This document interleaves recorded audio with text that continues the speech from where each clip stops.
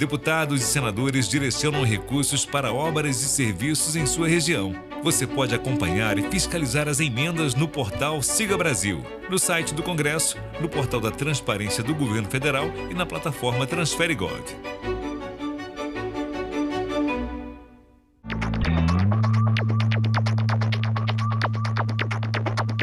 O mundo cabe dentro de um museu. É só entrar e deixar a curiosidade te guiar.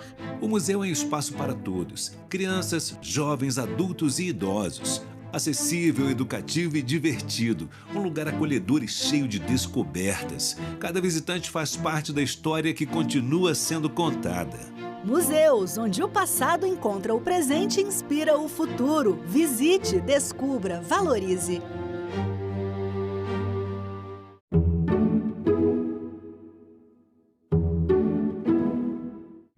O programa a seguir é livre para todos os públicos.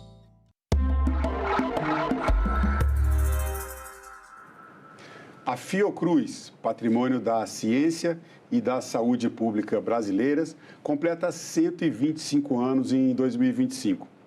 Fundada como Instituto Soroterápico Federal em 1900, a Fiocruz enfrentou grandes desafios sanitários desde os primeiros anos de sua história.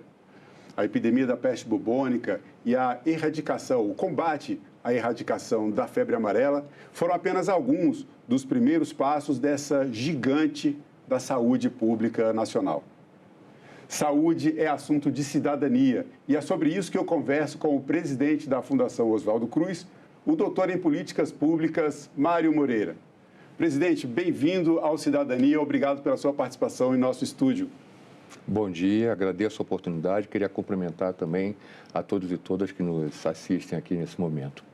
Bom, vamos contar um pouco da história da Fiocruz, 1900, Instituto Soroterápico Federal.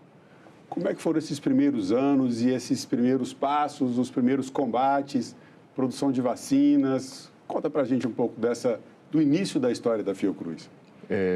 Na tua introdução, você já coloca o grande desafio que Oswaldo Cruz, o nosso patrono, enfrentou quando, convocado pelo governo brasileiro, voltou do Instituto Pasteur da França para combater endemias localizadas, sobretudo, no Rio de Janeiro e em São Paulo, nos dois principais portos do país, que, por conta das condições sanitárias daquele momento, tinham dificuldade de receber navios, o que era a base do nosso comércio naquele momento. Varíola, peste bubônica, febre amarela, foram grandes questões que Oswaldo Cruz enfrentou com base na ciência, mas também numa perspectiva muito clara de saúde pública, de trabalhar para a população, usando todo o seu cabedal científico para intervir nas condições sanitárias da cidade do Rio de Janeiro e de Santos, para que a gente pudesse ter novamente condições de transacionar com o mundo. Fiocruz, portanto, em 1900, era uma das primeiras instituições criadas na jovem República Brasileira, né? Recém-criada, e foi uma das grandes realizações do governo à época de instalar no Brasil uma base científica e tecnológica para lidar com a saúde pública do Brasil. O patrono da Fundação Oswaldo Cruz, da Fiocruz, o médico e cientista Oswaldo Cruz, ele enfrentou grandes desafios logo no começo da história. A erradicação da febre amarela foi uma estratégia, quase que uma estratégia de guerra. Ele enfrentou muitas resistências, mas manteve-se firme com a crença na ciência para conseguir os resultados. Eu queria que o senhor contasse um pouco dessa história, porque isso fala, de alguma maneira, com o nosso passado recente da pandemia da Covid-19, em que a Fiocruz também teve um papel central na superação desse grande desafio sanitário. A história se repete, né? Nada é novidade do que aconteceu na Covid, um debate sobre a contribuição da ciência para combate à pandemia de Covid. E Oswaldo Cruz, à frente do seu tempo, eu diria, um grande pensador da ciência e da saúde pública, que alinhava, como eu já disse, o pensamento científico a uma ação concreta. E você lembra bem, a revolta da vacina foi a primeira revolta popular da República. Oswaldo Cruz foi muito combatido, não foi reconhecida a sua contribuição para a erradicação da febre amarela, mas anos depois se torna um herói do país. provando que ele estava correto nas suas teses, nas suas hipóteses, e que a gente conseguiu controlar a febre amarela, não só com o vetor, mas também com vacinas e tudo mais. Eu acho que isso está no DNA da Fiocruz. A Fiocruz, desde então, vem se movendo por conta de grandes desafios que são colocados à sua frente.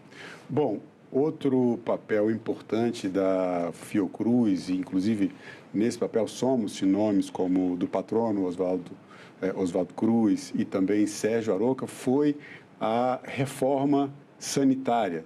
A Fiocruz ela é o embrião da saúde pública brasileira, da criação do nosso Sistema Único de Saúde e também do próprio Ministério da Saúde. Como é que foi essa história, esse passo a passo e a importância da Fiocruz na criação desse sistema de saúde coletiva que nós temos em nosso país hoje? Sim, a história da Fiocruz se entrelaça com o próprio parlamento brasileiro, né? E o ponto, eu diria, de maior importância na nossa história recente foi a promulgação da Constituição, que traz a saúde como um direito do cidadão e um dever do Estado brasileiro. E isso, de fato, você lembra bem, a Fiocruz e outras instituições brasileiras, devemos ter essa preocupação em citar que esse movimento foi um movimento nacional, mas, de certa, a Fiocruz, com primazia, construiu, formulou esse modelo e, mais do que formulou, incidiu politicamente na luta pela defesa da saúde como um tema constitucional. O Brasil, um país muito desigual, como sabemos, precisa ter a participação do Estado brasileiro para garantir dignidade ao povo brasileiro. Isso só poderia ter sido feito naquele momento e até hoje com uma Constituição que coloque o Estado como provedor de saúde para a população, assim como a educação também, mas a saúde no centro, e a Fiocruz, vale aqui ressaltar, trabalha o conceito de saúde uma perspectiva muito mais ampla do que a ausência da doença. A saúde é o bem-estar, é o bem-viver, é o direito à moradia, é o direito à cidade, à educação, à segurança, ao lazer. É isso que é a saúde no entendimento da Fiocruz. Por isso que a Fiocruz vem se desenvolvendo em várias áreas do conhecimento, em várias atividades, se articulando hoje com mais de 15 ministérios. Hoje nós temos relações, sempre em projetos relacionados à saúde, mas nessa perspectiva que eu acabo de dizer, do ponto de vista da dignidade humana, do ser humano se realizando como pessoa, que sem saúde não é possível. Vamos avançar um pouquinho no tempo e chegar a uma segunda pandemia, nós falamos dela aqui agora há pouco, a pandemia da Covid-19. Sim. Quais foram os grandes desafios naquele momento? O que é a participação da Fiocruz deixou como aprendizado?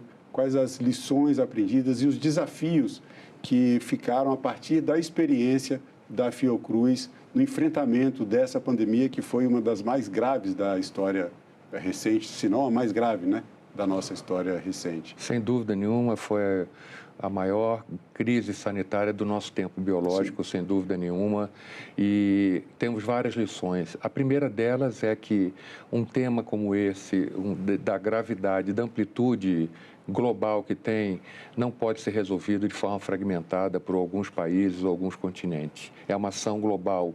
Isso foi a primeira lição e o mundo não estava preparado para lidar com isso, tanto do ponto de vista da percepção, da dimensão daquela crise que se avizinhasse, como também da preparação e da resposta. Mas eu quero fazer um comentário anterior. Tem um dado que eu sempre apresento e reapresento, que durante o pico da pandemia, quando já existia vacina, 25% da população mundial havia adquirido 75% das vacinas disponíveis. Então, os mecanismos criados falharam e, na verdade, as vacinas ficaram disponíveis para o norte.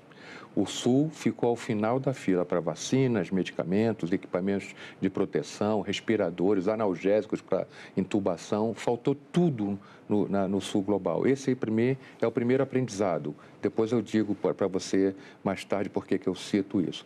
O segundo aprendizado é a necessidade de um sistema global de vigilância, que seja capaz de detectar antecipadamente situações como essa. A gente não estava preparado para isso e o vírus rapidamente se espalhou nesse mundo global, com esse trânsito de pessoas viajando pelo mundo, A Fiocruz ocupou um espaço muito importante e com a ajuda do parlamento, vale a pena ressaltar isso. Como nós atuávamos em várias áreas, a Fiocruz já no início da pandemia treinou toda a região da América Latina para como detectar o vírus a partir de testes moleculares. Reunimos lá no Rio de Janeiro, bem no início mesmo da pandemia, ainda não tinha sido decretada emergência sanitária, e cooperamos com todos os países de modo a que eles pudessem detectar a entrada dos vírus em seus países. Mas a partir daí tudo se acelerou, como foi visto, e a Fiocruz entrou em várias áreas. A primeira delas, claro, mais importante foi na vacina. A Fiocruz decidiu, depois de uma rápida, porém profunda análise das vacinas que estavam disponíveis, das tecnologias, porque vacinas não haviam, e nós apostamos tudo na vacina desenvolvida pela Universidade de Oxford, cujo direito de distribuição no mundo pertencia à AstraZeneca. Esse estudo coincidiu com o estudo do Ministério da Saúde e rapidamente a Fiocruz escalonou a produção das vacinas e ofereceu ao Ministério da Saúde, durante a pandemia, 250 milhões de doses de vacina, para além das vacinas que a gente oferece regularmente. Então, foi algo exuberante. Mas a Fiocruz também entrou fortemente no diagnóstico. Para você ter uma ideia, nós produzíamos cerca de 4 milhões de testes rápidos por ano para várias enfermidades. E, durante a pandemia, nós pulamos para 84 milhões de testes rápidos distribuídos por todos os cantos do Brasil, para que eu tivesse orientação lá, terapêutica, na ponta do sistema. E nos testes moleculares, também que a Fiocruz tem tradição, mas produzia no máximo 1 milhão de testes moleculares por ano, a Fiocruz saltou para 18 milhões de testes moleculares oferecidos ao sistema de saúde durante a pandemia. E mais do que isso, ela entrou forte na organização de um sistema nacional, contando com os laboratórios de saúde pública, universidades, e a própria Fiocruz organizou 4 centros nacionais de testagem. Nós testamos 40% de todas as amostras que foram testadas no Brasil. Para além disso, uma característica bem peculiar do Rio de Janeiro, e a gente também decidiu criar um hospital, e fizemos isso da decisão da aprovação desse hospital pelo Ministério da Saúde até a internação do primeiro paciente, 74 dias. Foi algo assim espetacular, e nós, nesse hospital, temos 194 leitos de UTI, porque naquele momento os pacientes que evoluíam para a forma grave da doença iam para a Fiocruz no Rio de Janeiro. Como a Fiocruz não é um hospital ou 2 hospitais, ele é muito mais do que isso. A gente produziu muito conhecimento a respeito da Covid e conseguimos discutir protocolos para o Brasil todo, foi muito interessante. Essa experiência de enfrentar uma pandemia que se espalhou de forma tão repentina e com consequências tão graves, acabou, então, acelerando um pouco todo esse processo de pesquisa científica, de descoberta de vacinas, de colocar as vacinas, de escalonar essas vacinas.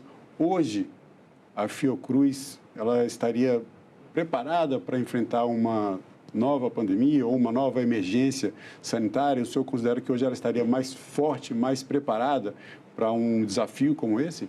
Eu acho que sim. Agora, se você me perguntar se a Fiocruz está preparada para uma nova pandemia é suficiente, acho que não.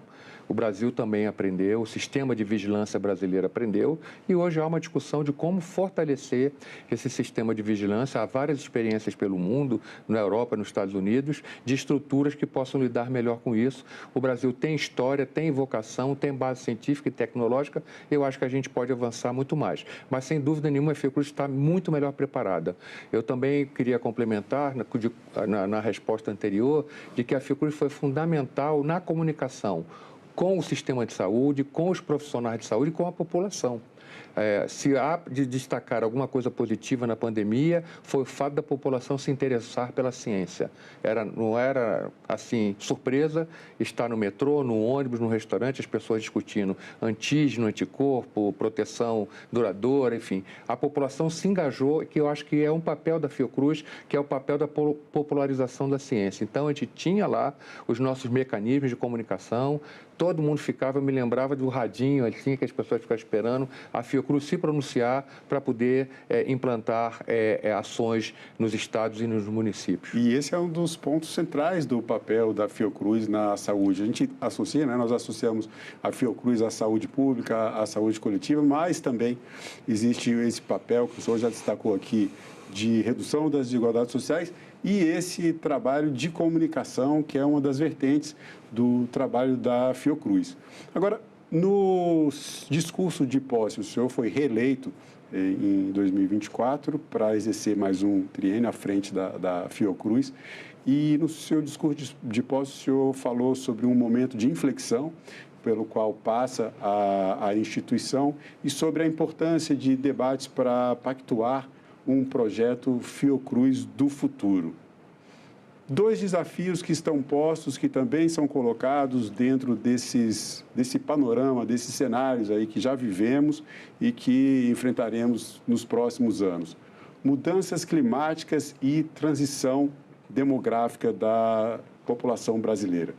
O que a Fiocruz está fazendo hoje? Qual a perspectiva de futuro no enfrentamento dessas questões do ponto de vista da saúde pública? Boa pergunta e merece uma reflexão. A Fiocruz é o que é hoje pela sua trajetória, né? E como falamos no início da nossa conversa, ela nunca se furtou a enfrentar desafios. E esses desafios foram transformando a Fiocruz uma instituição singular no mundo. Não há hoje nenhum arranjo de saúde pública, de ciência e tecnologia que alcance o que a Fiocruz é hoje. Nós somos educação, vigilância, comunicação, produção. Nós atuamos em várias áreas e, como você mesmo destacou, na parte de comunicação, na popularização da ciência, a Fiocruz está envolvida com tudo que se relaciona com a saúde. Portanto, nós temos clareza de que esse modelo é a base para aquilo que a gente chama de uma instituição estratégica do Estado brasileiro. Só que respeitamos muito essa trajetória, ela nos inspira, mas ela não nos garante para o futuro. Ela é a base institucional, política, que nos motiva no cotidiano. Os nossos patrões, desde Oswaldo Cruz, citou Sérgio Aroca, temos aí uma linha de lideranças que nos ensinaram que nós temos que ter o pé na tradição e os olhos voltados para o futuro.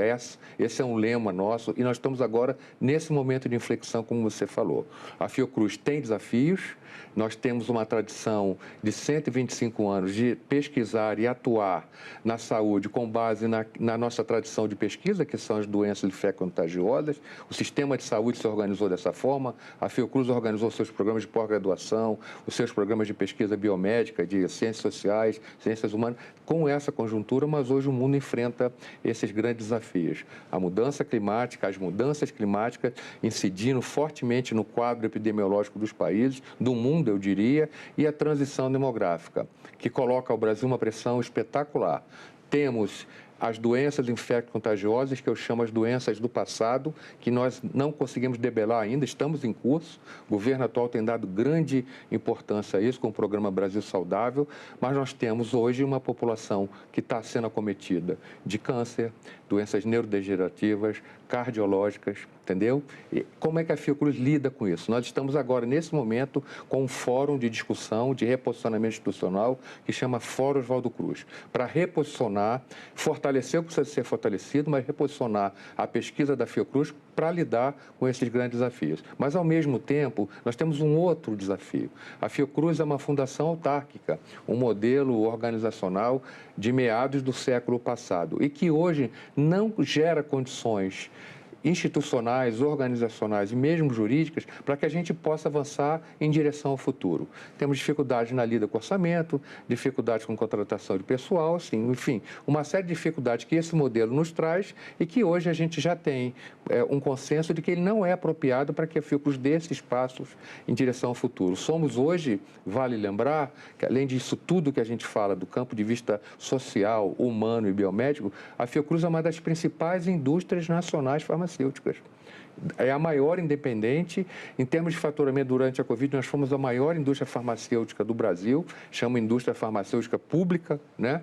E que figura sempre entre as 5 principais, mesmo considerando as multinacionais. Uma fundação autárquica não conversa, não lida bem com esse desafio que é a gente manter essa grande indústria a favor do SUS.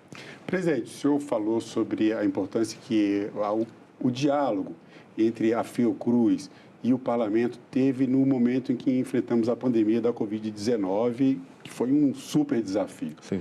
E agora o senhor traz outros desafios, que inclusive caminham aí também pela área institucional, legal.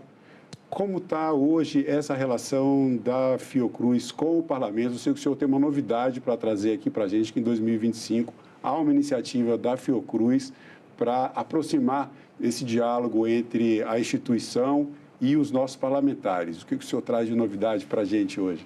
O parlamento é um grande parceiro da Fiocruz, apoiando vários projetos, várias emendas individuais, de bancadas, de comissões. A Fiocruz é uma grande instituição apoiada pelo Congresso Nacional. Durante a Covid, o Congresso aprovou uma verba de 1,9 bilhão de reais para que a gente pudesse avançar na produção da vacina.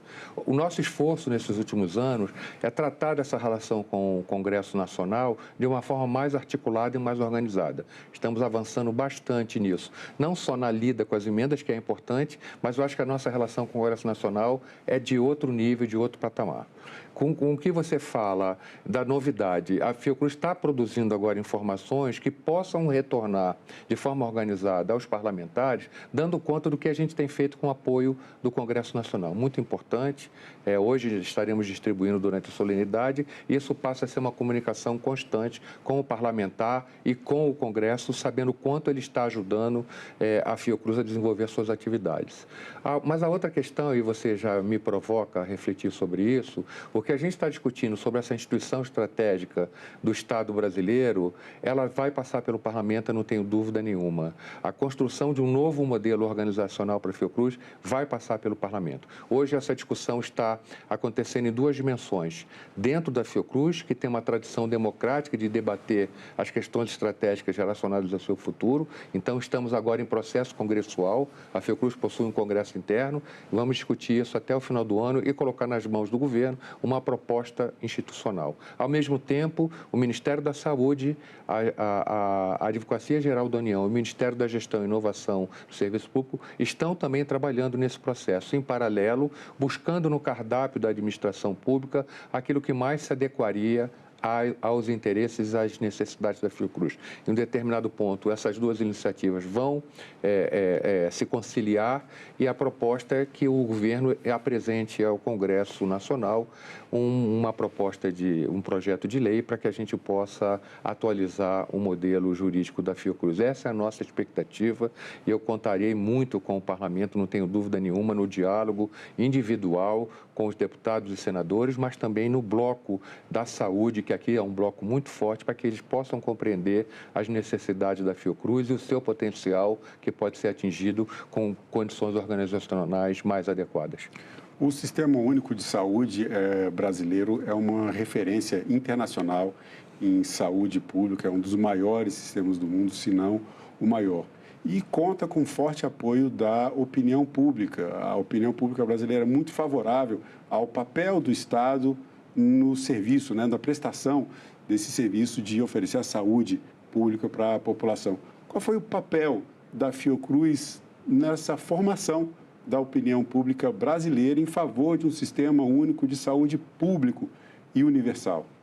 Sem dúvida nenhuma, eu acho que a vacina foi um desses elementos, né? Eu vou contar aqui um caso rápido. Eu recebi a visita da embaixadora britânica aqui no Brasil, né?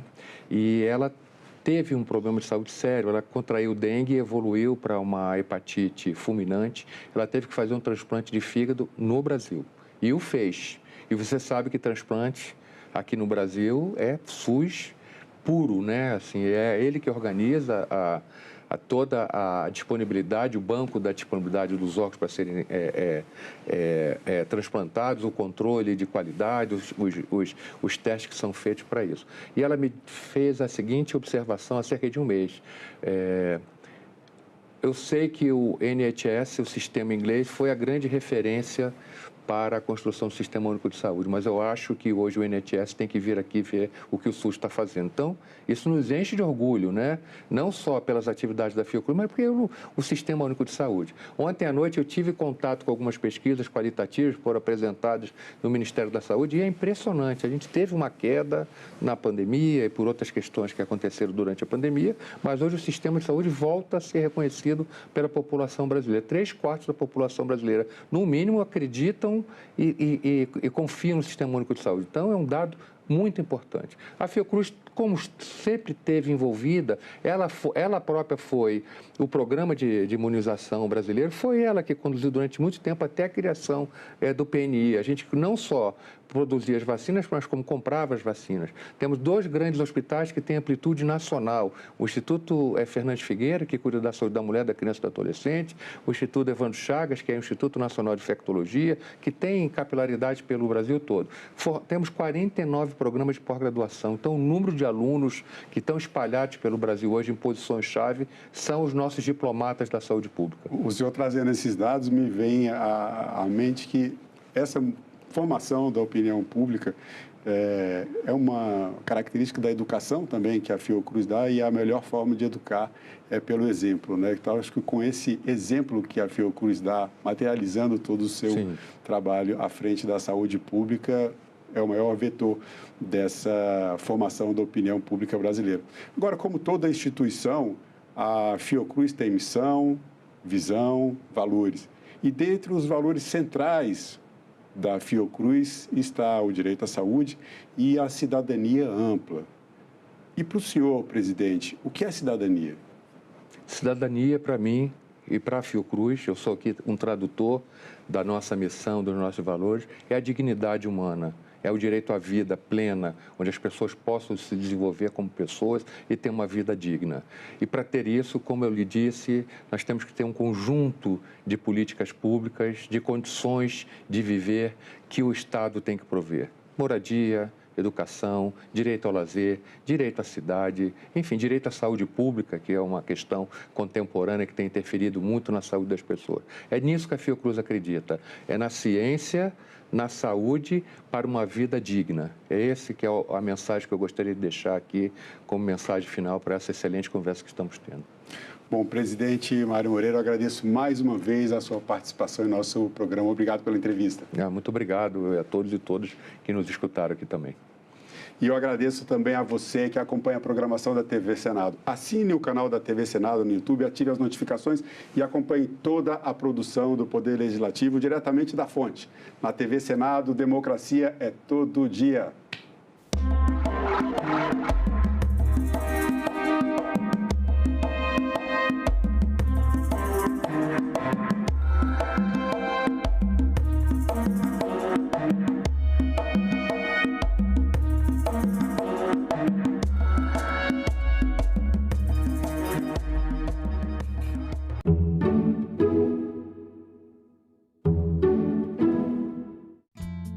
Márcio Luiz, qual o impacto na vida dos empresários do reajuste da tabela do Simples? Ora, sem atualizar a tabela do Simples, você faz com que empresas sejam obrigadas a mudar de faixa, pagando mais imposto. Você faz com que algumas empresas sejam expulsas do Simples, porque ultrapassam o teto. E terceiro, você também estimula a informalidade. Agenda Econômica. Hoje, 20h, aqui na TV Senado. Você sabe o que é uma emenda parlamentar? O Orçamento da União define quais ações serão realizadas a cada ano com os impostos arrecadados. Parte desses recursos é destinada pelos parlamentares para que serviços públicos cheguem diretamente ao cidadão. Deputados e senadores identificam obras e serviços para direcionar recursos e atender às cidades de sua região. Metade vai para a saúde. As emendas parlamentares podem ser de 2 tipos: individuais, apresentadas por um parlamentar, e coletivas, propostas por uma comissão, como a de Educação ou de Segurança Pública, ou por uma bancada, grupo de parlamentares de um estado. Você pode acompanhar cada emenda, da criação à entrega.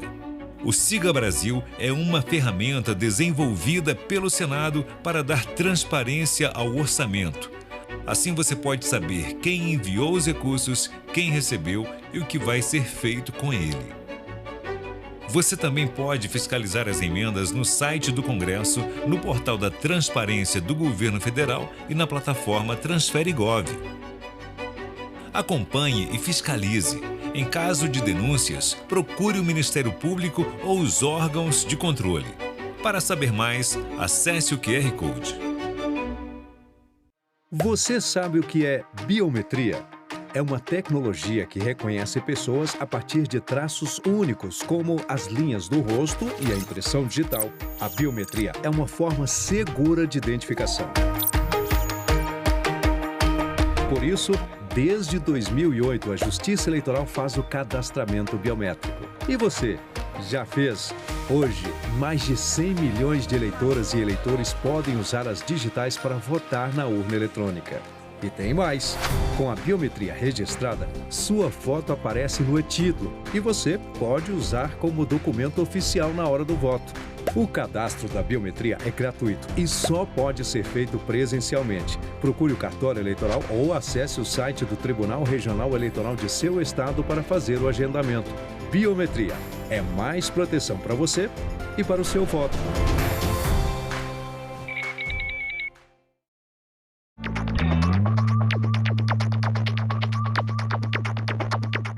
Declaro aberta a sessão solene. Sim, não existe parlamento, não existe democracia. O governo via todos como se fosse comunista.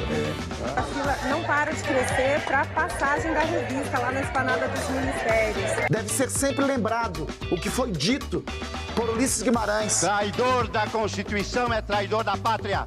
Eu não disse não, quem fala? Eu disse Ariano Suassuna.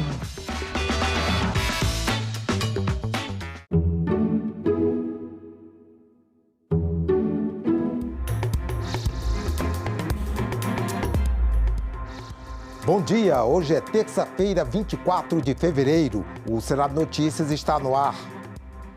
O grupo de senadores que acompanha as investigações sobre o Banco Master vai ouvir hoje o presidente interino da Comissão de Valores Mobiliários, João Carlos Uzeda Arcioli. Os senadores fazem parte da Comissão de Assuntos Econômicos, que logo após a audiência pública faz uma reunião para votações.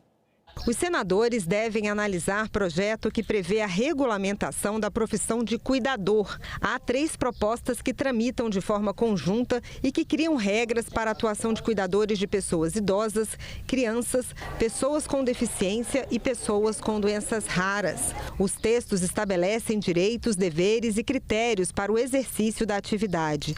Também está na pauta projeto que busca reduzir o atraso na análise de patentes no Brasil e modernizar a gestão do Instituto Nacional de Propriedade Industrial, o INPE. A proposta garante que os recursos arrecadados pelo Instituto sejam reinvestidos no próprio órgão e também encurta prazos no processo de concessão de patentes. A medida pretende aumentar a segurança jurídica, estimular a inovação e tornar o país mais competitivo. E o grupo de trabalho da Comissão de Assuntos Econômicos, que está acompanhando as investigações sobre o Banco Master, também se reúne nesta terça-feira. Os senadores irão ouvir o presidente interino da Comissão de Valores Mobiliários, João Carlos de Andrade Uzeda Arcioli. Novas regras para armas de fogo e penas mais severas para furto de telefone celular. Esses são alguns temas na pauta da Comissão de Segurança Pública, que tem reunião marcada para hoje às 11 horas. 3 projetos que tramitam em conjunto podem sustar integralmente o decreto do presidente Lula de julho de 2023, que tornou mais restritas as regras para registro, posse e porte de armas de fogo. O decreto ainda transferiu a fiscalização dos registros do Comando do Exército para a Polícia Federal. Para os autores dos projetos, senadores Luiz Carlos Reins, Flávio Bolsonaro e Jorge Seife, o decreto teria ido além da competência regulamentar do Executivo. Da Comissão de Segurança Pública, os projetos seguem para a Comissão de Constituição e Justiça. Outro projeto que deve ser votado é o que dobra a pena para quem furtar celular. Hoje, o condenado pode ficar até 4 anos preso. Com a aprovação do projeto, essa pena pode chegar a 8 anos. Um avanço considerado necessário no país que registra quase 1 milhão de furtos de celular por ano, segundo o Fórum Brasileiro de Segurança Pública. O crime passa a ser considerado furto qualificado. O relator, senador Márcio Bittar, propôs uma emenda ao projeto que amplia de 1/3 a metade da pena a punição para o caso de roubo de celular. Outro projeto que deve ser votado pelos senadores é o que autoriza os estados e o Distrito Federal a legislar sobre os crimes, inclusive os hediondos, e a definir a execução penal. A autonomia valerá apenas para os fatos ocorridos em seus territórios e de competência da Justiça Estadual. Uma mudança na licitação de obras nas rodovias federais pode contribuir para a redução do número de acidentes, aumentando o nível de segurança para os usuários. Confira a reportagem. São milhares de quilômetros percorrendo todo o país. E nem é preciso ir muito longe para perceber que as rodovias federais estão sempre em obras, sejam de pavimentação, restauração, recuperação ou manutenção. A pressa e a vontade de chegar andam juntas, por isso, todo cuidado é pouco. A atenção no volante também depende de uma poderosa aliada, a sinalização. Para garantir o trânsito em melhores condições de segurança, um projeto em análise na Comissão de Infraestrutura prevê que os editais de licitação em obras de rodovias deverão conter cláusulas de obrigatoriedade de sinalização definitiva antes da liberação do tráfego na via. Para o relator da matéria, senador veneziano Vital do Rego, a sinalização tem interferência direta na segurança do tráfego, pois informa as condições das rodovias e os perigos existentes. A Comissão de Infraestrutura se reúne nesta terça-feira, 24 de fevereiro, a partir das 9 da manhã. 8 reuniões de comissões, sendo uma de CPI, sessão de premiações e sessão deliberativa no plenário. Confira agora a agenda desta terça-feira. Daqui a pouco, às 9 horas, como vimos, a Comissão de Infraestrutura tem reunião prevista. O primeiro item da pauta é o projeto que regula a sinalização de rodovias federais após a realização de obras. No mesmo horário, a CPI do crime organizado tem reunião marcada para ouvir Conrado Leister, diretor-geral da Meta no Brasil. A Meta é responsável pelas redes Facebook e Instagram. O diretor-geral deve falar sobre a possível utilização sistemática dessas plataformas digitais da Meta como veículos para disseminação de atividades criminosas e como fonte de financiamento para o crime organizado. Às 10 horas, a representação brasileira no Parlamento do Mercosul deve retomar a reunião da semana passada. Em exame, o acordo firmado entre os países do Mercosul e a União Europeia. Também a partir das 10 horas, como vimos, reunião marcada na Comissão de Assuntos Econômicos. Primeiro para ouvir João Carlos de Andrade Zedacioli, presidente interino da Comissão de Valores Mobiliários, CVM, no âmbito do GT que acompanha a situação do Banco Master. Depois, exame de projetos, como o que concede passe livre às pessoas em tratamento oncológico no sistema de transporte coletivo interestadual. No mesmo horário, a Comissão de Transparência, Governança, Fiscalização e Controle tem reunião prevista. Um dos itens da pauta é a proposta de fiscalização e controle, que pretende apurar, junto com o TCU, edital da Universidade Federal de Pernambuco, que reserva vagas exclusivas no curso de Medicina para beneficiários do Programa Nacional de Educação na Reforma Agrária, PRONERA. E ainda às 10 horas está prevista a sessão de premiações e condecorações no plenário do Senado. Será a primeira edição de entrega da Comenda Ceci Cunha, destinada a mulheres que tenham se destacado no exercício da atividade parlamentar e no Poder Executivo, nos âmbitos municipal, estadual e federal. 8 mulheres serão homenageadas, entre elas a que dá nome à comenda, a ex-deputada federal por Alagoas, Ceci Cunha, assassinada em 1998, dias após sua reeleição para a Câmara. Às 11 horas, como vimos, a Comissão de Segurança Pública examina projetos. Um deles agrava a pena de quem furta celular. Logo mais, às 2 da tarde, a Comissão Mista da Medida Provisória 1323 deve se reunir em audiência pública para debater a matéria. A MP regula a concessão do benefício de seguro-desemprego durante o período de defeso ao pescador profissional que exerce a atividade pesqueira de forma artesanal. Esse período é quando a pesca é proibida por lei para proteger a reprodução das espécies. Também às 14 horas, o plenário do Senado deve se reunir em sessão plenária. Na ordem do dia está, entre outros, o projeto de lei de conversão de medida provisória que transformou a Autoridade Nacional de Proteção de Dados em agência reguladora e criou a carreira de regulação e fiscalização de proteção de dados. Às 2h30, o Grupo Parlamentar Brasil-Ucrânia deve realizar uma audiência pública em alusão aos 4 anos da guerra entre a Rússia e a Ucrânia. A Suprema Corte dos Estados Unidos derrubou as sobretaxas de até 50% impostas por Donald Trump para importações. Essa decisão pode ter impacto imediato sobre exportações brasileiras. E o senador Nelson Trade, que é presidente da Comissão Temporária Externa Brasil-Estados Unidos, pretende avançar nas negociações. A Suprema Corte dos Estados Unidos derrubou as tarifas de importação de até 50% impostas pelo presidente Donald Trump, com base na Lei de Poderes Econômicos de Emergência Internacional.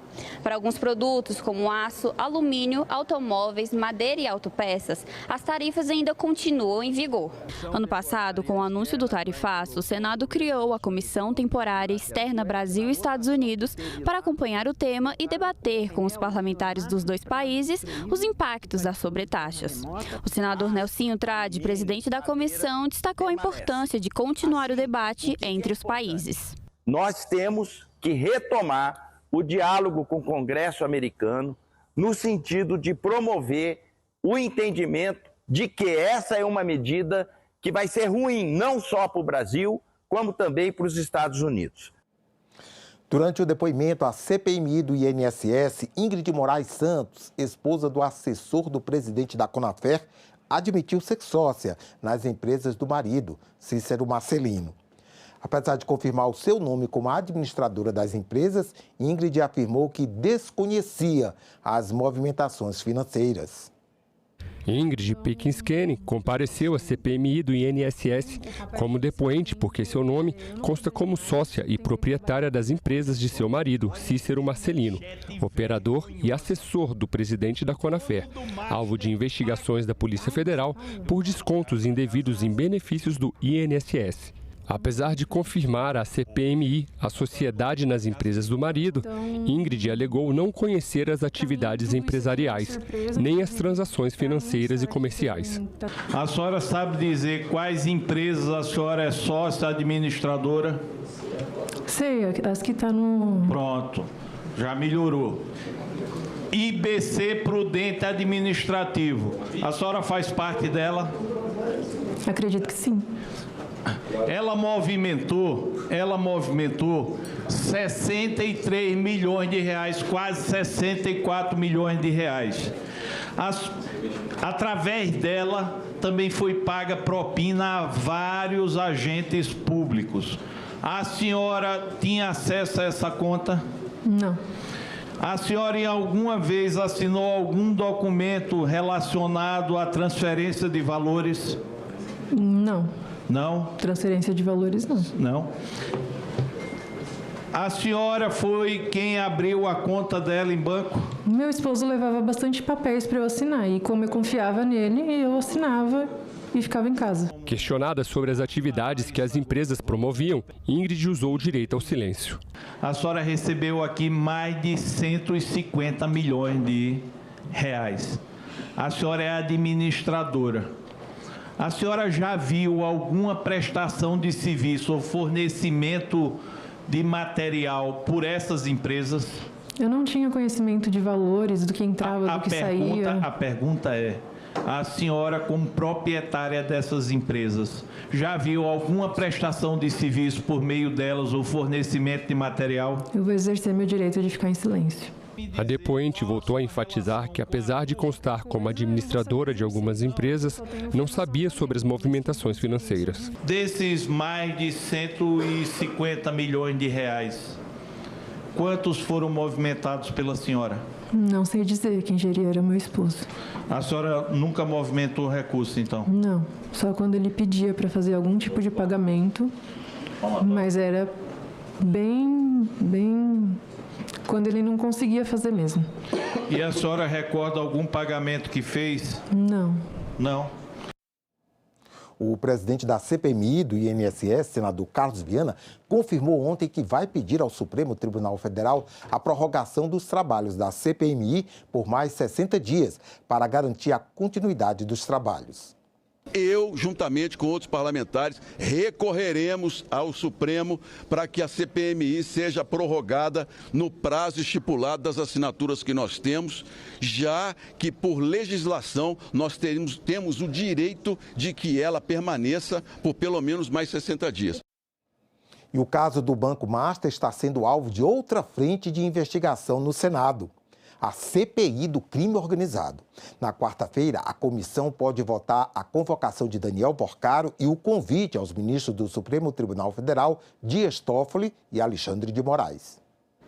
Os requerimentos foram pautados após as notícias de que Toffoli recebeu recursos de fundos administrados pelo Banco Master devido à compra do resort Itaiaiá, no Paraná, que era uma sociedade entre Toffoli e seus irmãos.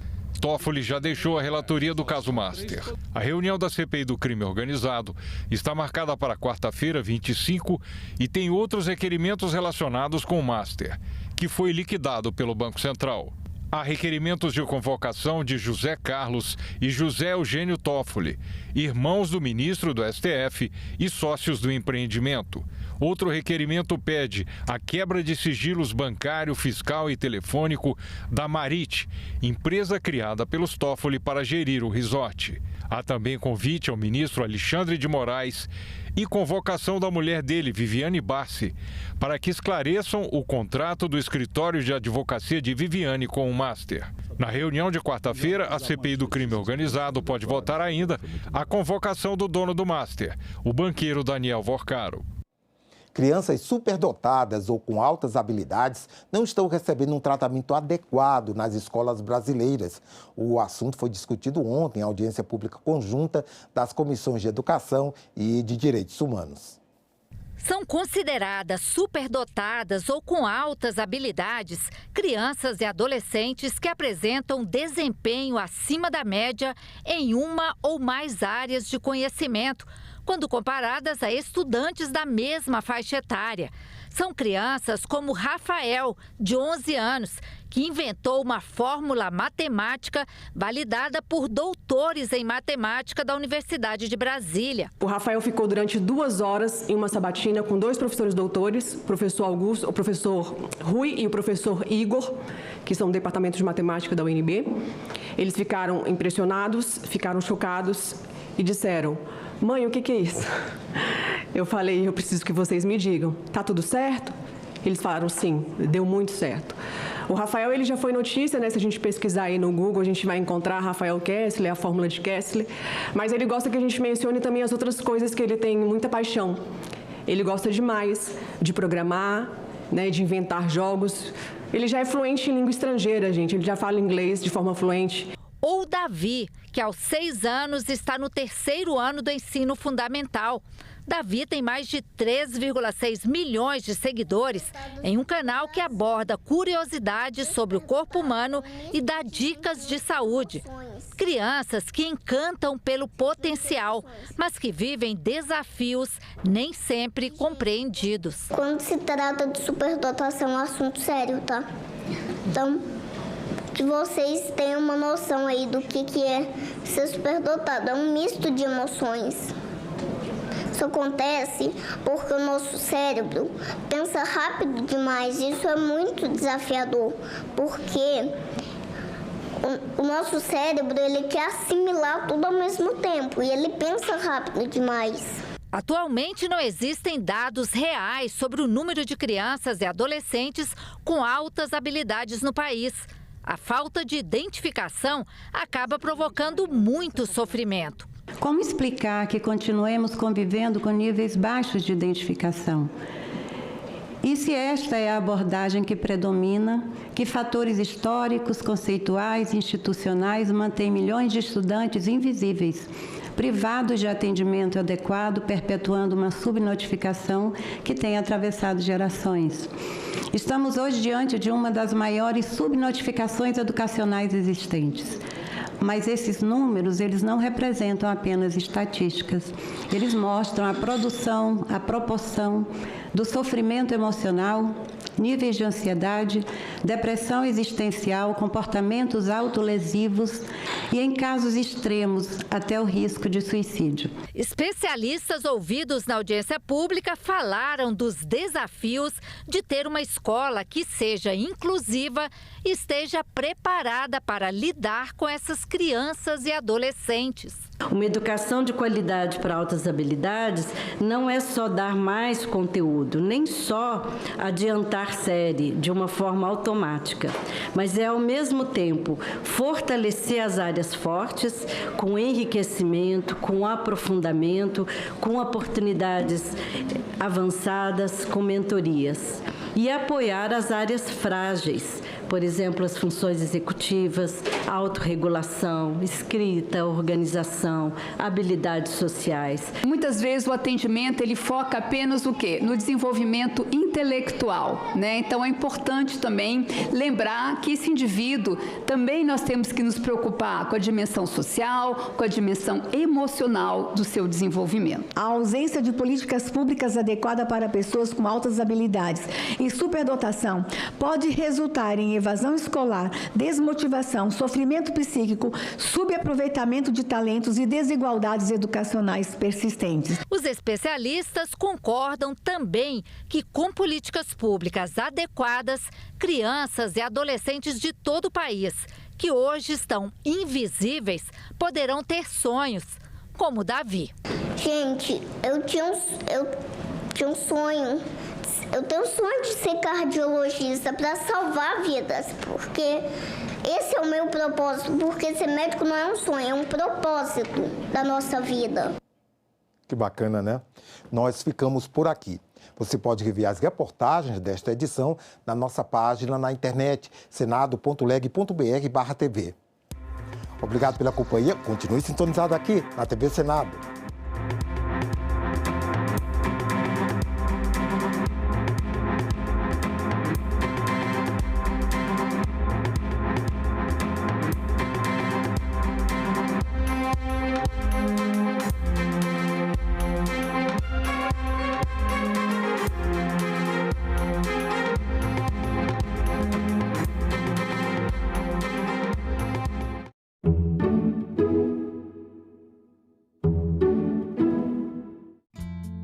Márcio Luiz, qual o impacto na vida dos empresários do reajuste da tabela do Simples? Ora, sem atualizar a tabela do Simples, você faz com que empresas sejam obrigadas a mudar de faixa, pagando mais imposto. Você faz com que algumas empresas sejam expulsas do Simples, porque ultrapassam o teto. E terceiro, você também estimula a informalidade. Agenda Econômica. Hoje, 20h, aqui na TV Senado.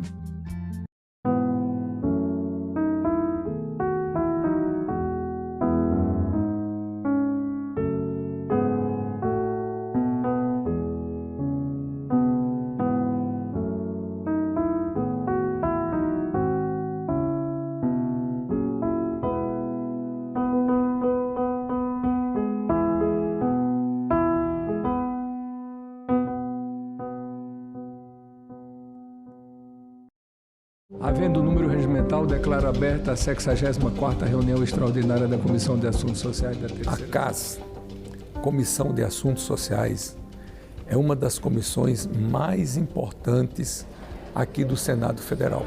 Ela tem uma abrangência muito grande, porque é um tema muito vasto.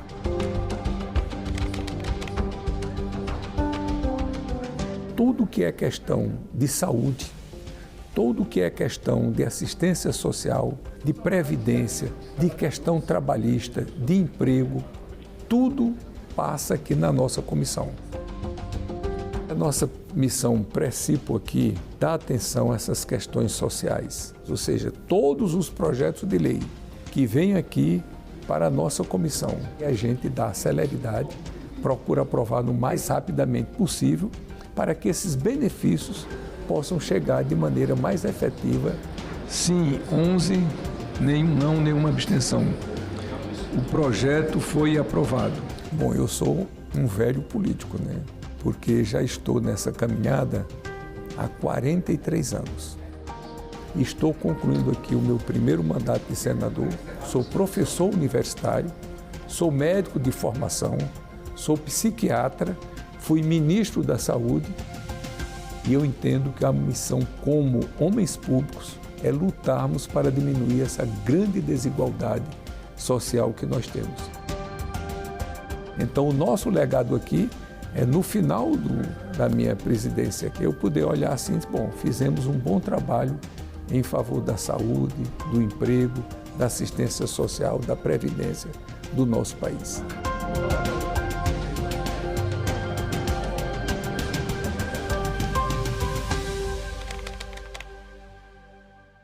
A gente também fala tupi. O nome do estado do Maranhão vem do tupi e é formado por dois termos, mar mais inhã. Mar é uma variação de embará, bará, que vem de Pará e significa mar ou Rio Grande. A outra parte da palavra é inhã, que quer dizer correnteza. Então Maranhão virou Maranhão, que tem na origem o significado de mar grande ou mar que corre. A gente também fala tupi. O Brasil precisa se unir, todos os estados brasileiros, o governo federal, os municípios, todos têm a mesma responsabilidade. O senhor propõe tornar a autonomia das políticas estaduais uma cláusula pétrea na Constituição. Cada estado é que sabe como deve enfrentar e melhorar a criminalidade no seu estado. Salão Nobre, nesta quarta, 20h, aqui na TV Senado. Você sabe o que é biometria? É uma tecnologia que reconhece pessoas a partir de traços únicos, como as linhas do rosto e a impressão digital. A biometria é uma forma segura de identificação. Por isso, desde 2008, a Justiça Eleitoral faz o cadastramento biométrico. E você, já fez? Hoje, mais de 100 milhões de eleitoras e eleitores podem usar as digitais para votar na urna eletrônica. E tem mais! Com a biometria registrada, sua foto aparece no e-título e você pode usar como documento oficial na hora do voto. O cadastro da biometria é gratuito e só pode ser feito presencialmente. Procure o cartório eleitoral ou acesse o site do Tribunal Regional Eleitoral de seu estado para fazer o agendamento. Biometria é mais proteção para você e para o seu voto.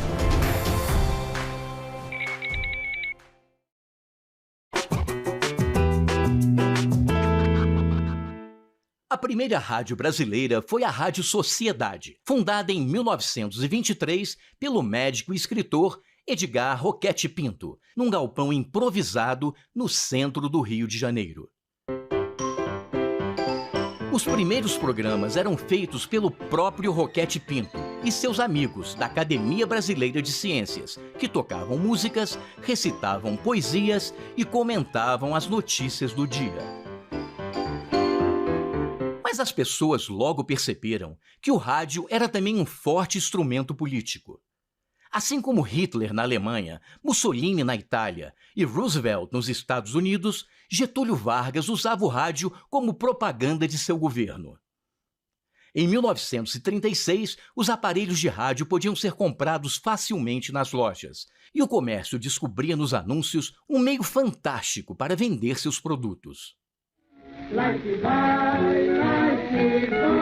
Copa do Mundo, notícias da guerra, tudo era transmitido pelas ondas do rádio.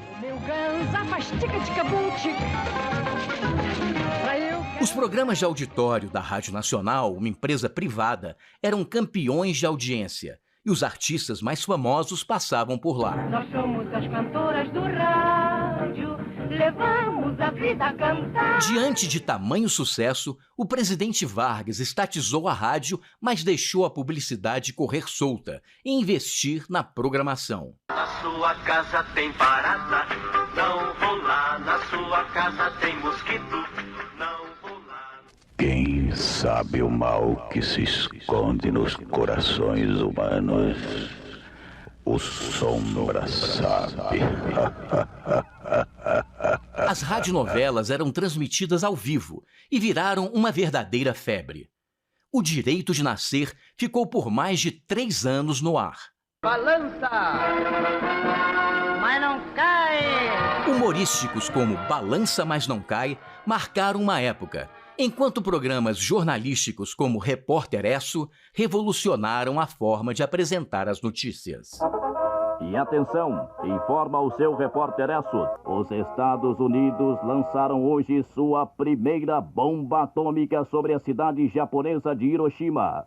O surgimento de novas mídias, como a televisão e a internet, incorporariam diversos programas nascidos no rádio, que mesmo entrando em declínio, se reinventou e continua mais vivo do que nunca.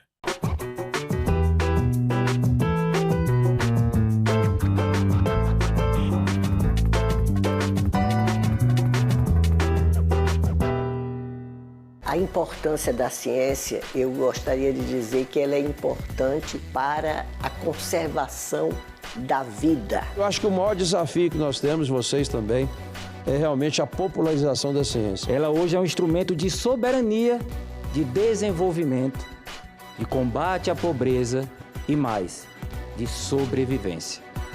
Em discussão, nesta quinta, 20h, aqui na TV Senado. Tem muitas mulheres que acham que a violência é só um soco, um puxão de cabelo, não.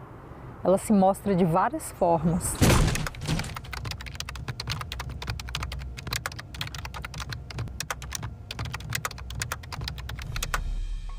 Era briga, era ciúme, era confusão. Ah, mulher minha não vai estudar. Quem é que vai te querer com esse tanto de filho? Mulher minha não dança. Mulher minha não tem amizade com homem, as falas que eu ouvia. Mulher minha tem que me servir a hora que eu quiser. Se não me servir, eu vou pra rua procurar outra. Várias vezes, inclusive, eu acordei com ele em cima de mim. Se você percebe que o seu parceiro ou não aceita o seu não, insiste muito ou desrespeita o seu estado de inconsciência e de vulnerabilidade, fique alerta porque é uma violência sexual, é uma violência grave. No início eu achava ser normal, só que chegou um determinado ponto que eu falei, isso não é normal. Buscar ajuda, uma rede de apoio de outras mulheres, psicólogos e se cuidar. Uma boa dose de amor próprio. Eu separei, hoje eu faço tudo o que eu quero.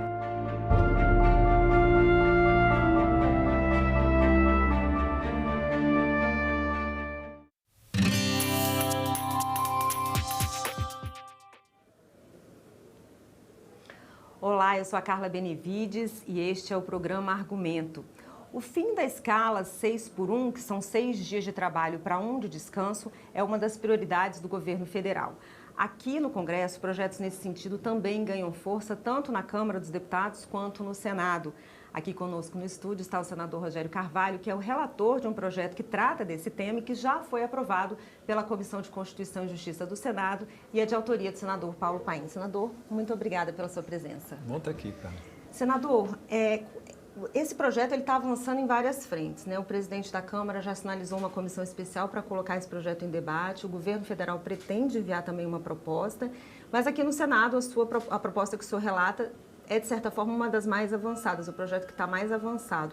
Como é que o senhor vê esse cenário político de um projeto que até pouco tempo atrás não tinha tanto, né, não era tão bem recebido? Como é que o senhor vê essa sinalização política agora? Bom, eu acho que na medida em que esse tema começou a ser debatido na sociedade e os benefícios que a redução da jornada vai gerar para os trabalhadores, para as famílias e para toda a sociedade, começa a mudar e a pressionar o Congresso para aprovar essa matéria. Porque nas pesquisas de opinião, a redução da jornada é o tema que mais mobiliza as pessoas. As pessoas querem a redução da jornada.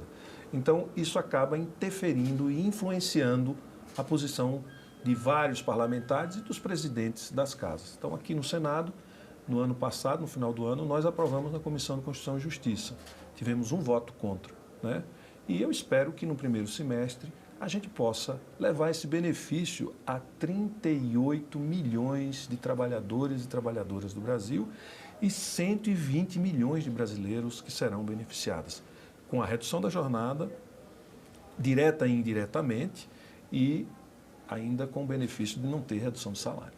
Senador, essa é uma tendência, de certa forma, internacional, né? Há vários países que já adotam essa escala 5x2, às vezes, em alguns lugares até 4x3. E a gente tem aqui uma notícia do início de fevereiro do portal UOL, que diz assim: lojas e mercados já acabam com a escala 6x1, enquanto Brasília debate mudança. O que isso sinaliza, na sua opinião, essa notícia sinaliza? Eu acho que tem empresas que buscam um selo de responsabilidade social. Acho que ter uma jornada compatível com o ritmo de vida das pessoas é um compromisso de responsabilidade social dessas empresas. Então, acredito que o compromisso com a responsabilidade social, comprometimento com a comunidade onde elas atuam, eu acho que é o principal estímulo para elas reduzirem jornada. Porque, veja, elas estão cuidando dos seus trabalhadores, mas elas estão cuidando das pessoas que se beneficiam indiretamente, que são os familiares, que são todos que estão envolvidos no entorno desses trabalhadores. É a criança, que é o filho que passa a ter mais atenção dos pais, são os pais que conseguem conviver entre eles e com a família, ou seja, são outras atividades que não havia tempo para poder as pessoas darem conta, formação, lazer, que acaba tendo a oportunidade e acaba aumentando o consumo. Então, eu acho que isso, para essas empresas, significa o compromisso social que elas têm e que se estende aos seus funcionários e o que isso gera de benefício onde esses funcionários vivem e atuam. Então, eu acho que isso é um bom sinal de que é um tema de interesse de toda a sociedade, a não ser daqueles que ainda acham que produtividade, que riqueza se gera com exploração e com negligência ao bem-estar das pessoas. Ainda tem gente que acha que crescimento econômico, riqueza se gera com mal-estar e com o sofrimento das pessoas. Os críticos a essas propostas argumentam que vai haver aumento, né, de custo, né, inclusive redução também na oferta de emprego. Como é que o senhor responde a essas questões? Deixa eu dizer aqui, olhando para a câmera, Carla, o que gera redução de emprego é diminuição de demanda por bens e serviços. Quando a economia está aquecida, quando o dinheiro está circulando, não importa se você vai ganhar para trabalhar 44, 36 horas, as pessoas vão te contratar porque precisam dos seus serviços, porque estão vendendo, porque tem gente comprando, porque o mercado está aquecido. Então, essa é uma desculpa de quem quer acumular mais. Na prática, o que gera emprego e desemprego é aquecimento ou desaquecimento da economia. Disseram lá atrás que iam precarizar e reduzir as regras trabalhistas, né?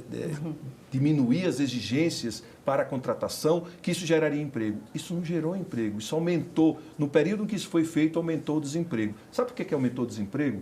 Porque o país estava com a economia fragilizada, porque não estava circulando dinheiro, porque a população mais pobre estava ganhando menos, o salário mínimo era menor, tudo não tinha os programas que a gente tem de transferência de renda. Isso tudo gera o aquecimento da economia, gera demanda e gera emprego. Então, se tiver menos gente, quer dizer, trabalhadores trabalhando menos horas, vai ter necessidade de mais trabalhadores e de mais tecnologia e o bem-estar de toda a sociedade. O que prevê exatamente o projeto que o senhor está relatando, que é de autoria do senador Paulo Paim? O nosso projeto prevê uma redução no ano subsequente à aprovação da PEC de 44 para 40 horas. E ao longo dos 4 anos subsequentes, uma redução de 1 hora de trabalho semanal a cada ano. Então, esse projeto levaria 5 anos para poder ser implementado na totalidade e a jornada sairia de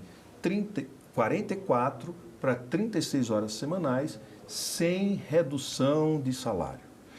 Vai gerar desemprego? Vai aumentar. Aumenta um pouco o custo, mas aumenta a demanda por bens e serviços, porque mais pessoas vão trabalhar, mais massa salarial vai ter no mercado e com isso a gente vai ter também o mais importante é as pessoas poderem ter vida além do trabalho. Porque quando se fala em redução da jornada, ninguém pensa num chefe de família que vive só, o pai ou a mãe, né, que cria seus filhos sozinhos. Como é que faz? fica aqui, em que período? Ou um casal, os dois trabalhando, em que período eles ficam com os filhos? Em que período eles convivem? Né? Então é preciso que a gente pense nas pessoas. Senador, qual é a expectativa de votação dessa proposta? Né? Além dela, tem outras duas, né? Tem a da Câmara e tem também a que deve vir do governo. O que o senhor acha? Qual deve ser a proposta que deve encabeçar essa aprovação, esse projeto do fim da escala 6x1? E qual é o prazo que deve ser? Porque tem eleição esse ano. Eu espero que aqui no Senado a gente possa votar no plenário antes do dia 1º de maio, que é Dia do Trabalhador. Acho que é uma forma da gente homenagear os trabalhadores e as trabalhadoras brasileiros. Então, eu espero que o presidente paute até maio.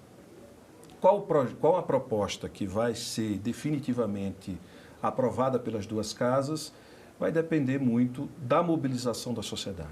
Quanto mais mobilizada tiver a sociedade e a opinião pública, mais conquistas teremos nessa redução da jornada, se para 40 ou 36 horas. Eu espero que a gente consiga reduzir para 36 horas semanais, que é o que a maioria dos servidores públicos trabalham hoje. Só para finalizar, vai haver algum tipo de conversa entre Senado e Câmara e o próprio governo para tentar eleger aí qual seria a proposta que vai encabeçar? Eu participei de uma reunião semana passada com membros do Executivo.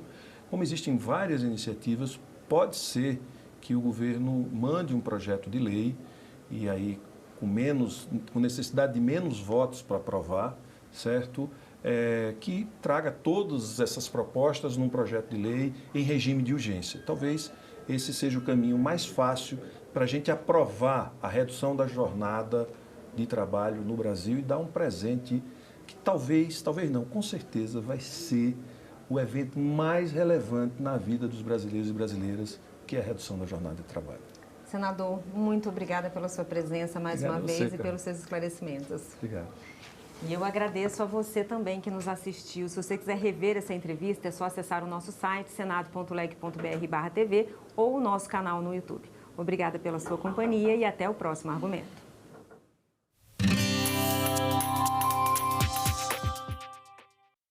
Quando eu era mais novo, eu não tinha uma condição melhor de comprar um lanche e tal.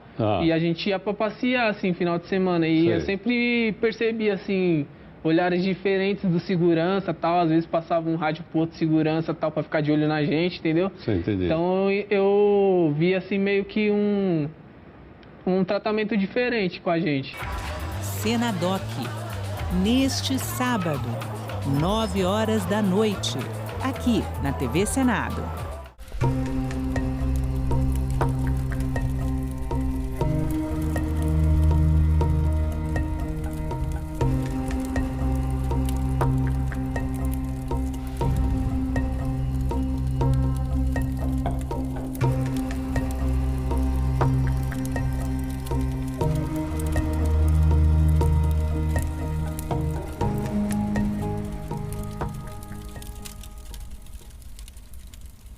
Dentro da minha família, eu sempre ouvia, é assim mesmo, homem é assim, ele é muito estourado, você precisa ter paciência.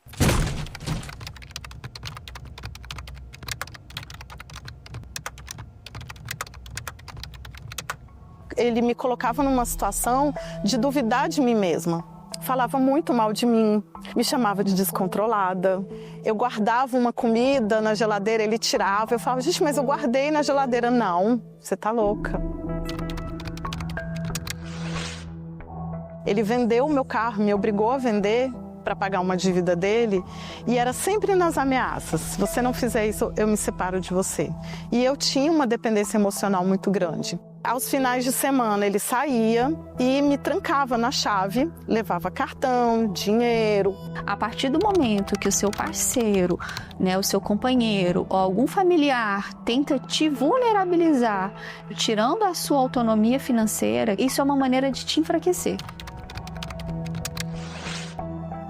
E aí eu comecei o meu despertar e comecei a entender o que eu estava vivendo. Eu não cortava cabelo porque ele não gostava, eu não usava meus piercings porque ele não gostava. A maioria das minhas tatuagens são novas. Foi muito difícil, mas não foi impossível.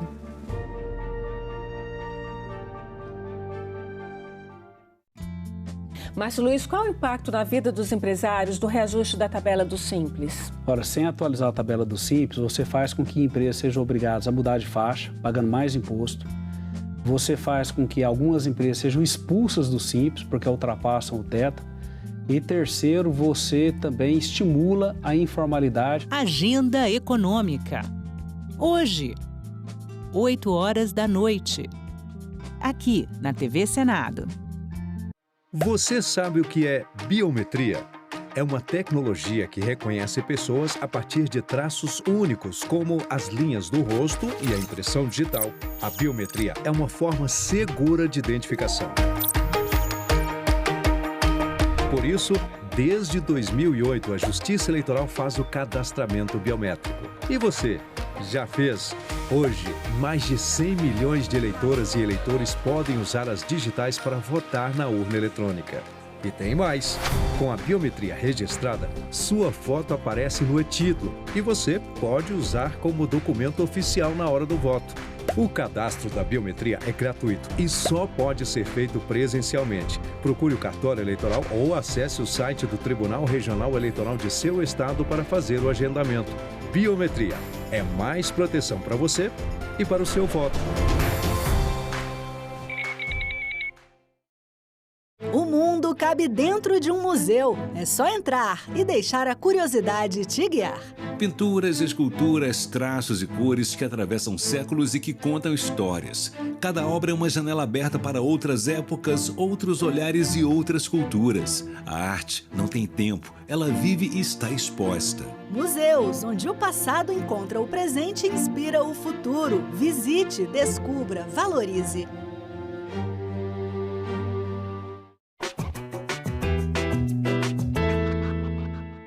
O Brasil já teve um presidente negro, Nilo Peçanha. Mas por que pouca gente sabe deste fato? A verdade é que esta informação foi quase que apagada da nossa história. Ou melhor, embranquecida. Na época em que Nilo governou o país, as suas fotografias foram cuidadosamente retocadas para que sua pele ficasse mais clara. Tudo isso para dar a impressão de que o presidente não era uma pessoa negra.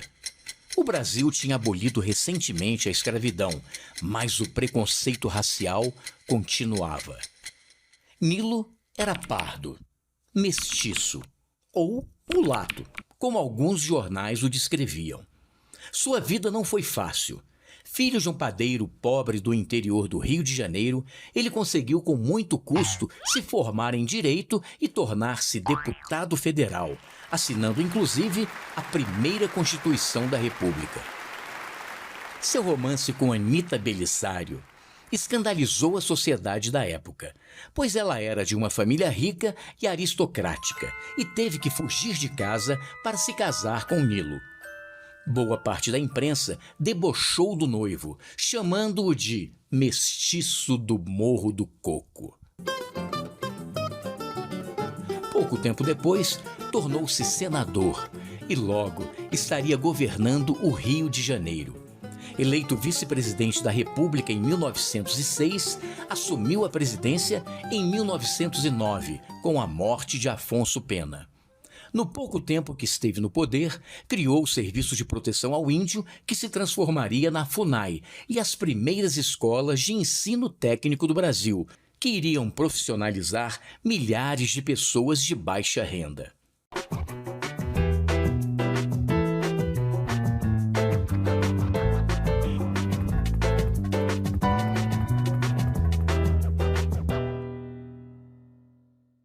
A importância da ciência, eu gostaria de dizer que ela é importante para a conservação da vida. Eu acho que o maior desafio que nós temos, vocês também, é realmente a popularização da ciência. Ela hoje é um instrumento de soberania, de desenvolvimento, de combate à pobreza e mais, de sobrevivência.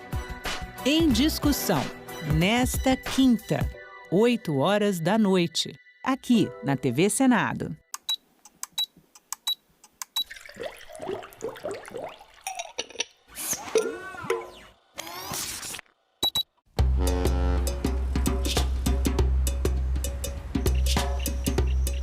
Eu sou a primeira mulher diretora do Instituto e não médica. E também, na verdade, eu sou a primeira mulher negra.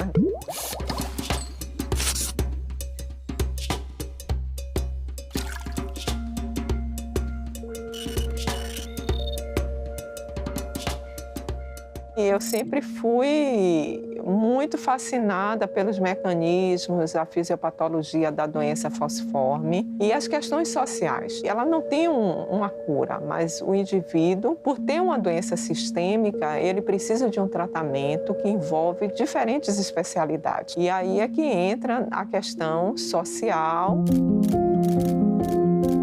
Nós trabalhamos há muito tempo com os pacientes, com as famílias, com os clínicos e nós conseguimos mudar alguns aspectos no acompanhamento do paciente e também com relação a políticas públicas.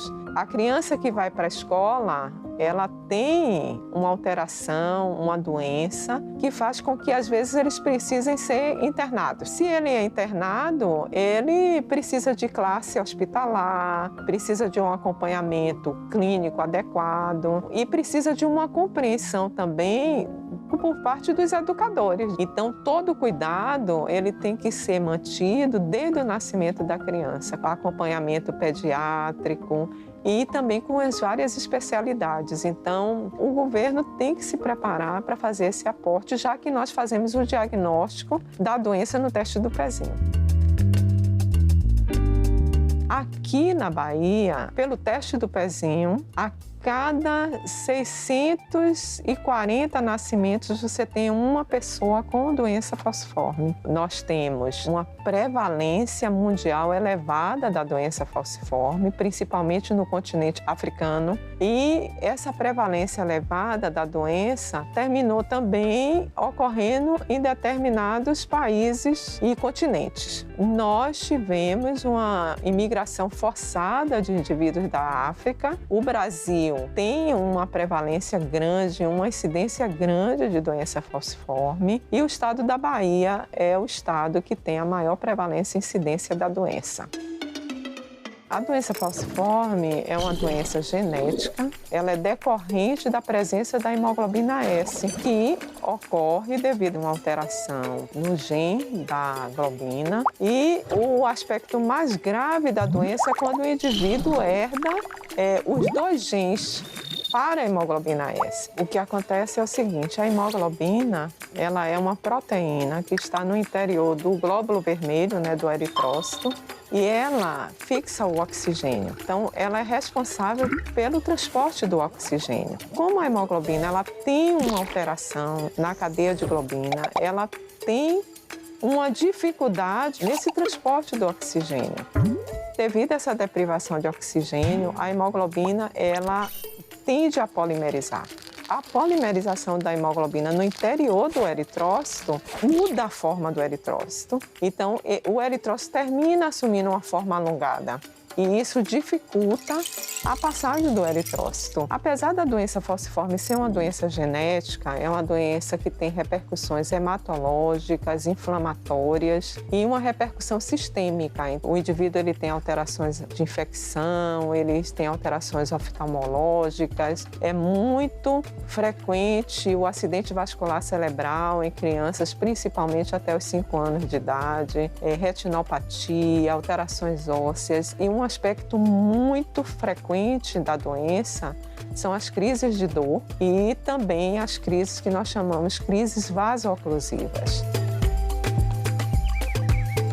Gosto muito de história, então é a história da doença falciforme, a história da nossa Bahia, os países africanos e toda essa história sempre me encantou. Também eu considero que é uma área em que eu consigo trazer diversidade para o laboratório, Tem um projeto com a África, países africanos. É importante, esse projeto foi financiado pelo CNPq. Nós trouxemos 16 alunos de pós-graduação do Benin e da Nigéria, com bolsa de pós-graduação, no estudo para desenvolver teses e dissertações no tema doença falciforme, que tenha uma doença falciforme que é caracterizada por uma alteração com a presença da hemoglobina S. Nós trabalhamos com aspectos genéticos da doença, aspectos inflamatórios da doença e também os aspectos laboratoriais, aspectos bioquímicos, a busca de biomarcadores de prognóstico com relação a cada um dessas alterações clínicas que o indivíduo apresenta. Agora nós estamos desenvolvendo um estudo mais da qualidade de vida da família e dos pacientes, porque a gente sabe que você tem uma criança doente, você mexe com toda a estrutura familiar. E é importante porque, como ela é uma doença grave, é uma doença que precisa de um cuidado especial, de uma equipe multiprofissional, é importante essa interação da gente com toda a família, né, com o paciente, com a equipe clínica que cuida do paciente. É um trabalho que tem várias nuances, do social, do histórico e o aspecto humano também, de estar com a família, de acompanhar e não só tratar como um número, como um indivíduo que vai fazer parte de um estudo, mas que também ele vai ser beneficiado com os resultados que nós obtivemos. E a gente tem feito isso. A pessoa que eu me transformei, ela é reflexo do trabalho que eu desenvolvi ao longo dos anos. Eu tenho um cuidado muito especial com a pessoa, com o ser humano. Isso me ajudou. O que eu desenvolvo no laboratório, com os pacientes, com as famílias, eu levei para a gestão na diretoria do Instituto. Eu conheci o Instituto, eu ainda era aluna da graduação, então quando eu venho trabalhar aqui, eu penso na comunidade que hoje eu estou dirigindo. Então eu termino que eu sei da vida de cada uma das pessoas que estão aqui, porque eu acho importante que você administre com amor. Eu digo isso e eu penso isso todo dia. Eu digo, gente, eu tenho o poder de estar aqui tomando decisões que vão afetar a vida de cada uma das pessoas. Então eu acho que as pessoas hoje que estão no poder, elas têm que ser humanas, porque estar no poder afeta a vida das pessoas diretamente. Em cada decisão que eu tomo, eu penso primeiro na pessoa e no quanto que isso pode afetar a vida daquela pessoa, que eu acho super importante. O poder, ele tem que ser usado para o bem e não para o mal. Então é isso.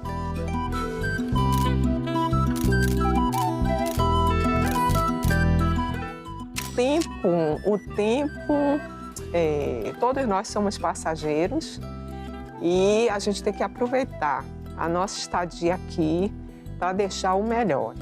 Dentro do meu coração, eu tenho que fazer o que é melhor para as pessoas. Isso é você, na verdade, pensar no tempo. O quanto que nós somos frágeis. Vida é para ser vivida, é para ser feliz e é para a gente fazer tudo que a gente gosta. E deixar muitas pessoas que realmente, quando você for, sintam falta de você, mas que também tenham um sorriso e que digam, olha, ela fez diferença.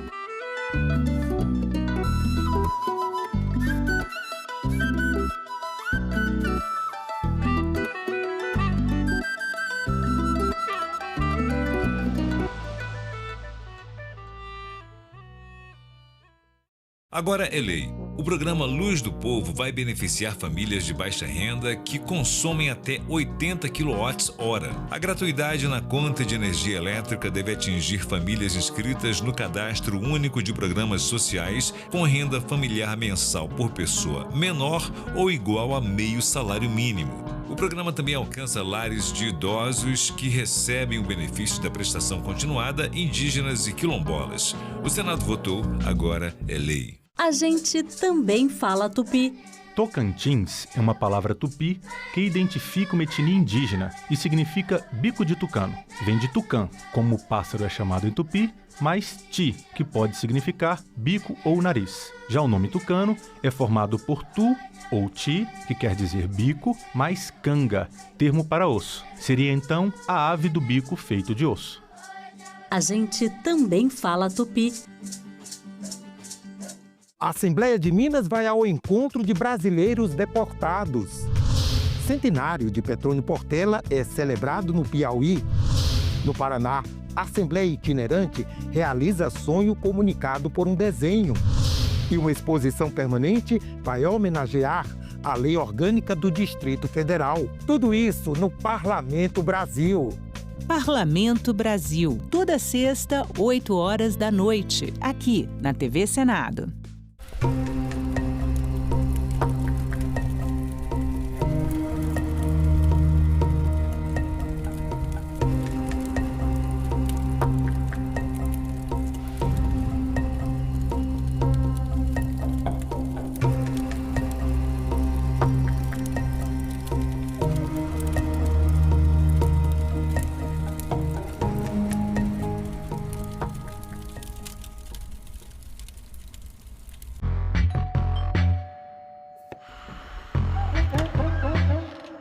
Cadê meu celular?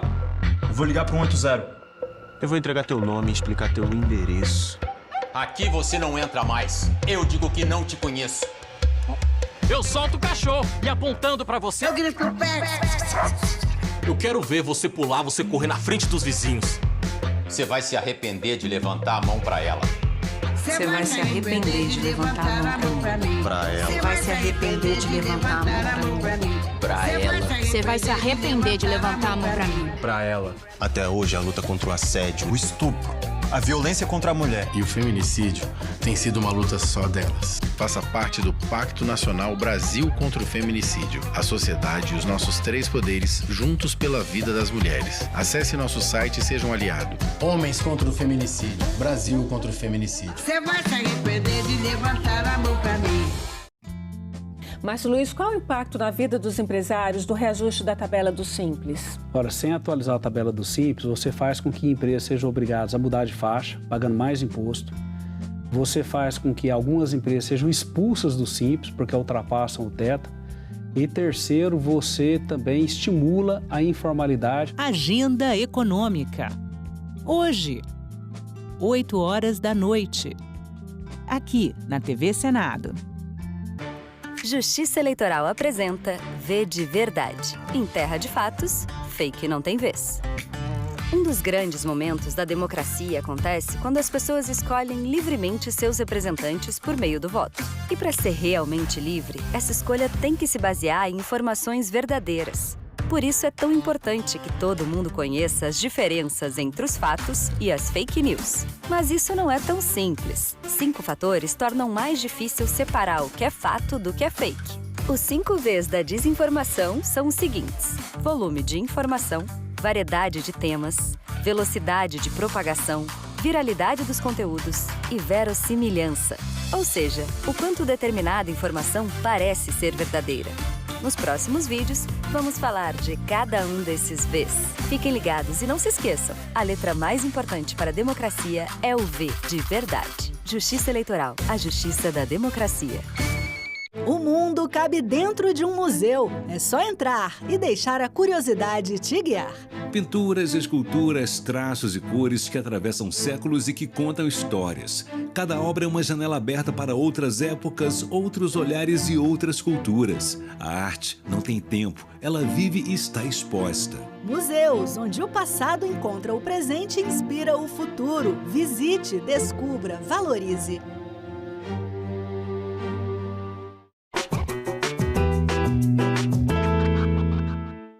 A primeira rádio brasileira foi a Rádio Sociedade, fundada em 1923 pelo médico e escritor Edgar Roquete Pinto, num galpão improvisado no centro do Rio de Janeiro. Os primeiros programas eram feitos pelo próprio Roquete Pinto e seus amigos da Academia Brasileira de Ciências, que tocavam músicas, recitavam poesias e comentavam as notícias do dia. Mas as pessoas logo perceberam que o rádio era também um forte instrumento político. Assim como Hitler na Alemanha, Mussolini na Itália e Roosevelt nos Estados Unidos, Getúlio Vargas usava o rádio como propaganda de seu governo. Em 1936, os aparelhos de rádio podiam ser comprados facilmente nas lojas, e o comércio descobria nos anúncios um meio fantástico para vender seus produtos. Copa do Mundo, notícias da guerra, tudo era transmitido pelas ondas do rádio. Meu galo transar, faz tica-tica-bum-tic.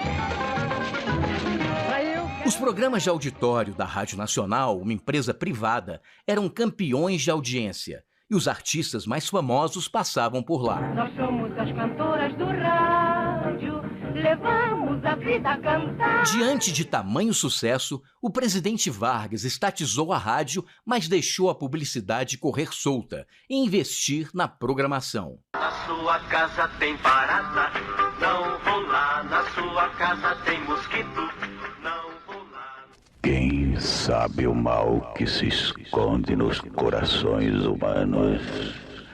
O Sombra sabe. As radionovelas eram transmitidas ao vivo e viraram uma verdadeira febre. O Direito de Nascer ficou por mais de 3 anos no ar. Balança, mas não cai. Humorísticos como Balança, mas não cai marcaram uma época, enquanto programas jornalísticos como Repórter Esso revolucionaram a forma de apresentar as notícias. E atenção, informa o seu Repórter Esso. Os Estados Unidos lançaram hoje sua primeira bomba atômica sobre a cidade japonesa de Hiroshima. O surgimento de novas mídias, como a televisão e a internet, incorporariam diversos programas nascidos no rádio, que mesmo entrando em declínio, se reinventou e continua mais vivo do que nunca.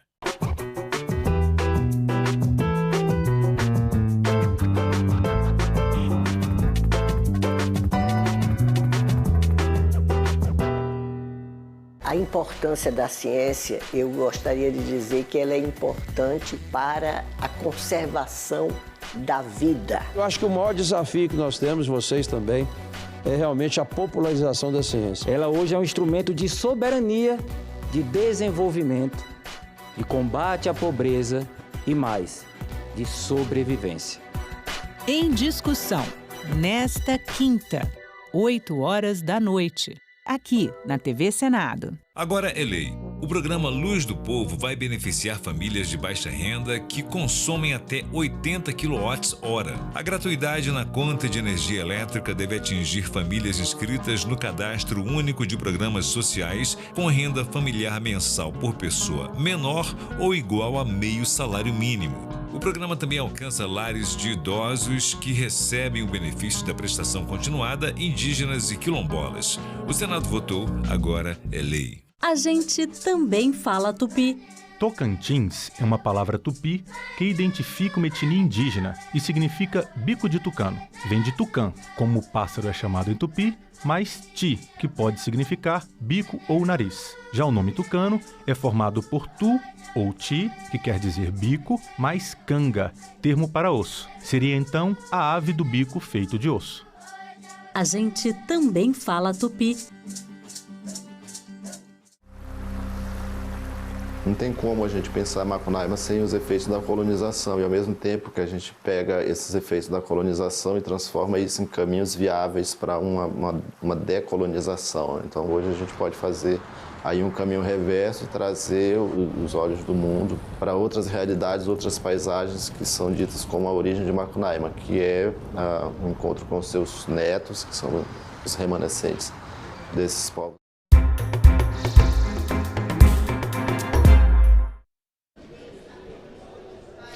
Olá, bom dia. Nós estamos ao vivo aqui na TV Senado, nos corredores do Senado, e passamos a transmitir agora a CPI do crime organizado, que vai ouvir hoje uma das representantes da Meta na América Latina. Acompanhe. Vice-presidente de vendas Facebook Serviços Online do Brasil Limitada. Com forma de viabilizar a realização da presente reunião, o pedido foi deferido. Ressalto ainda que a aprovação do nome do senhor Conrado Laister decorreu da aprovação do requerimento 115 de autoria do senador Alessandro Vieira, relator desta CPI. Antes de iniciarmos nossos trabalhos, submeto à deliberação do plenário a dispensa da leitura e aprovação da ata da 8ª reunião, realizada em 17/12. Senhores senadores e senadoras que aprovam, permaneçam como se encontram.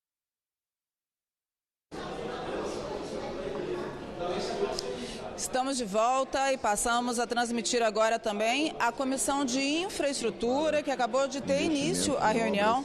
Eles vão debater mudança na licitação de obras de rodovias federais para aumentar a segurança dos motoristas. Acompanhe. Aviso número 13.312 de 2025 do TCU, que trata de relatório de auditoria de conformidade realizada na Agência Nacional de Transportes Terrestres, com o objetivo de fiscalizar os usos, os recursos e as potencialidades dos sistemas informatizados de regulação da agência no setor ferroviário, em especial o sistema de acompanhamento e fiscalização do transporte ferroviário, bem como segurança e fidedignidade dos dados inseridos nesses sistemas. Aviso 1298 de 2025 do TCU, que trata de relatório de auditoria, tendo como objeto verificar e fomentar as ações da NTT para proporcionar transparência aos contratos de concessão de rodovias federais, especialmente sobre as informações contidas nos programas de exploração de rodovia, documentos que detalham as obras, serviços e padrões de desempenho que cada concessionária deve cumprir.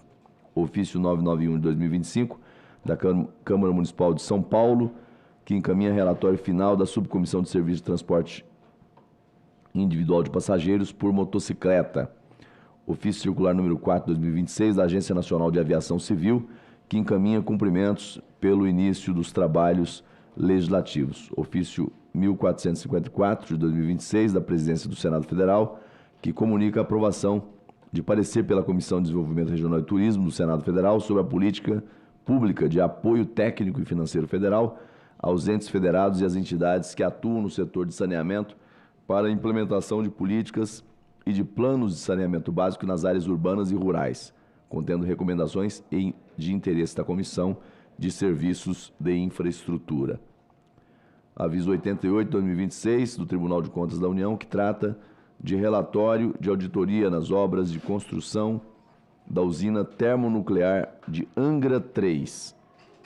Os documentos nos termos da Instrução Normativa número 12 de 2019 da Secretaria-Geral da Mesa do Senado Federal estarão disponíveis para consulta no site desta comissão pelo prazo de 15 dias, podendo qualquer membro deste colegiado solicitar a autuação nesse período. A presente reunião é destinada à deliberação de matérias e requerimentos apresentados à comissão. O item 1 da pauta, projeto de lei 1508/2019, não terminativo, que altera a lei 10.233, de 5 de junho de 2001, para dispor sobre a sinalização de rodovias federais após a realização de obras.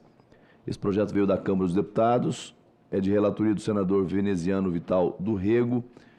O relatório é pela aprovação, mas há um pedido do relator para que a matéria seja retirada de pauta no dia de hoje para posterior deliberação. Eu estou, como é um pedido do relator e há ainda tratativas em relação ao tema, eu estou acolhendo e, portanto, fica retirado de pauta o item 1.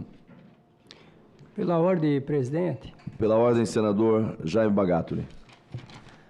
Presidente, também é de seu conhecimento, eu protocolei um requerimento sobre a situação da BR-364, convidando o senhor Guilherme Teodoro Rodrigues da Rocha Sampaio, que é diretor-geral da Agência Nacional de Transporte Terrestre, ANTT, a comparecer a esta comissão a fim de prestar informações sobre referentes ao processo de concessão e implantação de cobrança de pedágio na BR-364. Senhor presidente, esse requerimento é de suma importância. A gente está convidando o Guilherme Teodoro Rodrigues para ele dar explicações para nós sobre essa concessão, e Vossa Excelência sabe quais são os prejuízos, os estragos, tudo o que aconteceu para a nossa economia e vai acontecer para o futuro naquela situação da concessão, da privatização da BR-364 no nosso estado de Rondônia. Obrigado, presidente. Agradeço, Vossa Excelência, nobre senador Jaime Bagatoli. É sobre o mesmo assunto, senador? Sobre a mesma matéria, também solicita a palavra e asseguro nesse momento o senador Esperidião Amin. Por favor.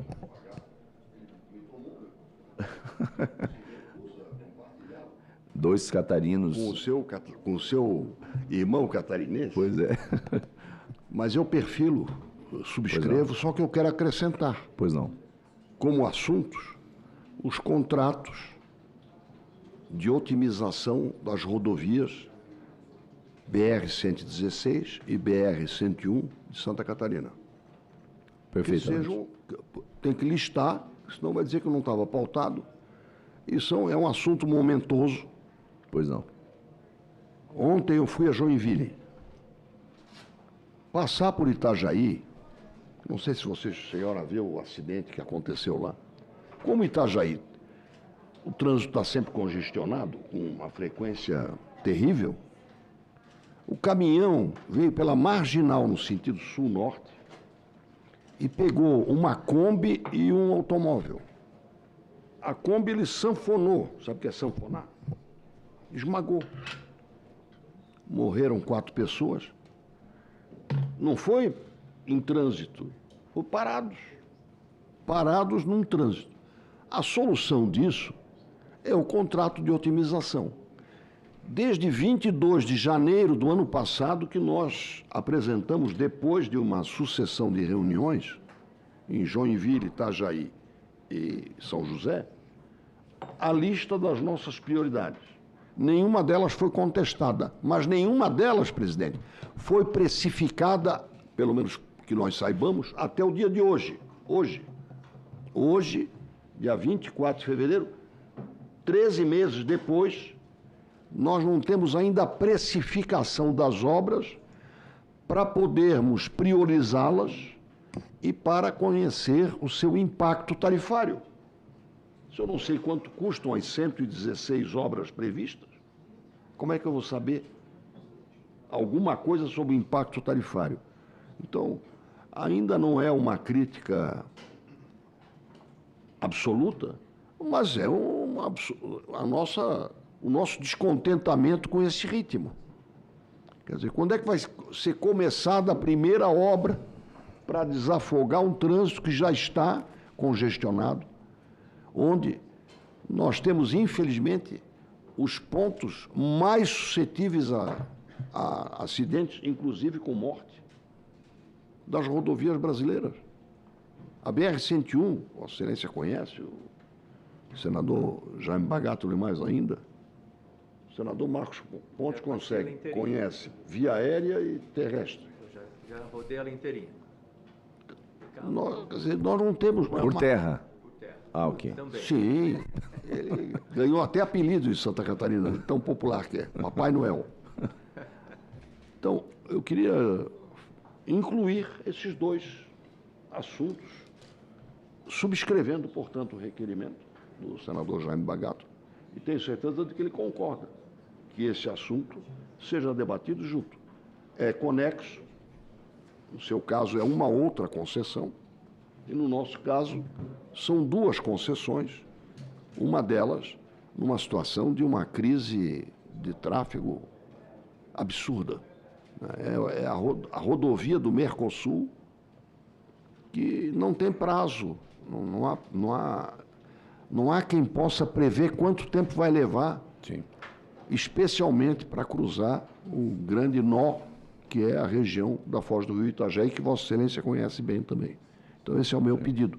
Ou seja, sou a favor e acrescento esses 2 interesses. Obrigado. Perfeitamente. Agradeço Vossa Excelência. Portanto, fica acolhido o pedido de inclusão extra-pauta do requerimento apresentado pelo senador Jaime Bagatoli, com o adendo feito nos termos apresentados pelo senador Espiridião Amin, que faça constar, quando do convite do convite do presidente da NTT. Portanto, fica o item 4 como extra-pauta incluído. Eu apenas para consignar, né, e referendar o que diz o senador Jaime Bagatoli, realmente o Estádio Rondônia foi, assim, houve uma antecipação da cobrança do pedágio no Estádio Rondônia, sem os investimentos previstos, né, sem a entrega, a oferta de todos os serviços que estavam previstos em contrato, e com muitas distorções. Talvez hoje seja um dos pedágios mais caros do Brasil, o pedágio de Rondônia. Só para se ter uma ideia, tem um dos trechos que fica na entrada do município de Cujubim, é a praça mais cara, senador astronauta Marcos Pontes. R$ 37,00 paga o usuário que sai da cidade de Cujubim, que fica perto da BR, e que vai a uma outra cidade que fica a poucos quilômetros. Ele paga 37 para ir e 37 para voltar. Parece um valor pequeno, mas não é.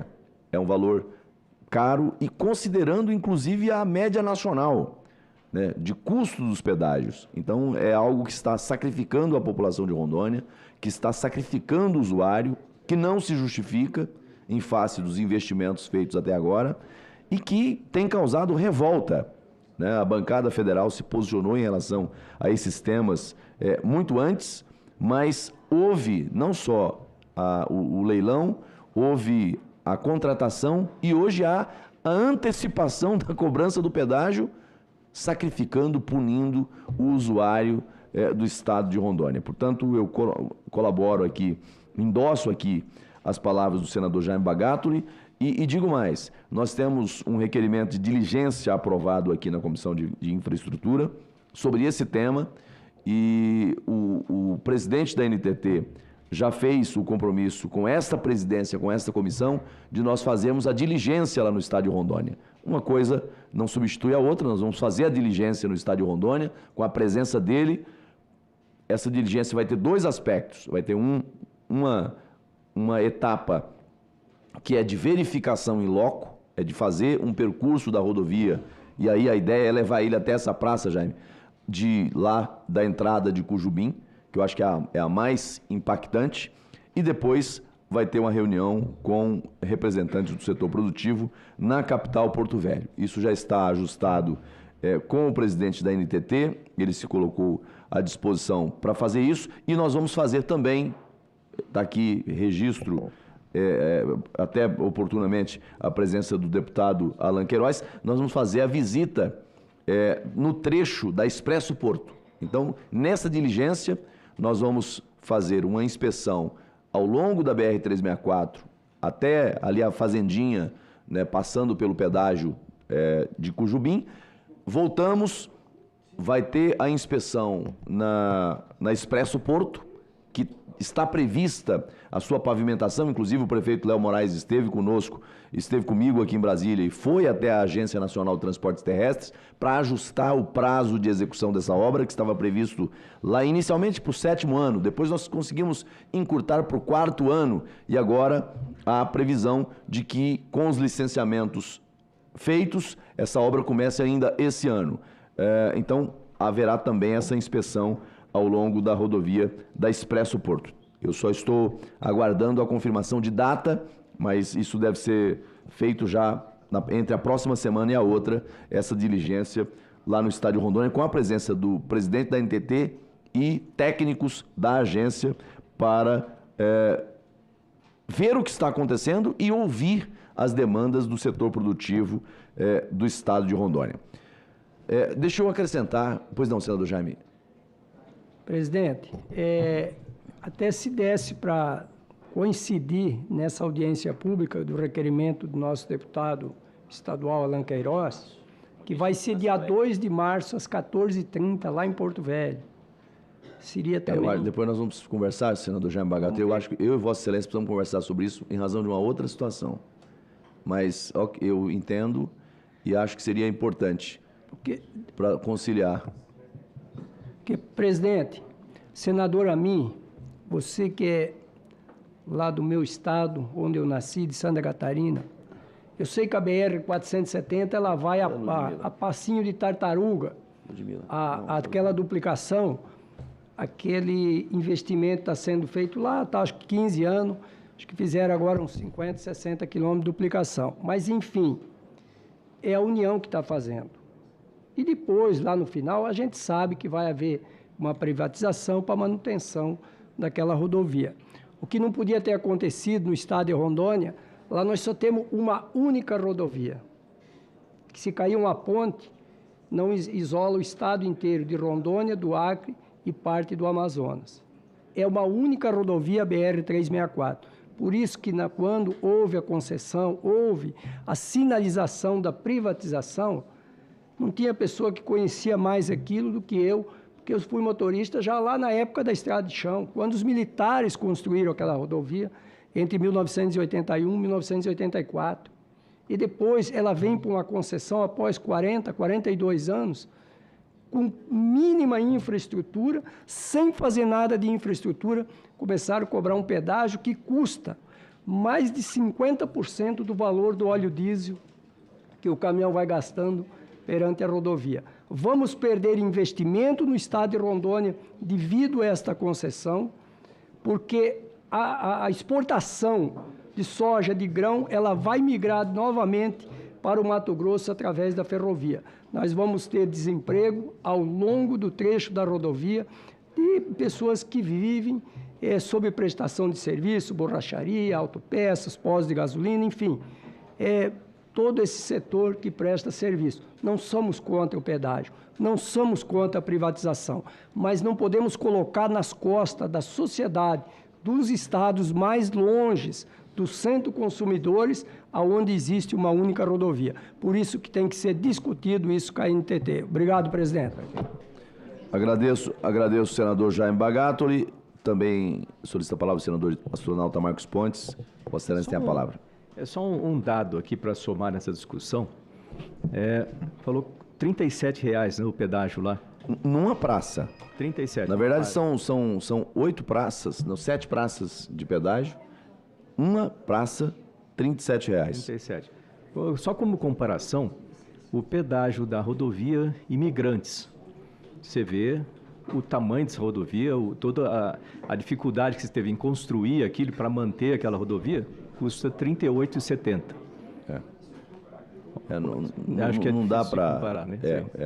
Vossa Excelência, esse é o sentimento do rondoniense, é o sentimento de injustiça, né? Ele vê o pedágio como uma punição e não como algo razoável, como algo aceitável. Portanto, fica incluído. Deixa eu acrescentar aqui, além registrar e agradecer a presença, né, do deputado Alan Queiroz, deputado estadual do meu estado de Rondônia, e acrescentar também aqui o registro da presença de algumas lideranças lá do estado de Rondônia.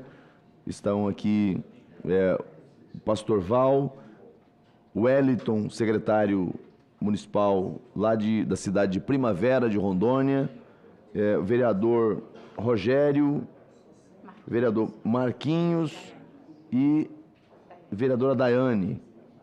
Também está presente o vice-prefeito Elias Ribeiro, todos presentes aqui na Comissão de Serviços de Infraestrutura. Eu agradeço a presença dos senhores.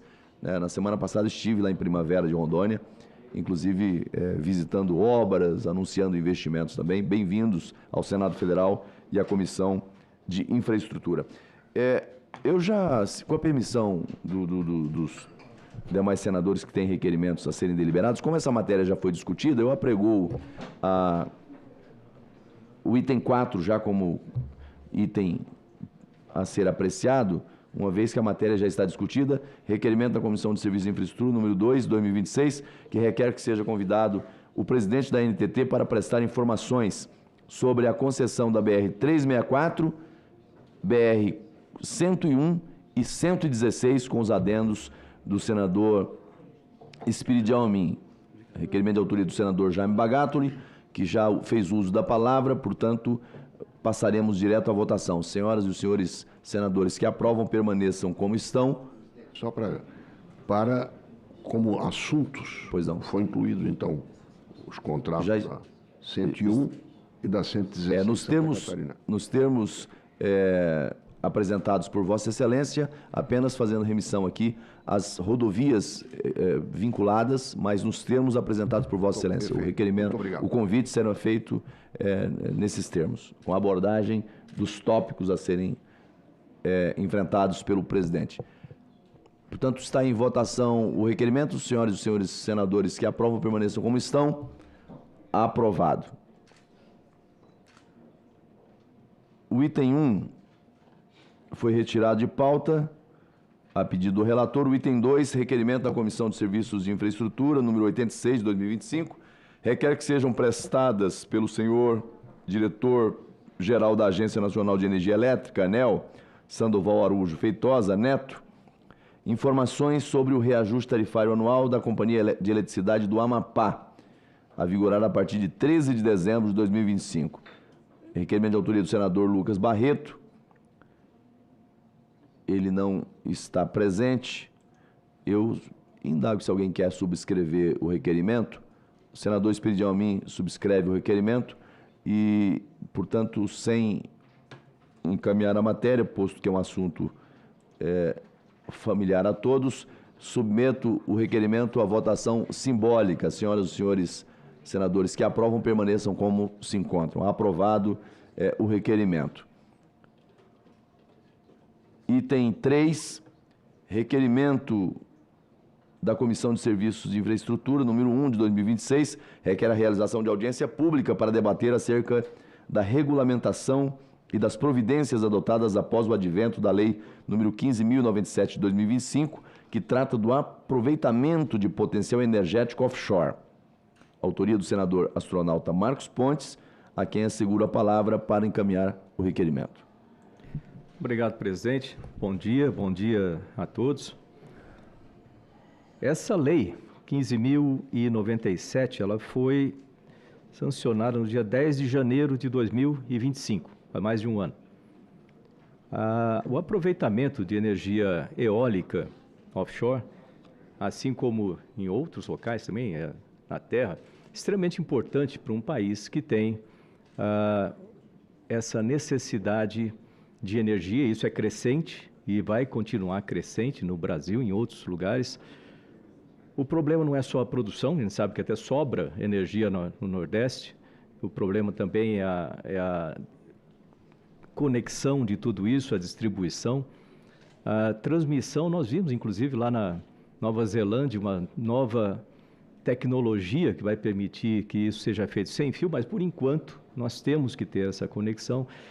E você ter um marco como esse aprovado, mas até agora não regulamentado, eu não vi absolutamente nada com relação aos estudos que foram feitos, ou que estão sendo feitos a respeito dessa conexão, do aproveitamento, aos impactos ambientais, tudo que se relaciona a isso, ou seja, está parado desde então. E é importante que o Brasil tenha esse potencial aproveitado. Portanto, essa audiência pública é essencial nesse momento, para que nós saibamos o que tem sido feito, se tem sido feito e o que será feito com relação a esse aproveitamento eólico offshore. Esse requerimento, eu proponho aqui que essa audiência tenha a presença dos convidados do Ministério da Fazenda, representante do Ministério do MEDIC, Ministério do Desenvolvimento, Indústria, Comércio e Serviços, representante do Ministério de Portos e Aeroportos, representante do Ministério de Minas e Energia, da Agência Nacional de Energia Elétrica, da Marinha do Brasil, um membro do Conselho Global de Eólicas, que é a senhora Roberta Cox, diretora-presidente da Coalizão Eólica Marinha, e também eu gostaria de somar um nome a essa audiência da senhora Elbia Ganum, presidente da Associação Brasileira de Energia Eólica e Novas Tecnologias, a ABEólica. Então, uma audiência como essa é plenamente justificável, né, na situação que nós temos no país, principalmente quando a gente fala também da instalação de data centers no país, que precisa de energia limpa e uma quantidade grande de energia limpa. Portanto, eu solicito aí que seja aprovado esse requerimento. Obrigado. Agradeço, Vossa Excelência. O requerimento está em discussão, não havendo quem queira discutir. Encerrada a discussão. Em votação simbólica o requerimento. Os senhores e senhoras senadores que concordam com o requerimento permaneçam como se encontram. Aprovado. O item 4 nós já deliberamos, que é o requerimento do senador Jaime Bagatoli. Portanto, está esgotada a pauta da comissão no dia de hoje. Apenas fazendo um registro, senador Jaime Bagatoli, que um tema que nós tratamos, inclusive aqui nesta comissão de infraestrutura algumas vezes, depois nós precisamos até checar pela comissão, mas me parece que foi anunciado hoje a revogação do decreto presidencial 12.600, que tinha impacto direto na região amazônica, nos rios amazônicos. Esse decreto 12.600, ele tratava de uma espécie de privatização dos rios. O nome simpático é outro, mas é a concessão, né, das nossas hidrovias, e entre elas estava a hidrovia do Madeira, lá em Porto Velho, né, e outras hidrovias a mais na Amazônia brasileira, e em razão das muitas queixas, dos debates que aconteceram, dos apelos que aconteceram de segmentos importantes, né, da economia, mas também até de comunidades tradicionais, o governo, enfim, tomou a iniciativa de revogar esse decreto. A confirmar depois apenas se foi realmente publicada a revogação, mas eu, hoje pela manhã, ao me encaminhar para esta comissão, recebi a notícia, e isso depois do impacto que nós estamos verificando na BR-364, lá em Rondônia. Se tivéssemos ali ainda a concessão, deputado Alan Queiroz, da hidrovia do Madeira, isso seria um duplo castigo, né, à população do estado de Rondônia. Né? Não se justifica fazer uma concessão de uma hidrovia como essa, que é um recurso natural, que carece sim de investimentos, de cuidados, né? Mas punir, né, o usuário, sacrificar o usuário com mais cobrança, com mais tarifas, é algo que tornaria a rota, né, de escoamento por aquela região, assim como é no caso do Pará, assim como é no caso de outros estados da Amazônia brasileira, uma logística muito mais cara, né? Então, é uma notícia que chega e eu estou aqui retransmitindo à Comissão de Infraestrutura. Senador Jaime Bagatoli. E, na sequência, o senador Zequinha Marinho. Só um comentário, presidente, sobre esse assunto. Desde o início, quando se falava em fazer concessão da hidrovia do Madeira, eu estive na ANTAC, conversei diversas vezes, até não pude atender, porque ele acabou de me ligar, o Frederico da ANTAC. Pois não. Eu mandei um áudio para ele, hoje cedo, sobre essa situação aí. Mas, na época, há uns um mês atrás, ele já havia me garantido que a do Rio Madeira estaria fora. Por quê? Porque quando se pensaram em fazer concessão, se pensou primeiro, o deputado Alan Queiroz, na hidrovia do Madeira, que é onde que tem o maior transporte hidroviário, depois o Rio Madeira e o Tapajós. E aí o que acontece? É aonde que eles queriam as primeiras a ser feita a concessão, do Rio Madeira e o Tapajós, depois Paraguai, depois as demais hidrovias. E aí, como Vossa Excelência citou, além de uma penalidade que nós temos pesada hoje sobre essa situação que nós vamos ter que discutir da BR-364, seria mais uma injustiça fazer uma concessão dentro das hidrovias, tanto do Rio Madeira quanto Tapajós e as demais aí. Obrigado, presidente. Obrigado, senador Jaime Bagatoli. A Secretaria da Comissão acaba de confirmar realmente.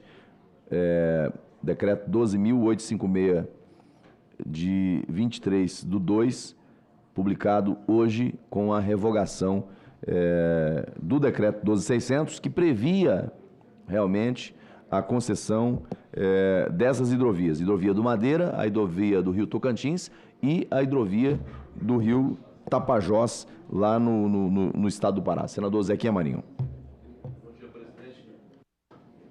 Bom dia, presidente. Cumprimento os colegas, assim como os rondonienses, né? Visitantes aqui. Conheci com Vossa Excelência e também com Jaime Bagatoli uma região muito próspera, muito bonita. E quero cumprimentá-los. Eu teria tecer aqui um comentário com relação a isso também.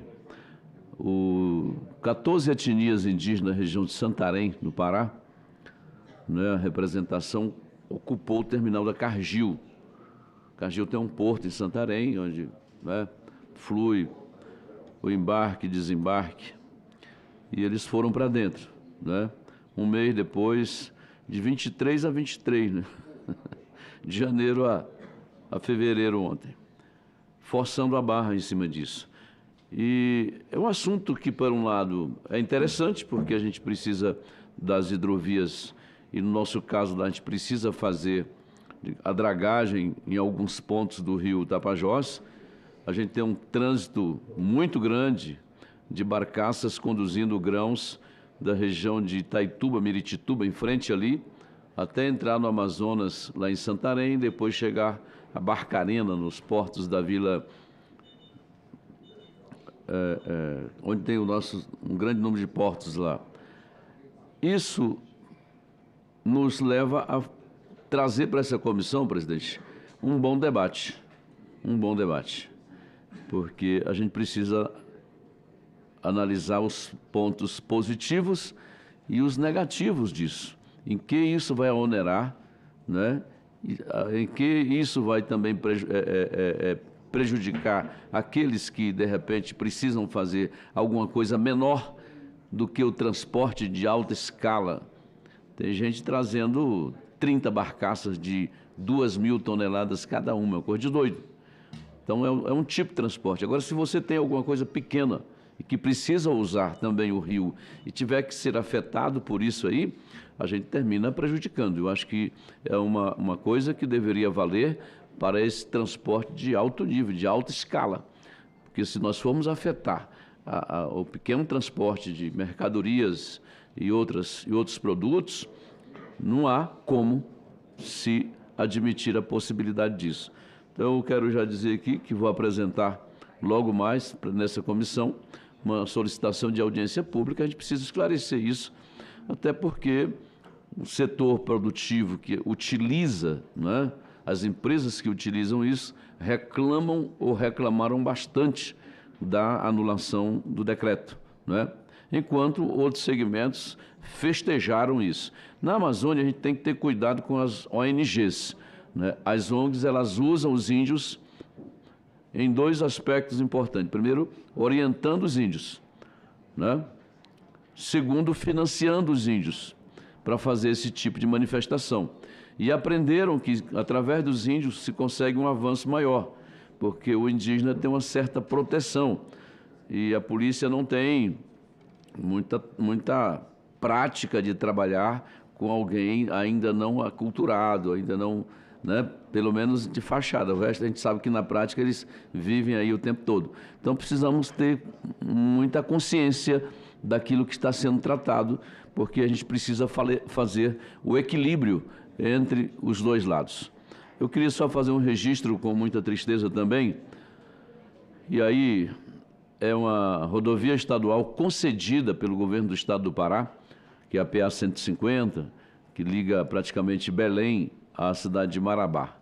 Ontem, na parte da manhã, né, um caminhão, ao se livrar de um buraco, terminou atropelando um carro pequeno e matando todos os ocupantes do carro, que eram todos indígenas, entendeu? 4 indígenas da mesma família morreram, digamos assim, amassados pelo caminhão. O pessoal do caminhão também, uma pessoa morreu, não é? Um acidente complicado. Agora escuta o outro lado dessa história. Essa rodovia, em más condições de trafegabilidade, ela está concedida num período, num trajeto de 520 quilômetros, 530 quilômetros, 8 pedágios, 8 praças de pedágio, cobrando do carrinho pequeno R$12. Quando chega uma carreta, você tem que jogar isso lá para cima. Você está entendendo? Hoje, de madrugada, no avião, conversava com um empresário da área de minério, que transporta minério nesse trecho. Ele está dizendo que está inviabilizando. Para você levar uma carga de minério até Barcarena, a Vila do Conde, que eu queria citar ainda há pouco, esqueci, é R$1.200 e tantos só de pedágio. Quer dizer, está inviabilizando tudo. O pedágio muito alto, não é? A estrada muito ruim. Quer dizer, você tem acidente, você tem problema, você tem um prejuízo terrível.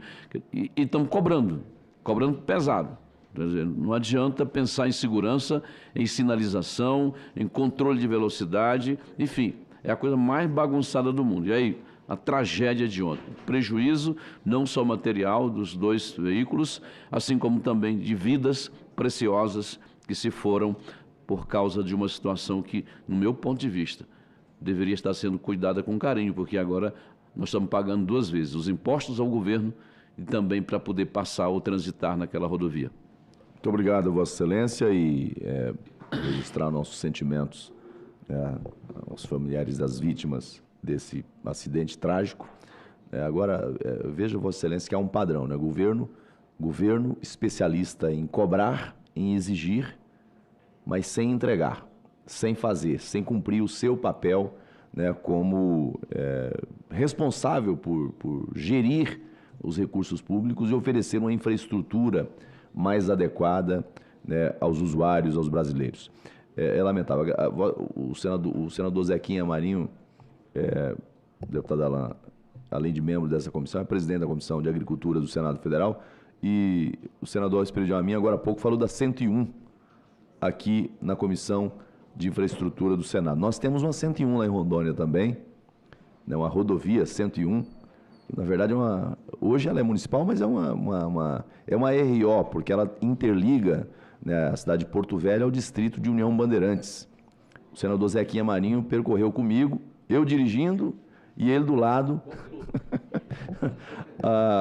essa RO até o distrito de União Bandeirantes, e depois nós fomos até uma região agrícola. Emoções fortes, hein? Nem tanto, porque é uma estrada de chão. E faço até o registro aqui, aliás, uma necessidade, né, de fazer a pavimentação, melhorar a infraestrutura daquela região. Acho que o governo do estado precisa entender, né, que é uma região produtiva, importante para o estado de Rondônia, que conecta uma região importante e que hoje não tem pavimentação. Mas fiz questão de mencionar porque esteve lá o presidente da Comissão de Agricultura visitando as comunidades em razão dos embargos que tem naquela região. O setor produtivo todo com sua produção pecuária, agrícola comprometida em razão disso.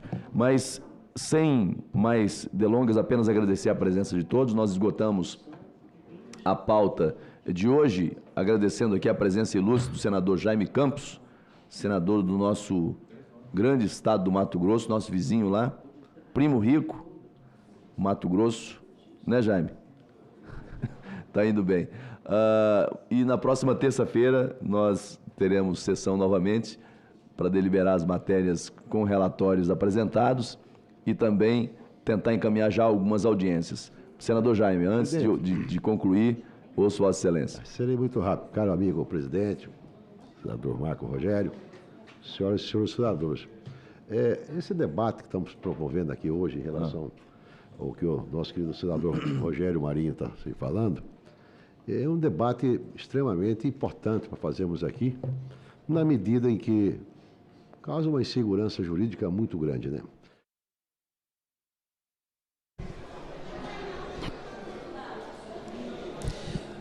Estamos de volta. Vocês acabaram de acompanhar a Comissão de Infraestrutura, que debateu e aprovou requerimentos. E agora nós vamos acompanhar o trabalho dos senadores do grupo que acompanha as investigações do Grupo Master na Comissão de Assuntos Econômicos. Eles vão ouvir agora o presidente interino da Comissão de Valores Mobiliários, João Carlos Uzeda Acioli. Acompanhe. Informa sobre o recebimento e adoção de procedimentos relativos aos pedidos constantes no ofício 1/2026, /CAI/Senado Federal, ofício sem número da Câmara Municipal de Chapecó, ofício 2392 da Prefeitura Municipal de Araguari, mensagem 373 da Presidência da República, que encaminha o relatório anual de implementação da Lei 12.815, moção de repúdio da Câmara Municipal de São José dos Campos, aviso 52 do Tribunal de Contas da União, informa o recebimento do ofício, no qual solicitamos documentos específicos relacionados à supervisão do Sistema Financeiro Nacional a cargo do Banco Central do Brasil. Ofício SEI, número 1145/2026, MIDIC, Ministério de Desenvolvimento, Indústria, Comércio e Serviços. Os documentos apresentados nos termos da Instrução Normativa número 12 de 2019 da Secretaria-Geral da Mesa do Senado Federal estarão disponíveis para consulta no site desta comissão pelo prazo de 15 dias, podendo qualquer membro do colegiado solicitar a autuação nesse período. Antes de iniciarmos os nossos trabalhos, eu gostaria de submeter à deliberação do plenário desta comissão a dispensa da leitura e a aprovação da ata da 43ª reunião ordinária realizada em 9/12, da 44ª reunião extraordinária realizada em 10/12, da primeira reunião ordinária realizada em 3/2, da segunda reunião ordinária realizada em 4/2, da terceira reunião ordinária realizada em 10/2 e da quarta reunião extraordinária realizada também em 10/2 de 2026. As senhoras senadoras e os senhores senadores que aprovam permaneçam como se encontram. As atas estão, como todos viram, aprovadas e serão publicadas no Diário do Senado Federal.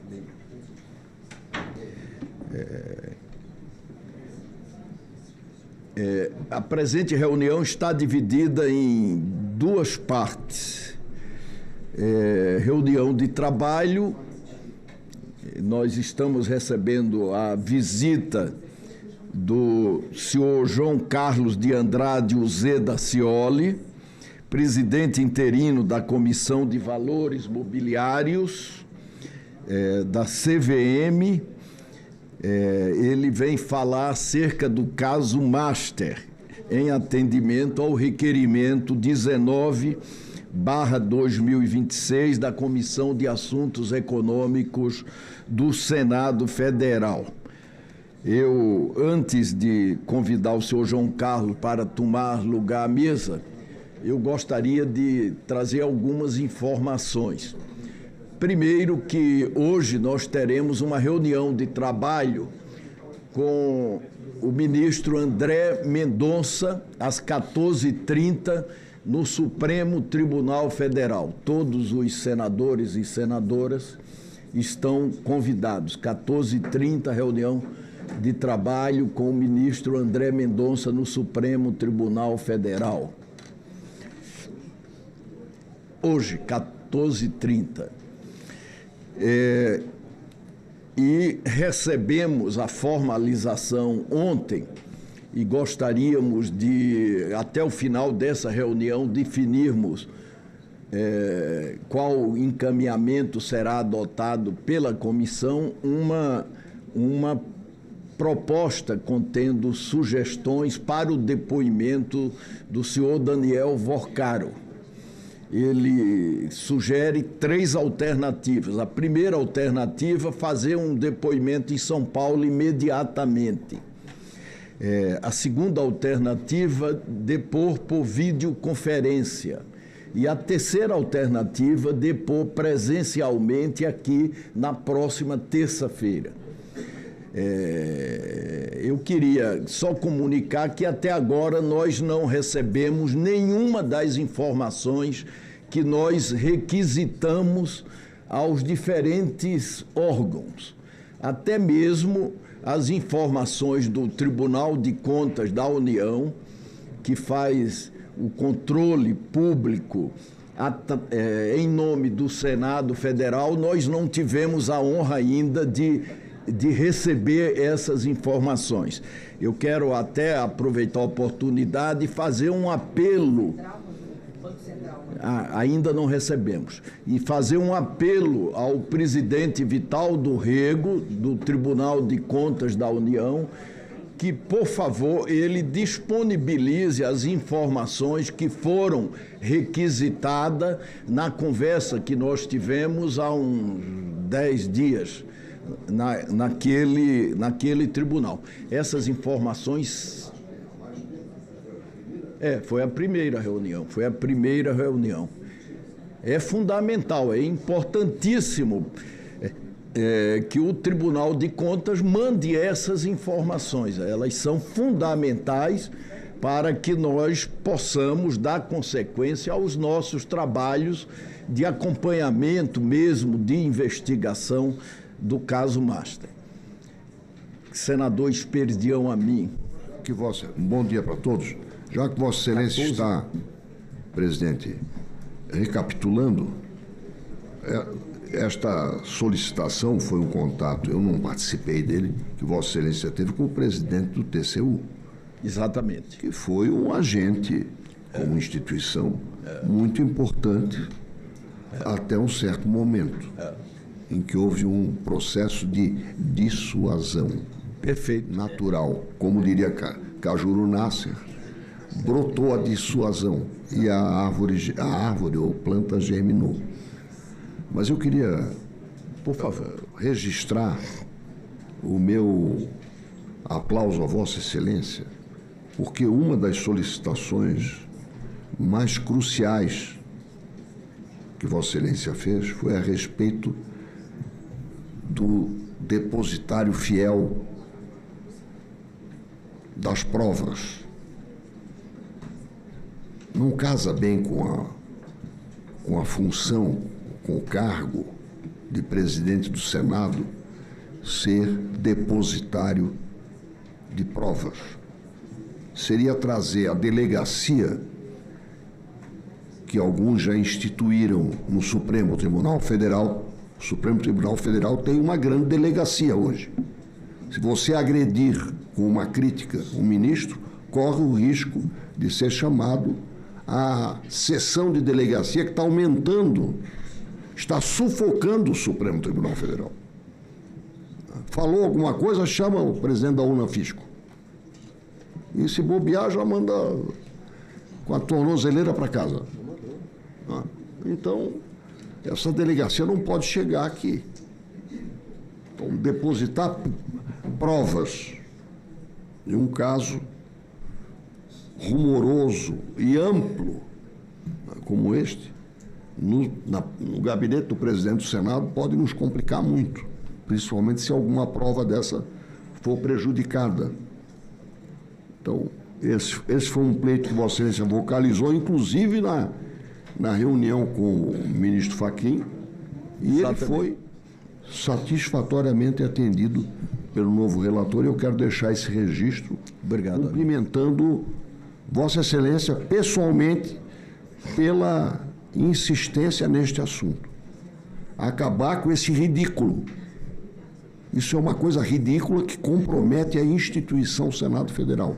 Essa, pelo menos, foi resolvida. Está superada. Senador, com a palavra, Vossa Excelência. Presidente, na linha que foi dito aqui pelo senador Amin, eu apresentei um requerimento 29 de 2026, que trata exatamente de uma audiência pública com os auditores fiscais.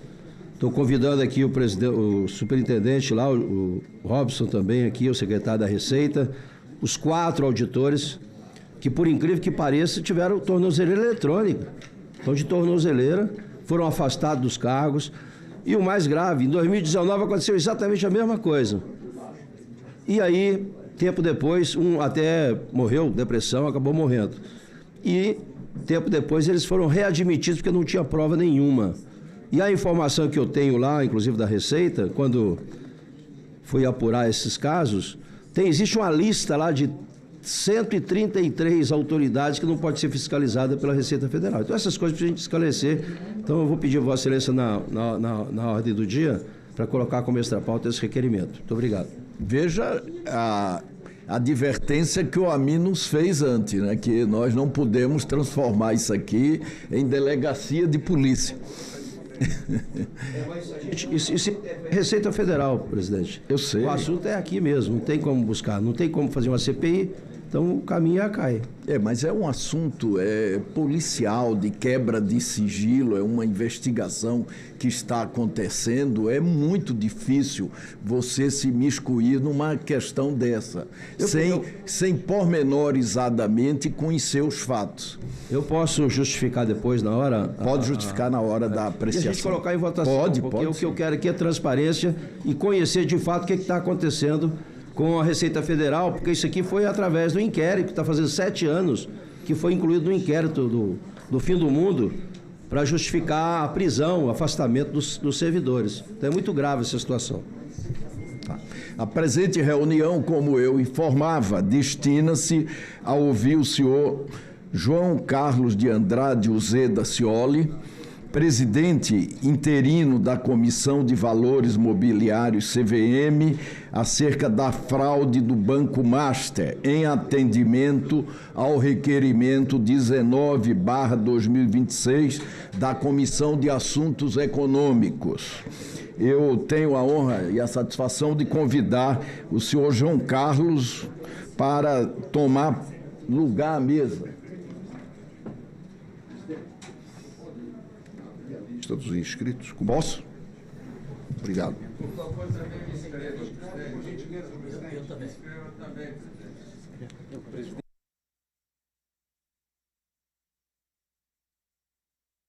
Presidente, apenas para pedir que...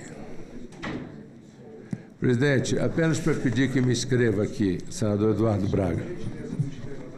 Tá. Está inscrito.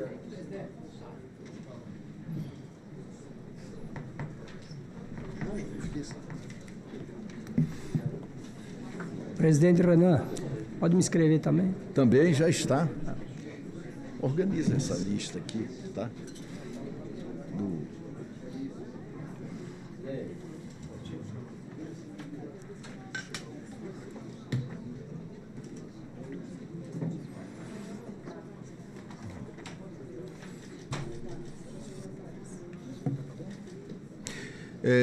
Eu vou conceder inicialmente a palavra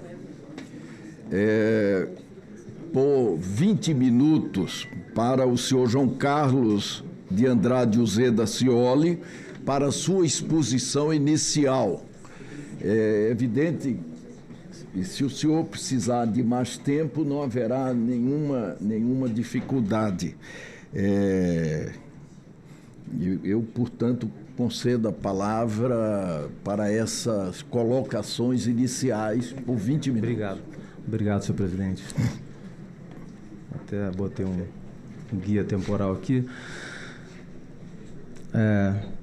Preparei um guia para eu me organizar e manter o controle do tempo, então vou passar até uma leitura aqui.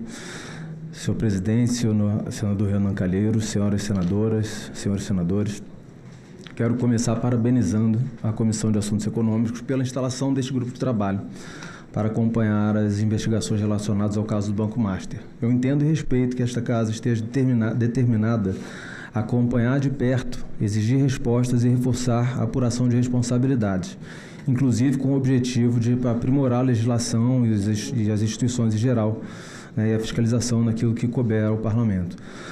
A CVM, como a gente já registrou em nota pública, valoriza essa iniciativa como uma medida do Parlamento voltada ao aprimoramento do funcionamento das instituições essenciais ao adequado desempenho do mercado de capitais e permanece à disposição da CAI para outras interações institucionais e esclarecimentos. Essa linha que eu reitero aqui de forma direta e transparente.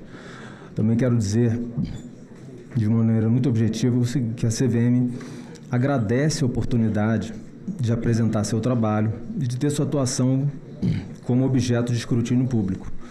Em uma república é necessário que as instituições se submetam a controle e é especialmente saudável quando esse controle se dá no ambiente do legislativo, com representantes eleitos, legitimidade política para cobrar, propor mudanças e vocalizar expectativas da sociedade. Também digo algo sem rodeios, que é o seguinte: esse espaço aqui não serve apenas para apontarmos o que foi feito corretamente ou satisfatoriamente. também serve para que a CVM, assim como todas as demais instituições envolvidas, ouçam críticas construtivas, identifiquem pontos de aperfeiçoamento e fortaleçam suas rotinas de supervisão, sua capacidade de resposta e sua coordenação com outras autoridades. A iniciativa também é bem-vinda, porque em certos casos ainda remanesce incompreensão na opinião pública, né, sobre o papel exato da CVM em situações como esta. Então, quando o público compreende corretamente as competências, fica mais fácil evitar diagnósticos equivocados e cobrar com precisão aquilo que compete a cada um. Então, quero também deixar 3 compromissos bem claros aqui. Primeiro, é a total disposição para esclarecer o que for cabível sobre atribuições, rotinas, fluxos, coordenação institucional e receber recomendações desta casa a respeito. O segundo compromisso é um esforço contínuo de aprimoramento e supervisão, inclusive porque a CAI pode querer apresentar propostas legislativas, fortalecimento de mecanismos de fiscalização e prevenção de riscos. Tive notícia hoje de um PL apresentado pelo senador, pelo presidente, que faz parte desse contínuo aprimoramento. Isso é legítimo e desejável. Terceiro, se houver pontos que envolvam sigilo, eu explicarei com transparência porque alguns detalhes talvez não possam ser tornados públicos aqui, ou ao menos não ainda. E se houver informações de que ainda não dispomos, enviaremos tão logo as tenhamos levantado. Então, sobre o papel da CVM, um pouquinho, em momentos de crise, é comum, por ansiedade social muito compreensível, que se busque, às vezes, um responsável único ou principal. E algo importante a se ter em conta aqui é que o desenho institucional brasileiro de supervisão do mercado é multi-autoridade, né? Então, tem vários órgãos, cada um responde por uma parte, e a resposta do Estado depende, muitas vezes, da coordenação eficaz entre essas entidades.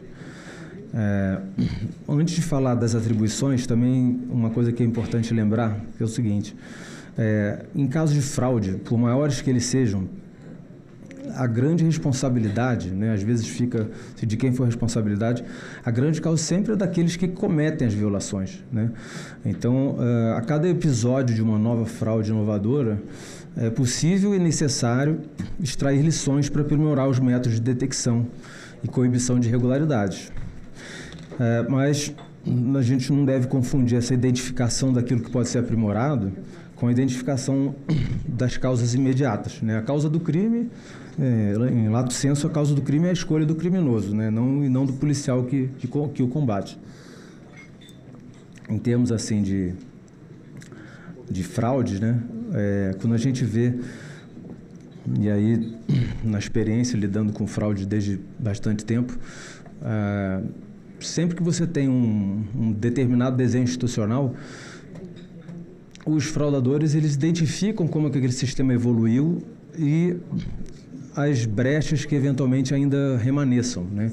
Então, quando tem uma grande fraude, a resposta institucional é voltada a aprimorar os instrumentos que, se houvesse antes, teriam talvez coibido.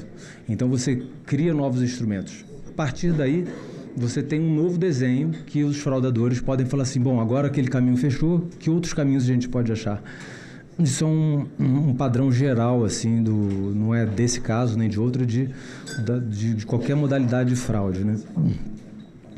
Isso se refere desde casos grandes até pequenos casos de fraude, em que você tem sistemas operacionais de bancos, de instituições financeiras, que coíbem pequenas fraudes e os fraudadores vão sempre arrumando onde é que ainda tem buraco. Então, acho que parte do papel nosso aqui é fazer com que eventuais lacunas que tenham havido sejam fechadas, né? Outra referência importante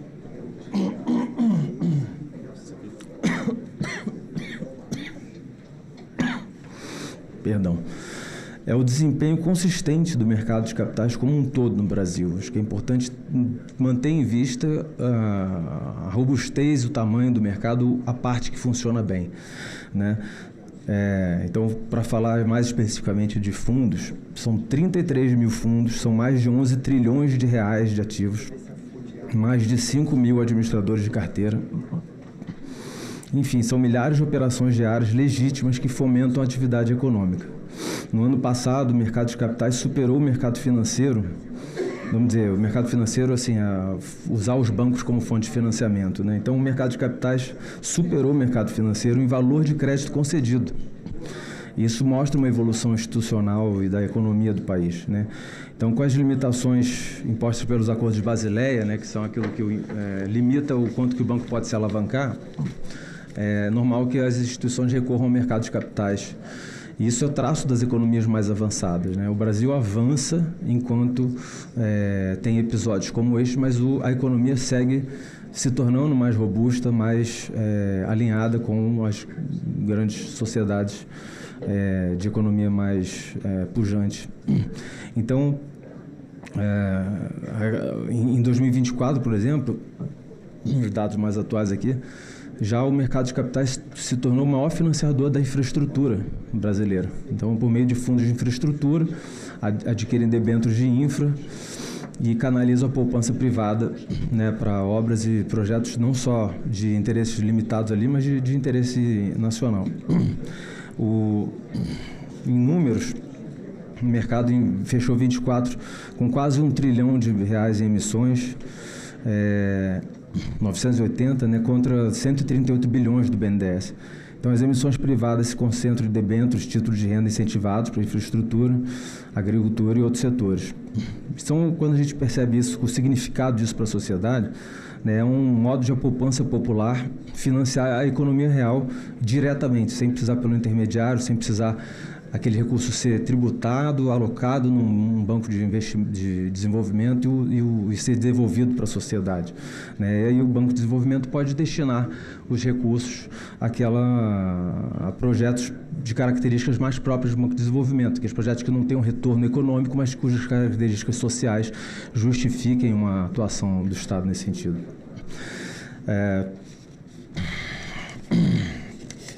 Então, falando aqui da CVM em relação ao mercado de fundos, que é mais o que está voltado ao objeto aqui do Banco Master, então a CVM é responsável por regular e supervisionar o mercado de capitais, né, incluindo os fundos de investimento, as ofertas públicas de valores imobiliários, né, de títulos que gerem remuneração, lato sensu ao investidor. A maioria deles, tá? Não são todos, a lei faz algumas exceções relevantes. E também num grande aspecto da transparência àquilo que está sendo oferecido. A ideia é que o público saiba o que está adquirindo para poder ter sua decisão informada. Então, a CVM é um grande regulador de assegurar que as informações correspondam ao que está sendo oferecido ao público. Isso é um ponto de grande contato aqui com o objeto do Master, já que tinha um problema informacional grande, que era, ao que tudo vem demonstrando, informações de que os ativos valiam muito mais do que efetivamente valiam, né? Então, é uma questão informacional.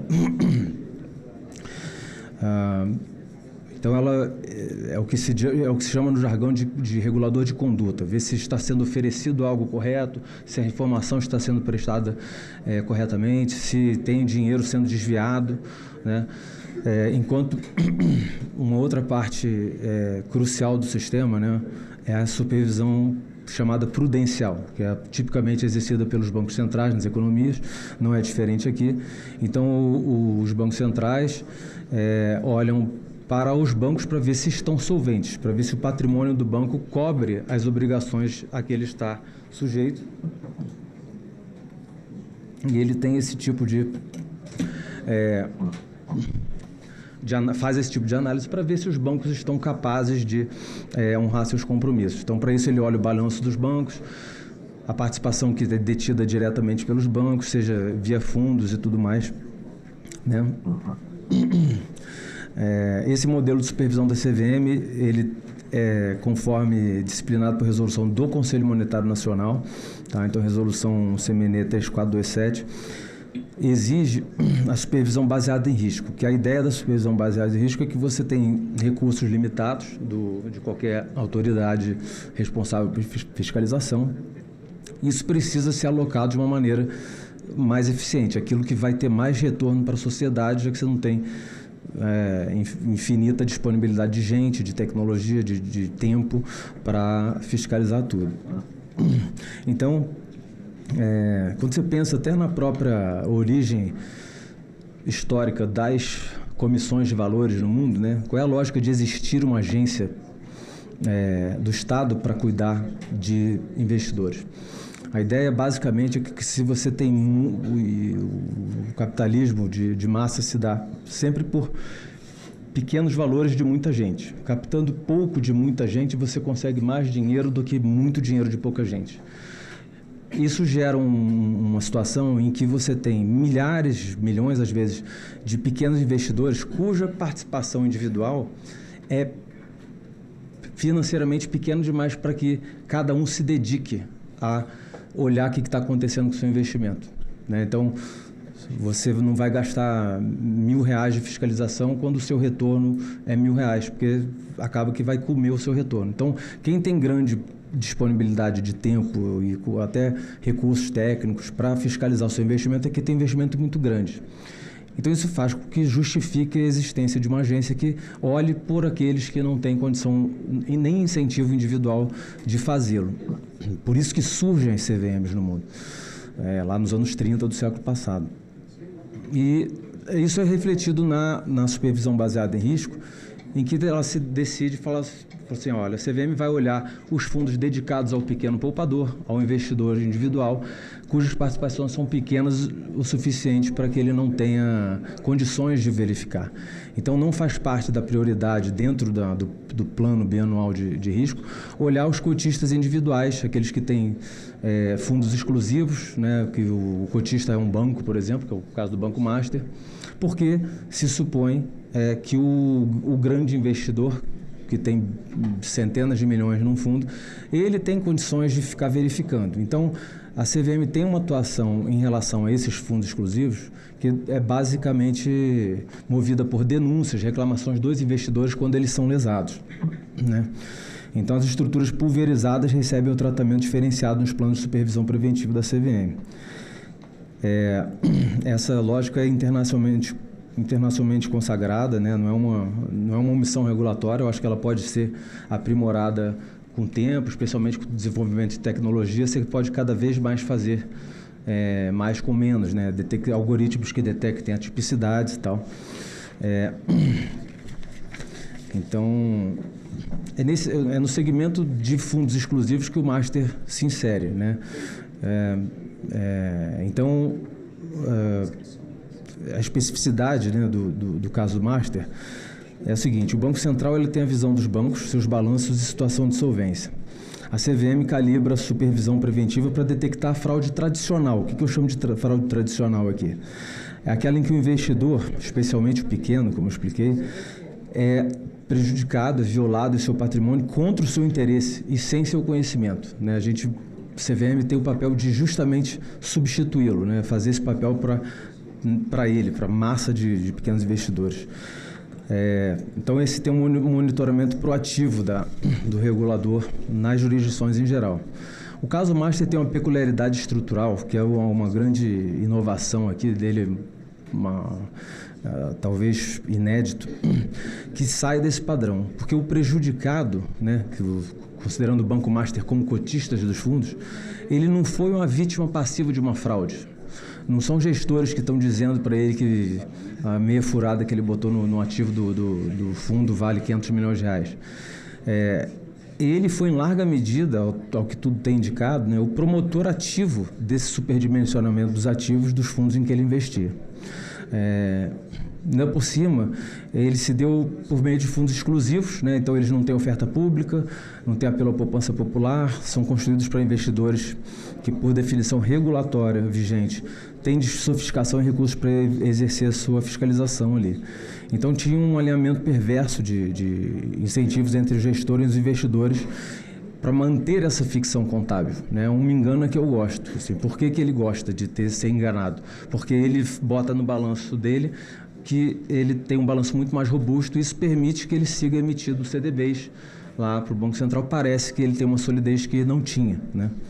Você gosta de ser No caso, o Banco Master, ao que tudo indica, ele gosta de ser enganado, nesse caso, pelo seguinte sentido, presidente. Se o fundo diz para ele que o ativo dele vale muito mais do que vale, ele pega essa história e bota no balanço. Então, ele pode dizer que os recursos... que tem resultado e que tem solidez para seguir emitindo CDBs, por exemplo. Exato. Inflaciona o ativo dele, exatamente. Emite dinheiro e... Exatamente. Então, uma das respostas institucionais de que a CVM vem participando nesse sentido é a discussão que tem ocorrido exatamente no Parlamento, né? Tem um projeto de lei de programa de proteção a informantes, incentivo informante, né? O chamado whistleblower. É algo que funciona em economias desenvolvidas, então você incentiva pessoas a denunciarem as fraudes, pessoas que têm conhecimento e elas recebem incentivos financeiros do que for recuperado, né? Isso se mostra frutífero em outras jurisdições. E também deixar claro aqui o que a CVM não tem por atribuição, algumas coisas. Ela não tem por atribuição as regras de distribuição e emissão de CDBs, isso compete ao Banco Central.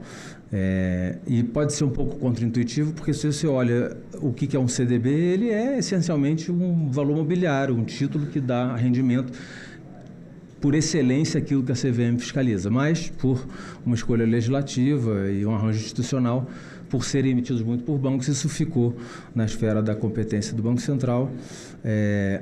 E não se trata aqui de transferir responsabilidade, não, é só uma clareza do que isso é feito.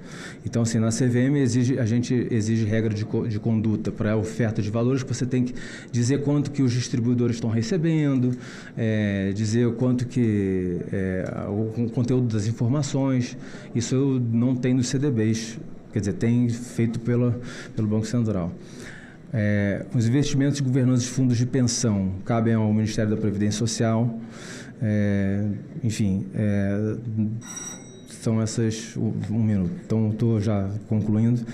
E tem uma articulação muito importante nesse aspecto, que é entre a CVM e o Banco Central, né? Ela tem um acordo de cooperação técnica que define assim a compartilhamento de informações, né?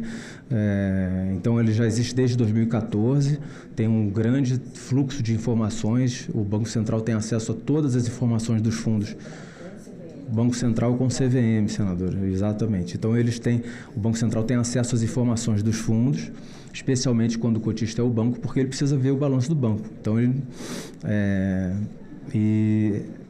isso também foi recentemente ampliado, não foi uma resposta à liquidação, foi algo que, apesar de a CVM aprovou isso em dezembro, no começo de janeiro, na verdade, está em fase de conclusão para a assinatura do Banco Central, e são essas questões que eu queria apresentar aqui inicialmente. Tem exemplos de atuação concreta da CVM, mas eu acho que isso pode ficar... isso aqui foi o meu alarme justamente do tempo. Então... Eu só para ajudar, eu vou conceder a palavra em primeiro lugar ao senador Eduardo Braga, que vai ter que se retirar em seguida.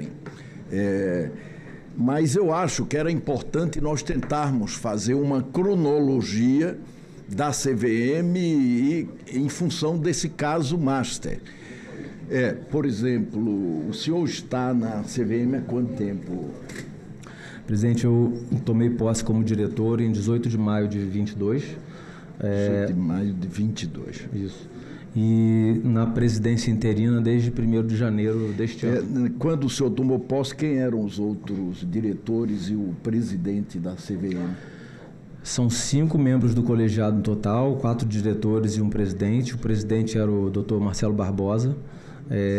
Ele concluiu o mandato dele em julho de 22 e assumiu o presidente, o Dr. João Pedro Nascimento. O colegiado era composto pelo presidente Marcelo Barbosa, pela diretora Flávia Perlingeiro, pelo diretor Alexandre Rangel e pelo diretor Otto Lobo e por mim. Em seguida, houve a substituição em julho do presidente, que passou a ser o Dr. João Pedro Nascimento. E aí, a cada ano, a CVM muda pelo menos uma vaga, porque os mandatos são escalonados. Eu pedi pelo menos uma, porque de vez em quando tem alguém que renuncia antes, né? Perfeito. Hoje temos 2 diretorias preenchidas, né? Que é a diretora... E a presidência também não, tem 3 vagas, né? Sendo que a diretora Marina Coppola e eu somos os diretores. Eu fico na presidência interina por ser o mais antigo, e tem a vaga de presidente em aberto e 2 diretorias, sendo que já há indicação de presidente e de uma diretoria. Tem uma vaga que ainda não tem indicação. Senador Eduardo Braga, com a palavra, Vossa Excelência. Primeiro, eu quero agradecer a Vossa Excelência, presidente Renan, e quero agradecer aos colegas, os Peridião, a mim, e creio que a Damares, que estavam inscritos, mas eu, lamentavelmente, tenho uma audiência com o ministro e vou ter que me ausentar. Doutor João Carlos, eu não quero falar da sua atuação, eu quero falar da atuação da CVM. Porque, veja, quando falamos de mercado financeiro, transparência deveria ser a palavra de ordem. E veja, a CVM não é réu primário no caso da transparência. É só lembrar o que aconteceu no caso das lojas americanas. Nós não podemos esquecer, presidente Renan, que recentemente o mercado financeiro brasileiro levou um tombo de proporções bilionárias por falta de transparência e de segurança nas informações que são dadas a esses milhares ou milhões de investidores pequenos que acreditam no sistema financeiro em função da CVM, em função do Banco Central, em função das agências reguladoras, portanto, que deveriam fiscalizar, normatizar, disciplinar e desenvolver o mercado de valores mobiliários no Brasil. É entidade autárquica vinculada ao Ministério da Fazenda, criada desde 1976. Dito isso, senhor presidente, eu gostaria de fazer algumas indagações com o objetivo da transparência, porque o que faltou com relação ao Banco Master foi honestidade nas informações. Esse é o primeiro problema e a primeira crise séria. Só que isto não aconteceu apenas com o Banco Master. Aconteceu com as lojas americanas, aconteceu com o Banco Master, aconteceu com o Banco Pleno e, voltando mais para o passado, aconteceram outras vezes. Portanto, nós estamos diante de uma comprovação de algo que, lamentavelmente, nos constrange dizer. Uma orgia no mercado financeiro e no mercado bancário brasileiro que precisa acabar. E precisa acabar, presidente, com novas legislações que imponham mais transparência, mais rigor na fiscalização e mais credibilidade. Para obter clareza sobre a saúde real das instituições financeiras e a governança envolvida, as perguntas à CVM, em alguns casos por extensão ao Banco Central, que, senhor presidente, deve ser imediatamente convidado para voltar aqui, na presença dos companheiros membros da Comissão de Assuntos Econômicos, porque desta feita o tombo é o maior escândalo financeiro da história da República Brasileira, maior do que todos os anteriores, incluindo o Império. Aqui por sugestão do meu mentor em matéria de fiscalização financeira. Postulador da sua canonização. Portanto, isso é a brincadeira da canonização, presidente. É porque, ao resolver a questão do carvão, nós estabelecemos um potencial mercado de terras raras, que está no resíduo do carvão mineral. Mas, voltando ao que importa. Portanto, a questão de extensão ao Banco Central, que divide essa regulação, deveriam focar na exposição de risco, conflitos de interesse e precificação de ativos. E aí, doutor João Carlos, me perdoe, não é o Banco Master brincando com o dinheiro dele próprio. Ele está brincando com o dinheiro de milhões e milhões de brasileiros, inclusive de fundos de pensão, de fundos de previdência. Nós estamos tendo aqui diante de nós, como Vossa Excelência já disse, algo extremamente nojento, porque isso não prejudicou apenas o fundo garantidor, que acaba prejudicando todos os brasileiros. Não prejudicou apenas milhões de investidores que, por vontade própria, por acreditar no sistema, por acreditar na credibilidade e por acreditar na transparência, investiram no Banco Master. Nós estamos falando de milhares, eu diria de milhões de brasileiros que estão sendo prejudicados porque o dinheiro do seu fundo de previdência evaporou-se de forma criminosa. E não dá para dizer que a CVM não foi omissa. Me perdoe. Não dá para dizer que a CVM não foi omissa.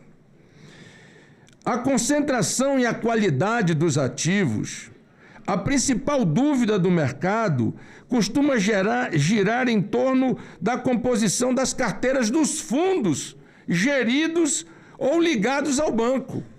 E aí a pergunta: quais medidas de supervisão estão sendo aplicadas para verificar a qualidade dos ativos de créditos privados nos fundos gerados pelo Banco Master?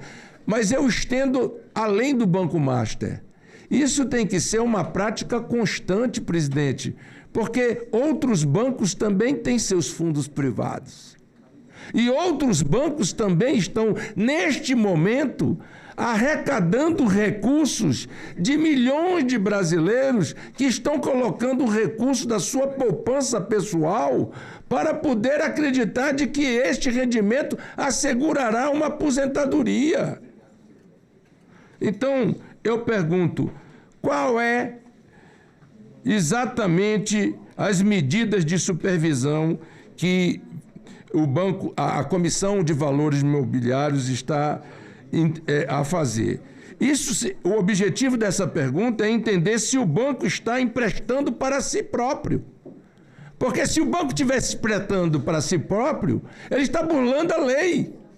E ao burlar a lei, ele deveria ser sancionado imediatamente. Ou seja, nós permitimos que um monstro fosse criado em prejuízo de milhões de brasileiros. A segunda pergunta é com relação à precificação de títulos, marcação a mercado, porque esta é uma outra questão importantíssima, senhor presidente. Porque, independentemente do valor de face do título, você tem a marcação a mercado. E a CVM tem que fiscalizar isso. Crises bancárias muitas vezes se escondem em ativos que estão registrados por um valor que não condiz com a realidade da venda. É o caso.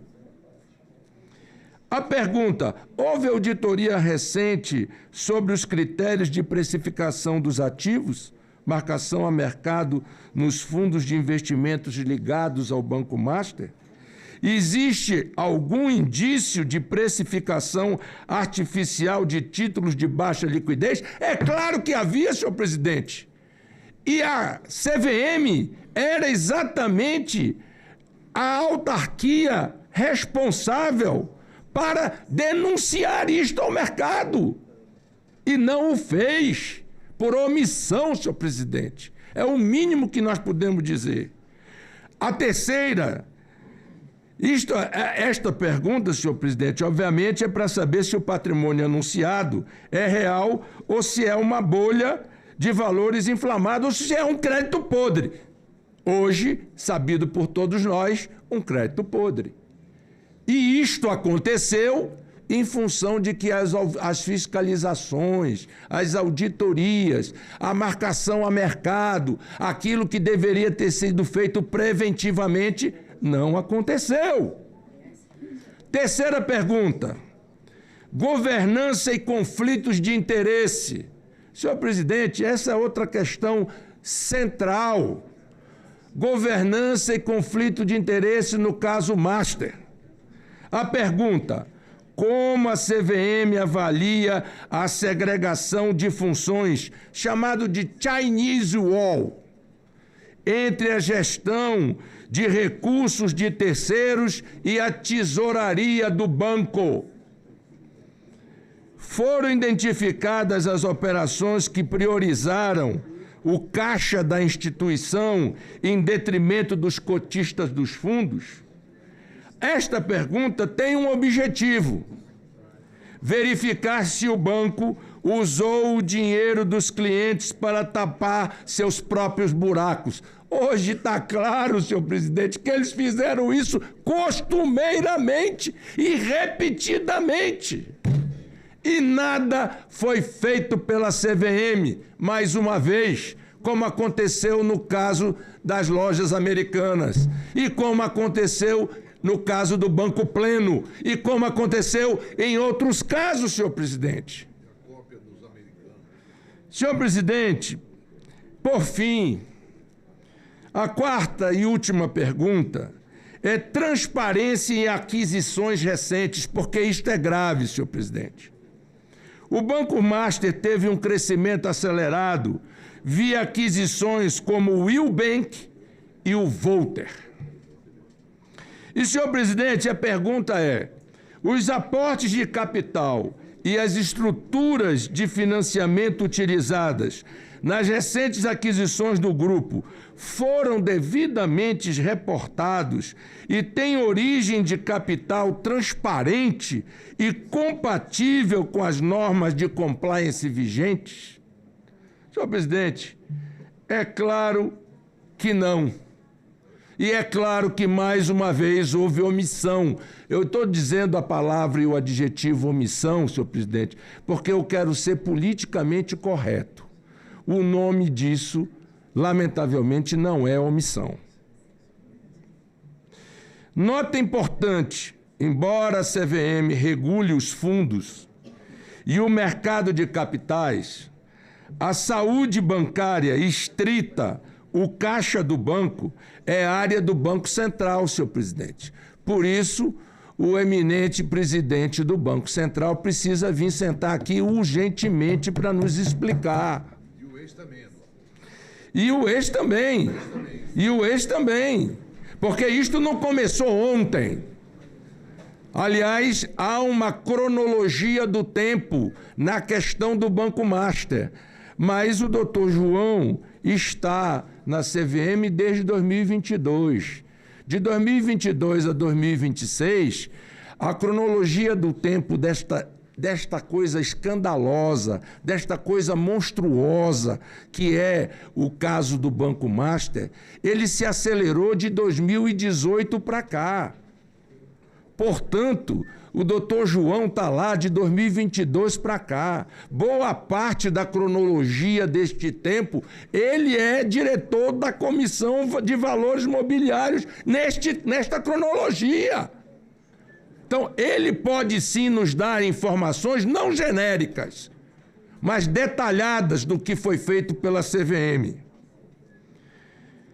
Questionar se as duas autarquias estão trocando informações sobre o caso é vital. Então, a pergunta ao doutor João: foram trocadas informações oficiais entre a CVM e o Banco Central? Se o foram, senhor presidente, eu gostaria de pedir que o presidente da subcomissão solicitasse da CVM formalmente a cópia das informações que foram trocadas entre a CVM e o Banco Central, para que, no futuro, à conclusão do relatório aprovado por esta comissão, nós possamos informar o Ministério Público Federal quem foi omisso e quem foi responsável ou não pelo que aconteceu.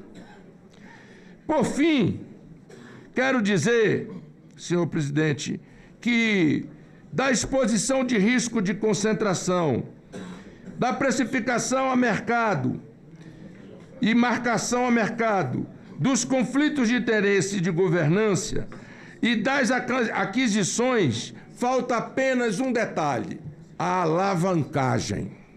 E aí, farei a minha última pergunta. No âmbito das recentes aquisições das outras instituições financeiras, foram verificados os impactos na alavancagem dos fundos, porque este foi outro crime cometido pelo Banco Master. Ele alavancou os fundos muito além daquilo que os fundos tinham de crédito e ativos para responder por aquelas alavancagens. Dos fundos estruturados que eventualmente serviram de veículos para trás transações, senhor presidente, só para deixar claro aos colegas senadores e senadoras e a quem nos acompanha, todas as minhas perguntas estão baseadas e fundamentadas na Lei 6.385 de 76, que atribui à CVM o dever de assegurar o funcionamento eficiente e regular o mercado de balcão e de bolsa, bem como proteger os titulares de valores mobiliários contra atos ilegais ou práticas não equitativas, certos de que a transparência é o pilar fundamental para a manutenção da confiança no sistema financeiro nacional. Sem o que, lamentavelmente, nós estaremos diante de uma crise de confiança gravíssima que afetará o mercado financeiro brasileiro, a Bolsa de Valores brasileira e o sistema bancário brasileiro, senhor presidente. Muito obrigado. Eu queria só objetivar o... talvez fosse o caso, até para suscitar novas indagações e novas respostas também, que o Eduardo repetisse só a pergunta e nós ouvíssemos... Só querendo... 3 e 3. Presidente, só para... Tá. Senhor presidente, então, só um complemento. Só um complemento aqui. Senador Eduardo Braga. Só para... Tá. Tá. Senador, após senhor presidente, para uma breve comunicação. É um segundo. É um segundo não dá, né? Depois dessa belíssima explanação e conhecimento do senador Eduardo Braga em relação a essa matéria, eu queria só que Vossa Excelência também, para que eu não precise falar depois, se há indício se outros bancos estão nessa mesma situação, da alavancagem. Porque o Fundo Garantidor não estará. A CVM deve ter esses dados. Porque isso aí é uma cópia que aconteceu nos Estados Unidos em 2008, 2009. Essa é uma cópia, o Brasil copiou, os bancos brasileiros... isso, acabou. Então veja bem, só para fazer um adendo às tuas perguntas, Eduardo, se a CVM tem indícios, eu não estou falando indícios, se outras instituições bancárias estão nessa mesma situação, porque se isso for uma corrente, como aconteceu em 2008, 2009 nos Estados Unidos, a nossa situação é muito perigosa. Senador Esperdião Amin, com a palavra, Vossa Excelência. Muito breve, acho que em buscar a verdade e, como vou repetir, nós podemos não ser os melhores descobridores, mas temos que evitar que encubram a verdade. O problema O mérito desta comissão não é descobrir coisas. Isso a Polícia Federal está fazendo. O problema é quando as provas que a Polícia Federal levanta desaparecem ou são submetidas a sigilo de 100 anos. Quer dizer, a Operação Abafa, a única manifestação do Congresso brasileiro para participar da apuração desse escândalo foi uma iniciativa sua. Até agora, nem a Câmara dos Deputados, nem o Senado Federal fez coisa alguma e se escondeu do assunto. O Congresso brasileiro se escondeu desse assunto, Cajuru, exceto por este grupo de trabalho. Então, a nossa missão não é descobrir, é evitar que encubram, evitar que abafem. E o processo para abafar era monumental. Sigilo de 100 anos, prova guardada no gabinete do presidente do Senado, intimidação, aplicação de tornozeleira eletrônica para quem descobrir alguma coisa relacionada a algum dos blindados. Então, eu estou muito satisfeito por participar e serei muito conciso. Na reunião do Banco Central, provocado pelo grupo, queria chamar a atenção de todos que participaram da reunião com o Banco Central. Eu fiz um pedido. O Banco Central tem a responsabilidade, como foi aqui exposto tanto pelo nosso senador Eduardo Braga quanto pelo expositor, de examinar a saúde financeira do banco para saber se ele tem dinheiro para pagar o seu passivo, que às vezes se fantasia de ativo. Se ele pode transformar aquilo em dinheiro para o credor. Isso é uma missão. Agora, quando o fundo é ficto, contém bagulhos, crédito podre, cabe a CVM apurar. Outro dia o ministro da Fazenda disse, olha, vocês têm que olhar a CVM. A CVM é dele, está com 3 cargos dos 5 vagos. A responsabilidade é do ministro da Fazenda. E ele vem nos alertar. Então, primeira coisa, a CVM tem essa parceria com o Banco Central.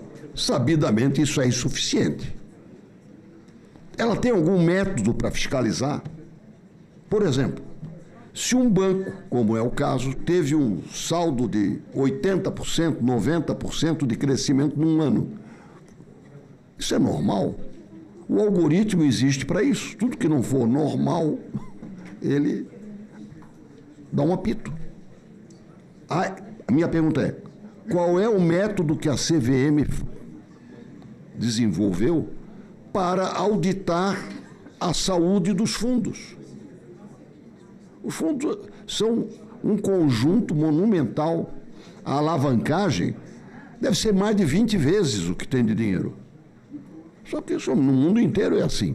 Agora, tem que ser coisa sustentável por coisa sustentável, e assim sucessivamente.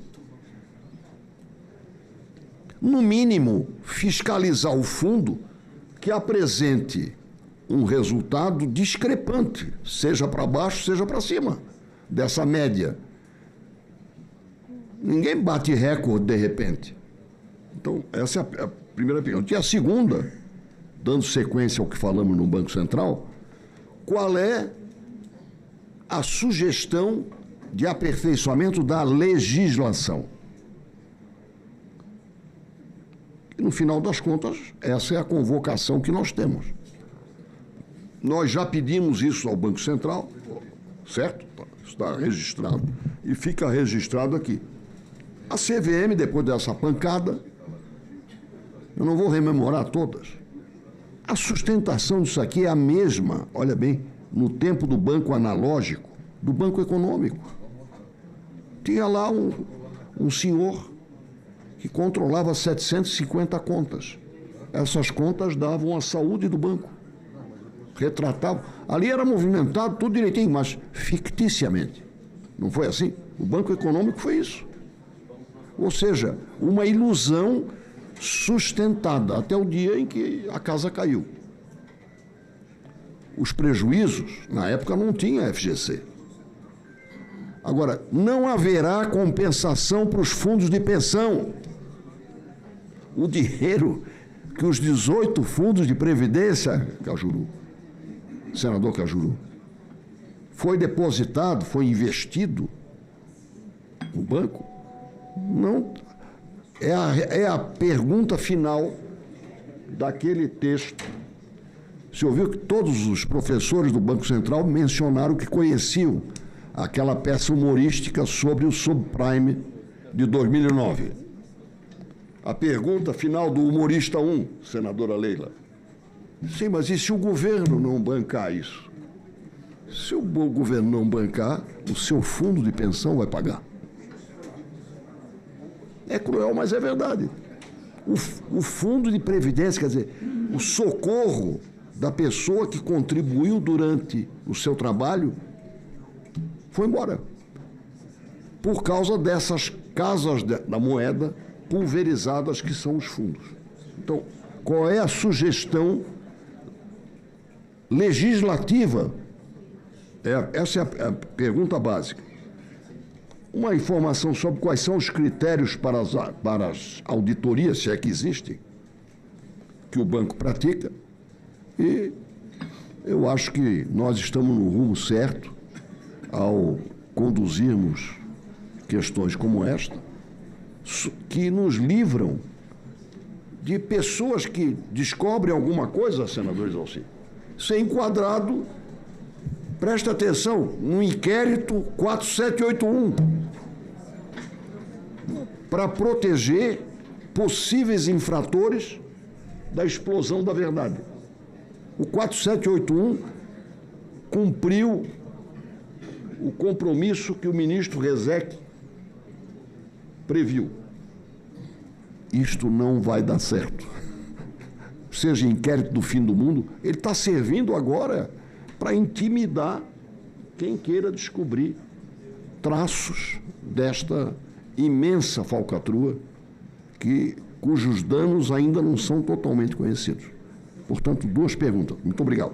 Senadora Leila. Muito rápido, senhor presidente. Só aproveitar a fala dos colegas aqui e, em vista da gravidade, né, de todo esse episódio, eu apresentei um requerimento, né, atendendo essa cronologia, para que a gente convide, né, o doutor Roberto Campos Neto. Tá? É um dos requerimentos que já estão aí na sua mesa, só para reforçar. Senador, só para ver a lista de inscrição que eu estava escrito aí. Está escrito. Foi o primeiro, eu queria só ver como é que nós ordenávamos a resposta às perguntas que já foram feitas. Eu apresentei uma sugestão de 3 em 3. Então, Exalci será o terceiro. Obrigado, presidente. Eu vou direto às perguntas já. Bem, o que veio à tona nos últimos meses sobre o mercado financeiro deixou todo mundo assustado e em alerta. Como e por que isso aconteceu?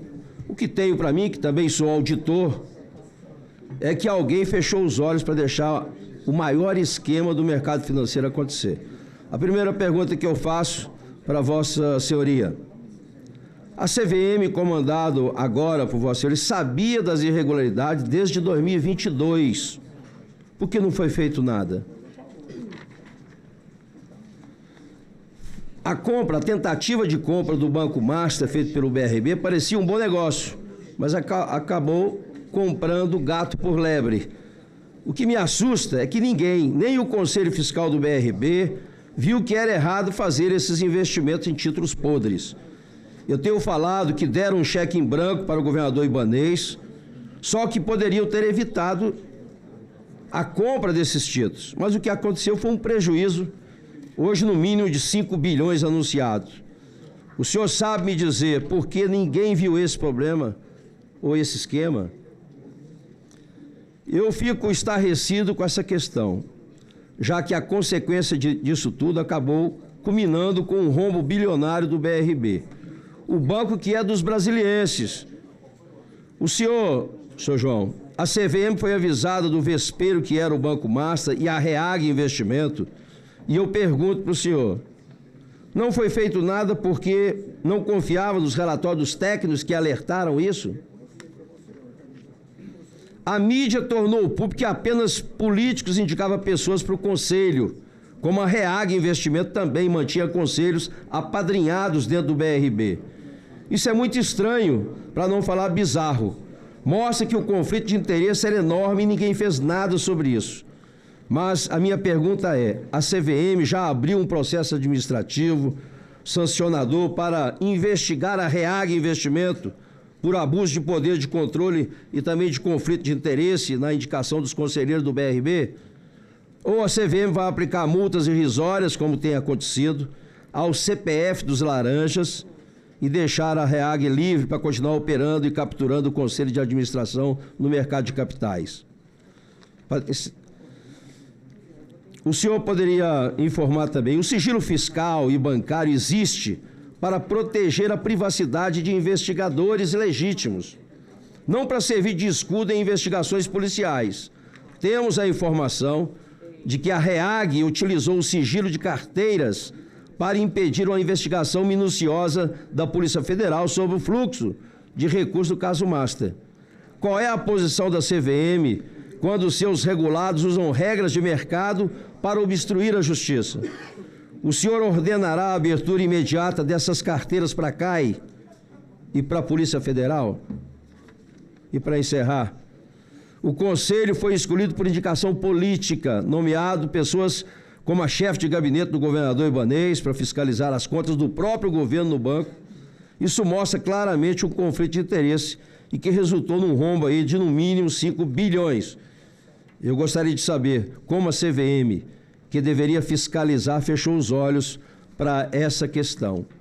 E ainda tem mais uma. Depois que a bomba estourou, os conselhos fiscais do BRB renunciaram. Eles eram apadrinhados pelo governador Ibanez e que na prática estavam fazendo o que ele queria. O conselho deveria proteger o BRB, mas o que fizeram foi entregar o BRB para Ibanez comprar gato por lebre. O senhor poderia dizer qual a sua avaliação sobre essa situação? Você acha que isso foi feito de propósito? Você acha que isso foi feito para salvar alguém? Você acha que usaram o BRB como ferramenta de corrupção? E só para encerrar, eu vi também várias denúncias de CPFs fantasmas. Vários CPFs fantasmas para criar fundos. A CVM não tem um sistema para detectar pelo menos isso, os CPFs? Eram as minhas perguntas, presidente.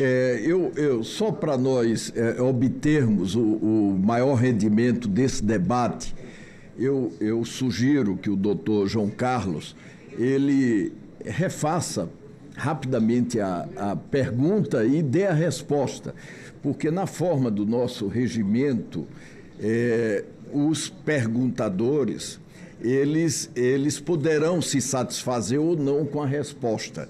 Em não satisfazendo, eles terão direito à réplica. E, neste caso, o doutor João Carlos terá direito à tréplica. Então, seria melhor, nós daríamos um ritmo mais adequado aqui à audiência pública. Perfeito, presidente.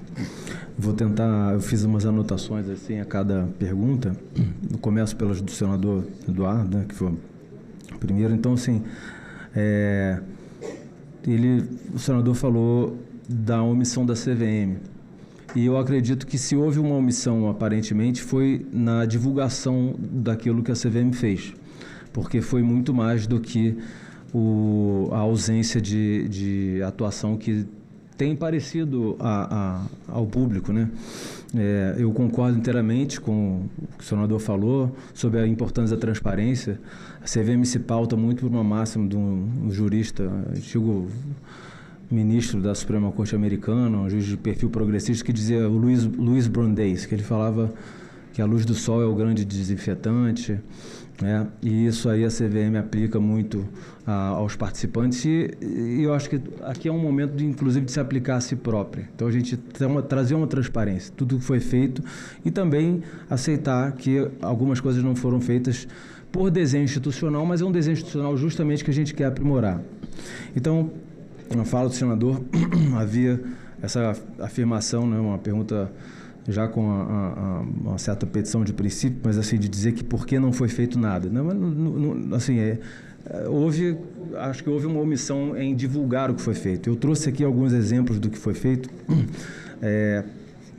e que não foram e que estão fora do radar, mas, por exemplo, para falar, já abrir com a Compliance Zero. A Compliance Zero, ela é feita depois que a CVM comunica ao MPF, em junho de 25, os indícios de aporte de quase 500 milhões de reais em clínicas de laranja. Então, a CVM detectou em sua supervisão.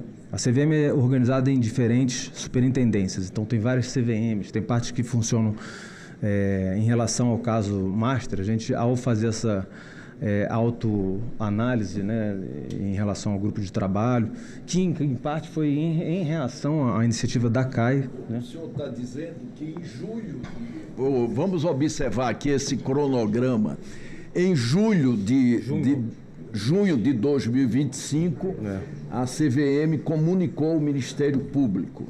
Comunica ao Ministério Público indícios que compuseram justamente uma base grande da Operação Compliance Zero. O que foi isso? Foi a identificação de notas comerciais, de títulos emitidos. O Banco Master empresta, ou diz que empresta, mais de cerca de 500 milhões de reais para uma clínica chamada Mais Médicos, que tinha uma receita anual de 50 mil reais.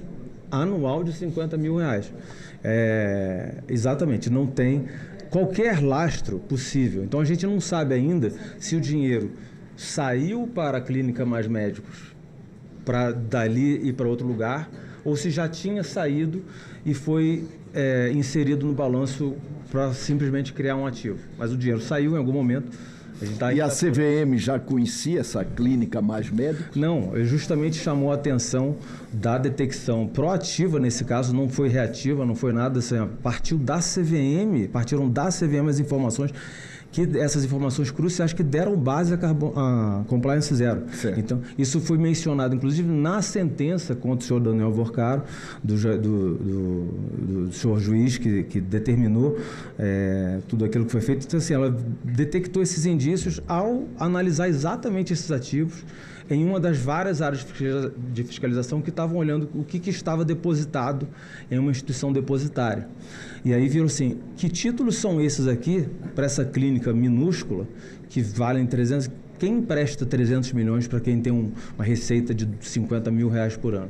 Então, era 200 para Mais Médicos e 300 para outra clínica lá que era ligado pela mesma pessoa física, que aparentemente pode ser um laranja.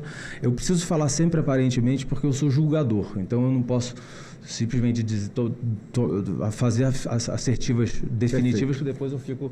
Vamos falar assim, não podia julgar o caso, você pré-julgou. Então, mas vamos dizer que tem uma grande aparência.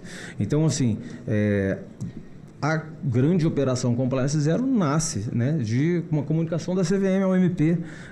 Tem outros exemplos aqui. Esse exemplo tem resposta? Já sabe o que aconteceu, se realmente houve empréstimo? O MP usou essas informações, e aí foi um exemplo de as instituições funcionarem bem na sua coordenação.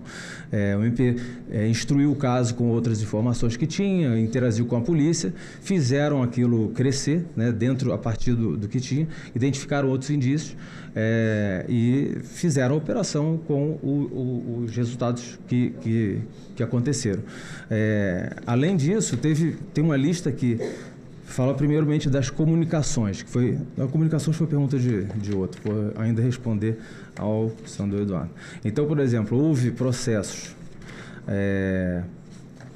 aqui, alguns dos casos públicos, todo o material está compilado, vai ser submetido à CAI, mas alguns exemplos. Então, assim, em dezembro de 23, né, o processo aberto em dezembro de 23, é uma aparente infração de um fundo gerido pela REAG, né, e que tinha o Master como cotista. Isso já foi feita a acusação e está aguardando o julgamento pelo colegiado. Tá? Em agosto de 22, uma possível manipulação de mercado com um ativo feito pelo Banco Master, né? Então, com fundo de emissão de um fundo chamado Brasil Realty. Então, qual é a acusação nesse caso? Os ativos eram inseridos num fundo por um determinado valor aparentemente próximo do real, No momento seguinte, aquele imóvel que valia 100 milhões, magicamente passou a valer 300, e essas cotas do fundo são vendidas para fundos cujos cotistas são fundos de pensão, como a gente sabe, o problema antigo. E aí isso é um processo que está em fase de aguardando julgamento. Outro processo... julgamento da CVM? Isso, dentro da CVM. Mas desde 2023, está esperando isso, 3 anos? Não, porque a acusação, o processo é aberto em 22, que começa o inquérito, tem o andamento das investigações, e aí é finalmente feito um termo de acusação. Esse caso... e às vezes demora mais ou menos por causa de tem muitos acusados, aí fazem proposta de termo de compromisso, muda, cada processo tem uma história, demora mais para chegar ao fim. Isso é uma questão que eu até vou tratar mais adiante, mas que é uma questão institucional, que a CVM realmente tem falta de recursos humanos que permitiria que os processos andassem mais rápido. Isso realmente seria possível. Tem exemplos aqui de outra abertura de inquérito, em abril de 25, que o Master usa suas participações em fundos para melhorar o seu resultado, que é exatamente o coração da fraude. Isso foi aberto em abril de 25. Tem em maio de 25, um FDIC do Master adquiriu direitos creditórios muito maiores ao patrimônio líquido do FDIC para vender ao Master. Então é aquela história de contar a história para si próprio, né, que vai mais. Tem outros exemplos aqui em relação ao BRB que foi feito, já posso até adiantar, quando chegar essa pergunta já vai estar respondida, mas que foram feitas só na CEP, a Superintendência de Empresas. E aí tem um ponto importante que é o seguinte, por que não foi feito em relação, por exemplo, outra pergunta do senador Eduardo tinha sido transparência em aquisições recentes pelo Master do Will Bank, do Volter. Isso não compete à CVM, é um banco central que vê se está comprando ou não. E que autoriza. Aliás, a aquisição do Pleno foi autorizada em menos de 30 dias. Já durante a crise de liquidez. Já durante, em julho, exatamente em julho. Isso também se refere à pergunta que ele fez sobre conflito de interesse. Dentro de banco a gente não faz, mas a gente faz em fundos. Então, em fundos tem regras específicas de segregação de atividades. Em relação ao fluxo de informações, também faz parte daquilo que foi feito pela CVM. Tem aqui uma cronologia que mostra o seguinte quadro. Além dessa que eu já mencionei, que faz parte que constituiu uma parte tão importante da Compliance Zero, em 2017 tem um comunicado ao MPF, em 2020 tem um comunicado ao MPF, ao Banco Central, à SUSEP. Em 21 tem comunicado ao MPF, ao Banco Central, 2 para cada um. Em 22 tem comunicados para o MPF, para a Receita Federal, para o Banco Central, para a SUSEP. Em 25 tem comunicados para o MPF, para a Receita e para o Banco Central. Enfim, aí tem lá, vem a liquidação do Master. Em relação a essas comunicações, a gente também ampliou o acordo operacional com o Banco Central, está em vias de ser assinado, acho que eu já mencionei isso, já falei. E aí, o que mais de pergunta aqui? Senhor, olha, eu não entendi. Essa aqui, ó. O senhor comentou que esses ofícios eram enviados pela CVM a esses órgãos? Sim. Sobre o Banco Master? Aqui é sobre o Master ou o REAG, porque os dois têm uma interligação muito... Desde quando isso aí? O primeiro ofício aqui, a gente começou a mapear o Máxima, ainda se chamava Máxima, mas não desde a origem do Máxima, porque ele pertencia a outro grupo. A linha de corte para a gente começar a olhar foi a era em que ele estava já ligado ao senhor Daniel Vorcaro, para ter justamente uma pertinência aqui. Então, desde 2017 já tem comunicações que são feitas quando a CVM está, as áreas de fiscalização identificam indícios, aqui parece ter irregularidade, e o processo da CVM corre em paralelo. Ela segue investigando, ela promove uma acusação ou não. Tem casos que viram arquivamento, tem casos que viram ofício de alerta. Então, assim, a gente já identificou mais de 200 processos abertos e aí ainda está na fase de apuração dentro do grupo de trabalho que a gente organizou, tendo até como exemplo a CAI, para apurar o que foi feito com cada um. Então, assim, a gente tem alguns exemplos que eu li foram resultados desses que caminharam já para acusações, né? Então, tem vários exemplos de acusações, de atuações que a CVM fez. O processo administrativo sancionador foi interposto quando? Aí cada um desses tem uma data, eu posso mandar depois o detalhamento da data das acusações, porque, por exemplo, em relação ao BRB, e o BRB, por que o BRB tem uma ótica da CVM? O BRB é uma companhia aberta. Então, por ter ações listadas em mercado, a CVM tem por competência verificar. Então, tem 24 processos só em relação BRB, e Master e Reag aqui. Então, esse processo vai disponibilizar para a CAI também? Tudo disponibilizado para a CAI. Uma das perguntas que o senador fez, Vossa Excelência perguntou ao final, era sobre se a gente disponibilizaria as carteiras de ativos, e eu não vou determinar que isso seja feito, porque já determinei, e já foi feito, a maior parte já foi enviada, né, pelos administradores dos fundos. A conclusão dos trabalhos da CVM está previsto para essa semana, e essa parte fazia parte de um questionamento específico da CAI, já tem dados preliminares. Acho que, não sei se é isso que o Joab está... Senhor presidente, pela ordem, desculpa estar incomodando, mas assim, tem uma coisa que está me incomodando. O senhor falou de 24 processos, assim, que já estava rolando com o BRB, no caso. Só o BRB. Então, assim, mas aonde que houve a falha? Porque estavam correndo os processos, estava tendo, né, acontecendo a investigação, mas aconteceu a situação, a fraude, os rombos.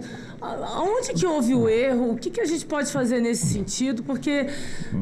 assim, se a CVM identificou, está ali, comunicou ao Ministério Público e a fraude aconteceu, aonde que está o erro? O processo da CVM, senador, ele visa, uma vez que se identifica uma irregularidade, feita uma acusação, os acusados têm direito à defesa, e ao final disso vem uma punição que pode chegar, inclusive, ao descredenciamento das pessoas, porque o que acontece... Tudo bem, mas aí ela já lesou, já assim, acabou com a vida das pessoas. Estou falando de previdência, dos IPREVs aí. Então, assim, a gente tem que realmente repensar esse processo. Eu não tenho a menor dúvida que houve uma omissão clara, não é só de CVM, pelo menos está aí os processos, mas em todo o processo, senador Renan. A gente realmente tem que acompanhar, fazer um pente fino, onde que houve o erro, porque se foram abertos os processos, né, estão sendo ainda julgados e aconteceu a fraude, em algum lugar existe um gargalo nesse processo, ou mesmo a questão da omissão. A gente realmente tem que avaliar isso aqui dentro da casa. Enfim, é só um alerta, porque eu estou ouvindo a sua fala, e está claro que houve, de certa forma, por mais que haja omissão nas falas dos nossos colegas, houve o papel da CVM, houve uma provocação ao Ministério Público, mas a fraude aconteceu. E esse recurso não vai ser ressarcido, não tem como ser. Então, é só um alerta nesse sentido, e perguntar para você, na sua impressão, doutor João Carlos, onde que houve o erro, já que a CVM fez o papel dela em alguns processos? Vou anotar isso aqui para tentar manter uma ordem aqui.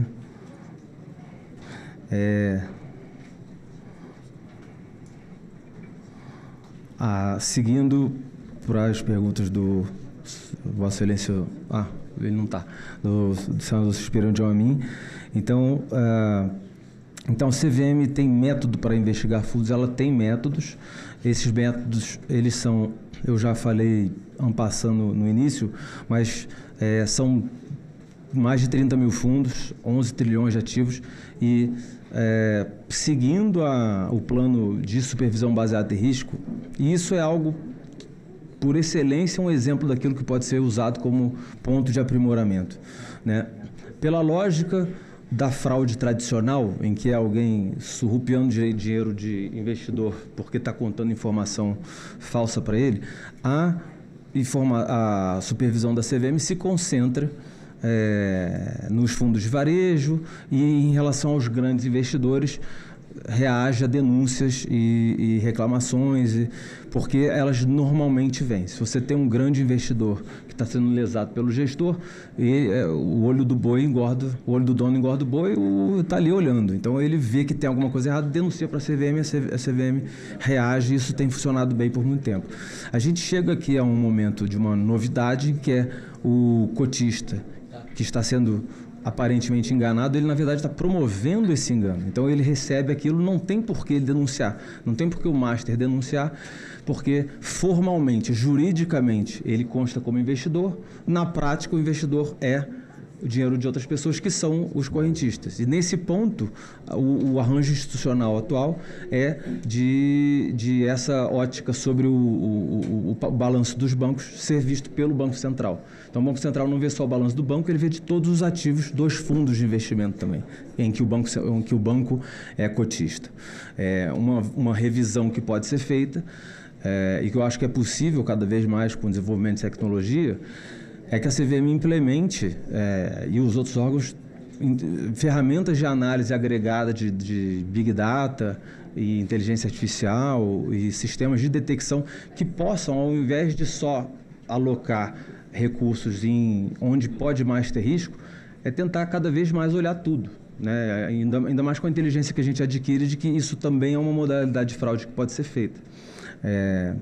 Então, tem essa resposta em relação ao método de detectar fundos. Aí, em relação ao que é feito quando se olha, você tem a demonstração financeira que é preparada pelo fundo, o auditor independente, ele tem que validar aquilo, e quando tem atipicidade, por exemplo, o fundo multiplicou várias vezes, aí o auditor ele identifica aquilo, faz anotações, o senhor sabe bem, e isso aí vai para a área para a superintendência que compete lá a CVM, olhar o que está sendo feito. Em outras épocas, se fazia por amostragem, falou assim, vamos ver demonstrações financeiras, relatórios de auditoria, para ver onde tem detecção.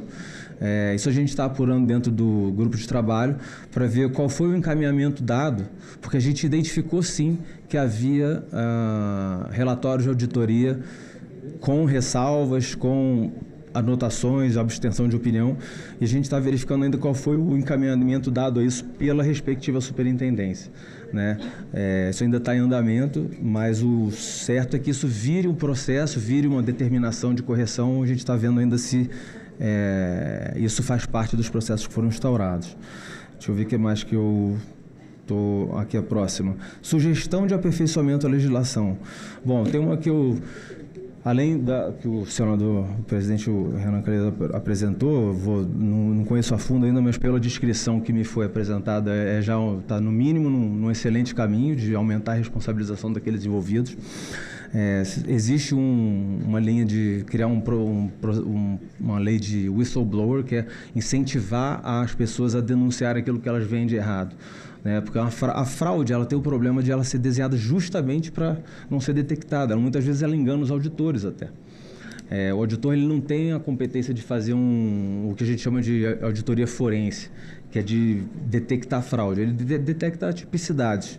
Então, você incentivar pessoas a denunciarem para poder receber uma parte do que é recuperado é uma medida interessante. Eu também já mencionei em fóruns de discussão, você aumentar o poder de cotistas de fundo, de processarem quem lesou o fundo para ressarcir o fundo, e ele também tem um benefício econômico. Isso é apenas a aplicação de um instrumento que já existe nas SAs, e já existe, pode ser aprimorado, mas existe nos Estados Unidos com bastante uso, que chama ação derivada. Isso pode ser feito também para você aumentar o número de pessoas que têm interesse em recuperar dinheiro para o fundo. Isso é uma medida também que eu acho que pode ser cogitada aqui pelo legislador. A transparência sobre os cotistas, que eu acho que é uma coisa, a meu ver, aqui eu não posso falar institucionalmente pela CVM, porque a gente nunca discutiu isso, mas minha opinião pessoal, por que as limitadas a gente tem a informação de quem são os sócios na junta comercial, algo público, e os fundos de investimento, que são essencialmente sociedades empresárias, né, só tem um objeto diferente, por que o fundo não tem os cotistas abertos? E aí fica assim, mas isso é sigilo fiscal. Eu falo assim, não, sigilo fiscal, você não abre uma empresa, você tem uma conta só guardada. Se você faz um empreendimento que lida com terceiros, por que não se identificar? Eu acho que isso é algo que pode ser, no mínimo, debatido. A minha opinião agora é de que poderia ser aberto. Você acha que mais coerente que você abra quem são os cotistas. Uma sugestão também de aperfeiçoamento, não exatamente de legislação, mas de regulação, é isso de você ver nessa supervisão baseada em risco, trazer outros elementos que estão em risco que a gente viu que foram usados para... Né? Aí depois, passando para as perguntas de Vossa Senhoria, Vossa Excelência, desculpa. Então, assim, a CVM, sim, sabia desde 22, não foi nem de 22, desde antes até já começava. E aí não é que não fez nada, ela fez vários processos, está fazendo. Alguns poderiam ser mais rápidos. Realmente, eu inicialmente era cético, eu devo confessar, quando eu via precisa de mais recursos, precisa de mais gente. Bom, acho que talvez pode ser uma questão de reorganizar interno, mas eu fui vendo realmente, especialmente a partir da interino e me inteirando lá com as áreas, que não, o pessoal trabalha além da capacidade máxima, assim, tem muitos servidores que têm uma dedicação, assim, exaustiva mesmo, e aí você vê que tem acúmulo de processos por pessoa e aquilo poderia ser mais rápido se tivesse mais gente, mas também tem recursos tecnológicos que precisam ser feitos. Então, assim, precisa dar só um rápido parâmetro. De 2015 para cá, em valores ajustados para a inflação, o orçamento discricionário da CVM foi reduzido em 70%. Ele é 30% hoje do que era em 2015, sendo que o mercado cresceu bastante. Então, assim, isso não é este governo ou aquele governo. O governo atual, inclusive, aumentou substancialmente o recurso, o discricionário, mas foi de 20 para 30 milhões, ou seja, de 80% de redução foi para 70% de redução. É um aumento de 50% para o que a gente tem, mas ainda é aquém do que é necessário para ter sistemas. Hoje a CVM tem sistemas que são operacionalizados pela Bolsa, pela Ambima, por participantes que isso idealmente deveria estar dentro da própria CVM e que precisa de orçamento. Isso é parte do que a gente já está fazendo, tá? Reprogramar uns usos que estavam previstos para recursos e fazer o seguinte: esses recursos aqui deveriam ser mais bem aplicados em sistemas de supervisão, em algoritmos de desenvolvimento.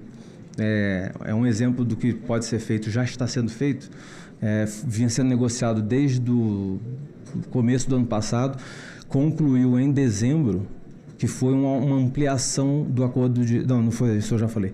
Foi um decreto de reorganização interna da CVM, então contou com o apoio do governo, editou um decreto presidencial em dezembro, que criou novas superintendências na CVM, especialmente uma de integração entre as superintendências e aprimoramento por uso de ferramentas tecnológicas, porque não é só um pedido de ter mais estudos anteriores da CVM e falar assim, precisa de mais 500 funcionários. Acho que isso está em revisão, tem lá um plano conforme os critérios do MGI, do Ministério de Gestão, em que esse número provavelmente é menor, mas acho que ele pode ser ainda menor se com o uso de ferramentas tecnológicas que podem fazer uma análise, filtragem de dados. A gente fez um exercício fazendo retrospectivamente um algoritmo que, se tivesse detectado atipicidades, sem falar nada de americano, sem falar nada de master, um algoritmo mostrou que aqueles casos teriam pulado com sinais de alerta.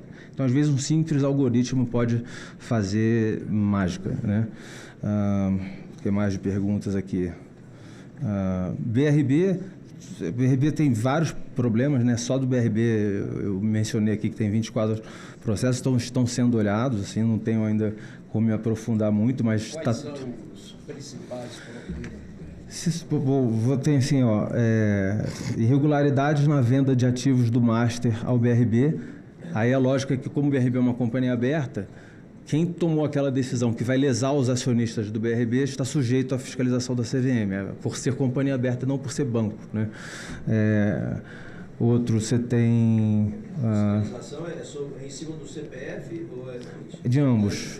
De ambos. A CVM tem o sistema punitivo da CVM, vai em cima dos CPFs e do CNPJ. Quando se entende que o CNPJ estava sistematicamente envolvido naquilo, ele é punido também, né? Diferentemente do direito criminal, no administrativo sancionador você tem sanções para pessoa jurídica. Em certos casos, quando você vê que a instituição foi tomada por pessoas que estavam se usando daquela posição para lesar inclusive a própria pessoa jurídica, aí a pessoa jurídica é até parte do réu, porque é parte dos réus, até porque isso fornece muitas informações para melhorar a decisão do julgador, mas se entender que no fim a instituição foi também uma vítima, a instituição não é punida, porque você puniria novamente os acionistas que já perderam com mas a resposta sim, as instituições, a pessoa jurídica e as naturais são acusadas. Tem outros, então tem assim... investigação que diz que o BRB fabricou contratos para justificar desvio de 12 bilhões, então tem esclarecimentos à companhia, então tem o processo que decorre daí. Esses aqui já são, eu marquei como depois da liquidação do Master, mas são 5, então 19 foram anteriores à liquidação, só para tirar o caráter de vão fazer alguma coisa agora, entendeu? Tem todos aqui, eu vou estar tão à disposição da CAI, mas... Eu concedo a palavra ao senador Jorge Seife. Senhor presidente. A palavra a você. Presidente, ele é o próximo inscrito. Não, é só porque a questão do... Eu só queria informação. Existe hoje 2 vagas de diretoria abertas aí na CVM? Não. Está faltando sabatinar, parece? Existem 2 vagas a serem sabatinadas, porque já foram indicadas pela presidência da República, então é do presidente, porque o presidente vai o mandato até julho de 27, que o presidente anterior renunciou em julho de 25. E o mandato dele é até julho de 27. Então, esse mandato tampão, houve a indicação já do presidente da República para ocupar essa vaga. Houve também a indicação de um diretor para ocupar uma das vagas de diretoria. E há uma vaga ainda em aberto que ainda falta ser indicada. Então, são 3 vagas que o colegiado não tem hoje, 2 já foram indicadas, ainda estão aguardando para fazer sabatina e tudo. Eu queria pedir a Vossa Senhoria o seguinte, tem um projeto tramitando na Câmara Legislativa agora, estão discutindo isso hoje lá, sobre a questão da construção do fundo imobiliário para cobrir esse rombo que tem lá no BRB. Teria como Vossa Senhoria disponibilizar rapidamente esse processo para dar uma olhada, até para comunicar? Não, tudo que nós temos está disponibilizado já hoje e o que faltar a gente disponibiliza à medida em que for chegando, tá bom? Obrigado. Senhor presidente. Senador Jorge Seife. Muito obrigado. Primeiramente, eu quero parabenizar o senhor, porque a questão do Banco Master hoje estarreceu o Brasil. São, até a última informação que eu levantei, são mais de 50 bilhões de reais que foram lesados. E quando nós falamos lesados de brasileiros. Lesados de brasileiros que acreditavam na instituição do Banco Master. Mas o Banco Master, ele era fiscalizado pela CVM. Pelo menos deveria ser. Doutor Accioli, o senhor trouxe aí informações importantes. Segundo me consta, a CVM, Comissão de Valores Imobiliários, é uma autarquia federal vinculada ao Ministério da Fazenda que tem por finalidade regular, desenvolver e fiscalizar o mercado de capitais no Brasil, atuando na proteção de investidores contra falsas informações. Senhor presidente, eu queria que o senhor refletisse comigo. Hoje, segundo os dados oficiais, existem aproximadamente 500 servidores federais na CVM. 500 servidores. Não é pouca coisa. A média de salário dos diretores e do presidente da CVM é exatamente o salário de nós senadores. Aproximadamente R$30 mil, que é um salário que é 10 vezes a média do salário do brasileiro. Ou seja, realmente é uma pessoal privilegiado, recebe muito bem e tem uma estrutura muito bem organizada para fazer seus trabalhos. Doutor Accioli, qual é a minha pergunta para o senhor? Não sei se o senhor sabe que existia um banco no estado de Santa Catarina, meu estado, chamado BESC, Banco do Estado de Santa Catarina. O senhor sabe quando o BESC foi liquidado? Em 2003. Como que nós explicamos para a população brasileira que a CVM aceitava 800 milhões de reais como um ativo verdadeiro do Banco Master e 500 servidores da CVM, incluindo o senhor, não tiveram a competência ou não tiveram o cuidado, nada pessoal contra o senhor, mas é uma reflexão de entender e de verificar que um banco que foi executado em 2003 tinha ativos e que capitalizava com isso. Ou seja, o Banco Master disse assim para o mercado: mercado, eu tenho 800 milhões do Banco do Estado de Santa Catarina. Mas é uma mentira de um tamanho descomunal. Cadê a CVM? Como o senador Eduardo Braga comentou, a CVM não é réu primário. Existem várias outras falhas no passado que mostram que algo de errado ocorre. Aí eu me reservo o direito de pensar: será omissão, senhor presidente? Será conivência? Será incompetência? Será leniência? Será corrupção ativa, passiva, tráfico de influência? Alguma dessas questões, ou várias questões dessas, estão envolvidas. Porém, no depoimento, senhor presidente, do doutor Acioli, ele comentou que já há alguns anos a CVM, pelo menos parcialmente, tem feito seu trabalho de denunciar as autoridades irregularidades do funcionamento do Banco Master. Portanto, eu peço a Vossa Excelência, porque que é um trabalho fundamental que o senhor está fazendo, um trabalho que a CAI está fazendo, que com certeza o senador Eduardo Braga já explanou, né, muito bem. É um trabalho que hoje o Congresso Nacional, na nossa atribuição de fiscalização, deve fazer, e o senhor liderou esse processo através da Comissão de Assuntos Econômicos. Eu gostaria de pedir, Vossa Excelência, que incluísse, para quem a CVM, ele tem ali um gráfico, ele mostrou um gráfico ali, o Acioli, com tudo que ele foi denunciado ao longo do tempo. E, por último, senhor presidente, pedir que sejamos aqui, nós senadores, através dessa comissão e dessa missão especial que o senhor está fazendo, dentro dessa comissão, que sejamos corajosos para realmente buscar os culpados por esse escândalo de proporções bilionárias que lesou cada um dos brasileiros. Muito obrigado. Com a palavra, doutor João Carlos. Obrigado. Senadora Leila. Foi? Senador Bagatoli e a senadora Soraya Tronic. Obrigado, presidente. João Carlos, você sabe que é o maior escândalo da história, talvez dos últimos 30 anos, vai ser essa situação do Banco Master. Você sabe que passamos pelaquela situação do Banco Santos, lá atrás, e agora jamais eu imaginava que nós íamos chegar numa situação dessa que chegou.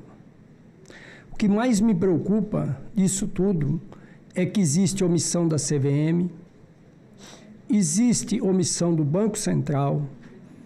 Não sei o que aconteceu com o Ministério Público nessa fiscalização.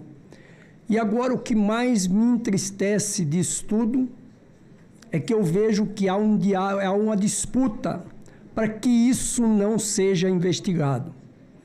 E isso, inclusive, pelo nosso Supremo Tribunal Federal. Há uma preocupação muito grande para o país nessa situação. Eu vou lhe dar um exemplo aqui. Em 2025, eu protocolei um requerimento aqui nessa casa, com o senador Renan Calheiros, nosso presidente aqui da CAI. Você pode verificar lá que o BAS aplicou naquela época, antes de o presidente renunciar, ele já tinha aplicado em torno de 50, 60 milhões em títulos podres. Banco da Amazônia. Eu protocolei, inclusive, aqui um requerimento para que o senhor Luiz Lessa, presidente do banco, viesse aqui dar esclarecimentos sobre essa situação. E ele vai ter que vir aqui nessa casa, presidente Renan Calheiro, dar explicação. Por quê?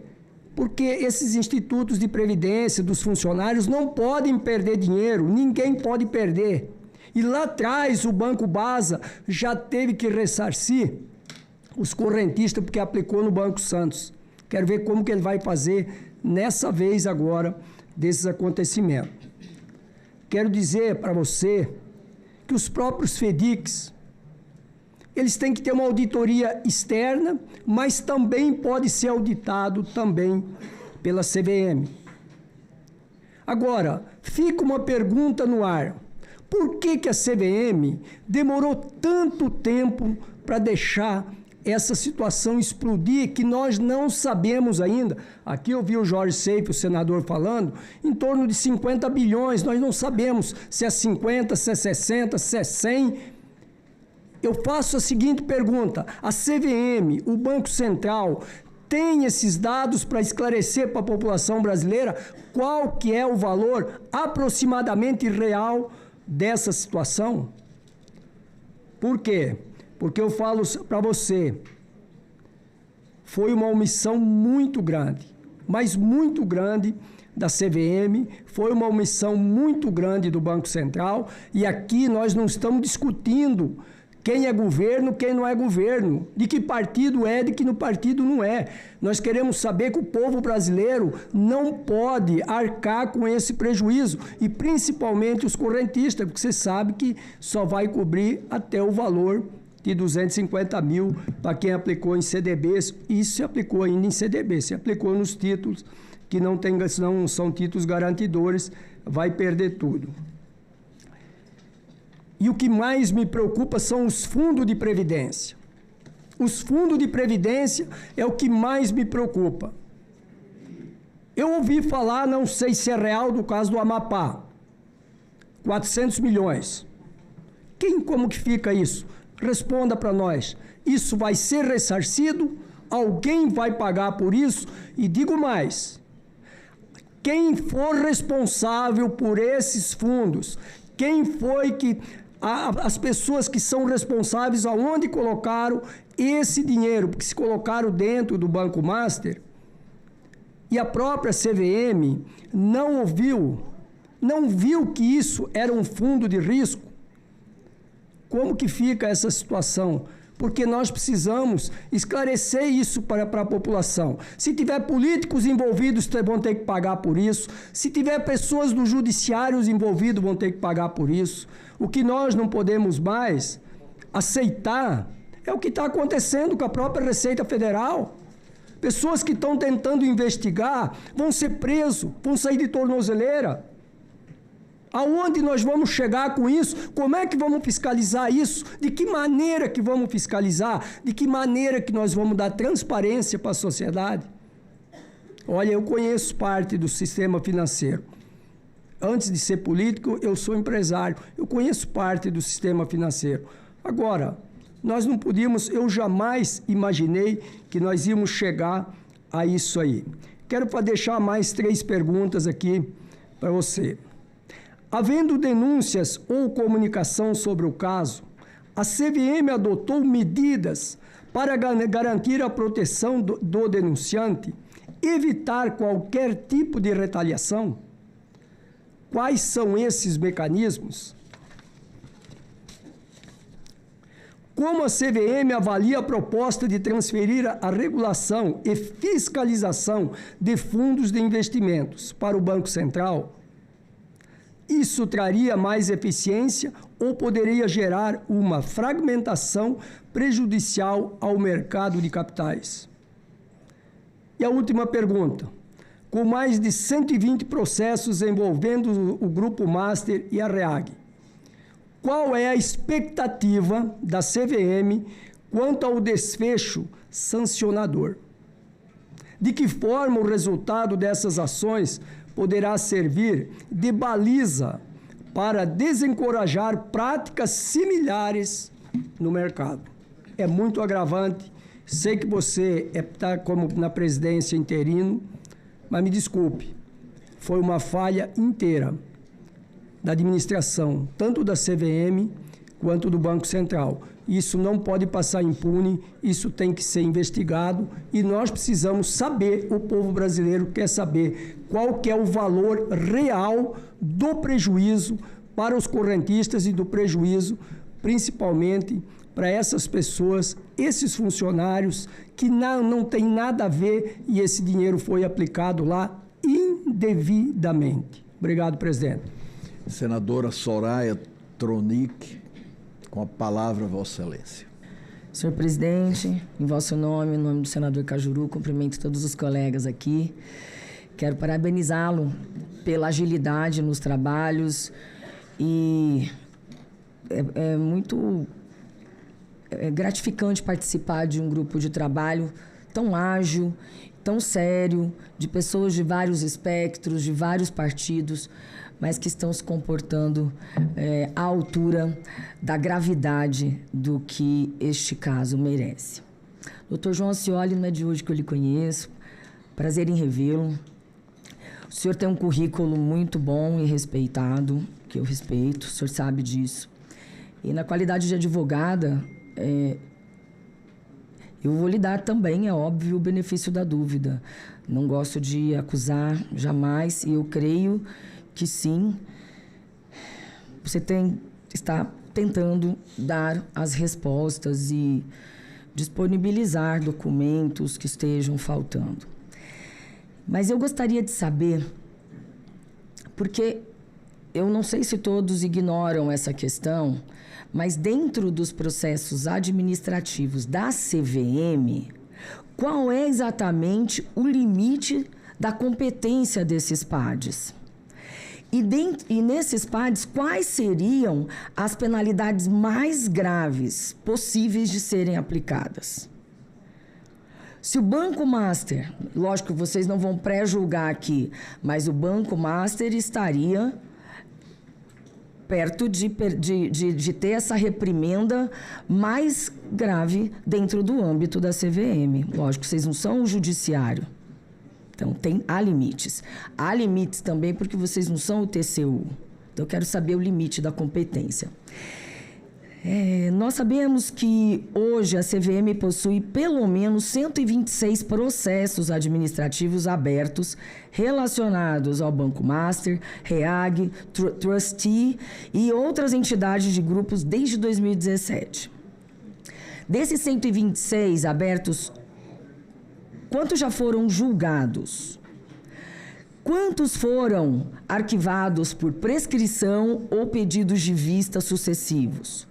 Qual o tempo médio da tramitação desses processos? E outra questão que eu considero importante: de quem é legitimidade para propor esses PADs? Quem tem legitimidade? Eu tenho? Qualquer do povo tem? Ou somente membros do CVM ou investidores? Não sei. Quem tem legitimidade? Bom, em 2020, o TCU já apontava a falta de jurisprudência consolidada, transparência e governança na CVM.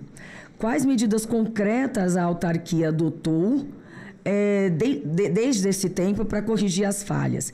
E por que, mesmo após a auditoria, o caso Master pôde evoluir até a liquidação extrajudicial? Evoluiu, foi muito longe. Gostaria de entender o porquê. Muitas perguntas aqui já foram feitas, eu vou pular algumas. Gostaria de entender por que a CVM aceitou termos de compromisso de 6,1 milhões que arquivaram processos contra Daniel Vorcaro, Luiz Antônio Bull e outros executivos ligados ao Master sem reconhecimento de culpa. Qual foi o critério para aceitar valores tão baixos diante de prejuízos bilionários a fundos de pensão e investidores? E em quantos outros casos do Master foram firmados acordos semelhantes? Sabe-se também que em dezembro de 25, o colegiado rejeitou por unanimidade uma proposta de 21 milhões do Banco Master, Vorcaro e Viking. O que mudou da análise entre esses acordos aceitos no passado e esse rejeitado? Sendo que esse é muito maior, 21 milhões, o outro foi 6,1. O senhor considera que o Instituto do Termo de Compromisso está sendo usado de forma excessiva para casos graves de fraude? Pergunta. Uma pergunta que eu fiz também aqui, nosso colega que possui FIDICs, o Fundo Garantidor, o FGC, cobre apenas partes dos CDBs. E quantos FIDICs e fundos geridos por entidades do grupo? Como é que funciona? Por fim, eu gostaria que o senhor pudesse passar para os nossos aposentados e pensionistas e pequenos investidores que perderam recursos, como amigos meus, inclusive a minha nora. Toda abaixo de 250 mil vai receber, mas eu duvido que vai receber com os juros propostos, né, aqueles juros robustos. Vai demorar para receber, mas ali ela perdeu no Master, perdeu até o momento toda a economia de uma vida. Ela é violinista, música e sofreu muito para juntar esse recurso. Então, em nome dela, eu penso em todas essas pessoas. Então, o que o senhor diria para acalentar o coração dessas pessoas, esses pequenos investidores, dos pensionistas, os grandes acima de 250, esses aí já estão perdidos e já sabem, de repente, como que vão fazer ou que está impossível de se fazer. Mas qual é a mensagem de confiança que a autarquia pode transmitir ao mercado e aos investidores após esse escândalo? E como é que fica a nossa imagem do mercado brasileiro em geral para o mercado exterior diante desse escândalo e diante do teu conhecimento, que eu sei que Vossa Senhoria possui sim?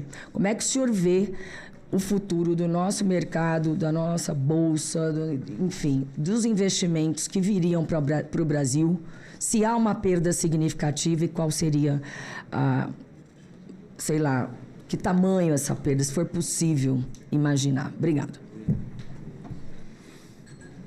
Com a palavra, o senhor João Carlos. Obrigado, senhor presidente. Vou, então, inicialmente, senador Jorge Seife. Bom, a fiscalização pela CVM falou muito do BESC, né? Então é importante lembrar.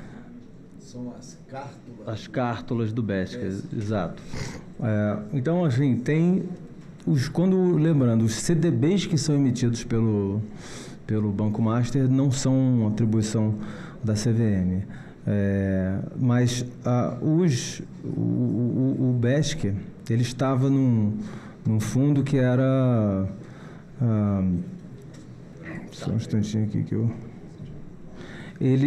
a situação do BESC era um FIDIC, né, comprou esses ativos. Esses ativos eles foram identificados, essa questão foi identificada pela CVM, um inquérito que foi aberto em 2022. Em 2025, o inquérito foi concluído, virou uma acusação, existe uma acusação em andamento. Então, assim, foi algo que a CVM identificou e propôs a acusação, e a acusação está em andamento. Então, eu acredito que como foi no fim de 25 que foi o inquérito, ainda deve estar em prazo de defesa, né? Então, esse é um processo que será julgado, né? Então, é importante ter esse caso como mais um exemplo de algo que foi feito pela CVM em suas competências. Tem outra questão de qual a falha. Eu acho que a gente pode pensar, talvez ainda seja cedo para identificar as falhas, porque a gente está ainda num grupo de trabalho para ver dentro da CVM cada área. Tem áreas que fizeram muito, né? Tem outras áreas que aparentemente não tanto, e aí a gente está identificando, por exemplo, que havia auditorias com apontamentos. A gente ainda está vendo o que foi feito em sequência disso. Vai haver no relatório exatamente uma visão introspectiva para aprender o que funcionou bem, o que não funcionou bem e daí a poder aprimorar. Pode ter havido erro, sim, certamente não é impossível. Mas a gente ainda, o que aparece primeiro, até por naturalidade, são os vários acertos. Assim, agora os erros vão aparecer também. E aí, o que mais? Os FDICs têm auditoria externa pela CVM, tem. Isso é feito exatamente naquela supervisão baseada em risco. Agora, e quanto à carteira dos FDICs, porque tem um contexto que é o seguinte: o FDIC, economicamente, ele acaba fazendo um papel muito equivalente ao banco. Então, tem o jargão fala atividade parabancária, ou shadow banking, ou parallel banking. E isso aí, por compor o cenário todo do sistema financeiro, por cuja rigidez o Banco Central zela, o Banco Central tem conhecimento, olha os FDICs, e tem que olhar mesmo, é a atuação prudencial. Então, assim, naquele contexto da discussão de o Banco Central ter competência sobre os fundos, ele já tem o acesso à informação e faz sentido que ele possa ter algum instrumento prudencial de intervir, algo que não existe hoje em nenhum dos campos. A CVM também está ampliando essa área, então na área foi criada uma superintendência dentro desse decreto de dezembro e que vinha sendo discutido desde o início do ano, de trazer a supervisão prudencial, né, para o âmbito dos fundos. Então vai ser uma coisa de complementaridade com o Banco Central. Os dados, quais os valores, né? Então, assim, aqui tem um número mais ou menos de 50 bilhões, que é o que está coberto pelo FGC, na prática é um rombo no FGC, e tem pelo menos mais 10, 11 bilhões que não estão cobertos. Então, são valores realmente muito expressivos.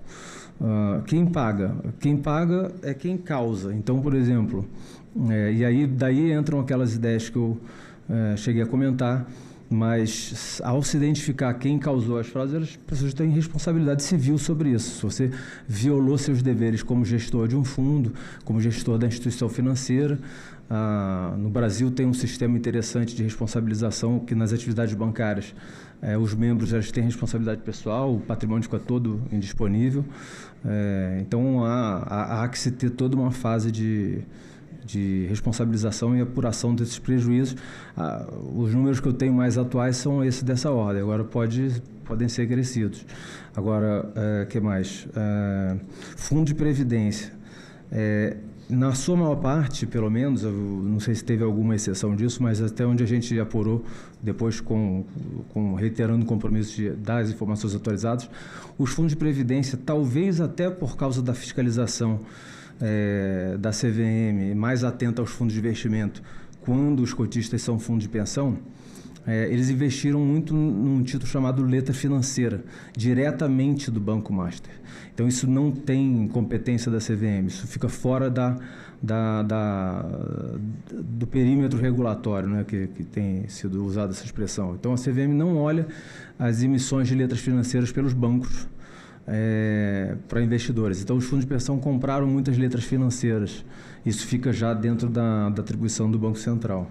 Presidente, se me permite, só por causa desse tema, quais são os fundos que a fiscalização é do Banco Central e quais os fundos são responsabilidade da CVM? Porque tem esse... assim, todos os fundos são de competência da CVM, tá?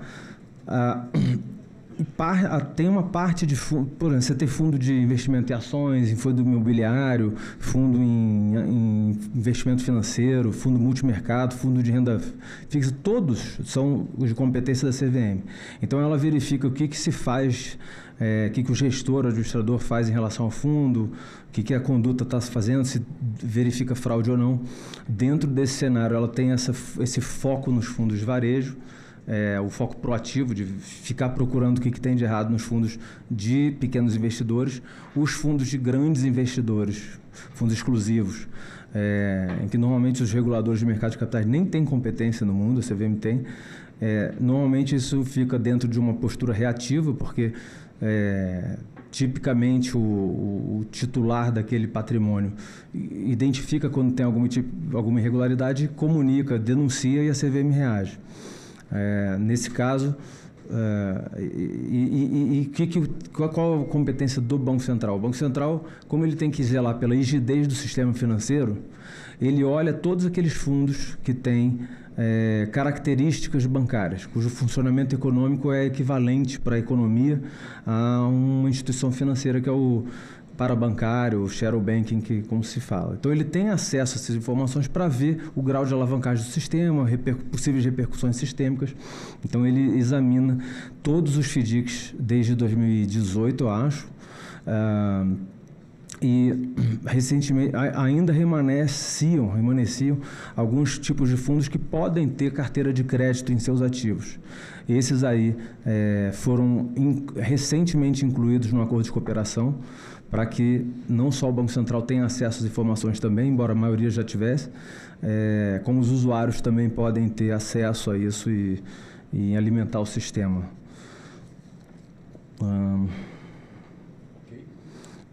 Que mais? Proteção... O que nós tivemos no Banco Central, e um dos itens que foi colocado foi que o Banco Central não tem autonomia e não fiscaliza diversos fundos. Parece que ele só cuida dos fundos estruturantes, né? E eu fico assustado também com essa questão, porque todos os fundos têm que ter auditoria independente. Isso tem. E aí parece que esses auditorias têm que ser penalizados também, por mais que sejam meus colegas. Hein? Sim, da CVM. Isso fica sob a competência da CVM, sim. E o Banco Central, faz sentido que ele tenha a fiscalização que ele, na verdade, ele já exerce. O que pode faltar, a meu ver, nessa discussão de ampliar a competência do Banco Central, não é, até como o ministro Haddad muito bem colocou, depois explicando, acho que ao projeto, não é retirar competências da CVM, mas é acrescentar algumas ao Banco Central. Porque a CVM não tem, por exemplo, a atuação prudencial de ver assim, isso aqui está com risco de quebrar, eu vou intervir para interromper o funcionamento, né? Outras perguntas aqui, quisesse, Sandor? Só para concluir, inclusive os FDICs, a CVM fiscaliza, não diretamente a CVM, uma auditoria externa, ela tem competência para fiscalizar, para ver até para quem os FDICs vão emprestar aqueles valores, para ter uma segurança maior se vai ter o retorno. Agora, eu só quero concluir menos de 30 segundos. Daniel Vorcaro, se ele fez isso tudo sozinho, para começar, ele tinha que estar guardado as 7 chaves. Ele tinha que estar guardado as 7 chaves, não da forma que ele está. Agora, eu digo assim, se ele fez isso tudo sozinho, sem ter participação de ninguém, nós temos que congelar o cérebro dele para fazer um estudo daqui 50, 60 anos, 100 anos, que ele é o maior gênio do mundo que eu já vi até hoje no mercado financeiro. Obrigado, presidente. Complementando aqui as perguntas que eu tinha anotado, que eu acho que eu ainda não enderecei. Pergunta da senadora Soraya. Sim, eu estou chegando a elas, que ainda faltam algumas dias. Então, proteção aos denunciantes tem os mecanismos de denúncia privada, isso é parte também do que está sendo apurado, porque pode ter havido algum vazamento, isso é gravíssimo, e se tiver aparecido, isso vai compor o relatório e a gente vai tomar as medidas necessárias, porque o sistema hoje já tem um problema de falta de incentivo a denunciar, então que é a ideia do projeto do whistleblower, de dar legitimidade para cotista de fundo de investimento propor ação em nome do fundo e ficar com uma parte daquilo lá, você tem incentivos econômicos a promover denúncia. Agora, do jeito que pode ter acontecido, de não só não ter incentivo, ainda ter um desincentivo de você denunciar, ainda ser exposto, é gravíssimo. Então, assim, se tiver acontecido isso também vai fazer parte do relatório, mas eu sei que há sistema de proteção, eu já vi ele funcionando, eu já vi porque tem mecanismos de denúncia anônima, pedido de denúncia anônima. Agora, a gente vê a regra, agora se tiver havido exceção de alguma violação, isso vai aparecer, vai ser vão ser tomadas as devidas medidas. A transferência, como eu avalio a transferência para o BC, eu acho que não deveria ser transferido nada para o Banco Central, que cabe à CVM. O que pode haver é uma ampliação de alguma ferramenta que o Banco Central não tem diretamente ainda, porque indiretamente ele já tem todas, porque pelo acordo operacional vigente, se ele precisa que a CVM faça algo, ele pode requisitar que a CVM exija uma informação e tal, mas ele já recebe, tem toda essa transparência sobre as carteiras de crédito que compõem os fundos, os cotistas que esses fundos têm, mas eventualmente ele pode sentir falta de um instrumento, por exemplo, de intervenção. Vou precisar liquidar esse fundo aqui. Isso é coerente que os fundos que se assemelhem a bancos tenham uma resposta institucional, uma competência institucional do Banco Central, a mesma que cabe aos bancos. Então, enquanto for harmonicamente algo que tudo aquilo que se assemelha a uma atividade bancária tem a mesma infraestrutura regulatória, fiscalizatória do Banco Central, acho que faz todo sentido. Acho que já não faz nenhum sentido que fundos que não têm essa característica bancária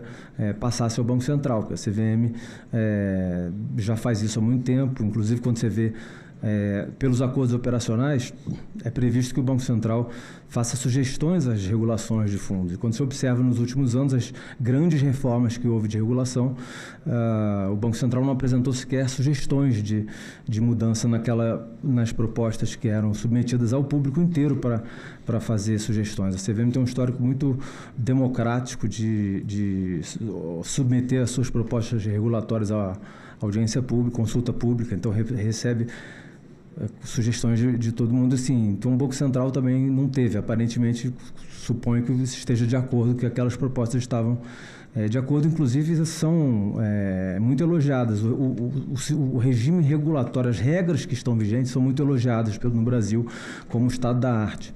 O que a gente está vendo aqui são possíveis e aparentes ineficiências na aplicação das regras. As regras em si são boas.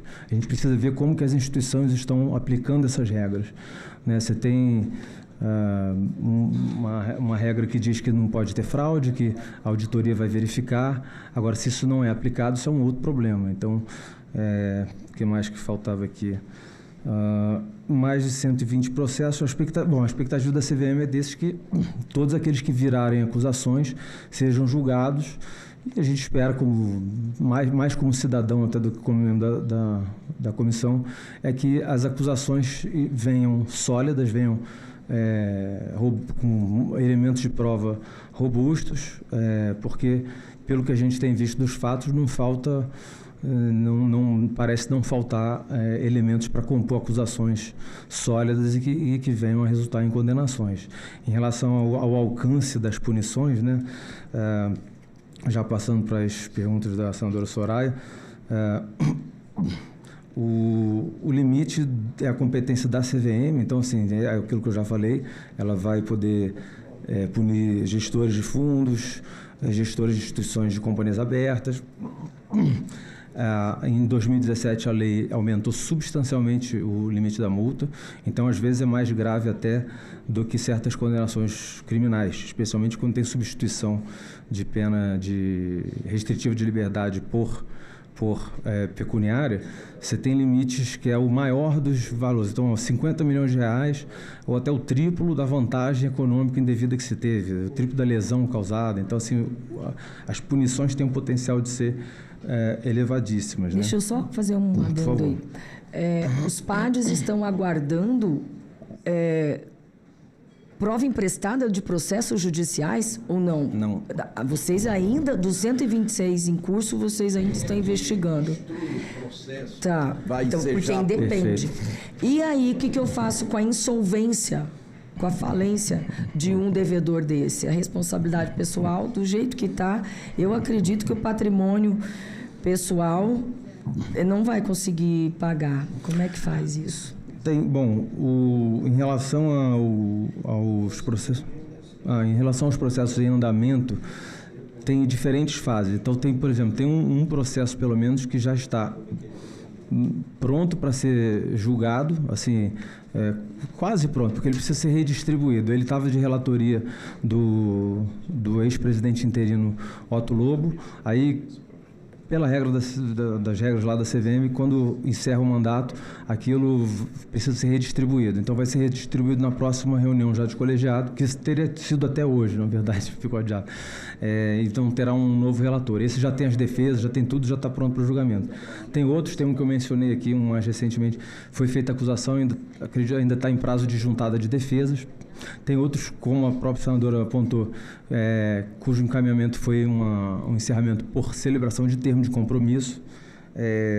E aí, passando até as perguntas relativas ao feito de termo de compromisso, então, cada processo ele trata de determinadas acusações. Então, você pode ter um de 6 milhões de reais, que foram as contrapartidas pagas, teve um de 3 que teve um de 6, teve esse rejeitado de 21, mas esse inclusive tem demorou porque houve proposta, depois houve um entendimento da área técnica que seria de 300 milhões de reais, depois houve outro que baixou para 12, ficou num vai e vem de negociação, né?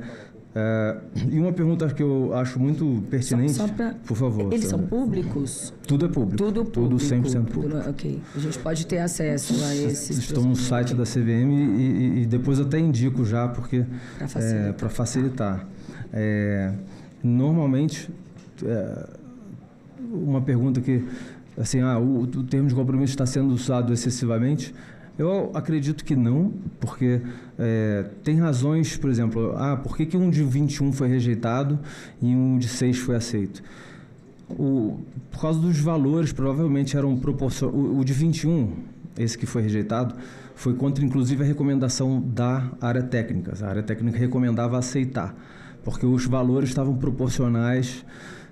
Tipicamente, eles tendem a ser maiores do que as multas que seriam aplicadas. Porque a ideia é que você tem, já que você não vai ser julgado nem condenado, então paga-se mais para servir como um desestímulo a condutas semelhantes.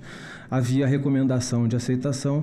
No momento a gente deliberou, o meu voto pelo menos foi por achar que, independentemente do valor,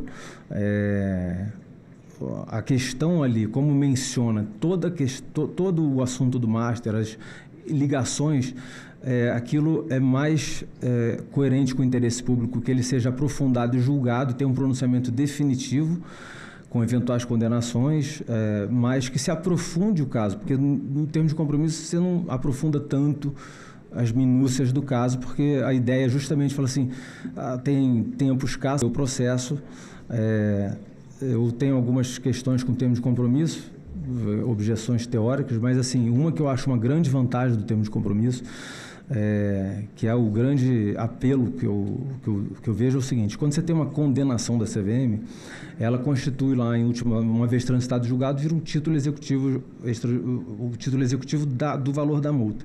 Valores que vão para a União. No termo de compromisso, é a única oportunidade que a CVM tem de impor aos acusados que ressarçam os prejuízos. Então, quando você fala em 6 milhões de reais, em 3 milhões de reais, é a parte dos recursos que vai para a União.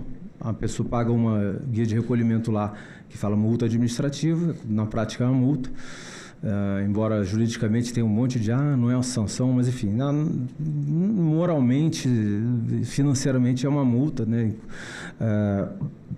Que não tem a condenação, mas como pré-requisito de fazer o termo de compromisso, a Lei 6385 tem 2 pré-requisitos. Um é cessar a prática, evidentemente, e o outro é ressarcir os prejuízos. Então, assim, a CVM tem oportunidade nessas ocasiões de falar assim, você lesou aqui os cotistas, você quer não ser julgado, você quer sair sem um risco de ter uma condenação, então você vai pagar aqui essa multa aqui, mas tem que ressarcir os prejuízos. Um desses processos, que eu acho que esse de 6 milhões, houve um ressarcimento imposto pela CVM de 50 milhões de reais aos prejudicados.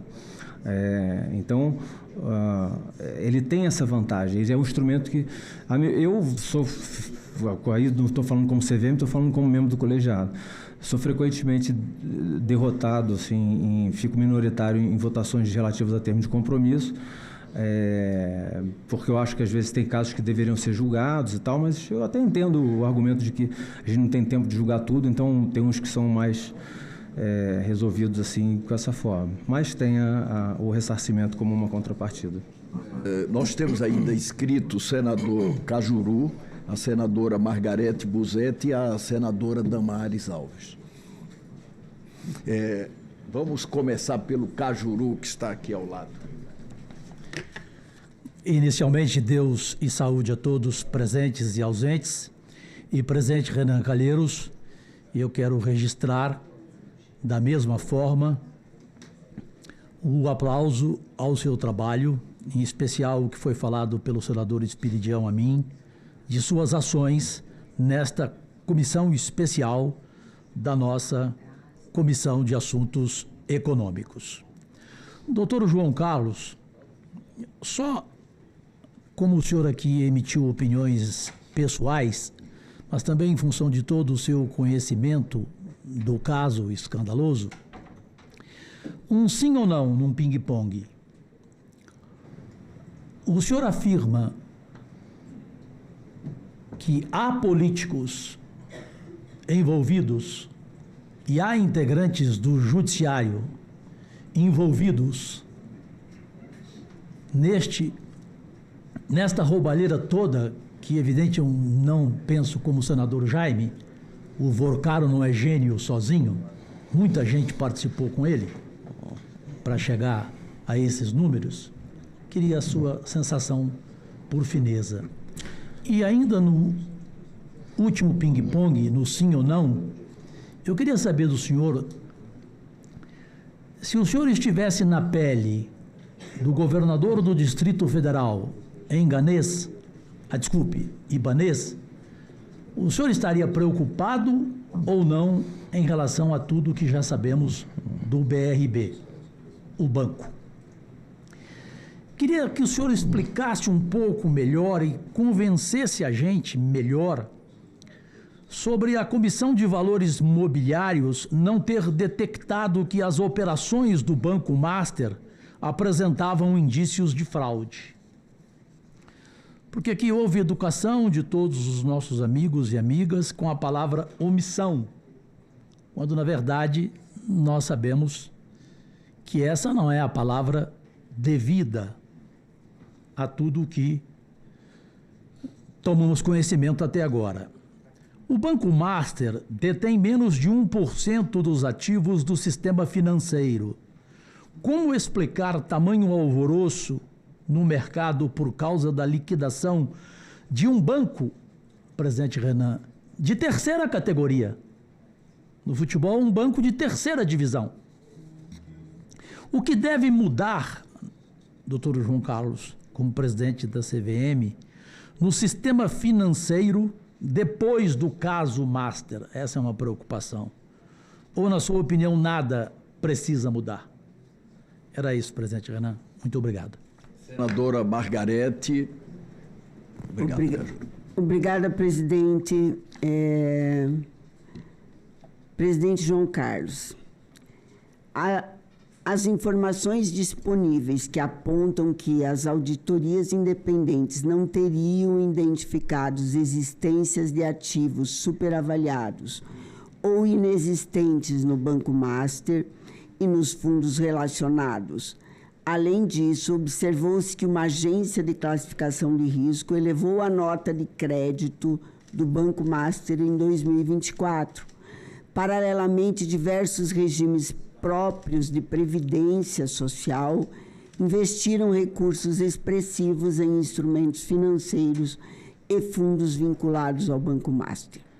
Nesse sentido, pergunto: os resultados das auditorias e as avaliações da agência de classificação de risco não podem ter incentivado os regimes previdenciários a adquirir títulos ou fundos vinculados ao Banco Master? A cadeia de distribuição e as assessorias que eventualmente tenham recomendado esses produtos financeiros também não teriam tido um papel importante no ocorrido? Elas não teriam falhado em seu dever de diligência? Terceiro, considerando o caso concreto em discussão, qual seria a responsabilidade da CVM sobre as auditorias independentes, agências de riscos e eventuais falhas no dever da diligência? São essas as minhas perguntas. E quando você fala que o Vorcaro não é isso tudo, ele é muito mais, gente. Ele deixou o mercado financeiro do país inteiro de joelhos e talvez vendo a maior fraude que já existiu no país, desde os primórdios aí. Então, nós precisamos realmente, e aí parabenizo o senador Renan Calheiros por estar fazendo essa comissão. É importante que a gente chegue a esclarecimentos. Como o senador falou, é isso. Nós queremos esclarecimentos. Nós não estamos aqui para inquirir nem investigar ninguém, né, senador? Muito obrigado. Com a palavra, senadora Damares. Eu vou ser bem breve, presidente.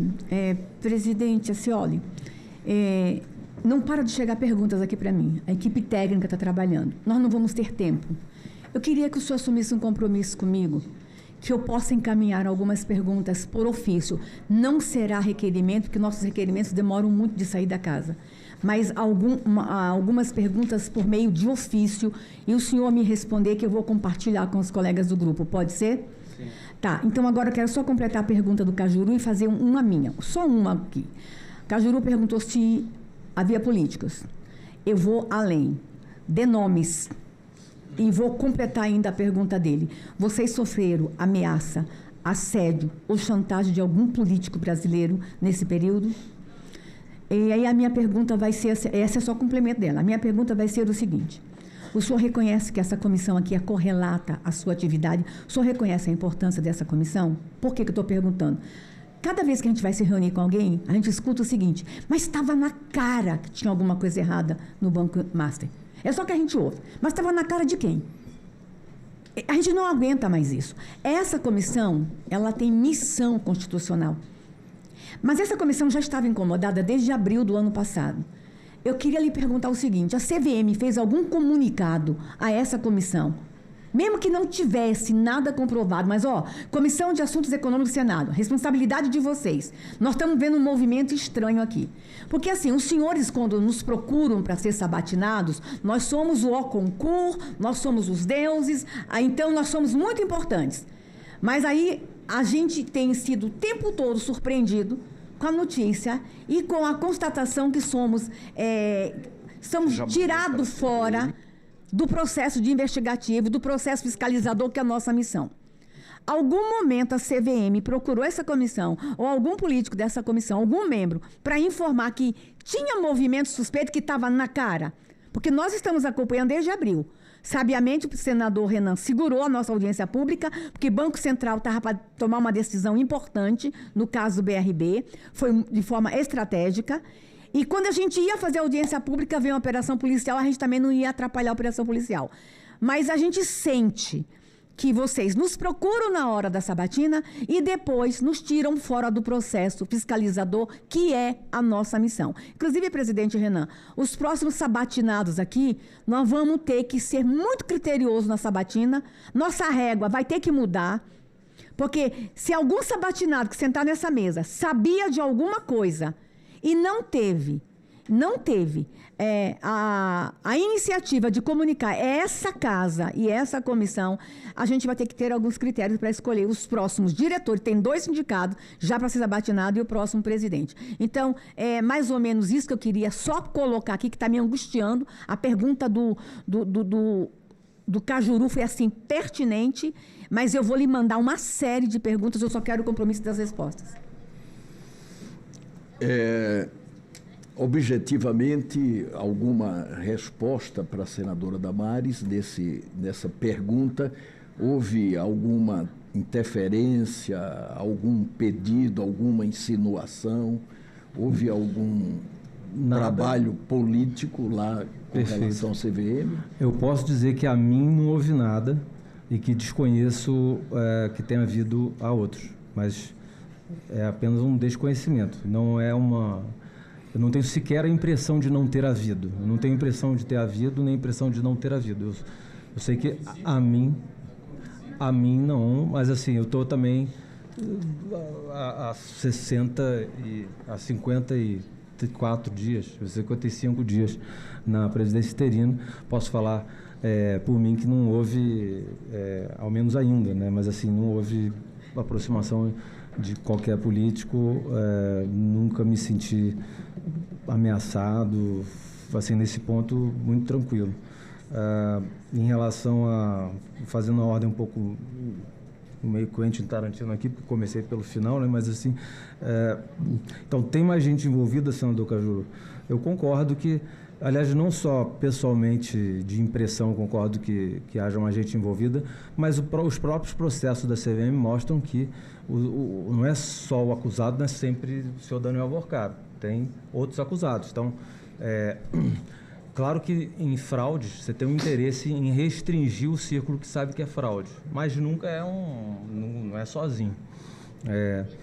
Sobre envolvimento de outras autoridades, como assim, não é competência da CVM ter órgão de controle de autoridades, como eu também tenho um filho de 11 anos, e ao receio de eventuais retaliações, eu nem me aventuro em tentar ver quem está envolvido, mas assim, como impressão pessoal, eu realmente concordo com o que me parece ser o zeitgeist, de que esse sistema conseguiu talvez durar tanto tempo ou se propagar por tantas questões por meio de ligações, e aí de âmbito, né, não republicano, entre agentes privados e agentes públicos, né? Você tem, no mínimo, algo que se trata até de uma questão feita de fundo de pensão, né? Você tem um problema intrínseco a fundo de pensão, os fundos de previdência complementar, que é a falta de governança, né? Uma governança precária em que os destinatários do dinheiro ficam muito longe da tomada de decisão, né? Eles ficam alijados desse processo, diferentemente de um fundo de investimento, uma companhia aberta em que quem recebe o dividendo ou a valorização tem voto, tem voz para ver o que está sendo feito, né? Os executivos têm remuneração vinculada ao resultado. A gente sabe que não é isso o caso com RPPS e tudo mais, é algo que requer realmente aprimoramentos institucionais. A CVM não tem competência direta para ver o que os fundos fazem, o que os fundos de pensão fazem, mas tem quando algo é feito num fundo de investimento contra esses fundos. Então, a gente tem muitos processos, cansa de julgar processos, em que a acusação esse fundo de investimento aqui se apropriou de um recurso de um RPPS ou de alguns RPPS, porque vendeu algo, o gato por lebre. E aí eu trato da pergunta de Vossa Excelência sobre... Doutor João, só, por favor, sim. O complemento escorreito da senadora Damares em relação à minha pergunta, o senhor não responde sobre nomes envolvidos da classe política, da classe jurídica, por medo de retaliações? Porque eu não sei, eu não tenho qualquer informação adicional que tenha vindo por conta do meu cargo sobre essas questões. Eu poderia ter, por exemplo, se em razão da posição que eu ocupo eu tivesse algo além do que eu leio no noticiário, eu não teria problema em compartilhar. No máximo, talvez, se eu tivesse um medo concreto, eu falaria algo tipo, prefiro falar sobre algum tipo de proteção, mas eu sequer tenho. Então, eu sei o que todo mundo sabe das notícias de jornal. Até por isso que eu falei que não é competência da CVM, porque se fosse, talvez a gente tivesse que ter... aliás, tem uma coisa que pode vir a ser, sim, da competência, senador, retificando aqui, pensando, refletindo mais, em algum momento pode ser que apareça nos processos alguma consequência com impacto regulatório de alguma ligação dessa. Então, por exemplo, se um repasse de algum recurso, algo do tipo, pode vir a aparecer nos processos. Nesse caso, vou ter informações com competência para dá-las a Vossa Excelência. Eu gostaria de fazer alguma pergunta, já respondeu a senadora Margarete, já? Alguma pergunta? Sim, por favor, por favor. Que ainda não falei, que eu acho que da senadora Margarete, que era do... Aqui... onde é que eu... Mas era relativo aos RPPS, né? Qual foi o ponto que eu tive a impressão que tem algum ponto que eu não respondi ainda, mas das consultorias, né? Então as consultorias, o que acontece é relativo, por isso que eu falo que é relativo ao RPPS. A ideia de que a consultoria e a agência de risco, de rating, sejam os motores das fraudes perpetradas contra os fundos de pensão, eu acho que ela é um pouco incompleta, porque a gente sabe que, assim, quando alguém vai tentar convencer uma entidade de previdência complementar a aplicar recursos em que se sabe que aquilo lá não vale aquilo, né? Não é um laudo de avaliação, não é um rating que convence os tomadores de decisão. É outra coisa. Elas podem ter incentivado? Eu acho que não é um incentivo, eu acho que é um cumprimento de um pré-requisito formal, que, assim, não é que isso se dê em todos os casos, mas certamente a gente sabe como se dá em, vamos dizer, parte dos casos em que há fraude, inclusive como julgamentos já feitos, em que o candidato a requerer, a captar dinheiro dessa entidade tem alguma combinação paralela com quem decide pelo dinheiro, em que aquela pessoa vai ser remunerada por fora, e aí depois, assim, tipo, já combinou, bota 100 aqui, toma 10 de volta, e agora a gente precisa formalizar esse processo. Arruma um laudo aí, arruma um laudo de avaliação, um laudo de consultoria. Então, assim, eu não acho que estimula, eu acho que é uma condição necessária, mas definitivamente não é condição suficiente. E eu acho e concordo que isso gera responsabilidade, claro, se aquilo tiver sido feito de má fé, mas eu queria só pontuar que ele é mais um requisito formal de tipo assim, agora que a gente já combinou, vamos pegar um laudo aqui, outro laudo ali. Eu acho que é mais assim, pelo menos em uma boa parte dos casos. O senhor concorda que é falha?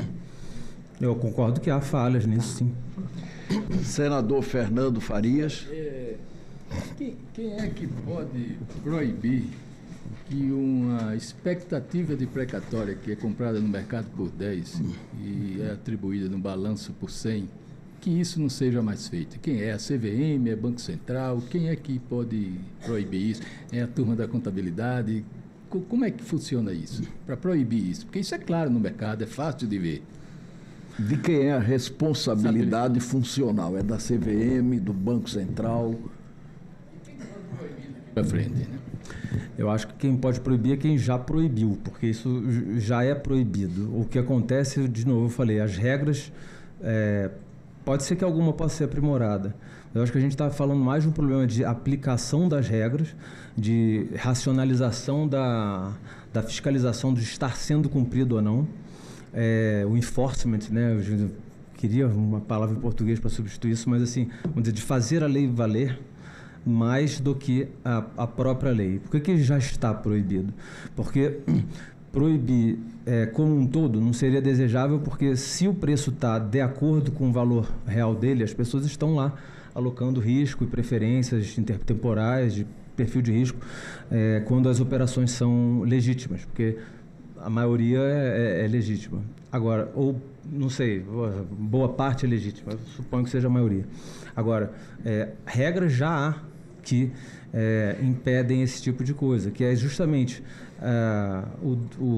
as camadas de governança em que verificam se o investidor ele analisa aquilo lá, quando é um grande investidor, ele analisa o processo tal, tem chance de ter bom resultado, vai ser julgado, isso aqui é contra uma jurisprudência. A gente já viu casos na CVM em que uma ação judicial posta como um ativo, esse precatório.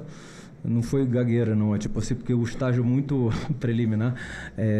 E aí, aquilo lá tem uma avaliação que é forjada, e aí você tem lá um adquirente de uma entidade de previdência complementar que concordou com aquilo lá porque estava tendo... O senhor está dizendo, eu não sei se eu estou entendendo, é que cabe ao investidor denunciar? Não, é que em certos casos o investidor percebe quando é grande, e em outros casos, quando o investidor ele tem... Mas o Banco Master é diferente porque ele estava participando da farsa. Ele queria dizer que aquela história ele acreditava, porque ele ia botar no balanço para poder fazer. Deixa eu fazer uma pergunta aqui. O senhor falou na existência de 30 mil fundos de investimentos, num movimento de 11 trilhões. Falou em alguns momentos das dificuldades de recursos tecnológicos, de aspectos de frouxidão da própria legislação, e que isso tudo poderia resultar numa certa cegueira fiscalizatória. E não há uma identificação muito clara do que seria o papel da CVM e do Banco Central. No âmbito do termo de compromisso que foi instaurado pelo processo administrativo sancionador, alguns interessados especificamente ofereceram pagar em parcela única o Banco Master, 5.940.000, a VIC Participações, 4.950.000, o senhor Daniel Bueno Vorcaro, 2.970.000. Na época, o senhor Daniel Vorcaro era diretor do Banco Master e sócio considerado responsável da VIC Participações. De acordo com a minuta do termo de compromisso, a conduta dos proponentes, que incluía operações defeituosas, a integralização de cotas com ativos superdimensionados, gerou, na época, um impacto negativo no mercado de capitais de algo em torno de 6 milhões, né, de reais. E aí nós tivemos um problema no âmbito do comitê do termo de compromisso. No caso do Banco Master, no âmbito do processo administrativo sancionador, a CVM identificou operações com problemas e ativos superestimados, realizados pelo banco. Por que o comitê de termo de compromisso deliberou por aceitar as propostas de termo de compromisso apresentadas pelos acusadores? Obrigado, presidente. Então, se eu tenho aqui a ordem das perguntas, tenho... acho que é só essa, né, no momento não é? Não, eu estou fazendo essa agora. A questão do termo de compromisso, esse foi, se eu puder ter o esclarecimento, porque a gente tem alguns termos de compromisso que foram aceitos e tem um que foi rejeitado, pelo menos um que foi rejeitado algumas vezes, né? Então, esse aí foi, se eu teria a data de aceitação desse, só para... Não, é o mesmo que o senhor depois pediu vista no Conselho. Ah, tá. Esse aí... Eu queria saber o porquê dessa divergência no colegiado, por que o pedido de vista. Tá, perfeito. Esse processo, ele teve um encaminhamento que ele teve diversas propostas. Eu não tenho todas de cabeça, mas ele primeiro faz uma proposta, os acusados fazem uma proposta de bem menos do que isso, e aí o comitê do termo de compromisso faz uma contraproposta. O comitê aceitou. ao final de várias idas e vindas. Sim, mas no dia 12 é que teve o pedido de vista feito pelo senhor. Sim, eu fiz o pedido de vista naquela ocasião, porque o processo ele tinha mudado de um parecer inicial em que o comitê recomendava rejeitar o termo de compromisso e submeter o processo a julgamento. Quando tem essa reunião, que acredito foi maio, sei, de 25, havia mudado a orientação, o parecer do Comitê do Termo de Compromisso, recomendando aceitar o termo de compromisso. Então, a ideia era que fossem cobrados esses valores que totalizavam, eu não lembro, mas não sei se era 12 ou 21 milhões, a recomendação era aceitar. Isso depois de discussões sobre o valor que foi para cima, para baixo, chegou a esse. Na ocasião, a gente já tinha essa atenção. O Master já estava ali, tipo, por que não liquida, que tal, como é que está isso? Já tinha passado o ultimato do Banco Central, a crise de liquidez, negociação de venda para o BRB, o Master já estava... E especificamente é o seguinte, o comitê do termo de compromisso da CVM aceitou a proposta dos acusados, mas o colegiado não aceitou. Por que essa divergência? É bem frequente, presidente, que o colegiado divirja da área técnica em casos em que tem, por exemplo, o comitê pode recomendar a aceitação e o colegiado diz que nega. Também há o caso oposto, em que o comitê recomenda negar o termo de compromisso e o colegiado aceita. Então, cada caso tem suas razões, mas então você tem, por exemplo, perspectivas, às vezes, pela própria regra da CVM. Neste caso, qual é o fundamento da divergência entre o comitê e o conselho? Qual foi o fundamento? O fundamento é o seguinte, eu posso falar pelo meu entendimento, que foi inclusive que motivou o pedido de vista, porque como você tinha um parecer fundamentado para aceitar, que foi feito meses antes, naquele interim entre o parecer e a data da deliberação, mudou a circunstância. O Master começou a ficar evidente que tinha algo profundo ali, muito mais profundo do que vinha aparecendo aos poucos. E eu pensei, bom, um caso desse talvez mereça ser julgado para que as questões sejam aprofundadas e não sejam simplesmente encerradas sem julgamento, sem aprofundamento. Então, eu fiz algumas perguntas lá para entender, que eu não era nunca fui o relator desse caso. Então, eu queria entender qual era a relação daquelas acusações com a situação de liquidez do Banco Master, se tinha, porque, a meu ver, quanto mais aquele caso tivesse proximidade com os problemas centrais do Master, mais justificaria divergir do comitê e fazer uma fundamentação para julgar o caso. E aí, para ter uma opinião fundamentada, porque eu não poderia, pela lei do processo administrativo, quando você tem um parecer fundamentado, você não pode simplesmente tomar uma decisão oposta sem fundamentá-la, né? Então, para que eu pudesse fundamentar, eu falei assim, bom, preciso me aprofundar nesse caso e entender qual é a relação dele com as outras, com todo o contexto. Eu tenho uma outra pergunta com foco no dano social, na questão dos aposentados.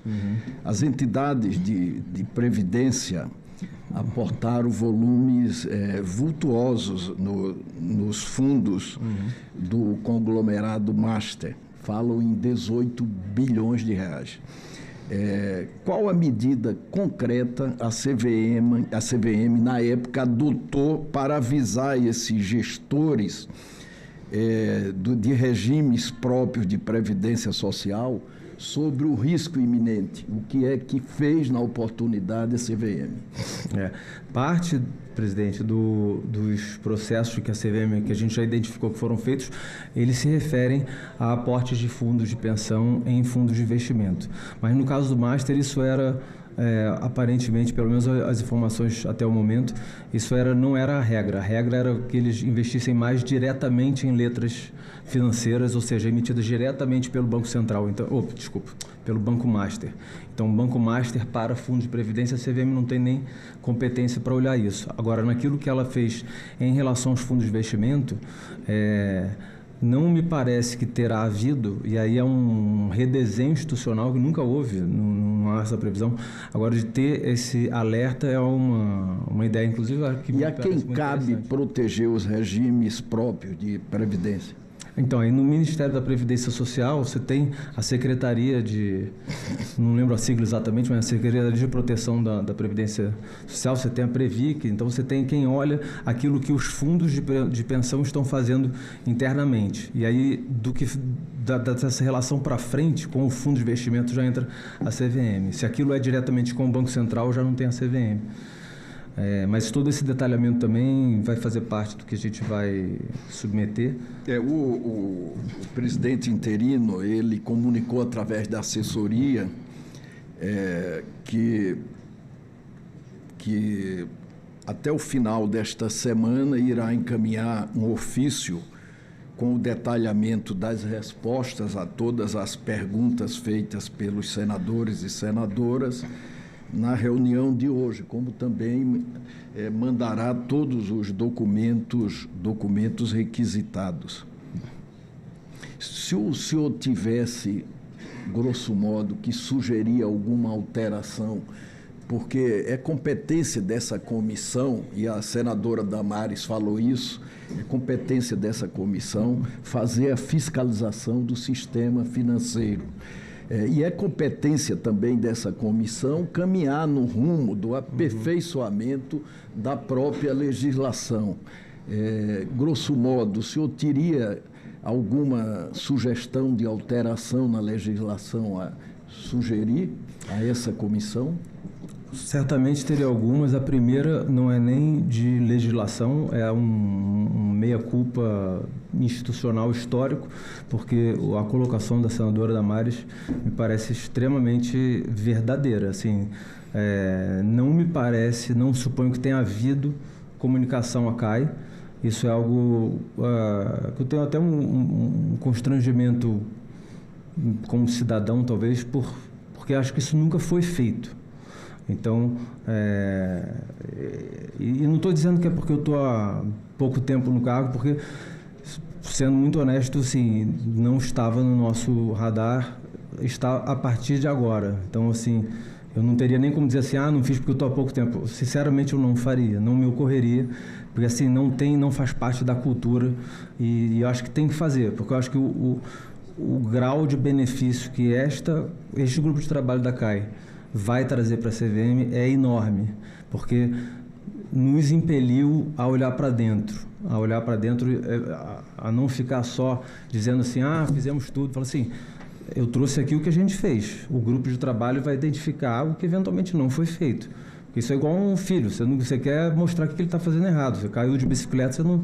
Fala assim, não anda direito. Então, para o bem da instituição, a gente tem que ser sincero consigo próprios para ver onde que há aprimoramentos, né? Então, assim, há aprimoramentos, a meu ver, possível assim, encaminhamento de laudos de auditores independentes com anotações.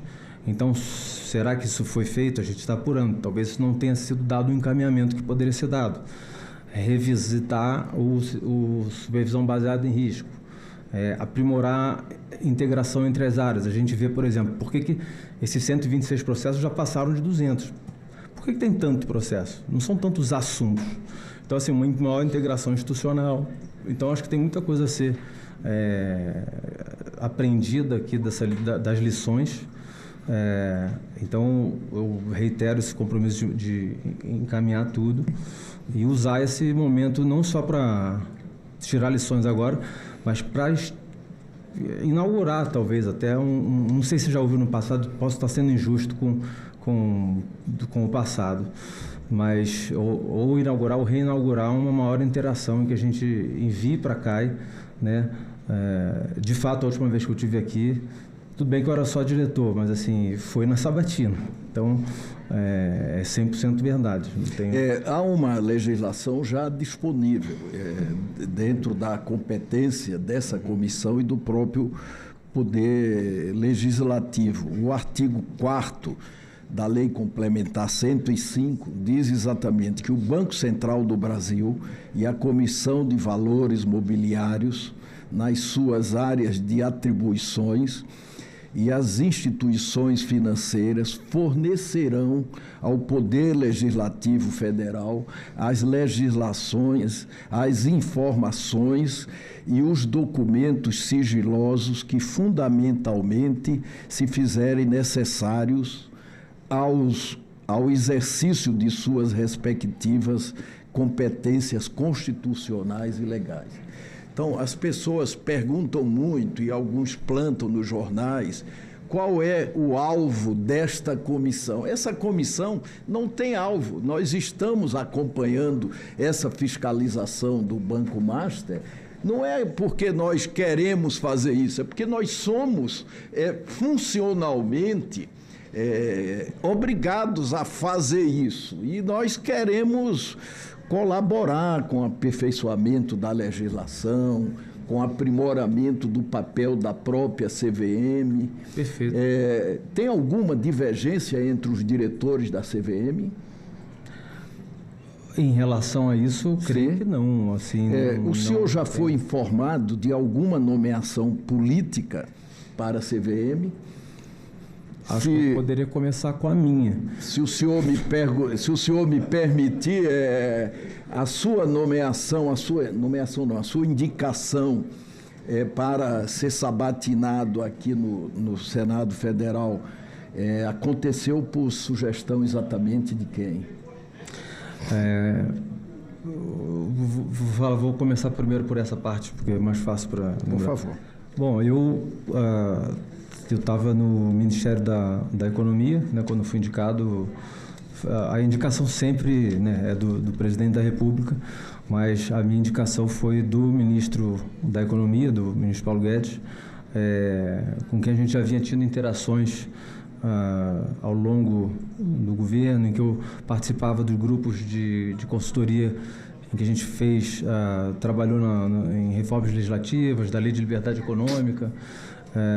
Então eu digo assim, porque quando eu falo que a indicação é política, ela, a meu ver, isso não necessariamente é excludente de ser técnica, porque sempre tem alguma política, eu lembro porque eu passei por isso. Então eu recebia notícias de que tem alguém... Foi mais uma questão aí no meu caso, né, de tentativas de botar outra pessoa no lugar, porque no meu caso foi assim, diretamente do Executivo, do Ministro da Economia, então foi algo mais assim, mais padrão. Só que havia a política em grande sentido, então há disputas internas, há técnicos do Ministério com quem eu já tinha tido atritos, porque eu não sou tão polido como eu estou sendo hoje aqui normalmente. Então, nas discussões sobre como é que a lei devia ser ou não, eu às vezes tinha uma sinceridade um pouco mais ríspida, vamos dizer assim. E essas pessoas depois vieram a tentar dizer, não bota esse cara não, vamos botar outro. Então, assim, tem aquela política em lato sensu, você tem que... né? Então, é o amigo do outro, do secretário, indicação de não sei quem. Então, assim, há um cenário político. Eu acho assim, ele acaba também sendo técnico, porque assim, a quem interessa compor o colegiado? Normalmente, ou integralmente, vou falar na grande maioria, mas assim, todos que eu já pensei sobre isso, assim, a quem interessa compor o colegiado da CVM é quem trabalha com isso, é quem tem um perfil técnico que vai poder se beneficiar disso durante, como tipo, no meu caso, muita vontade de deixar legados de aprimoramentos institucionais e deixar isso como... Perdão, é só porque eu estou lembrei do meu tratamento médico e das consequências, mas assim, tem a vontade de deixar legados do interesse público e que requer seja técnico, porque você não consegue fazer isso se você não entender daquela matéria. Também para depois da carreira, né, não vou ficar entrando em muitos detalhes aqui, mas o senador Leif comentou que o nosso salário é de 30 mil. Vou só dizer que isso é o dos funcionários de carreira, não é o nosso. Mas eu não falei nada porque eu acho que isso não interfere no trabalho de jeito nenhum. Então, assim, os candidatos, tipicamente, que vão se submeter à política lato sensu de ser indicado, eles costumam ter perfil técnico, porque senão o que vale? Não tem muita coisa. Então, eu acho que, assim, do que eu vi, eu tenho notícia, assim, de saber que certas nomeações ao longo da história da CVM foram muito, assim, sem discussão. Porque o presidente indica, o ministro da Fazenda indica e vai. Então, essa a gente pode dizer que é super técnica, não tem nada. Mas que tem uma disputa, tem. E a disputa, no mínimo, em lato sensu, eu diria que é política, entendeu? Agora, se é uma política... O senhor nunca soube de eventual vinculação na indicação de alguém na CVM? Vinculação de que tipo, presidente? Por exemplo, o senhor foi contemporâneo do Otto. Ele encerrou o mandato. Quanto tempo é o mandato? O mandato é de 5 anos. O mandato do Otto iniciou em 2021, mas ele só tomou posse no início de 22, eu acho. Foi bem perto do início do meu. O meu começou em 22 e eu tomei posse em maio de 22. Então, ele foi indicado agora para presidente da CVM. Ele foi indicado pelo presidente da República para completar o mandato tampão, sim. A influência da indicação é do ministro da Fazenda ou de alguém? O que eu tenho conhecimento é que e já vendo pela minha experiência, né, eu tenho a experiência de quando eu estava nesse processo de ser, para vocês terem ideia, a primeira vez que o ministro falou em propor para eu, por que você não, vamos lá para a gente trabalhar no governo, falou de CVM, foi setembro de 2019. Aí as disputas políticas, lato sensu, assim, era mais interno do executivo, mas enfim, era esse tipo de política. Eu só fui assumir em 22. Então, dessa época eu via as movimentações. Então, assim, de hoje eu tenho mais por noticiário e tal, mas você tem formas de chegar ao presidente da República, né? Então, assim, é pelo ministro da Economia, da Fazenda, é pelo ministro da Justiça, é pelo ministro, não sei, alguém com quem você já tenha tido experiência, né? Então, a notícia que eu tive, por exemplo, o Dr. Otto Lobo, ele tinha uma experiência, eu acompanhei mais na época que ele foi para diretor, porque quando eu estava também, então estava naquela disputa, vamos dizer assim. Então ele tinha um currículo que tinha umas vantagens assim grandes curriculares, porque já tinha sido conselheiro do Conselho de Recursos, de Sistema Financeiro, né, que julga em grau de recurso as decisões da CVM, do Banco Central e do COAF. Tinha também uma experiência no tema. Agora, como que chega o nome a um ministro, eu não sabia como chegava. Era assim, tipo, o ministro perguntava assim, conhece? Eu falei assim, não conhecia muito na época, assim, conhecia mais de não ter trabalhado junto, mas de saber que era. Agora, os acessos são diversos, né? Então, porque a indicação não tem formalidade de ser do Ministério da Fazenda. Especificamente com relação ao caso Master, como o doutor Otto se pautou? Nós tivemos uma decisão em 22 que foi relativa ao Master, que foi um termo de compromisso que nós aceitamos, tá? Foi uma decisão unânime. O colegiado era o diretor Otto, o presidente João Pedro Nascimento, a diretora Flávia Perlingeiro, o diretor Alexandre Rangel e eu. Esse caso, ele já veio com uma proposta de aceitação, né, pelo Comitê do Termo de Compromisso, e a gente deliberou aceitar, né? Naquele momento, 22.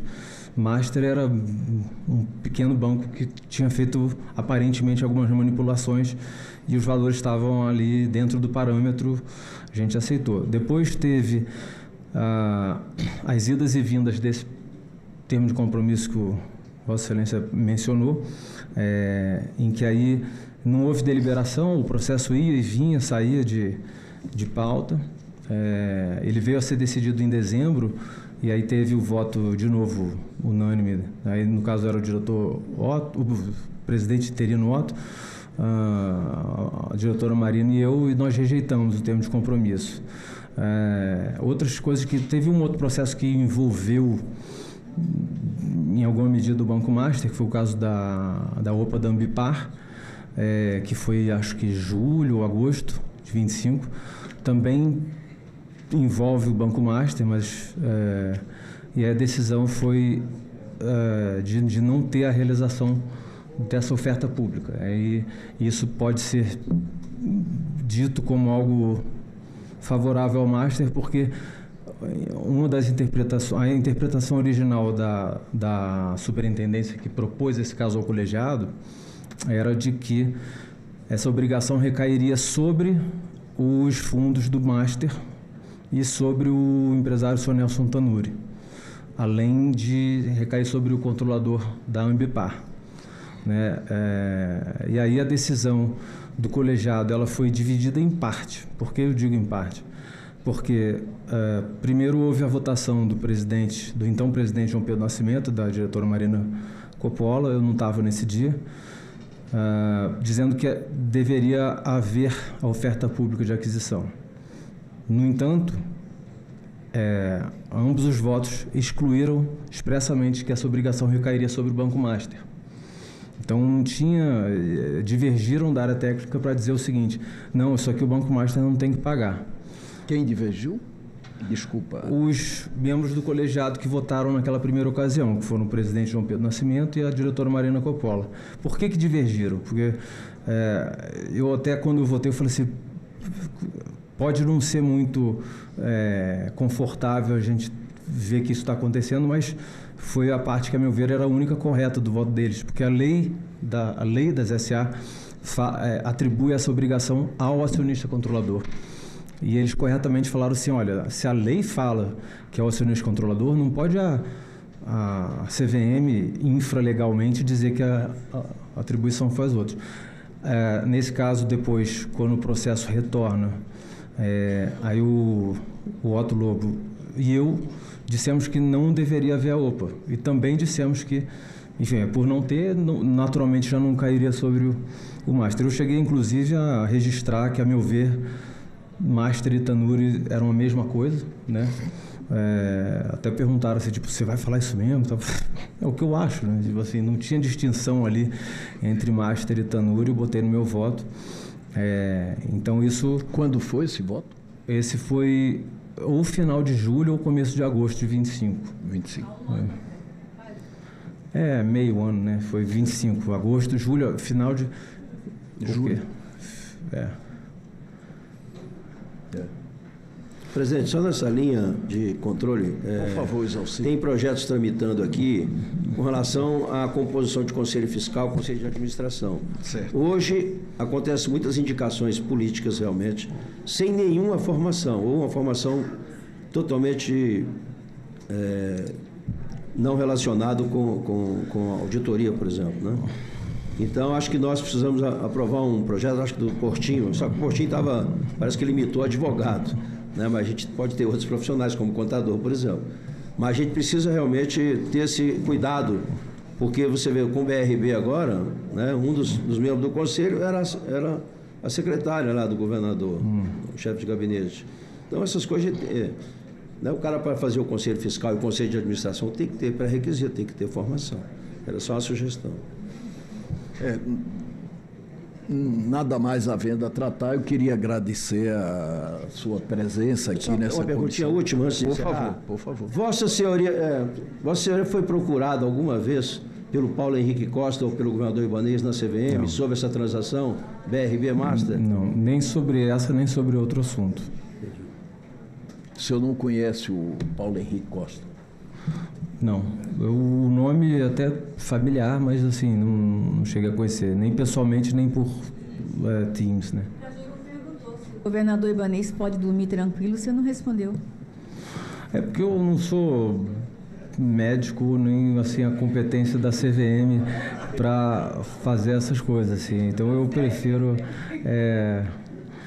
fico uma posição meio assim, eu me preocupo mais com o meu sono e espero que os outros tenham um sono tranquilo também. Como alguém faz um investimento de 12 bilhões sem ter a certeza absoluta que tem garantia? Não? Como é que acontece um negócio desse da CVM, Banco Central, e não acontece nada?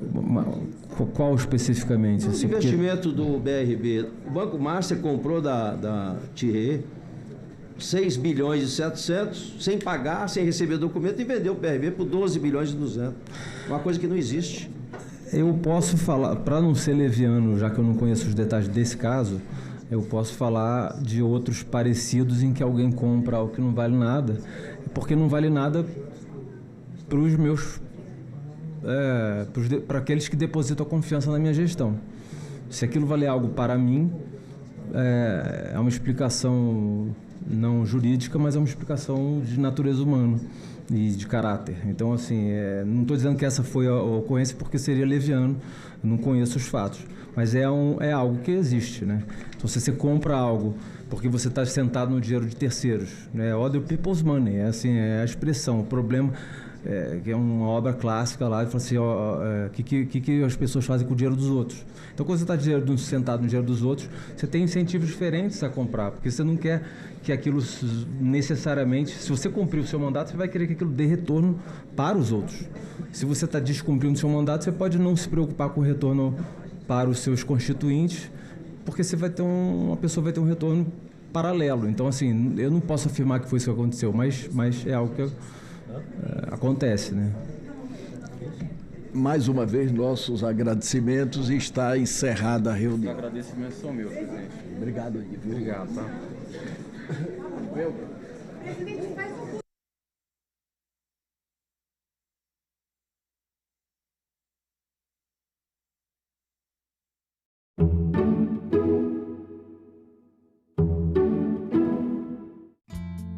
Márcio Luiz, qual o impacto na vida dos empresários do reajuste da tabela do Simples? Ora, sem atualizar a tabela do Simples, você faz com que empresas sejam obrigadas a mudar de faixa, pagando mais imposto.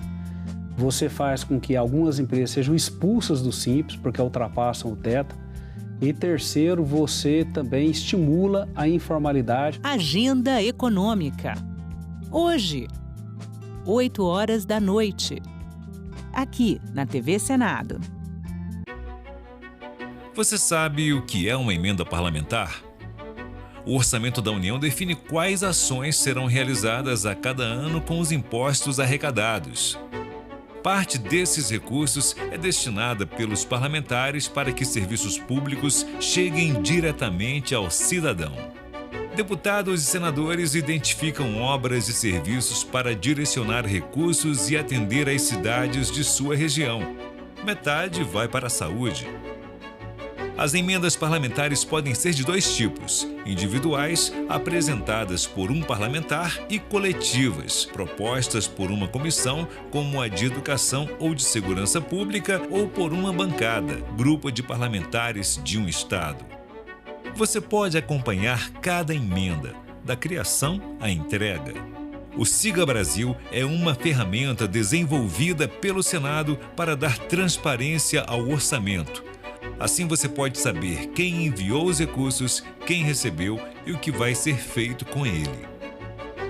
Você também pode fiscalizar as emendas no site do Congresso, no portal da Transparência do Governo Federal e na plataforma TransfereGov. Acompanhe e fiscalize. Em caso de denúncias, procure o Ministério Público ou os órgãos de controle. Para saber mais, acesse o QR Code.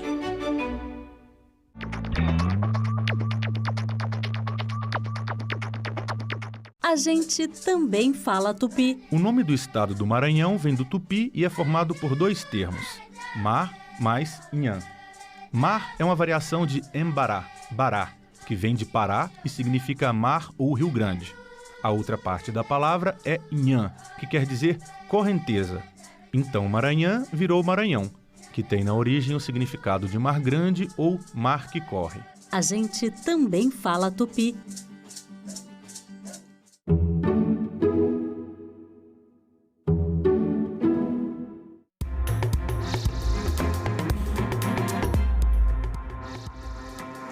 Olá, boa tarde. Agora são 13 horas e 30 minutos e o Senado Notícias está no ar.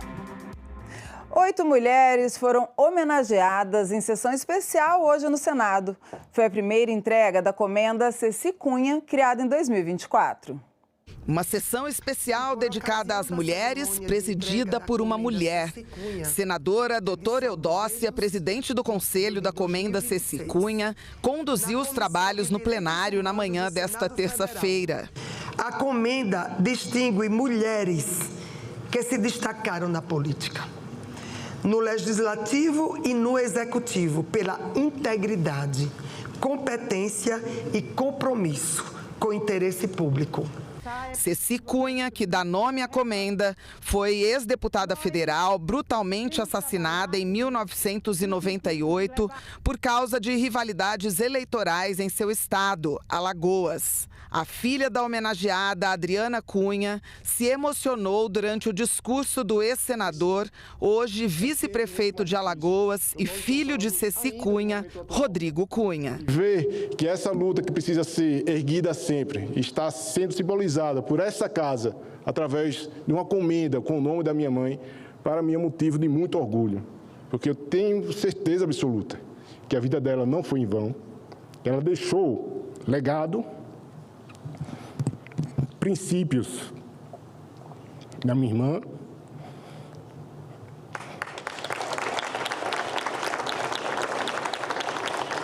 em mim, em quem a conheceu. A senadora Damares Alves homenageou a primeira senadora do Brasil e fez um discurso emocionado, direcionado aos filhos de Ceci Cunha. Eu vou dizer uma coisa para os senhores que estão aqui. Todas nós, senadoras, nos sentimos mãe do senador Rodrigo ou irmã do senador Rodrigo. Algumas se sentem avó. Eu me sinto mãe e avó. Senador Rodrigo, que Deus te abençoe por tudo que você fez nessa casa, para o Brasil. Ele não foi eleito só porque ele era filho de Ceci Cunha. Ele foi eleito porque o Estado de Alagoas reconheceu o potencial desse jovem político. Dados do Observatório da Mulher do Senado mostram que 32% das brasileiras já sofreram discriminação de gênero na política. Daí a relevância do prêmio, que nesta edição agraciou 8 mulheres com trajetória política social de destaque. Elas foram indicadas pelos 8 partidos representados no Senado. Célia Rocha, médica alagoana, ex-vereadora, 3 vezes prefeita de Arapiraca, Alagoas e ex-deputada federal, foi indicada ao prêmio pela senadora doutora Eudócia. Célia Rocha era amiga de Ceci Cunha. Ceci e eu nos encontramos onde mulheres ainda eram raridade na política. No final dos anos 80, em Arapiraca, 2 médicas decidiram que cuidar do povo não significava apenas atendê-lo em consultórios, significava representá-lo. Fomos eleitas vereadoras na mesma legislatura, sentamos-nos nas mesmas cadeiras, enfrentamos os mesmos olhares de espanto, aquele olhar que perguntava silenciosamente: o que essas mulheres estão fazendo aqui? Nilda Gondim, mãe do senador veneziano Vital do Rego, foi senadora até 2023. A homenageada foi reconhecida pela atuação expressiva em pautas relacionadas aos direitos humanos, à saúde e pela liderança no MDB Mulher na Paraíba. Agradeço e fico muito honrada com esse prêmio, com essa comenda, porque Ceci Cunha representa a mulher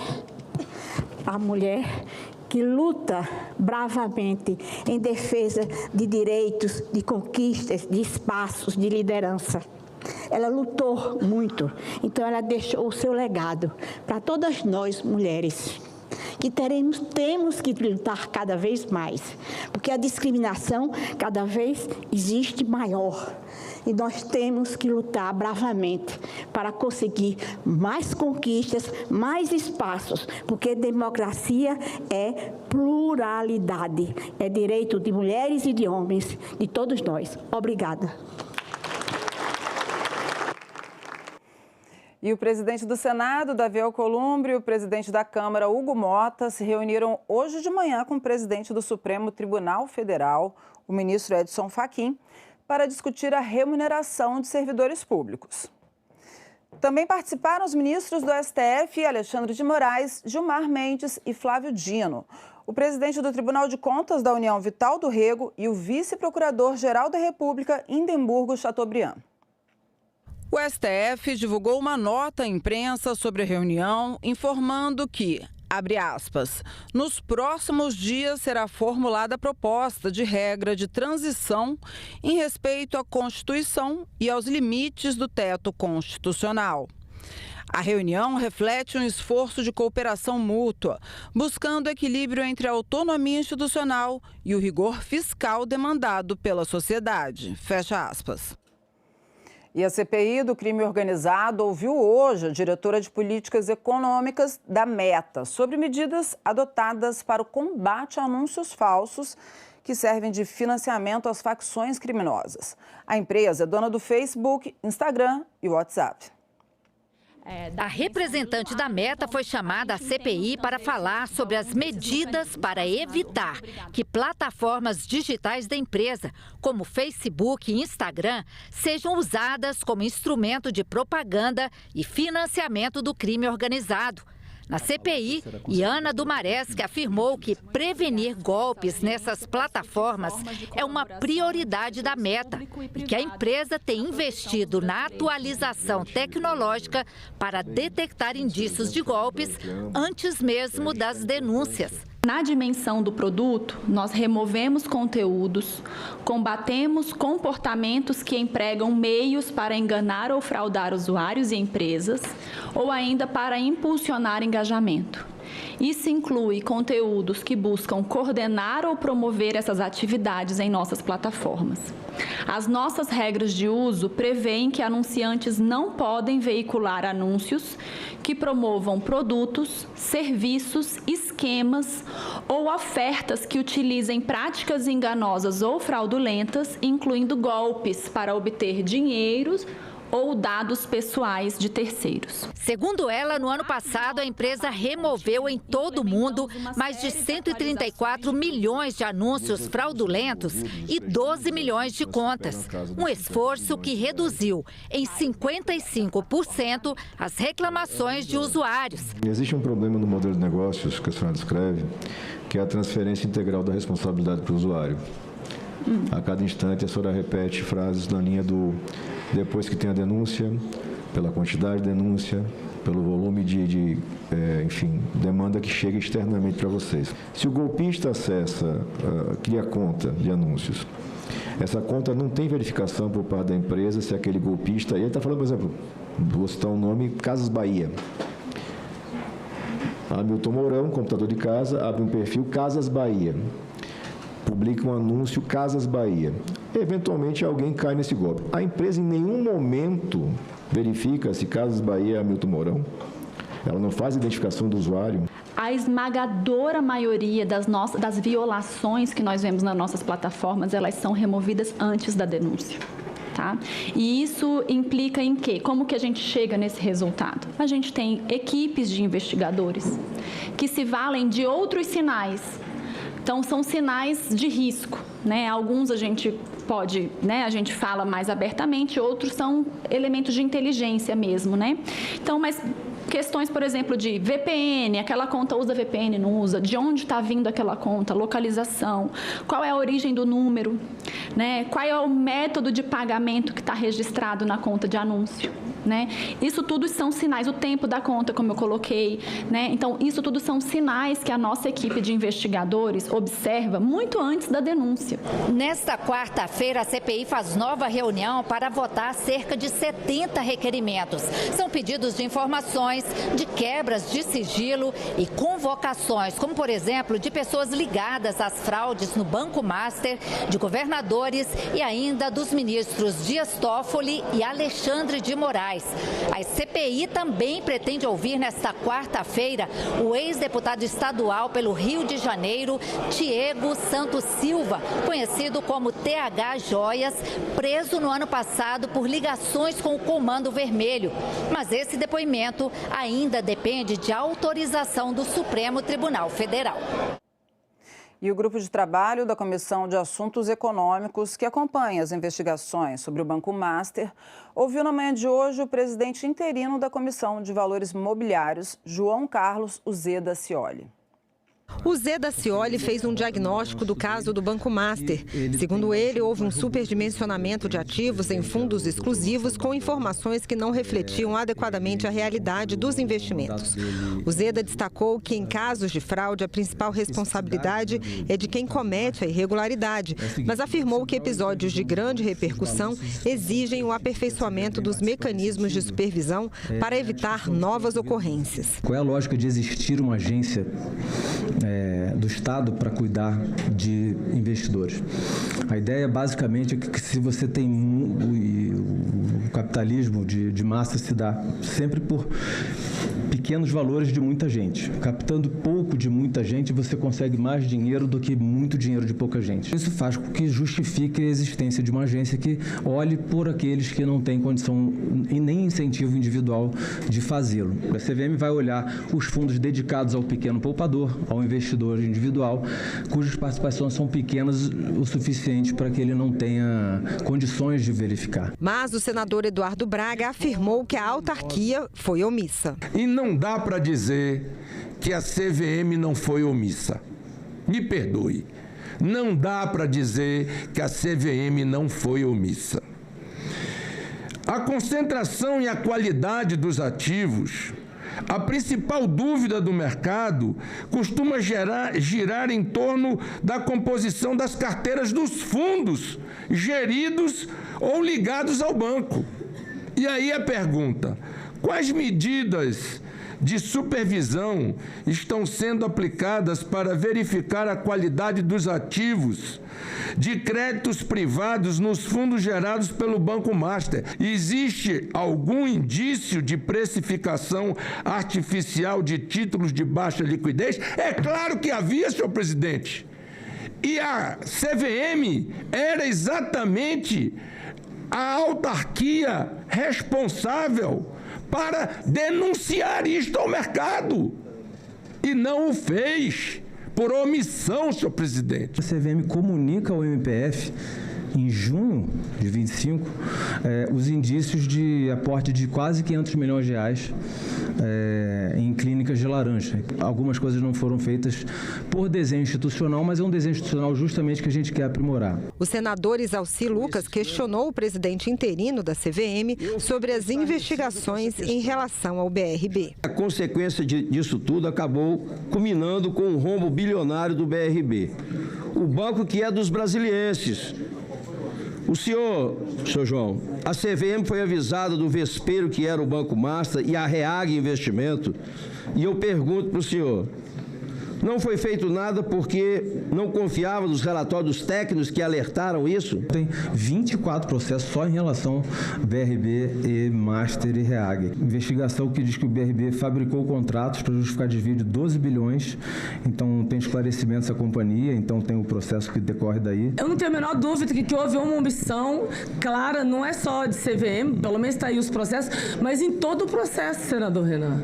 A gente realmente tem que acompanhar, fazer um pente fino, onde que houve o erro, porque se foram abertos os processos, né, estão sendo ainda julgados e aconteceu a fraude, em algum lugar existe um gargalo nesse processo, ou mesmo a questão da omissão. A gente realmente tem que avaliar isso. Como o BRB é uma companhia aberta, quem tomou aquela decisão que vai lesar os acionistas do BRB está sujeito à fiscalização da CVM, por ser companhia aberta, não por ser banco.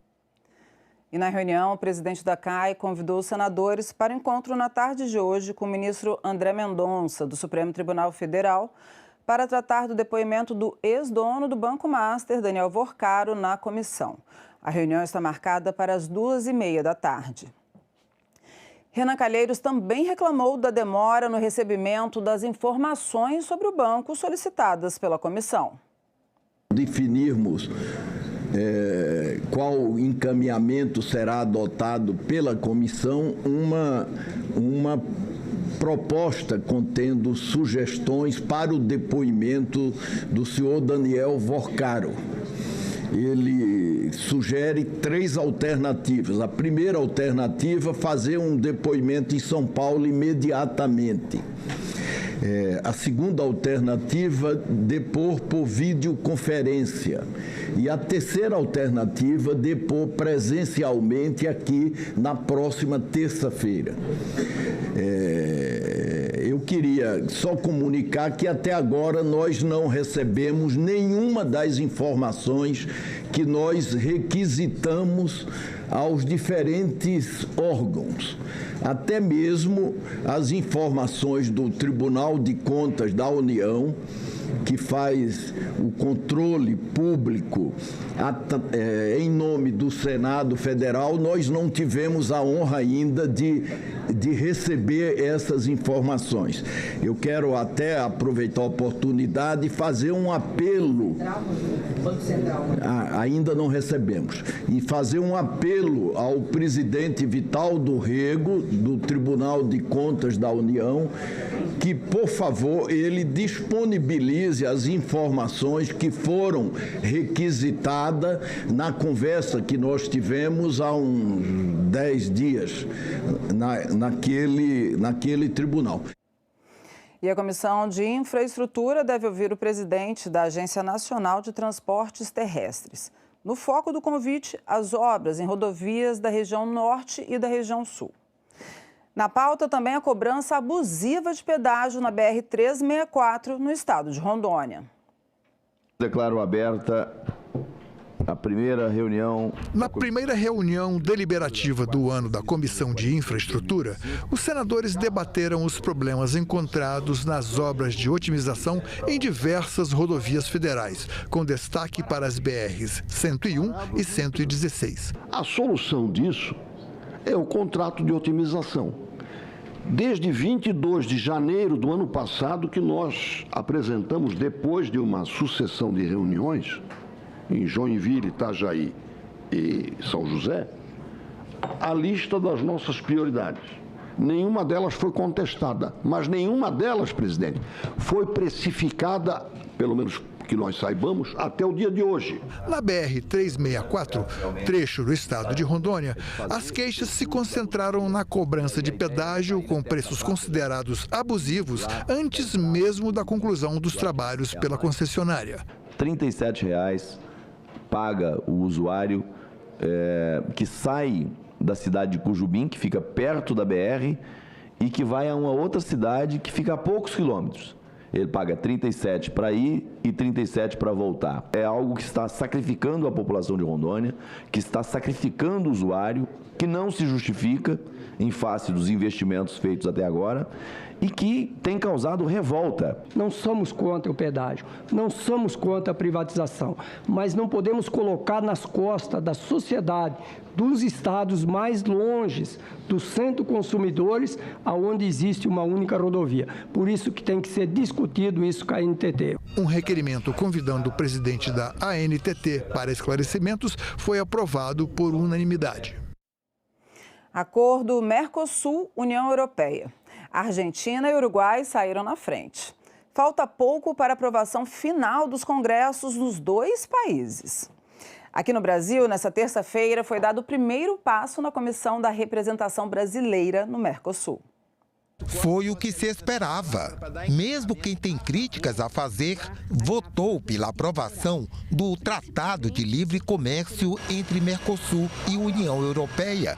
As ponderações têm a ver com os riscos de alguns setores produtivos diante da concorrência dos produtores europeus. Continuaremos com a concorrência desleal, o preço entra no Brasil baixo subsidiado e isso quem paga a conta é o produtor de leite lá na porteira. A falta de contrapartida da União Europeia para os produtos lácteos brasileiros e uma grande ameaça à agregação de valor aos nossos queijos finos, que é o que a gente está tentando fazer agora. Então, é só essa parte que eu quero deixar registrado, a minha crítica ao acordo, mas deixar registrado também que voto favorável. Vantagens à vista, as oportunidades, entre outras, virão do acesso privilegiado a um mercado consumidor de 700 milhões de pessoas, o que pode fazer com que nosso PIB cresça até 0,46% a mais até 2040. Nem todo mundo vai ficar satisfeito com esse acordo. No entanto, a transição para que nós tenhamos impostos definitivamente zerados, permitem, especialmente na área da indústria, que o nosso país possa se adaptar ao ponto de ganhar competitividade e disputar em condições de igualdade com os produtos de qualquer dos países da União Europeia. Só para dar um exemplo, o carro híbrido, por exemplo, nós vamos levar 18 anos para esse imposto ser zerado. 18 anos. Apesar de o acordo ser predominantemente econômico, mas ele abre definitivamente as portas para uma integração muito mais ampla dentro do Mercosul, que vai fazer com que nós tenhamos também avanços muito significativos. Então, eu considero que aprovar esse acordo nós termos um avanço significativo para o Brasil. Com a aprovação de hoje, restam o exame e a votação do texto pelos plenários das duas casas do Congresso nos próximos meses. Um enorme desafio que o Brasil tem que ficar atento para observar esse calendário estabelecido, para não permitir que lá na frente a nossa indústria desapareça completamente. Nós precisamos lutar contra tudo aquilo que impede o nosso desenvolvimento econômico e, em especial, o crescimento da nossa indústria. No contexto geral, só temos a ganhar. Eu quero aproveitar, encerrando minhas palavras, parabenizando os grandes heróis do agronegócio no Brasil, porque eles têm produzido, têm lutado em meio a tantas dificuldades, mas tem feito a diferença. Com o aumento do protecionismo, com o aumento, eu diria, do unilateralismo, esse acordo ele expressa exatamente uma outra visão de mundo. E nós não estamos mal acompanhados, ao contrário. E o plenário deve votar hoje medida provisória que fortalece a Autoridade Nacional de Proteção de Dados, conhecida pela sigla ANPD. Ela vai ser transformada em agência com autonomia para fiscalizar o Estatuto da Criança e do Adolescente Digital. A medida já foi aprovada pela Câmara dos Deputados. O projeto aprovado na Comissão de Segurança Pública susta o decreto do presidente Lula de julho de 2023, que tornou mais restritas as regras para aquisição, registro, posse e porte de armas de fogo e transferiu a fiscalização dos registros do Comando do Exército para a Polícia Federal. O relator listou uma série de itens do decreto que, segundo ele, são vícios e precisam ser corrigidos. Atribuir à Polícia Federal competências legalmente designadas ao Exército, prejudicar a prática do tiro desportivo e o lazer, tornar restritos diversos calibres, trazendo prejuízos econômicos para os fabricantes e comerciantes de armas e munições, exigir distância mínima de 1 quilômetro entre clubes de tiro já instalados e instituições de ensino, diminuir de 10 para 3 anos a validade de certificado de registro de arma de fogo, prever suspensão cautelar de CRAF e do porte com base em meros indícios e suspeitas sem laudo, proibir o tiro recreativo para maiores de 18 anos sem certificado de registro, atribuir níveis a atiradores com base no calibre e exigir certidões em que constem registro de execuções penais e procedimentos investigatórios em trâmite. Não faz sentido equiparar quem exerce uma atividade ilícita, como são os CACs e os atiradores, os aqueles que praticam o esporte de tiro com criminosos, que muitas vezes é o que faz esse decreto. O senador Eduardo Girão fez um relato pessoal sobre um atentado na escola em que os filhos dele estudaram nos Estados Unidos e apelou para que o texto seja aprimorado na Comissão de Constituição e Justiça, onde vai ser analisado agora. A minha filha foi poupada por livramento, os colegas foram mortos, o professor foi morto em sala de aula por um rapaz que comprou uma arma legal nos Estados Unidos. Com relação ao porte, você andar armado nas ruas, eu acho que é um retrocesso sem precedentes na questão civilizatória. Você viu agora, peço desculpas, uma matéria sobre a Comissão de Segurança Pública. A gente teve um probleminha aqui, mas agora você vai poder acompanhar a matéria que a gente falou mais cedo sobre a votação do plenário de hoje, que vai votar, a medida provisória que fortalece a proteção de dados conhecidas pela sigla ANPD. Ela vai ser transformada em agência com autonomia para fiscalizar o Estatuto da Criança e do Adolescente Digital. A medida já foi aprovada pela Câmara dos Deputados. A Autoridade Nacional de Proteção de Dados tem a responsabilidade de gerenciar a proteção de dados pessoais. A medida provisória transforma a ANPD em agência, com autonomia funcional, técnica, decisória, administrativa e financeira.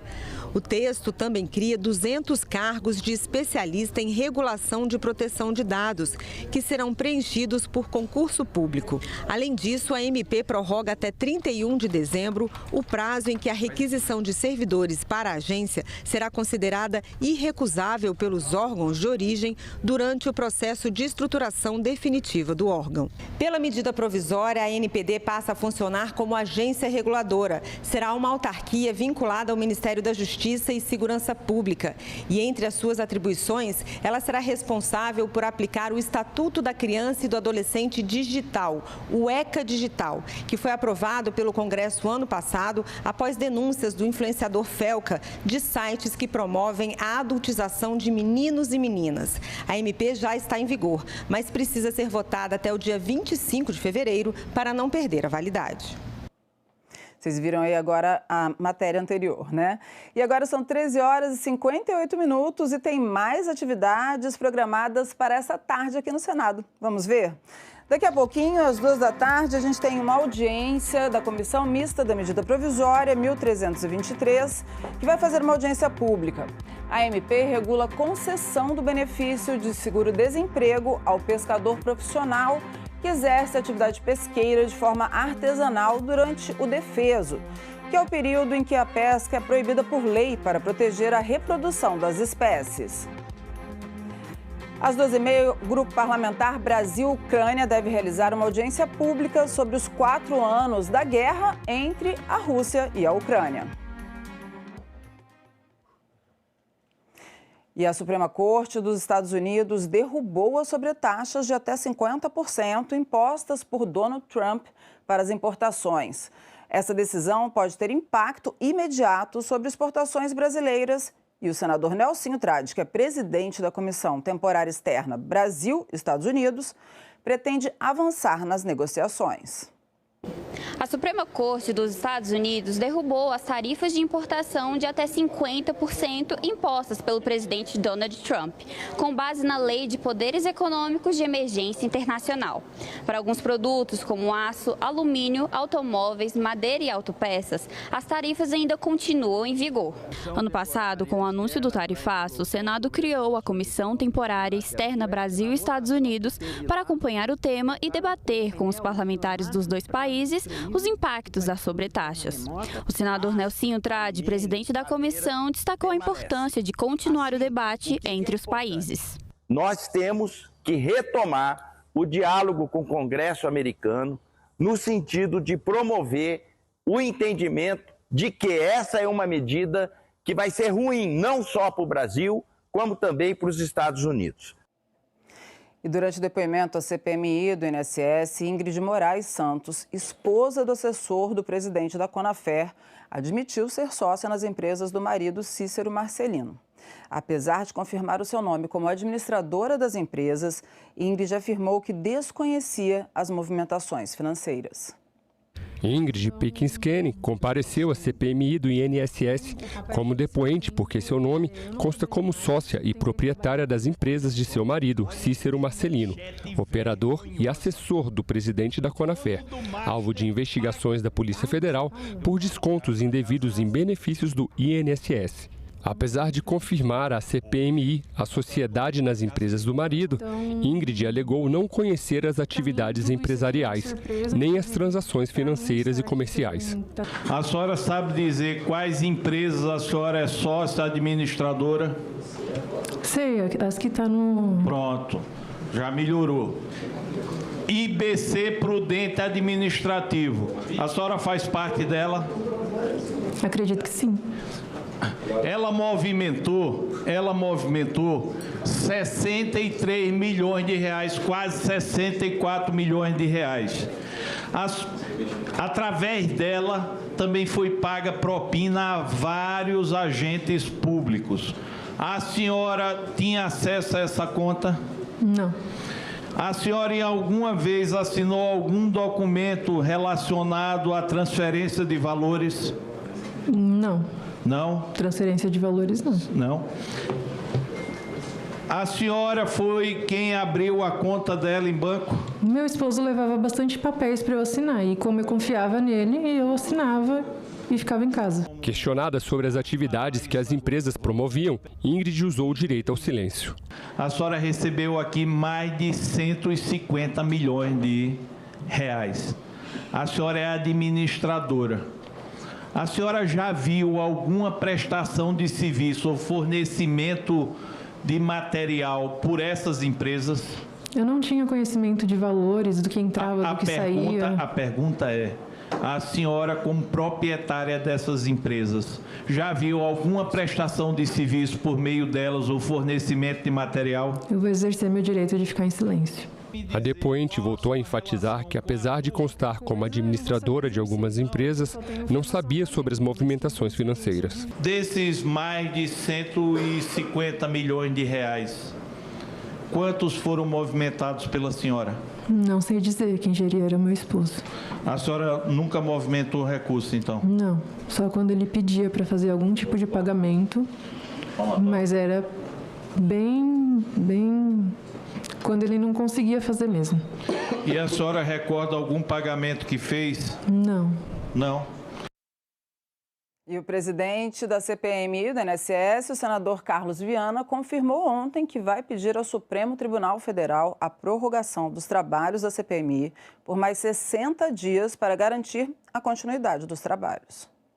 Eu, juntamente com outros parlamentares, recorreremos ao Supremo para que a CPMI seja prorrogada no prazo estipulado das assinaturas que nós temos, já que, por legislação, nós temos o direito de que ela permaneça por pelo menos mais 60 dias. Vamos ao fim. Você pode rever as reportagens dessa edição na nossa página na internet, senado.leg.br/TV. Muito obrigada pela companhia e até a próxima.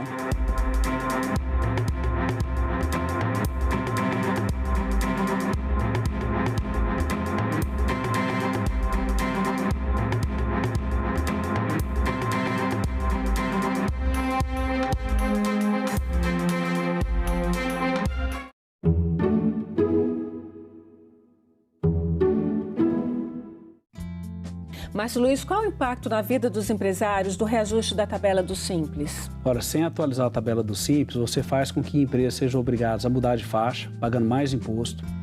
Você faz com que algumas empresas sejam expulsas do Simples, porque ultrapassam o teto.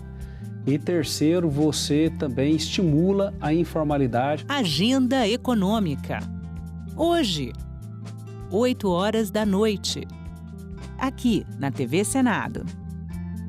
Uma realidade enfrentada por milhares de mulheres e crianças em Santa Catarina. De 2017 a 2023, mais de 27 mil recém-nascidos foram registrados sem o nome do pai na certidão de nascimento. Para mudar esse quadro preocupante, um projeto de lei apresentado na LESC busca facilitar o reconhecimento da paternidade no Estado e garantir que nenhuma mãe ou criança fique desassistida. Por sugestão da Defensoria Pública, nós criamos esse projeto que determina que os cartórios informem a Defensoria Pública quando do registro do nascimento das crianças não constar o nome do pai. Então é uma oportunidade tanto para que esse pai possa repensar e retificar, corrigir isso, quanto também, se não houver um acordo, as próprias mães sejam informadas com relação aos seus direitos e aos direitos da criança. Você sabe o que é uma emenda parlamentar? O Orçamento da União define quais ações serão realizadas com os impostos arrecadados. Parte destes recursos é destinada a emendas parlamentares. Deputados e senadores direcionam recursos para obras e serviços em sua região. Você pode acompanhar e fiscalizar as emendas no portal Siga Brasil, no site do Congresso, no portal da Transparência do Governo Federal e na plataforma TransfereGov.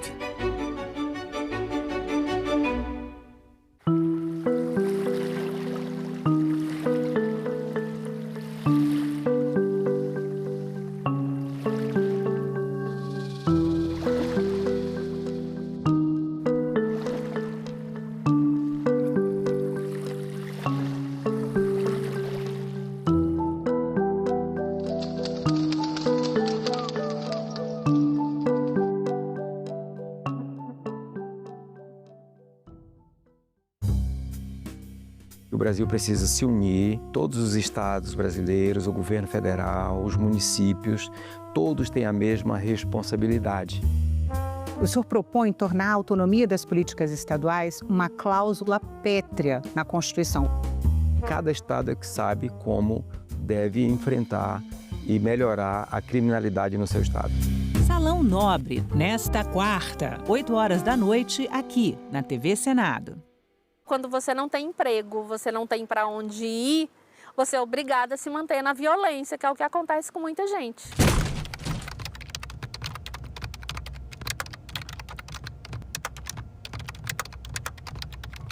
Eu fiquei casada por 22 anos. Quando aconteceu de eu denunciar a Maria da Penha, foi quando ele me pegou pelo cabelo, que ele nunca tinha encostado a mão em mim. Assim, tinha tido empurrões, né? Que ele me empurrou uma vez, eu estava grávida da minha filha quando ele me empurrou. Meu ex-marido me acusou de ter um caso com o marido da minha irmã. Qualquer homem que se aproximasse de mim, ou até os amigos que eu, na minha casa, quando ia embora, ele virava e falava: você acha que eu não vi você dando trela para fulano? Que você acaba se afastando dos amigos, da família, você acaba se isolando. A gente se assusta muitas vezes com o feminicídio, mas o feminicídio ele nasce daí. Ele nasce dessas pequenas coisas que vão tomando uma proporção maior.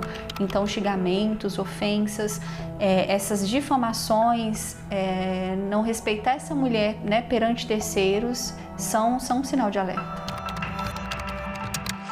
Depois que eu passei, que eu fiz o acompanhamento pelos psicólogos e tudo, você acaba entendendo e vendo que se a pessoa não tiver uma ajuda, ela não consegue sair da violência, ela não consegue se libertar. Hoje eu posso falar que a minha vida está maravilhosa, apesar dos altos e baixos, eu tenho paz. O mundo cabe dentro de um museu. É só entrar e deixar a curiosidade te guiar. Tradições, saberes e costumes que mantêm viva a essência de um povo. O museu é esse espaço que celebra as raízes, valoriza as diferenças e fortalece o que nos conecta como humanidade. Conhecer nossa história é descobrir o que nos torna únicos. Museus, onde o passado encontra o presente e inspira o futuro. Visite, descubra, valorize.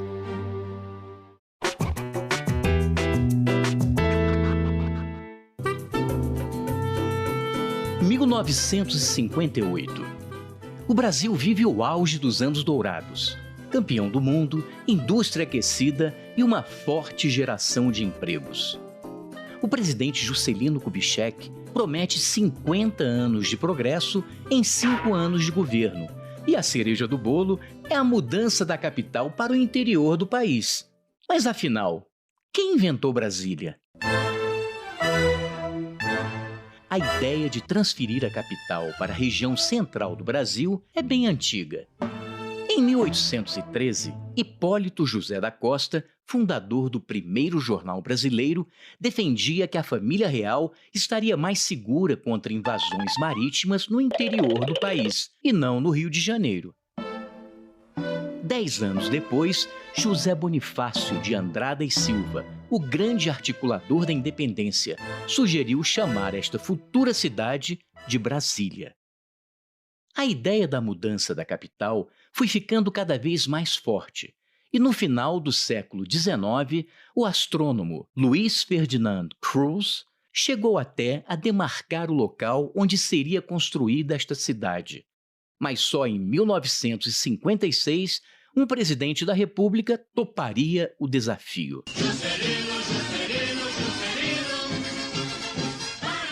JK sabia que estava mexendo num vespeiro. As elites econômicas não queriam trocar o litoral pelo interior, e as reações começaram a aparecer. A política desenvolvimentista estava dando muito certo.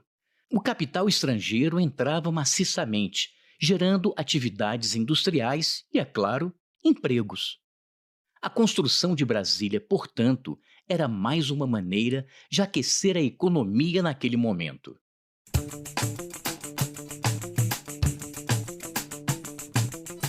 Sem se intimidar, o presidente montou uma equipe respeitável para construir Brasília. O arquiteto Oscar Niemeyer e o urbanista Lúcio Costa fizeram um projeto ousado e moderno para a época. Superquadras com prédios baixos, muito espaço e muito verde. Além disso, pessoas de diferentes classes econômicas poderiam viver lado a lado e estudar em uma mesma escola. Mas nem tudo saiu como planejado. As condições de trabalho eram precárias, os salários baixos, e muitos trabalhadores que ergueram a cidade, também chamados de candangos, tiveram que voltar para seus estados, pois não havia moradia para todo mundo. Os que ficaram foram para as cidades satélites na periferia, ainda sem nenhuma estrutura habitacional e sanitária. Brasília demorou cerca de 40 meses para ser construída e foi inaugurada em 21 de abril de 1960. Mais do que sede do governo, tornou-se uma cidade com vida própria, com seus problemas e virtudes, e impulsionou o desenvolvimento econômico do centro-oeste brasileiro. Já Juscelino terminaria seu governo com uma forte popularidade, um ótimo índice de crescimento econômico, mas também deixando o país com uma inflação bastante alta.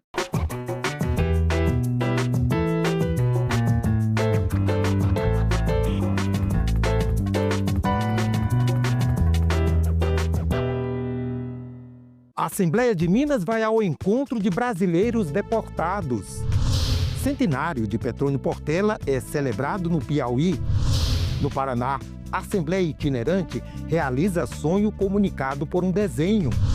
E uma exposição permanente vai homenagear a Lei Orgânica do Distrito Federal. Tudo isso no Parlamento Brasil. Parlamento Brasil, toda sexta, 8 horas da noite, aqui na TV Senado. A gente também fala tupi. O nome Sergipe tem origem no tupi e significa no Rio dos Siris. É formado por seri, que quer dizer siri, mais i, palavra para água ou rio, mais p, que significa a preposição em, no. O siri é uma espécie de crustáceo encontrado em locais de areia ou de mangue. O termo siri também vem do tupi e tem o significado de correr, deslizar, provavelmente em razão de como ele se move. A gente também fala tupi. Quando eu era mais novo, eu não tinha uma condição melhor de comprar um lanche e tal. E a gente ia pra passear, assim, final de semana. E eu sempre percebia, assim, olhares diferentes do segurança e tal. Às vezes passava um rádio pro outro segurança e tal, pra ficar de olho na gente, entendeu? Então eu vi, assim, meio que um tratamento diferente com a gente. Senadoc, neste sábado, 9 horas da noite, aqui na TV Senado. O mundo cabe dentro de um museu. É só...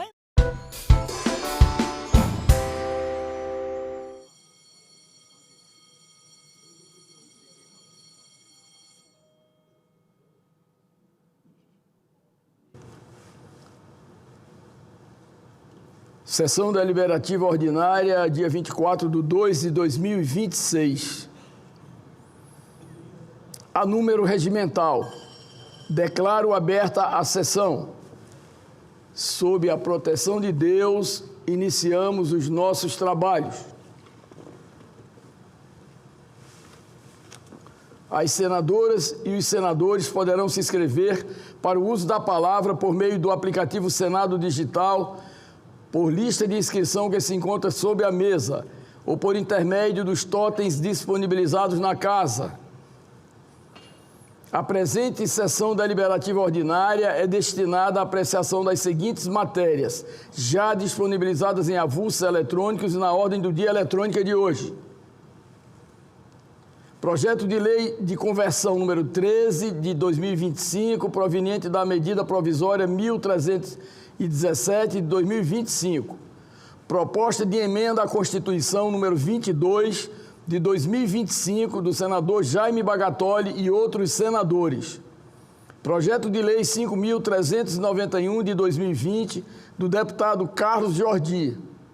E projeto de Decreto Legislativo número 270 de 2024, da Comissão de Relações Exteriores e de Defesa Nacional da Câmara dos Deputados.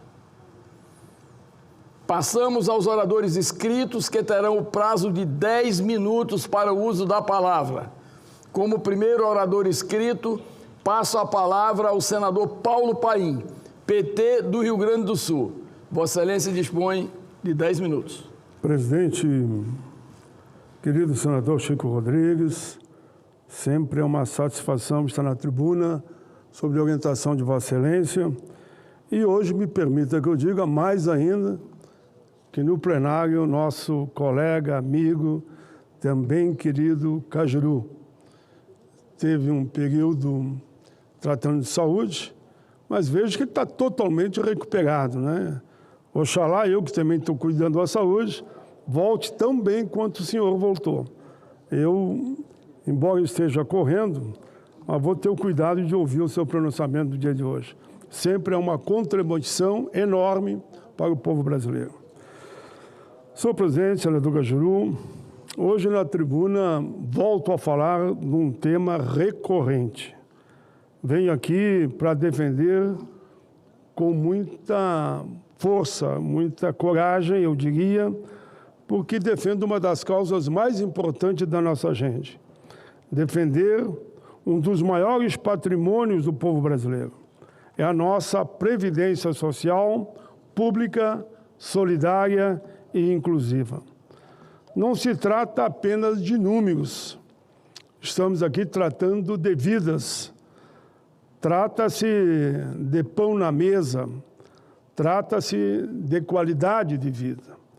Trata-se da dignidade de quem trabalhou a vida inteira e não pode, em hipótese nenhuma, ser abandonado na velhice ou na hora da doença, do acidente, da invalidez.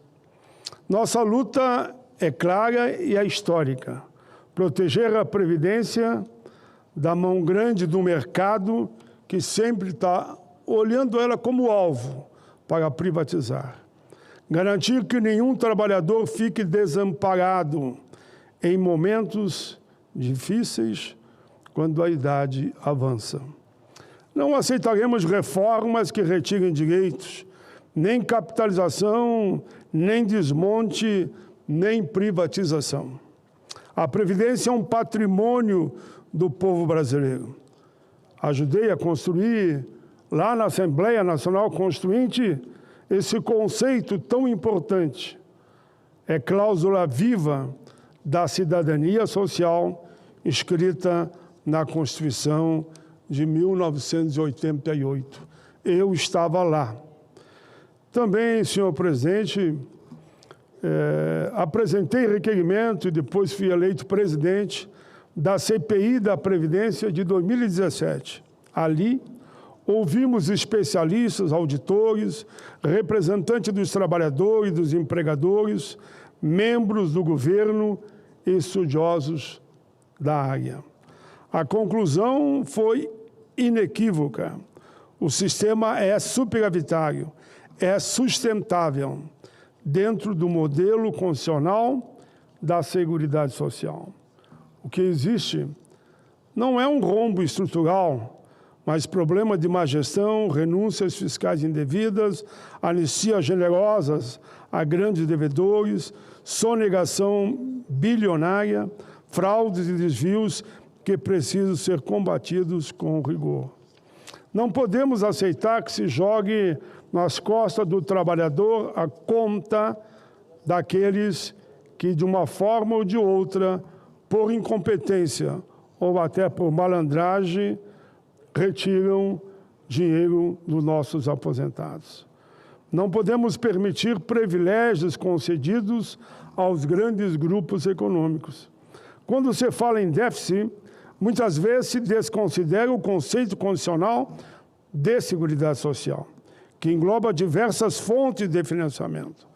A Constituição foi sábia ao criar um sistema solidário financiado por toda a sociedade. Entre 1988 e 2023, os benefícios pagos pela Previdência cresceram 238,8%.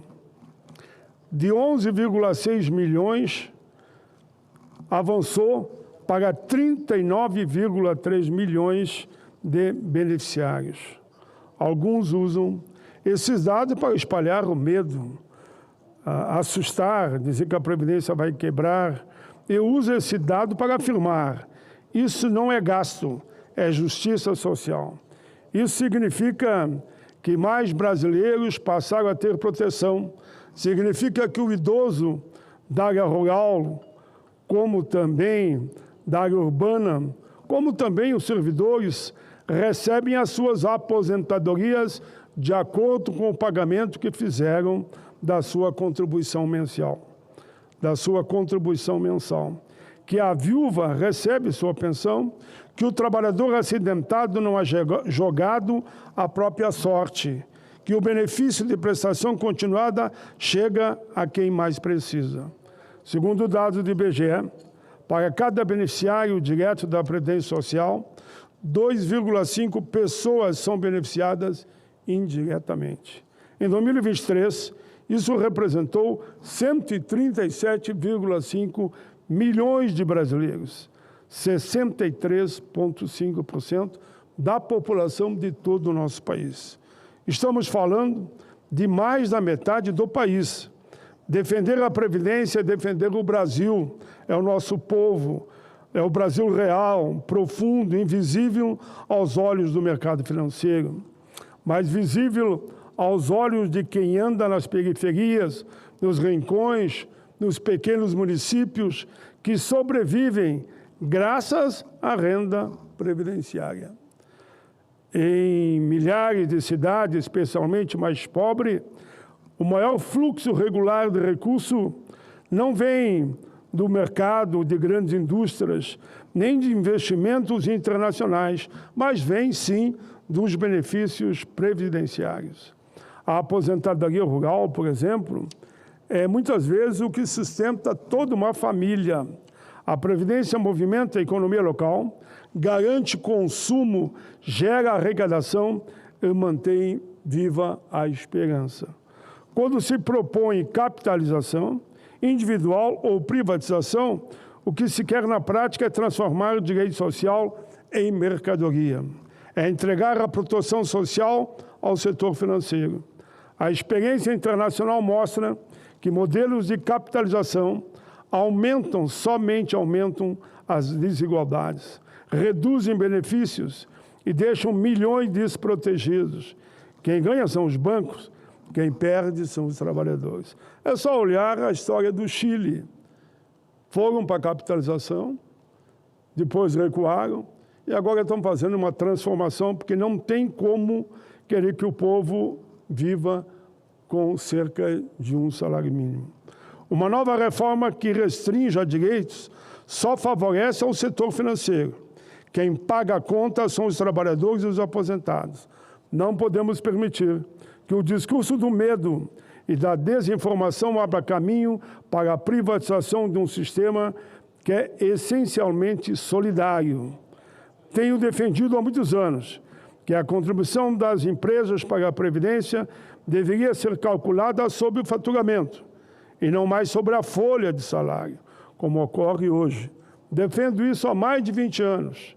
Me lembro que defendi, inclusive, numa reunião, onde o ministro da Previdência do governo Lula, na época, ficou de estudar o tema. E estou vendo que hoje há uma discussão que me preocupou muito. Achar que 1,2 do faturamento resolve o problema da Previdência, piora. O cálculo que eu tinha na época em que discutia esse tema e continuo discutindo, tem que ser em torno de 4% sobre o faturamento, e não 1,2, 1,4. Não sei quem fez esse cálculo, mas o cálculo não é verdadeiro. Há setores altamente lucrativos que empregam pouco, mas faturam muito. Dou como exemplo o setor bancário, que apresenta lucros bilionários, ou poderíamos dizer, escândalos bilionários, como esse que está aí, mas possui estrutura enxuta de empregados. É justo que quem fatura mais contribua mais. Nosso objetivo é fortalecer o sistema, adaptá-lo à nova realidade econômica e garantir sustentabilidade com justiça. Precisamos enfrentar com coragem a sonegação. Precisamos revisar anistias que premiam maus pagadores. Precisamos melhorar a gestão, modernizar a cobrança. Precisamos proteger o dinheiro do povo, da Seguridade Social, para que ele cumpra seu destino, garantir direitos. Concluindo, presidente, a Previdência Social é uma das maiores políticas de inclusão social da história do Brasil. Ela reduziu a pobreza entre os idosos, diminuiu desigualdades regionais e promoveu cidadania. Atacar a Previdência é atacar os mais vulneráveis, é atacar o trabalhador rural, a pessoa com deficiência, o idoso pobre, seja do campo ou da cidade, a viúva, os órfãos. Eu reafirmo, a Previdência não é problema, ela é solução, ela não é obstáculo ao desenvolvimento, ela é motor do desenvolvimento social e econômico. Ela não é privilégio, é direito. Seguirei, como sempre fiz, ao longo da minha vida pública, ao lado dos trabalhadores, dos aposentados, dos pensionistas, dos que mais precisam. Seja aqui dentro, como congressista, como ficarei até o fim do ano, seja lá, nas ruas, defendendo os que mais precisam, os mais vulneráveis. Defender a Previdência Pública é defender a dignidade humana, é defender o pacto da solidariedade entre gerações, é defender o Brasil que cuida do povo. Não aceitaremos desmonte, não aceitaremos a privatização, não aceitaremos que transforme direito em mercadoria. A última frase, presidente, antes de 30 segundos. A Previdência é do povo brasileiro. Enquanto tivermos voz nessa casa, eu tenho certeza que ela será defendida com firmeza, coragem e convicção. Muito obrigado, presidente Chico Rodrigues. Senador Paulo Paim, Vossa Excelência, que obviamente é um ícone das questões sociais no Brasil, ninguém nesta casa conhece mais e tem defendido mais o trabalhismo como Vossa Excelência.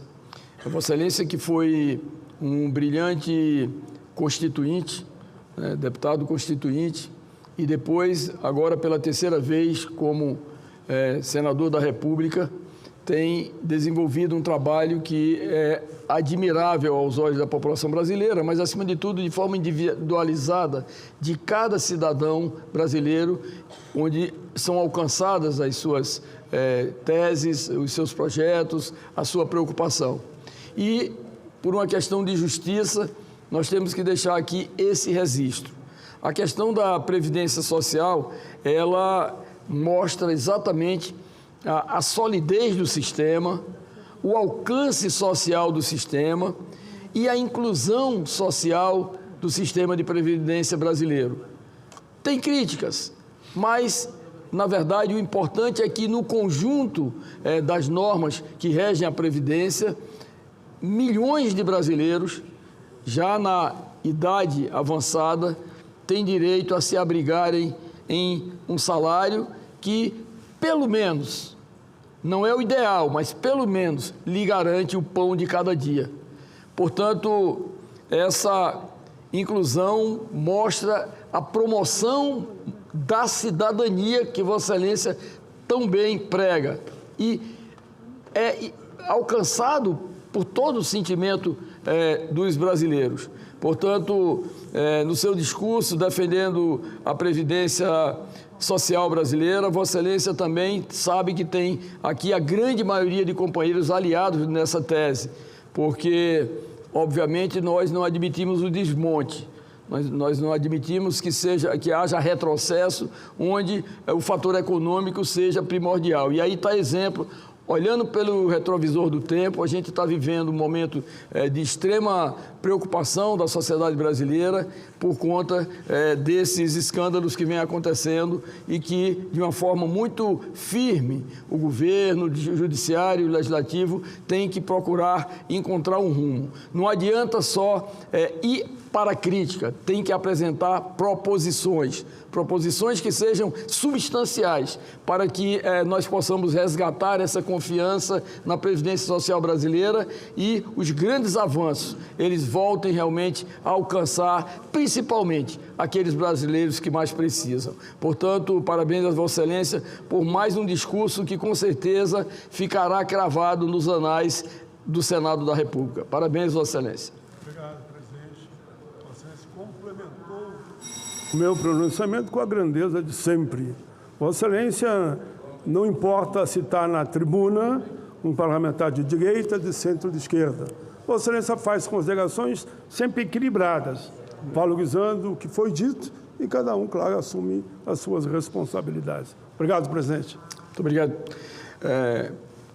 Continuando a ordem do dia, passo a palavra ao senador Jorge Cajuru, do PSB de Goiás. Vossa Excelência dispõe de 10 minutos.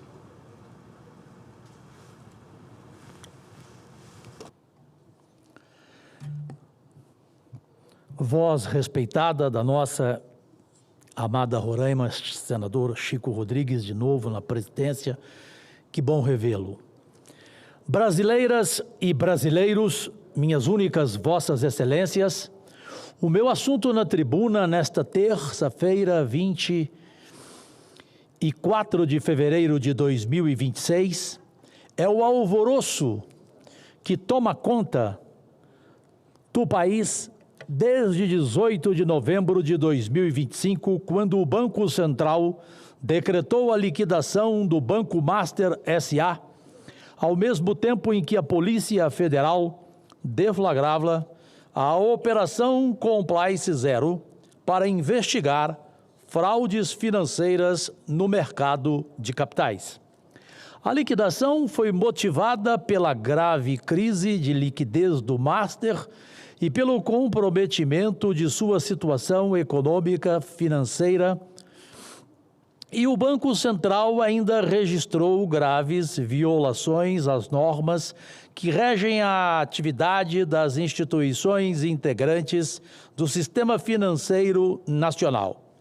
O Banco Central agiu após as suspeitas de fraude envolvendo a venda pelo Master de carteiras de crédito ao BRB de Brasília, banco estatal, e um ponto final para uma instituição que vivenciou um ciclo caracterizado por crescimento acelerado enquanto apresentava, segundo o próprio mercado, sinais evidentes de desequilíbrio financeiro. No comando, desde 2018, o cidadão Daniel Vorcaro, cidadão entre aspas. Um banco quebrar faz parte do jogo.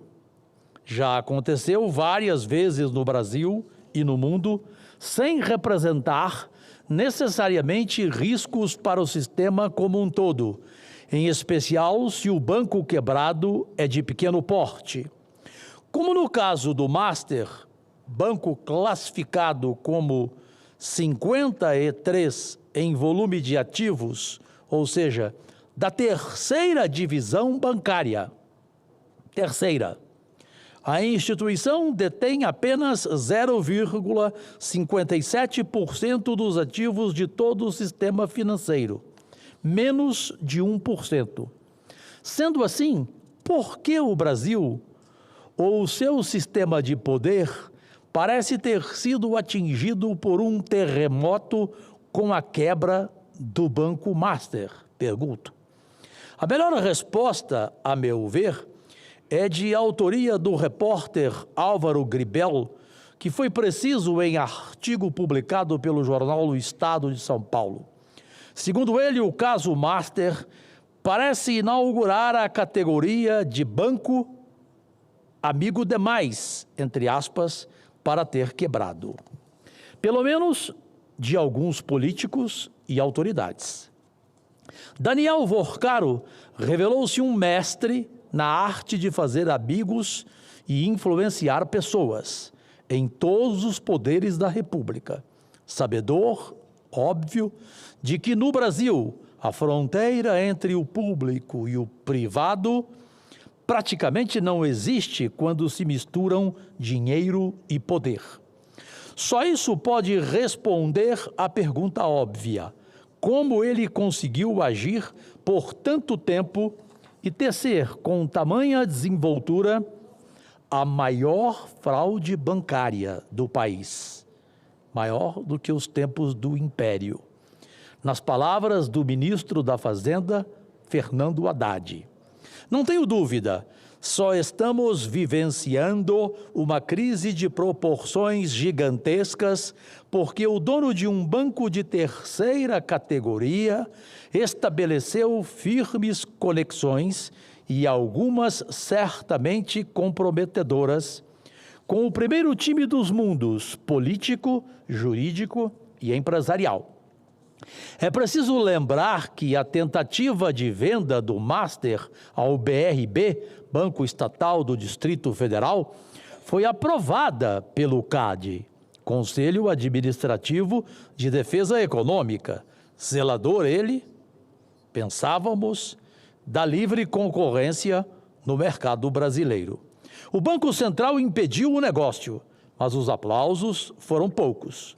Tivemos mais uma profusão de pressões políticas, decisões jurídicas, responsáveis de ministro do STF e movimentações de bastidores reveladoras de um autêntico salve-se quem puder.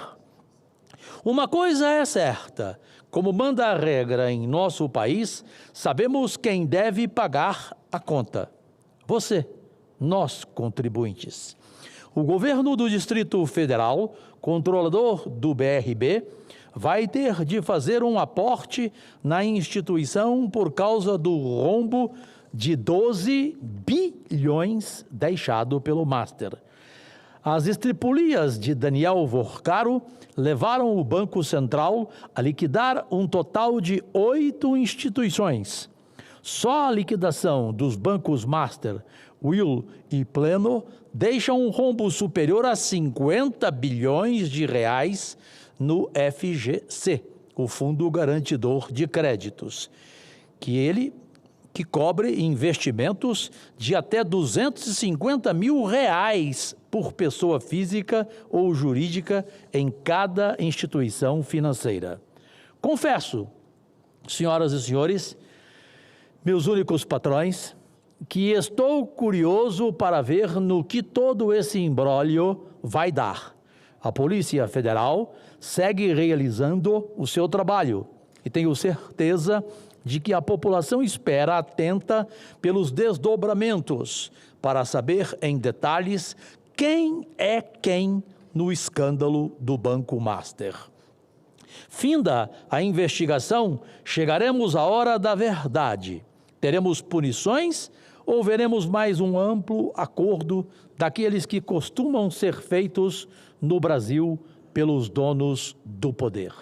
Fica o ponto de interrogação, ou seja, aguardemos.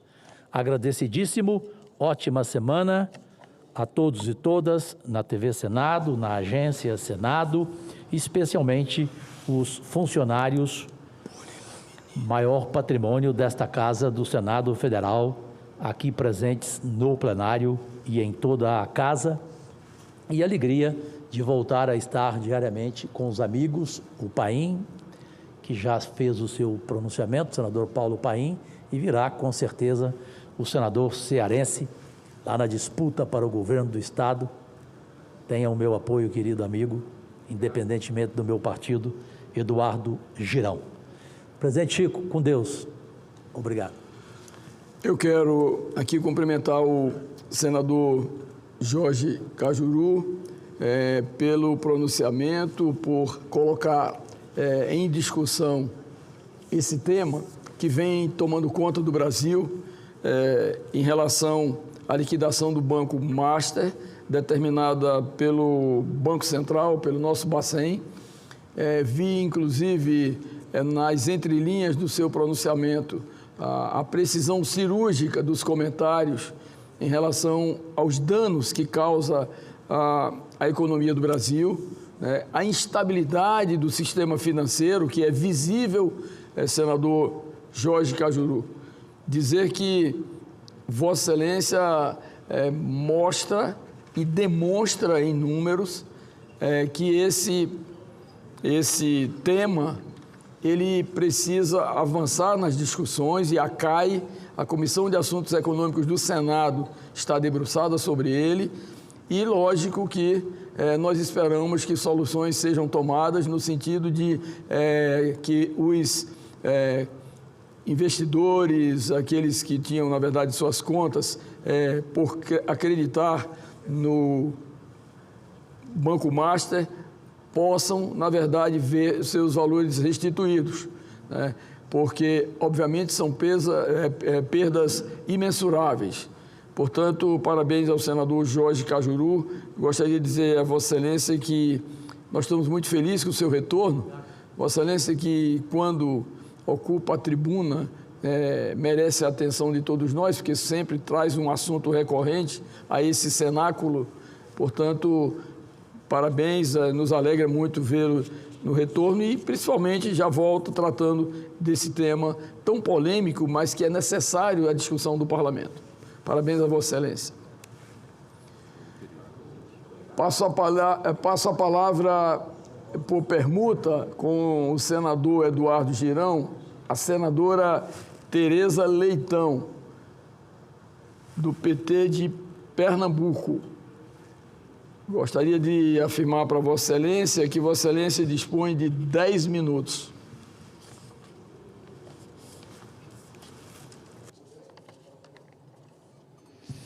Muito obrigada, presidente. Cumprimento Vossa Excelência, os demais senadores e senadoras presentes nesta sessão. Da mesma maneira, cumprimento aqueles que nos acompanham pelas transmissões da TV Senado, da Rádio Senado, pelas nossas redes sociais. Encerramos os festejos do Carnaval recentemente, tempo de celebração, de cultura e identidade. É significativo demais que no palco simbólico de uma das maiores manifestações culturais do país, tenhamos aberto espaço para reconhecer a ciência, o conhecimento e a liderança feminina como pilares do nosso desenvolvimento científico e tecnológico. Cabe voltarmos nossa atenção a um nome que emociona, orgulha e provoca esperança em todo o nosso país e, em breve, assim desejamos, presidente, no mundo inteiro. O nome de doutora Tatiana Sampaio. Professora da Universidade Federal do Rio de Janeiro, ela é chefe do Laboratório de Biologia da Matriz Extracelular do Instituto de Ciências Biométricas da Universidade. Tatiana faz ciência com alma de mulher. Uniu sensibilidade para enxergar o que muitos não observaram, com capacidade de trabalho, excelência e resiliência, em busca de um tratamento que, de tão revolucionário, pode ser chamado de milagre, o que nos recorda a harmonia entre fé e razão, como ensinou Tomás de Aquino. Após mais de 25 anos de pesquisa, ela apresentou resultados que podem transformar o tratamento de lesões medulares. O que assistimos é o impossível sendo materializado. Pessoas recuperam movimentos que haviam perdido e, inclusive, se erguem novamente, dando passos que pareciam definitivamente interditados pelo destino, senador Girão. É a ciência devolvendo não apenas funções motoras, mas autonomia, autoestima e perspectiva de futuro. É o reencontro com a própria liberdade e independência. É o reencontro com a esperança. É um testemunho de que conhecimento, persistência e compromisso social são capazes de reescrever histórias que antes pareciam encerradas. O estudo é baseado na laminina, proteína extraída da placenta, capaz de modular células e reorganizar tecidos do sistema nervoso. O trabalho, que conta com o apoio da CAPES, resultou na criação da polilaminina. Durante os testes, pacientes que haviam perdido movimentos devido a lesões na medula espinhal recuperaram, parcial ou totalmente, a mobilidade. As quase 3 décadas de estudo ganharam novo impulso com o apoio do governo do presidente Lula. O Ministério da Saúde e a Anvisa aprovaram estudo clínico para avaliar a segurança do uso da polilaminina. A ação representa um marco histórico no avanço regulatório e científico do país e tem o objetivo de ampliar o acesso à assistência e à integração da pesquisa clínica ao SUS, ao Sistema Único de Saúde. Esta pesquisa e seus horizontes promissores, reforço, resultam de um sistema público que fortalece a ciência e cria as condições para que pesquisadoras e pesquisadores possam transformar ideias e estudos em conhecimento, inovação, esperança e, sobretudo, gerar retornos à sociedade. Estamos tratando, é importante frisar, de um medicamento em fase de estudos clínicos ainda.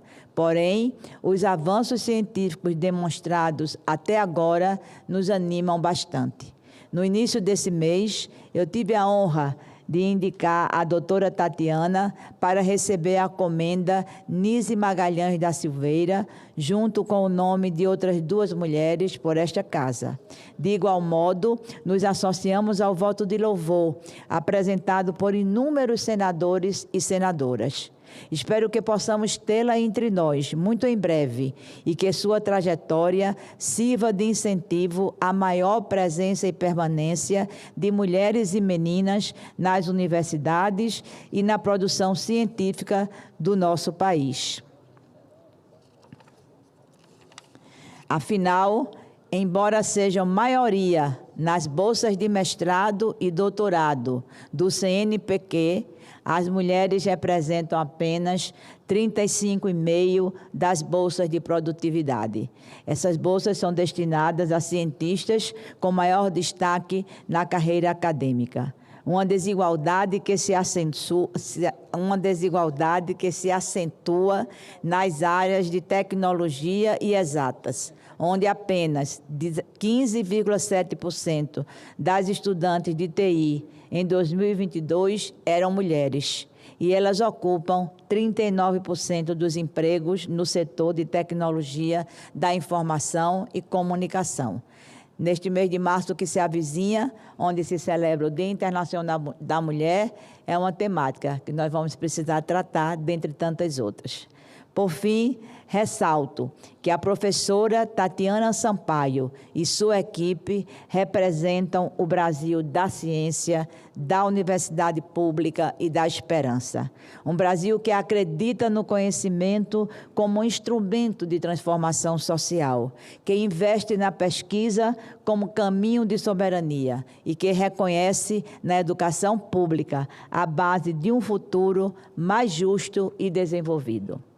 Senhor presidente, terminando esse meu pronunciamento principal, eu pedi, Vossa Excelência concedeu, já falar um pouco, senador Girão, nos minutinhos que me restam, de um voto de aplauso, que em uma certa medida se assemelha também à persistência da doutora Tatiana, embora em uma área totalmente diferente.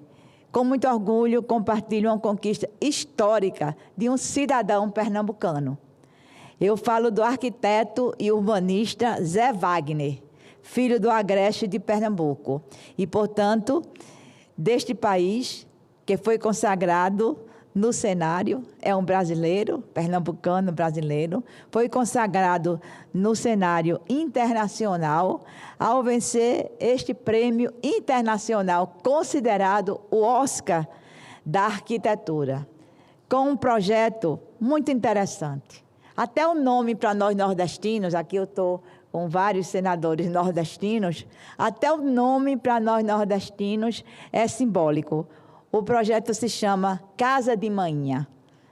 Nós aqui temos o hábito de chamar nossa mãe, não de mamãe, mas de manhã, né? E a Casa da Manhã é tudo de bom. Todo mundo gosta da Casa de Manhã, né? Pois bem, esse arquiteto e urbanista, José Wagner, né, concebeu essa casa no lugar onde ele nasceu e foi criado, e é a única residência da sua mãe até os dias de hoje. Então, como urbanista, ele fez uma casa que foi construída pelas mãos de seu pai e de sua mãe, virar prêmio internacional, se transformar em um inédito prêmio internacional. Como muitos no interior desse país, construída no adobe, o tijolo de barro.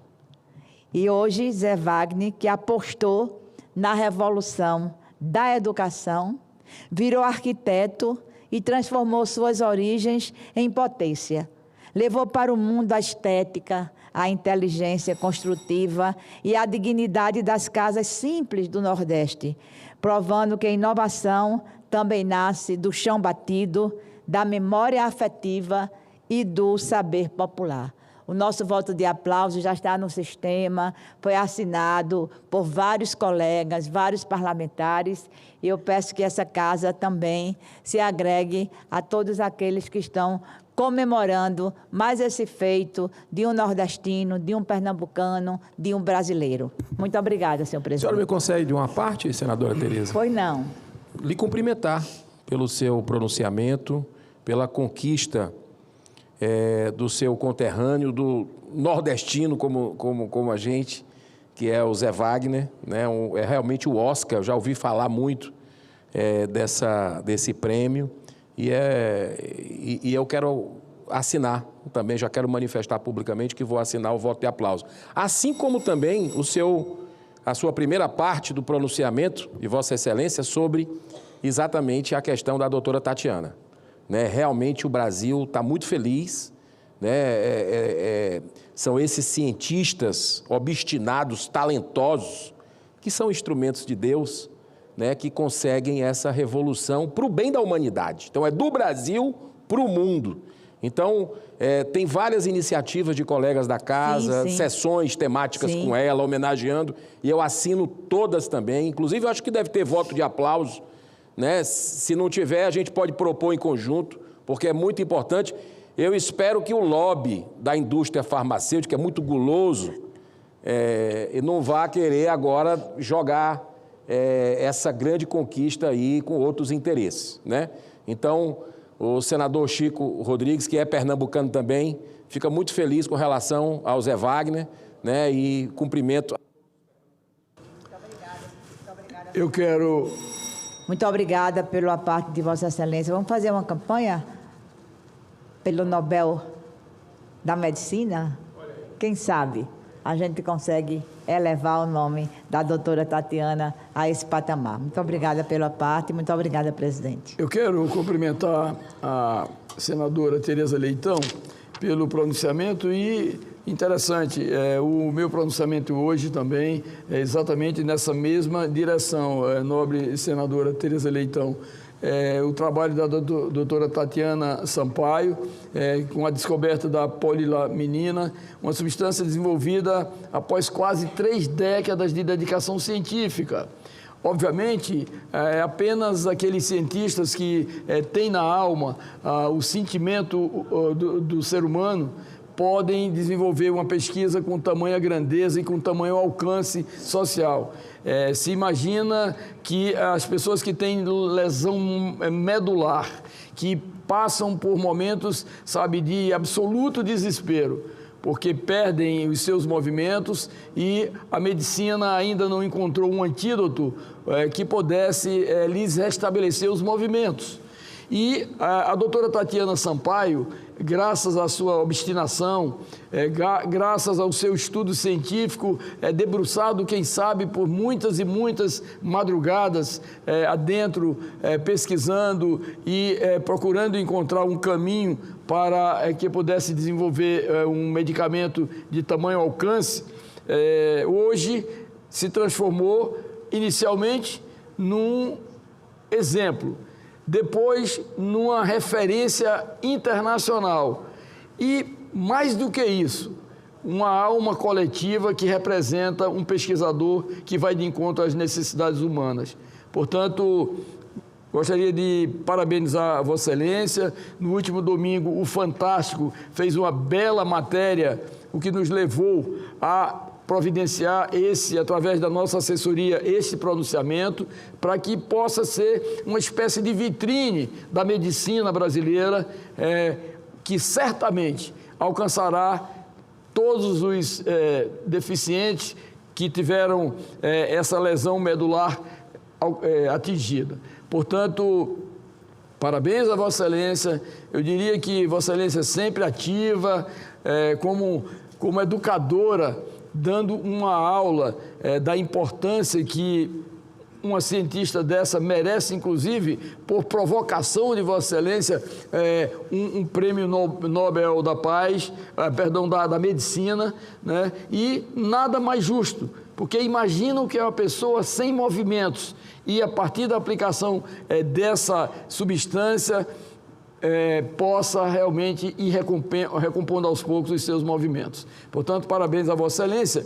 E gostaria de dizer que Vossa Excelência também apresentou aqui um voto de louvor ao senhor Zé Wagner. Zé Wagner, que é arquiteto. Eu tenho uma admiração enorme pelos arquitetos, até porque meu filho e a minha filha também são arquitetos, né? E vejo que a iniciativa dele, inclusive com o projeto Casa de Manhinha, que é a linguagem que nós falamos com os nossos pais no Nordeste, especificamente no nosso estado, Pernambuco, demonstra esse carinho, esse amor, acima de tudo, essa dedicação, e é o triunfo da sensibilidade e afetividade que leva a memórias, né? A memórias da sua infância, a memória da sua casa, dos seus irmãos, do seu ambiente físico de residência, onde, através da Universidade Federal de Pernambuco, ele se formou na Universidade Federal de Pernambuco, ele realmente recebe, por iniciativa de Vossa Excelência, subscrito por outros colegas senadores, e eu aqui também me proponho a assinar, assim como o senador Eduardo Girão também o fez, essa moção de aplauso, né? Que todos nós nos alinhemos no sentido de que esses jovens que vêm sacudindo a engenharia, a arquitetura, a medicina, como é o caso da doutora Tatiana Sampaio, possam ser reconhecidos pela Câmara Alta do país, pelo Senado da República. E isso nós temos feito com muita propriedade. Portanto, parabéns a Vossa Excelência pelas duas iniciativas, porque queiramos sim que seja este cenáculo, este plenário, a caixa de ressonância da sociedade brasileira. Parabéns a Vossa Excelência.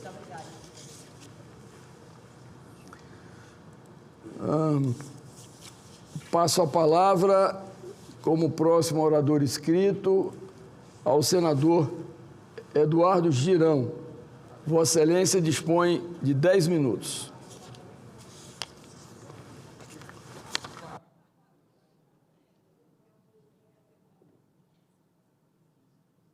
Paz e bem, meu querido irmão, senador Chico Rodrigues. Quero cumprimentar todos os demais senadores, senadoras, funcionários dessa casa, assessores e a equipe aí da TV Senado, Rádio Senado, Agência Senado. Senhor presidente, o brasileiro está ansioso por esse dia, por essa semana. Finalmente, o Senado, senador Jaime Bagatoli, volta às atividades. Depois de um longo e tenebroso inverno, o Senado reabre. Aqui o plenário, estava com saudade do plenário. Porque o parlamento é aqui onde a gente denuncia, é aqui onde a gente joga luz nas sombras, nas trevas. E foi muito estranho o Senado. Eu estou aqui há 7 anos, cheguei junto com o senhor. Eu nunca vi em 7 anos a nossa Casa Revisora da República fechada praticamente no mês todo de fevereiro. Estamos abrindo agora. Porque no início dos trabalhos, geralmente no início de fevereiro, nós tivemos apenas uma sessão e foi remota ainda. Excluindo o debate de escândalos fragorosos que estão acontecendo no Brasil agora, no INSS, roubando aposentado, pensionista, velhinha, tirando do mais pobre, de deficiente físico, de viúva. E também o roubo do Banco Master, a maior fraude do sistema financeiro da história do Brasil, com gente poderosa envolvida até a medula. E essa casa, em vez de se levantar com 200 anos de história, resolve fechar para balanço. Mas é como a gente vê no comércio, fechado para balanço. Quando reabre, tem novidade. Eu espero que o presidente do Senado traga hoje aqui, essa semana, vou esperar, novidade. Porque inércia não tem mais como aceitarmos. O Brasil precisa de uma resposta dessa nossa casa. Nós fomos eleitos para isso. Foi cozinhado, empurrado com a barriga até agora. Não é de hoje. O presidente Davi Alcolumbre se comprometeu ainda em 2019 que acabaria com o segredismo da República. Foi o discurso de posse dele. O que nós vemos é a República do segredismo imperar hoje no Brasil. Até ele, que poderia dar o exemplo, faz o sigilo do careca do INSS durante 100 anos. Nunca tinha visto isso no Senado Federal. Então, senhor presidente, não é culpa dos senadores não terem vindo aqui durante esse período. Eu deixei claro. É porque não houve convocação do presidente da casa. E nós precisamos dar uma resposta imediata à sociedade para abrir a CPI, que já tem 51 assinaturas, ou seja, bem mais da metade da casa. Dos 81, senador Jaime, 51 assinaram a CPI do Banco Master. Está 3 meses aqui na mesa quase, antes do recesso. E tem a CPMI do deputado Carlos Jordi, que também já conseguiu um número recorde de assinatura. Não tem como não abrir. Não tem como não abrir. Senador Rogério Marinho, líder da oposição. Se fala aí na mídia que teria um acordo e tudo para o negócio da dosimetria para votar e aí não tiraria a pressão. Primeiro que eu não ouvi esse acordo. Em canto nenhum, duvido. Mas se tiver, não contem comigo. O senhor permite uma parte, senhor? Permito. Eu só queria deixar claro, senador Rogério Marinho, que essa CPI ou CPMI é inegociável. Nós precisamos, temos o dever de abrir, porque não adianta a gente ficar pegando atalho da CPI do crime organizado, da CPI do INSS, que o senhor é um participante mais ativo ali, combativo, e não ter uma CPI própria do maior escândalo do sistema financeiro do Brasil. Então, é inegociável.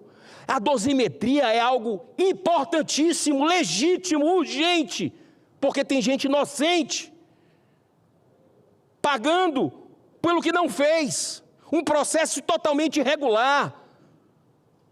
A dosimetria é urgente, já era para ter sido derrubado. O veto do presidente Lula, o veto vergonhoso da vingança, da revanche.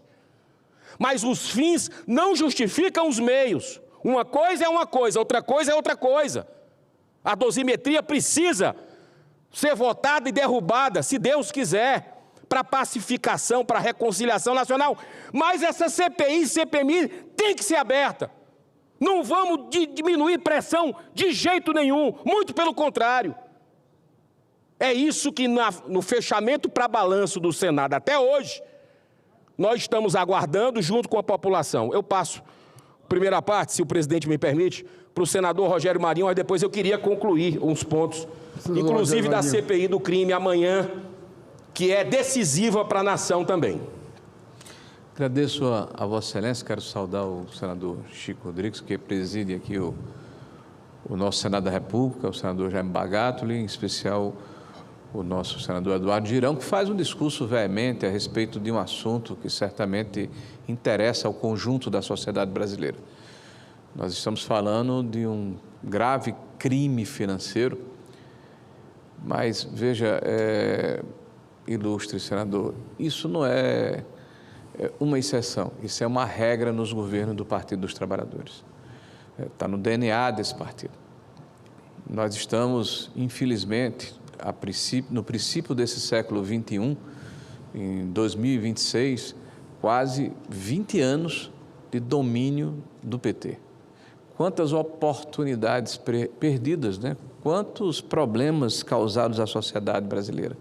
O aparelhamento da máquina pública, o compadrio, a dilapidação do patrimônio, né? A forma desleixada, desavisada e descuidada com que as contas públicas são tratadas, né? A corrupção generalizada, tudo isso em nome da perpetuação de um partido no poder, apesar, né, dos brasileiros, em detrimento dos brasileiros. O que Vossa Excelência fala tem muita relevância, vou me deter neste ponto. Desculpe o preâmbulo. Os jornais noticiaram desde ontem que há uma possibilidade de um acordo, que nós temos um sequestrado no Brasil, que é o presidente Jair Messias Bolsonaro, injustamente preso político, não por corrupção, não porque roubou, não porque dilapidou patrimônio público, não porque aparelhou máquina pública, não porque distribuiu benesses com seus apaniguados, mas porque ousou desafiar o sistema. Preso, carcerado. E junto com eles, centenas de brasileiros que entenderam que o processo eleitoral teve a sua condução viciada. E essa irresignação, que é perfeitamente normal numa democracia, que foi externalizada, e em alguns casos com vandalismo e com depredação, e essas nós não aceitamos, e essas pessoas têm que ser punidas por isso, foram condenadas apenas excessivas de 17 anos, de 14 anos, de 12 anos de prisão. Essas pessoas estão sequestradas. E nós estamos vendo aqui esse parlamento, de uma forma reiterada, colocar um preço nesse sequestro. Nós só vamos votar anistia se vocês ajudarem a melhorar a questão do fiscal. Nós vamos votar dosimetria se vocês permitirem que ande aqui o orçamento. Nós vamos votar agora a dosimetria se vocês não insistirem na criação de uma comissão de inquérito para investigar esse escândalo que, ao mesmo tempo que atinge o sistema financeiro, mostra a promiscuidade do poder deste governo que aí está e da classe política e do judiciário brasileiro. Uma instituição que deveria ser isenta e imparcial e que claramente tem problemas ligados a esse tema. E aí, senhor presidente, senhor relator, sociedade brasileira que nos ouve agora, é evidente que o sequestrado, por mais atenção que mereça da nossa parte, vai receber a justiça, né, do voto dos senhores parlamentares na forma correta e no momento oportuno. Mas nós não vamos permitir, né, que ele seja objeto dessa barganha, eu diria, absolutamente hedionda, nefasta, deletéria para com o povo brasileiro. Não dá mais para aceitar esse tipo de chantagem. Não dá para aceitar de maneira nenhuma. E dessa forma, principalmente. O Brasil precisa, eminente senador Eduardo Girão, ser passado a limpo, literalmente. Muito obrigado. Senhor presidente, eu peço que a parte do brilhante senador Rogério Marinho seja incorporado a meu pronunciamento. Eu só faria uma pequena correção, se o senhor me permite, senador Rogério Marinho. Não são centenas, são milhares de brasileiros que foram sequestrados também, junto com o ex-presidente Bolsonaro. São milhares de brasileiros que estão sequestrados e não é justo, não é correto e é inaceitável que se use isso para se barganhar qualquer coisa que seja. Isso não é moral e nós vamos lutar para que não apenas essa CPI seja aberta essa semana, na data limite, na próxima semana, porque ninguém aguenta mais. Furou a bolha, senador Jaime Bagatoli. Senador Fernando Dueire, furou a bolha. Hoje o Brasil fala nisso, graças a Deus. A mídia está entendendo o que está acontecendo e está cobrando o resultado. A população de direita, de esquerda, de centro, contra o governo, a favor do governo, está cobrando da gente uma investigação profunda sobre isso. E está aqui na mesa, prontinho, para abrir e a gente começar a trabalhar. Não dá mais para adiar. Então a esperança com o retorno dos trabalhos do Senado renasce para que o presidente cumpra seu dever. E nós vamos, falo por mim, nem que seja sozinho, as últimas consequências para que a presidência dessa casa cumpra seu dever com relação a essas barbaridades que estão acontecendo aqui, e a solução está aqui. Não adianta jogar problema em outro poder, a solução está aqui e essa casa tem que fazer. Então, senhor presidente, para encerrar, impeachment de ministro também, chegou a hora. Caso do Toffoli, caso do Alexandre de Moraes, 129 milhões de razões para agirmos. Pedidos de impeachment estão aí, robustos. Não tem mais como adiar.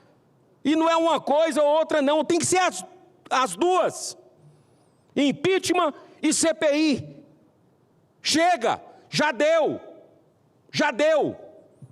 Amanhã, senhor presidente, nós temos o atalho na CPI do crime organizado. Vários requerimentos foram pautados. Mas alguns saíram. Aliás, nem entraram. Como o da esposa do ministro Alexandre de Moraes, Viviane Barsi. 129 milhões de reais com o Banco Master. Um contrato que não existe em nenhum lugar do mundo, em nenhum negócio trilionário do mundo. Um contrato como esse, advocacia, que precisa ser explicado. Nós não podemos fazer de conta que não está acontecendo nada. Ou 129 milhões se encontra na calçada. Tem um requerimento de convocação, mas não entraram com a quebra de sigilo, que eu pedi. Amanhã vou insistir. Tem que ter. É uma cidadã comum que precisa justificar isso. Então, também nós temos aquele policial, o senhor Matozinho, aquele piloto, que cita nome de parlamentares, inclusive, de gente do Supremo, de gente de outros poderes. Esse cara tem que ser ouvido na CPI do crime organizado, porque ele diz ali que coisas erradas foram feitas. Ele tem que ser convocado, não era para ter tirado esse depoimento dele, não era para ter tirado esse requerimento, tem que ser avaliado, vou cobrar também amanhã, assim como do senhor que denunciou o esquema de venda de sentenças no STJ. Está lá um requerimento meu. Por que não vai ser analisado? Por quê? Quem não quiser votar, vote contra. Mas tem que ser aberto, tem que a população saber quem pensa o quê. Então, senhor presidente, eu vi na CNN, para encerrar realmente, eu lhe peço já desculpas, que também estava sendo construído um acordo para bagunçar, não é nenhum acordo, é para bagunçar o negócio. O governo Lula estaria, a base dele, dizendo, tudo bem, vamos votar os requerimentos na CPI do crime, desses casos escandalosos que o Brasil quer saber, mas tem que botar a vinda do governador Tarcísio, a vinda do Paulo Guedes, a vinda... Que é isso? É assim o jogo? É bafo? É aquela coisa do toma lá da cá? Tem que ter o ataque aqui? Que é isso? Se tiver que votar, eu voto também para vir, mas não faz sentido. Mas se tiver que votar, voto. O que não pode é tirar outro com medo de investigação. Quem não teme, quem não deve, não teme. E amanhã vai ser um dia importantíssimo para a República. Que Deus abençoe a nossa nação. Muito obrigado e muita paz. Nós ouvimos aqui atentamente as manifestações de Vossa Excelência, nobre senador Eduardo Girão, e vemos a indignação de Vossa Excelência, a cobrança de Vossa Excelência. Isso faz parte, inclusive, do Parlamento, e tenho certeza que não deverá haver solução de continuidade, e as reivindicações, os apelos veementes que Vossa Excelência faz aqui, eles ficam realmente registrados aqui no nossa sessão de hoje, né, para que, obviamente, fiquem nos anais e sejam respondidas à altura a Vossa Excelência. O nobre senador Jaime Bragato gostaria de fazer Vossa Excelência, questão de ordem? Questão de ordem, presidente. Questão de ordem, Vossa Excelência. Presidente, presidente Chico Rodrigues, quero dizer para vocês, a todos que estão nos acompanhando pela TV Senado, é muito triste o que está acontecendo hoje no nosso país. Nós temos a questão do roubo da Previdência, esse roubo que aconteceu dos aposentados. Eu vou mandar ele vir para cá. Essa situação do careca do INSS, essa situação do Banco Master, do Daniel Vorcaro, dizer para vocês, para quem estiver nos acompanhando pelo Brasil, quantas pessoas estão presas inocentes do dia 8 de janeiro. Quantas pessoas inocentes estão presas do dia 8 de janeiro. E agora eu pergunto para vocês, Daniel Vorcaro, ficou 3 dias. 3 dias preso, não sei se ficou 3 dias. O cara que deu um calote, deu um tombo, deu um prejuízo. Mas ele, presidente, ele não fez isso sozinho por conta própria, não. Ele não fez isso sozinho por conta própria. Tem quanta gente que poderá estar envolvida. E nós, senador Girão, nós temos que fazer justiça nesse país. Se tiverem políticos envolvidos, tiverem pessoas da sociedade, empresários, tiver pessoas da justiça envolvidas, tem que pagar pelos seus crimes que fizeram. Agora, o que mais me admira nesse país, que eu não quero acreditar aqui, presidente, eu não gostaria de acreditar, senador Girão, que existe um contrato de assessoria de 130 milhões de reais.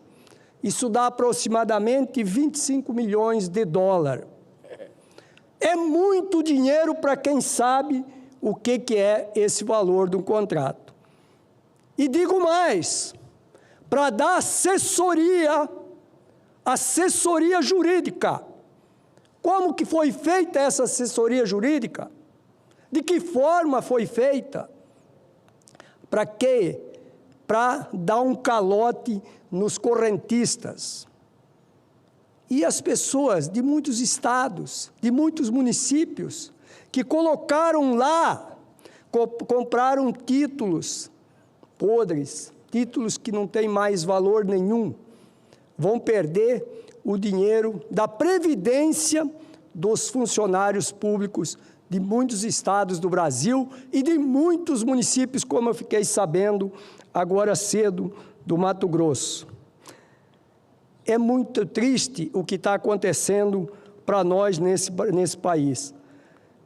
Anistia, a dosimetria. Por que não pacificar esse país? Será que essas pessoas que não tinham nenhuma arma, senador Girão, Será que essas pessoas são mais criminosas do que essas pessoas que roubam e saqueiam o povo brasileiro? Olha o que aconteceu com a Lava Jato, com o Petrolão. Não existe mais ninguém que está detido, não tem mais ninguém preso. Todos saíram e todos estão andando de boa pelo Brasil. Olha o que está acontecendo com o nosso ex-presidente e eterno presidente Jair Messias Bolsonaro. Eu jamais tinha visto isso na história. Jamais tinha visto isso na história. Dizendo que deu um golpe de Estado. Que golpe de Estado? Aonde foi dado o golpe de Estado nesse país? E a pessoa continua preso hoje. Uma coisa mais injusta, algo mais injusto que eu já vi nesse país. Eu não sei o que está acontecendo com o nosso Supremo Tribunal Federal. Mas o nosso Supremo Tribunal Federal não pode continuar mais da maneira que está atuando no nosso país. E eles são cidadãos igual qualquer cidadão brasileiro. Se eles estiverem fora da lei, eles também têm que ser punidos. Quem vai os julgar? Quem vai julgar eles? Essa casa, esse Senado tem o compromisso de impedir impeachment de ministros que não estão agindo dentro da legalidade.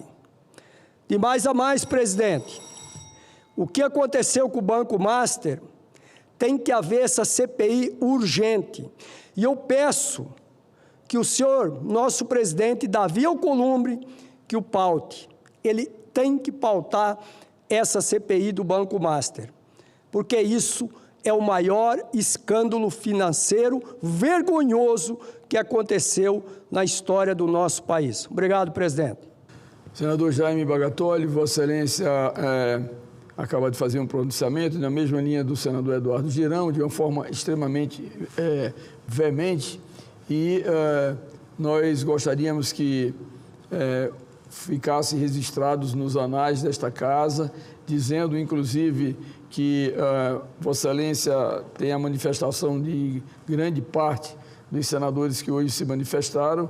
Portanto, tenho certeza que essas notícias, essas cobranças, essas posições assumidas, elas têm realmente o condão da responsabilidade do mandato de senador da República. Eu gostaria de convidar a Vossa Excelência para assumir a presidência, por eu agora ter que fazer o meu pronunciamento.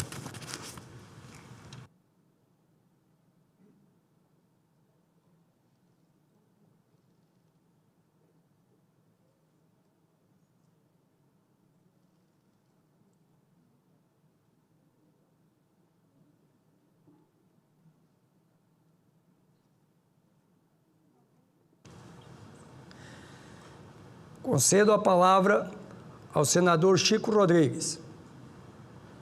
Senhor presidente Jaime Bagatoli, Vossa Excelência me sucede agora na presidência e eu quero agradecer a Vossa Excelência pela deferência em ocupar a presidência, para que eu possa, obviamente, dirigir as palavras sobre um tema que é extremamente recorrente no Brasil hoje. Já fizemos uma preliminar, através também de uma ação comparada do pronunciamento da senadora Tereza Leitão, e é um tema que toca a população brasileira. A polilaminina, um marco da medicina regenerativa do Brasil.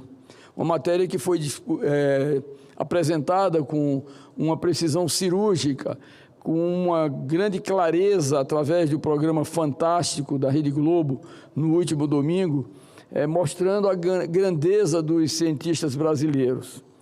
E especificamente, senhor presidente, caros colegas senadores e senadores, nós voltamos para um tema que transcende a política e alcança o mais profundo sentido da palavra humanidade. A esperança devolvida a quem já não acreditava mais nela. A experiência e a esperança devolvida a quem não acreditava mais nela. Refiro-me ao trabalho da doutora Tatiana Sampaio e à descoberta da polilaminina, uma substância desenvolvida após quase 3 décadas de dedicação à pesquisa científica no Brasil. Um estudo que nasce da persistência, da ciência séria e do compromisso com a vida, e que começa a escrever um novo capítulo na história das lesões medulares. Durante décadas, ouvir o diagnóstico de lesão medular completa significava receber uma sentença definitiva. A perda irreversível dos movimentos e da sensibilidade abaixo da lesão.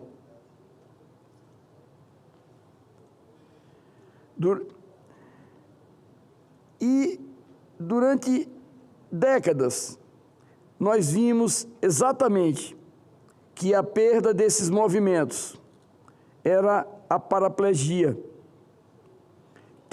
tetraplegia, um futuro de limitações permanentes de uma pessoa acometida nesses acidentes.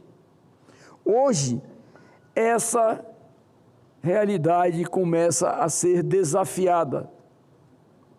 A polilaminina vem sendo aplicada em casos específicos de lesão medular completa, sobretudo nas fases mais recentes de um trauma.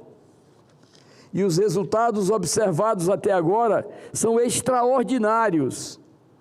Pacientes que voltaram a ter sensibilidade, que recuperaram movimentos, que puderam novamente sustentar o próprio corpo e até caminhar sem auxílio. Cada caso é único, cada avanço é individual, mas o fato científico é incontestável. Algo está mudando. Naturalmente, a ciência exige responsabilidade. A substância ainda está em fase de estudos clínicos, aprovados pela Anvisa. Já avançou ao ponto de ser aprovado pela Anvisa, que avaliarão segurança e eficiência em etapas rigorosas.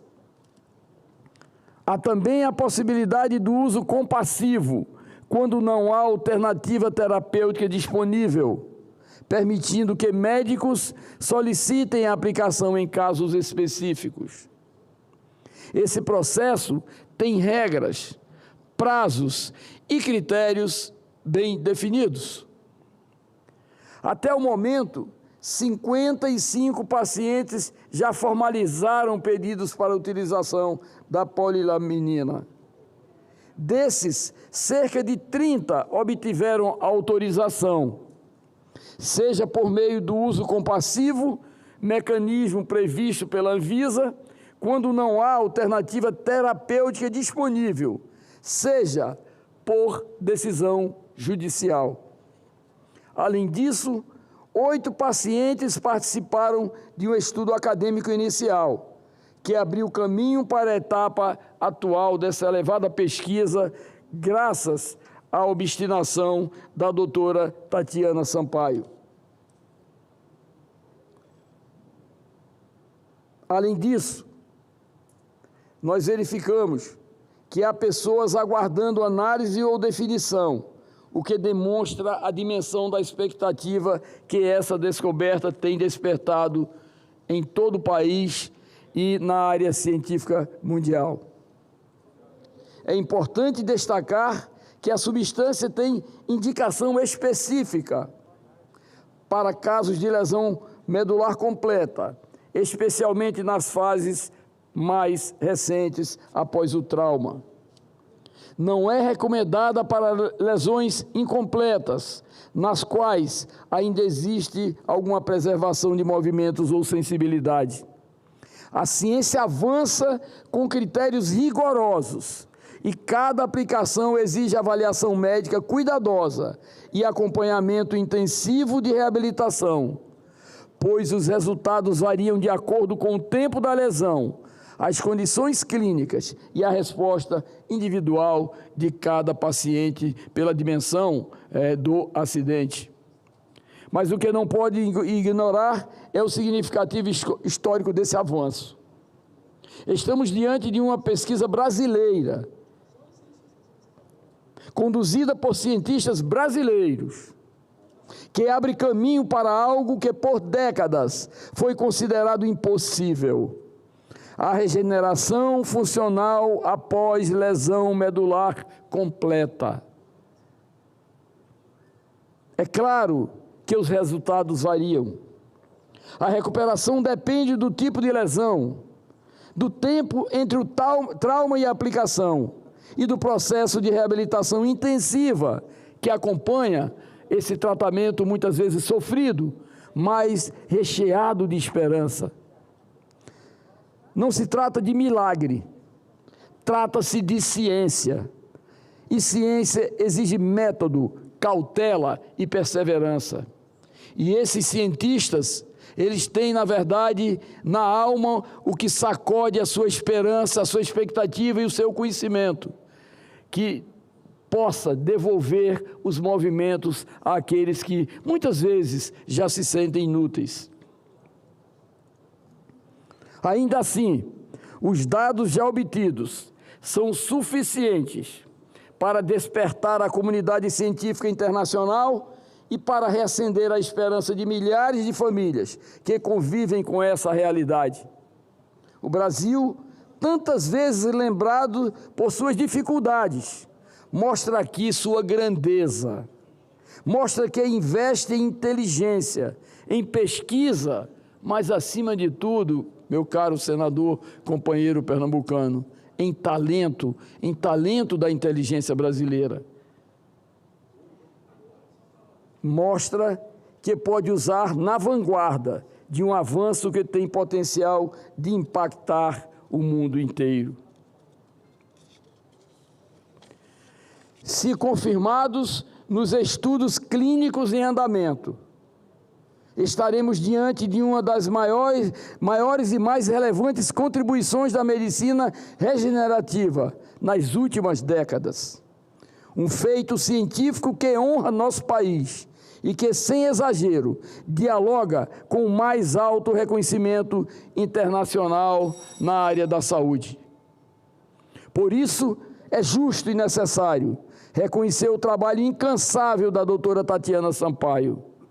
São quase 30 anos dedicados à pesquisa, enfrentando ceticismo, dificuldades estruturais e escassez de recurso, mas sem jamais abandonar o propósito de transformar a vida de pessoas que perderam os seus movimentos. A doutora Tatiana, que receba o reconhecimento e a gratidão desta Casa da República, da Câmara Alta da República. Seu trabalho devolve mais do que movimentos, devolve dignidade, autonomia e esperança. Que o Brasil saiba valorizar seus cientistas, que a ciência continue avançando com responsabilidade e que possamos em breve celebrar não apenas promessas, mas uma nova realidade para milhões de brasileiros. Portanto, senhor presidente, baseado nas informações que colhemos nos últimos dias, naquela bela matéria do Fantástico, da Rede Globo, que, com uma precisão cirúrgica, mostrou a potencialidade dos cientistas brasileiros, da obstinação dos cientistas brasileiros, da vontade indomável dos cientistas brasileiros de perseguirem, com técnicas científicas e conhecimento, métodos que possam mitigar o sofrimento de tantos que são acometidos por traumas quase até hoje irreversíveis. O nosso país, que vive mergulhado numa dificuldade e em situações altamente complexas como nós vivemos hoje. Mas, gente, eu gostaria de dizer que nada melhor do que a esperança, nada melhor do que a crença, nada melhor do que a fé no futuro desse país que, na verdade, tem muitas vezes cientistas que de forma silenciosa, de repente, pelo seu conhecimento, pela sua dedicação, pela sua obstinação, eles dão exemplos ao mundo.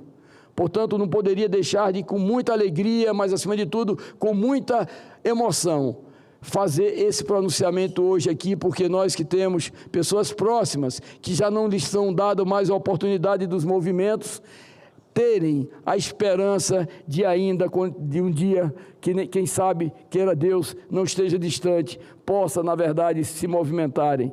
E, doutora Tatiana Sampaio, como disse aqui a senadora Tereza Leitão, a senhora merece um prêmio Nobel da Medicina. A senhora e todos que estão aqui presentes, colegas senadores, senadoras, milhares de pessoas que nos assistem nesse momento e que têm a convivência com pessoas que já não têm mais os seus movimentos.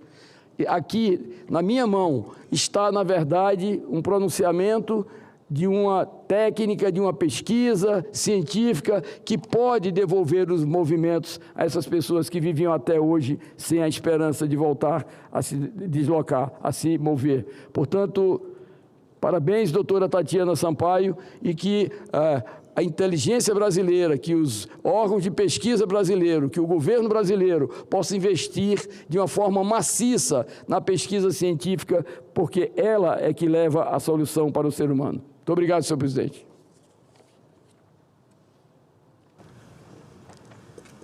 Obrigado, senador Chico Rodrigues, pelas suas palavras.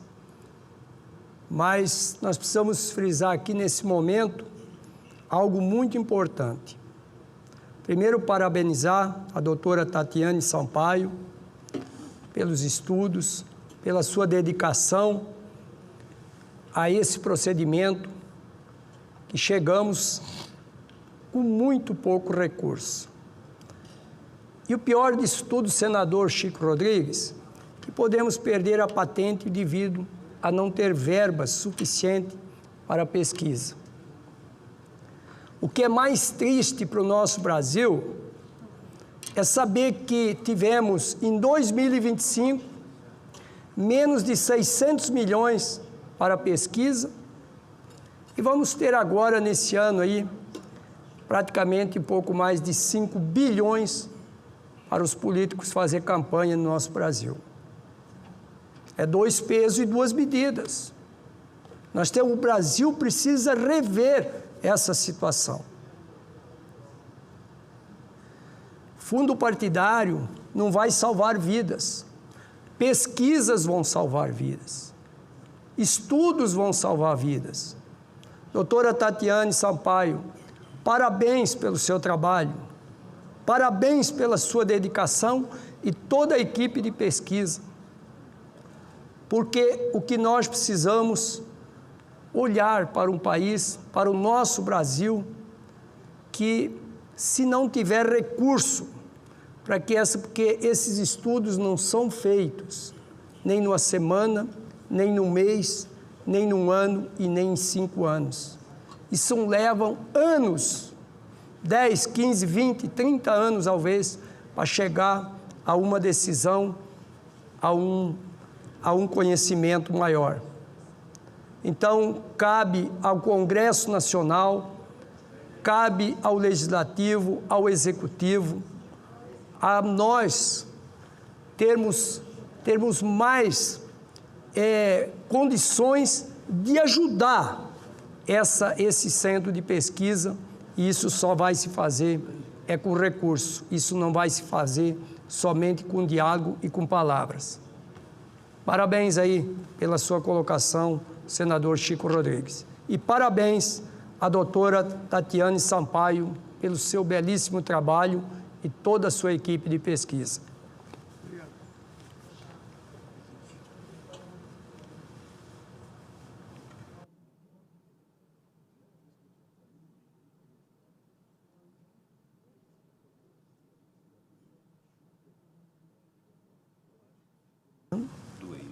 Dueire. Com a palavra, senador Fernando Dueiro.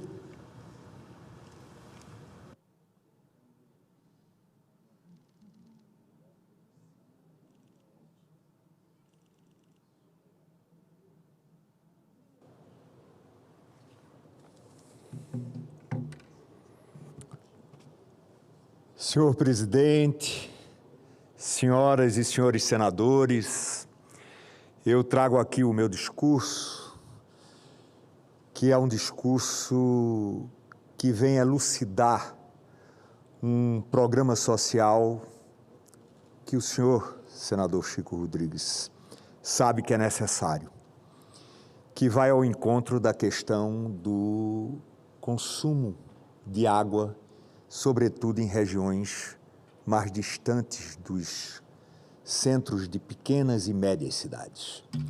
Mas eu não vou começar esse discurso antes de fazer um registro à fala de Vossa Excelência. Vossa Excelência, esse país é um país que tem nos deixado tristes pelos maus exemplos. Toda semana. Às vezes, acontece em muitos dias de cada uma dessas semanas. São maus exemplos de toda a natureza. E o senhor nos trouxe aqui um depoimento oportuno, justo, mas trouxe com ele uma tempestade de esperança. Doutora Tatiane não deve ter tido vida fácil. A obstinação dela e da equipe dela merece que esta casa possa, e aí me soma Vossa Excelência para buscar um desafio de premiá-la. Não somente pelos seus méritos, mas também para mostrar à sociedade brasileira os bons exemplos. Senador Jaime, que preside, o senhor colocou muito bem. A pesquisa está comprometida, enquanto vai pelo ralo recursos que não trazem a menor consequência ao Brasil de hoje e, sobretudo, ao Brasil do futuro, que nós estamos aqui para construí-los. De forma que, parabéns pelo seu oportuno pronunciamento. E, senador Jaime, muito obrigado por se associar e colocar de uma maneira muito feliz a complementação do que o nosso senador, querido senador Chico Rodrigues, nos colocou agora há pouco. Vai então o bojo do meu discurso, que trata de uma proposta que dialoga diretamente com a realidade de milhões de brasileiros. É o projeto de lei número 6.384 de 2025, que institui o auxílio da Caixa d'Água Social. Ele é de minha autoria. Imagine que no século XXI nós precisamos de uma ação desta natureza, porque muitas vezes a transposição de bacias, sobretudo em regiões de cristalino e de grande déficit no balanço hídrico, tem a clara necessidade de um atendimento desta natureza. Nós estamos falando de uma política pública voltada ao enfrentamento da chamada pobreza hídrica, uma realidade cruel que atinge, sobretudo, famílias de baixa renda, residentes no semiárido e em regiões sujeitas a secas recorrentes. Não se trata apenas da falta d'água.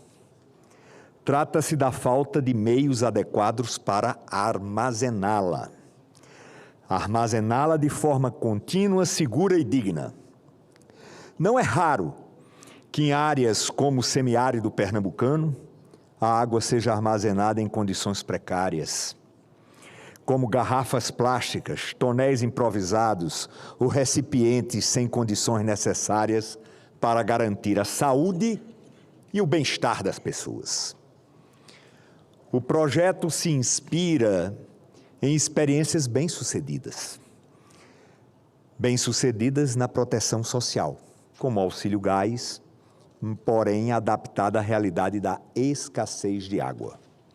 Se reconhecemos que o gás de cozinha é essencial para a vida digna, precisamos também reconhecer que a água armazenada de forma adequada é igualmente indispensável. O projeto alcança famílias com renda de até meio salário mínimo por pessoa, devidamente inscritas no Cadastro Único de Programas Sociais, residentes essas no semiárido ou em regiões sujeitas a secas recorrentes. Ou seja, estamos falando de quem realmente precisa, das famílias que já vivem no limite do orçamento que enfrentam. E enfrentam, sobretudo, o abastecimento irregular e que, muitas vezes, improvisam recipientes inadequados para guardar água. O auxílio poderá ser concedido de duas formas. Por meio do pagamento em dinheiro parcial ou integral para aquisição da caixa d'água ou pelo fornecimento gratuito de reservatórios com capacidade de até cerca de 1.000 litros. Trata-se de uma solução simples, mas objetiva. O texto estabelece prioridade para famílias em situação de maior vulnerabilidade, aquela que tem na sua composição idosos, pessoas com deficiências ou crianças pequenas. Porque sabemos que são justamente esses grupos que mais sofrem com os efeitos da falta d'água adequada para o consumo e, sobretudo, para a higiene. Senhoras e senhores, garantir o armazenamento seguro de água é uma medida de saúde pública. A ausência de reservatórios apropriados favorece a contaminação, amplia riscos sanitários e contribui para doenças relacionadas à água imprópria. Ao viabilizar a instalação de caixas d'água, o Estado reduz internações, previne enfermidades e melhora as condições de higiene doméstica. Estamos falando de algo básico: cozinhar com segurança, ter água para lavar os utensílios, manter a higiene da casa, cuidar das crianças e dos idosos e até mesmo para o consumo. Estamos falando de dignidade humana. O semiárido brasileiro convive historicamente com irregularidades das chuvas e com períodos prolongados de estiagem. Ao longo de décadas, políticas públicas estruturantes avançaram, mas ainda há um vazio concreto na vida de muitas famílias. A falta de um reservatório adequado, que lhes permita atravessar dias e semanas de escassez, é fundamental. Meu Pernambuco, o nosso, senador Chico Rodrigues, como tantas outras regiões do Nordeste, vive com a dura realidade de um clima impiedoso, de chuvas irregulares e prolongados períodos de estiagem. A seca é uma constante na vida dos pernambucanos. O que falta, então, não são soluções complexas ou grandiosas, mas sim soluções simples e eficazes, como o auxílio caixa d'água social, que chega diretamente nas casas das famílias mais carentes, nas comunidades rurais, nas periferias das cidades, nos sertões das nossas regiões. O auxílio caixa d'água social não resolve sozinho todos os desafios do saneamento e do abastecimento, mas ele complementa as políticas existentes, dialoga com a necessidade social e contribui para reduzir desigualdades regionais históricas.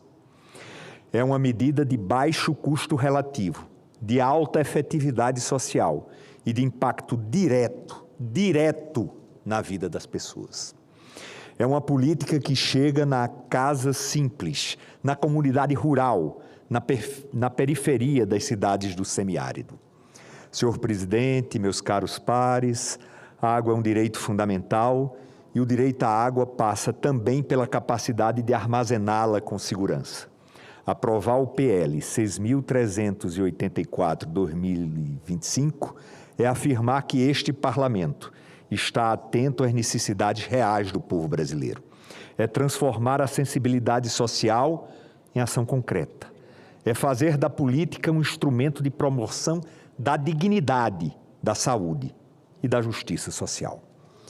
Que possamos, senhores senadores, senhoras senadoras, senhor presidente, que possamos juntos dar esse passo em favor das famílias mais vulneráveis do nosso país.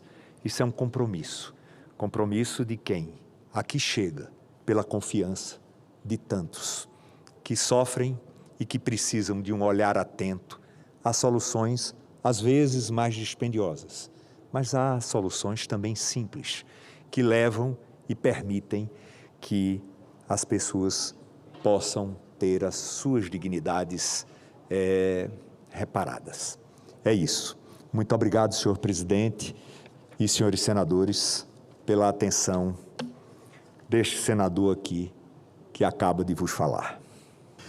Senador Fernando Dueire, Vossa Excelência, que é uma voz altiva de Pernambuco, que ao ocupar a Câmara Alta do país, o Senado da República, Vossa Excelência surpreendeu pelo seu compromisso e, acima de tudo, pela sua defesa intransigente do Estado de Pernambuco. A gente percebe, inclusive, nas comissões, nos projetos aqui apresentados, nos pronunciamentos, como esse que acaba de proferir aqui do plenário, a sua preocupação em atingir de uma forma direta aqueles que mais precisam, os mais pobres, os mais carentes. Nós que sabemos que viemos do mesmo torrão, sabemos das demandas, das necessidades, das dificuldades e do sofrimento, que é pior ainda, da população nordestina e especialmente de Pernambuco. Iniciativas como essa que Vossa Excelência cria e começa a gestar, para que possa atingir diretamente e alcançar essas pessoas, mostra que o seu compromisso, na verdade, como político, como representante do povo de Pernambuco, é exatamente com um exercício de um mandato que seja eficiente, que tenha entregas. Eu faço a mesma coisa como Vossa Excelência faz. Graças a Deus, eu não me canso um minuto de trabalhar em defesa do povo que eu represento, o povo de Roraima. E vejo em Vossa Excelência também, de uma forma comparativa, essas ações que Vossa Excelência sempre aqui no Senado da República tem desenvolvido em benefício do povo do seu Estado, do nosso Estado, porque lá também nasci, que Vossa Excelência tem e demonstra aqui, através desses projetos, com consistência, mesmo olhando pelo retrovisor do tempo e reconhecendo o tempo que se perdeu e se perde ainda em não atender de uma forma definitiva a questão do abastecimento d'água, especificamente. Vossa Excelência, com a teimosia pernambucana, continua, na verdade, insistindo nesse tema que é fundamental para atender aquelas pessoas, na verdade, que demandam dessa substância da água que é vida. Portanto, parabéns a Vossa Excelência pelo pronunciamento, pela posição e pelo compromisso com o Estado de Pernambuco. Muito obrigado, presidente Chico Rodrigues. Cada dia que eu encontro em comissões ou neste plenário, eu renovo a certeza que nós estamos sempre em comunhão. Muito obrigado. Eu passo a palavra agora ao senador Cleitinho, do Republicanos de Minas Gerais. Vossa Excelência, senador Cleitinho, dispõe de 10 minutos. O nosso futuro governador do Mato Grosso chegando aí também, nosso líder maior, ó.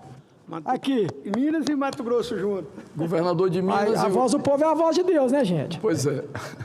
Senhor presidente, uma boa tarde a todos os senadores, senadoras que acompanham a gente e a população que está acompanhando a gente pela TV Senado e todos os servidores dessa casa. Eu queria mandar um abraço especial aqui, que está presente aqui, o melhor vereador do Brasil, que é o nosso Vili, um grande amigo, um grande irmão. Se hoje estou aqui também, dê primeiro adeus ao povo e devo ao Vili, que estendeu a mão para mim em 2022 e andou comigo os 45 dias de campanha e me fez senador, né, Vili? Agora, um futuro deputado federal por Minas Gerais, com o nosso apoio, se Deus quiser. Conta comigo e continue representando Belo Horizonte e toda a nossa querida Minas Gerais e o nosso querido Bolsonaro, que é o seu tanto que você defende ele e honra ele. Tamo junto, meu irmão. Obrigado.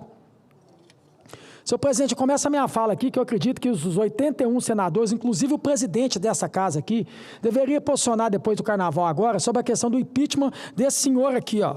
Esse aqui tem que ser impeachmentado o mais rápido possível. Além do Alexandre de Moraes, esse aqui deveria ser impeachmentado agora.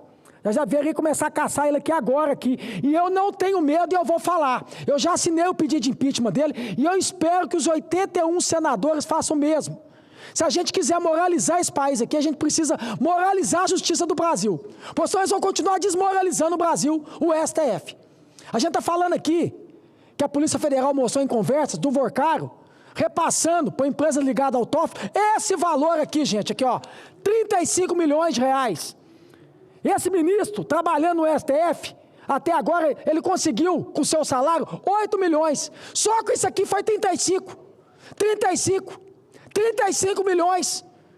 Quantos senadores vão subir aqui no plenário do Senado e vai posicionar a favor do pedido de impeachment desse Dias Toffoli? Sai na rua, Dias Toffoli. Sai na rua. Vem aqui no centro aqui, ó, de Brasília, vai no centro lá de Belo Horizonte, sai no centro das capitais de todo o Brasil. Olha no rosto da população brasileira e venha aqui agora aqui e se defenda. Fala que é mentira o que eu estou falando.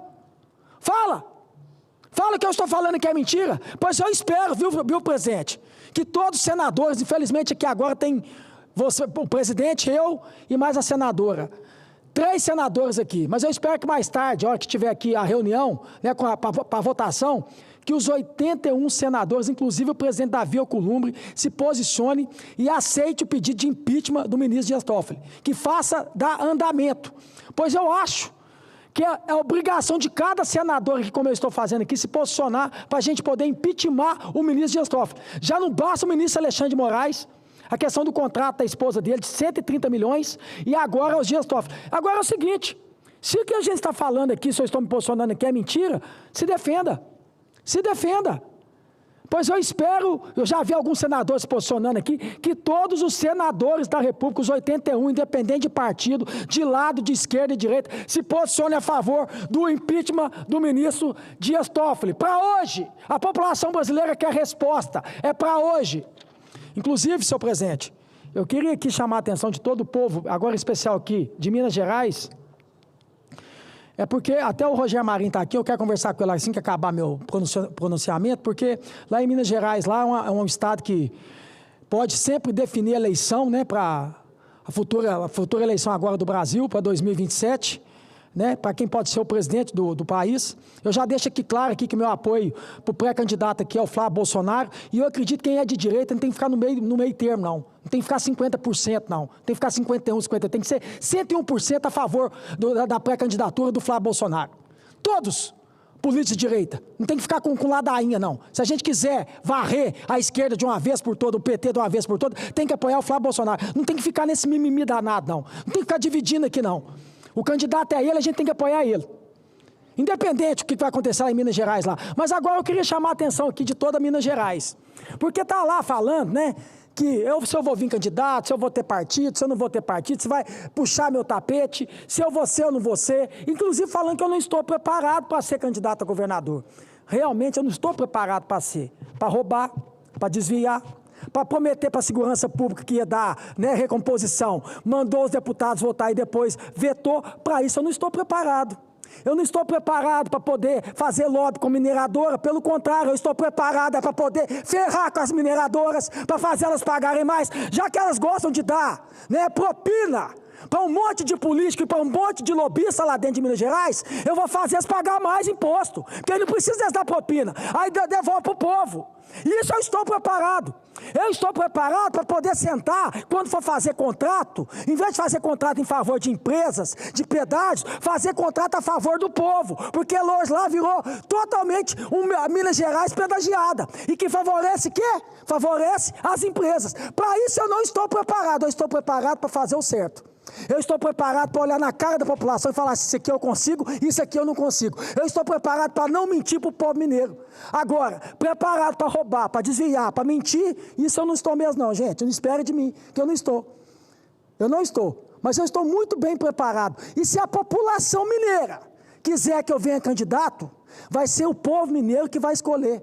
Não adianta vir falar comigo que vai ser isso, fulano, beltrano, que fulano não vai me apoiar, que beltrano não vai me apoiar, que ciclano não vai me apoiar. Se não apoiar, eu não posso ser candidato.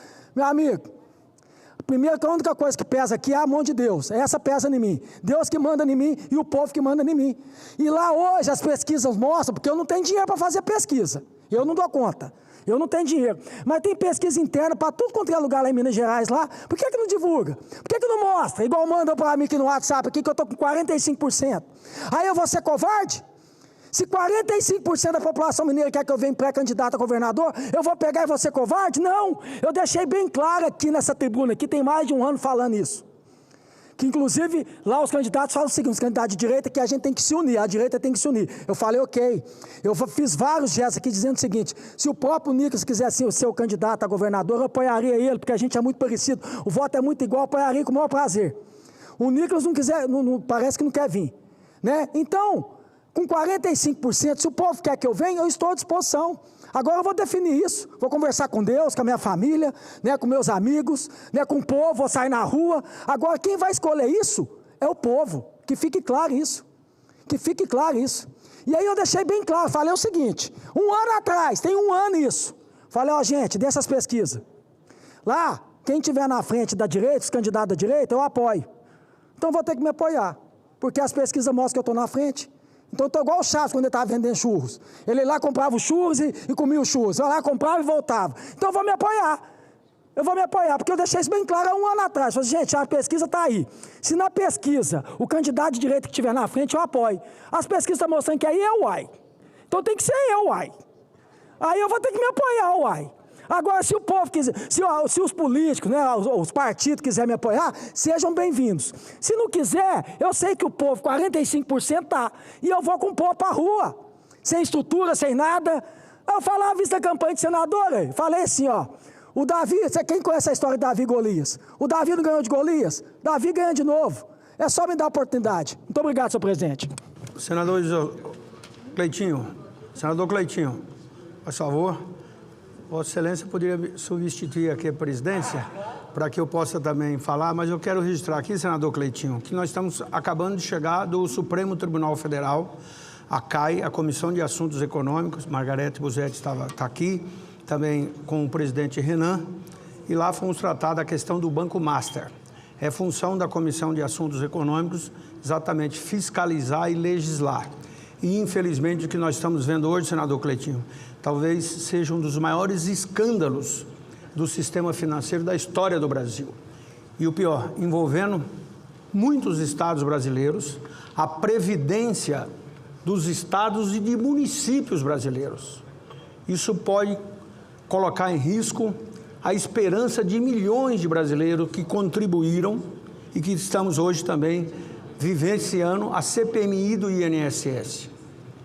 Essa CPMI que cada dia mais mostra a voracidade desse sistema que foi montado principalmente pelo Banco Master. E aí a nossa preocupação é que outras instituições poderão também estar envolvidas em tudo isso e que até agora ainda não sabemos. Mas felizmente o ministro André Mendonça assumiu e a postura do ministro André Mendonça até agora tem sido, e com certeza será mais ainda, de abrir para que a sociedade possa compreender o que está acontecendo.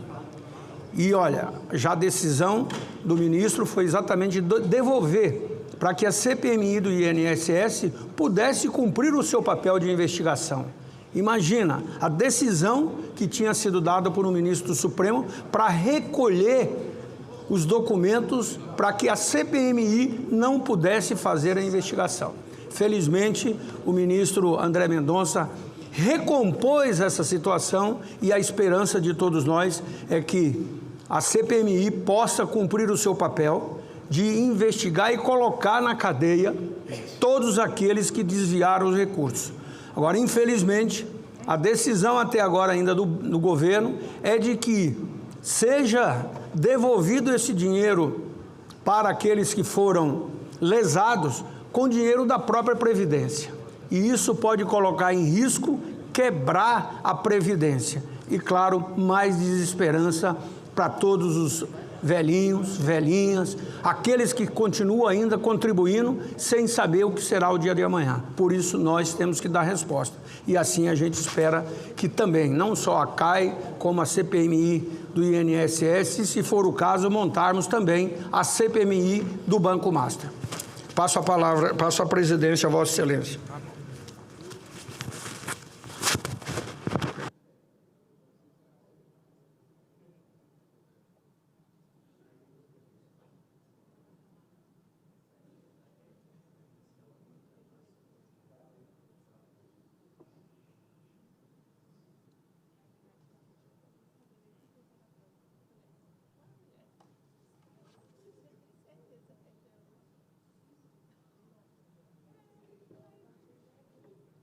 Presidente, neste momento em exercício, senador... Senhor presidente, com a palavra, nosso senador Wellington Fagundes. Fica à vontade. Muito obrigado, presidente Cleitinho. Eu quero aqui cumprimentar a todos os senadores, senadoras e principalmente a população que nos assiste através da TV Senado, que nos ouve pela Rádio Senado e por todos os meios de comunicação dessa casa. Quero dizer que subo aqui a essa tribuna com o propósito, senhor presidente, muito claro, que é o de defender o Brasil que produz, que trabalha e que precisa de segurança para desenvolver.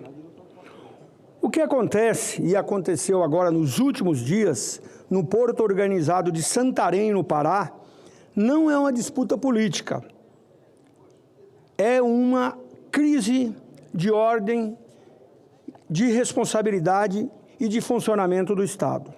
Um terminal portuário ocupado, operações interrompidas, contratos em risco, trabalhadores com medo, e quando um porto para, o Brasil com certeza para junto.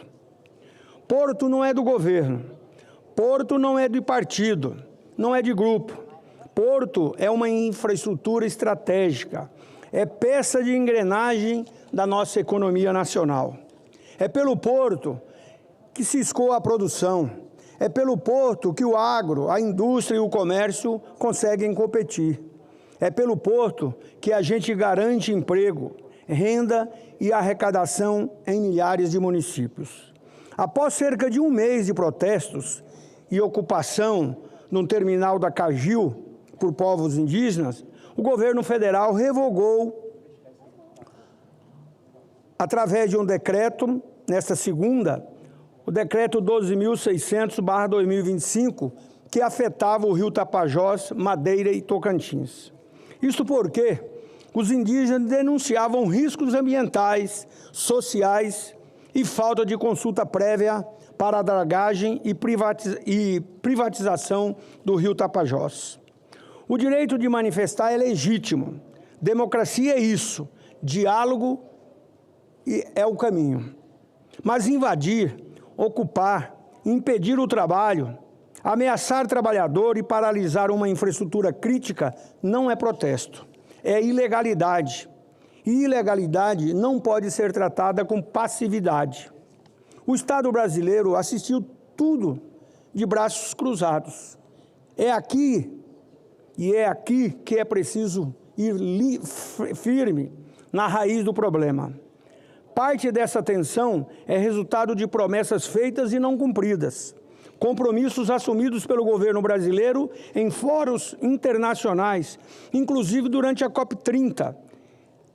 E esses compromissos criaram expectativa nas comunidades indígenas e também nos povos tradicionais. Quando o Estado assume publicamente compromissos e não entrega resultado, o que surge é frustração.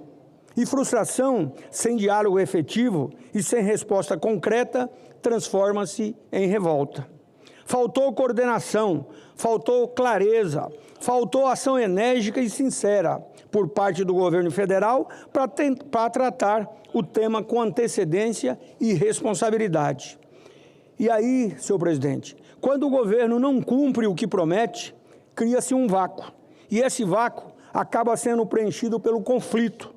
O país assistiu à paralisação de uma infraestrutura crítica e isso é inaceitável.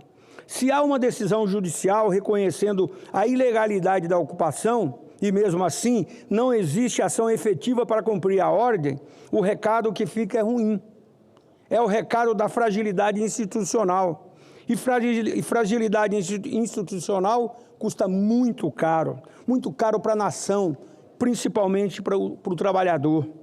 Isso representa custo de investimento que não vem, custa crédito mais caro, custa competitividade, custa emprego que deixa de ser gerado. Como presidente da Frente Parlamentar de Infraestrutura e Logística, eu acompanho de perto o que trava o Brasil. A gente tem obra que anda devagar, obras inacabadas, projeto que fica anos no papel, estrutura essencial refém da insegurança jurídica.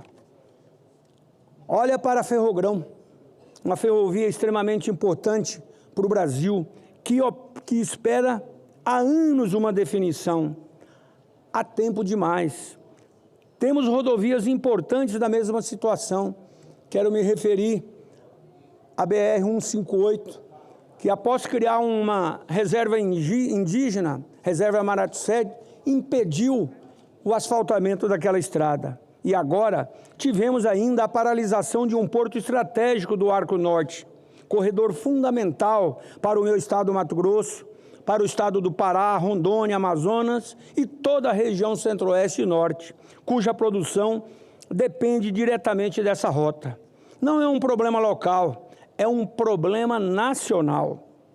E por isso, senhor presidente, faço aqui um chamamento respeitoso e institucional a este Congresso, para tratar o tema como questão de Estado. Não pode ser questão de governo.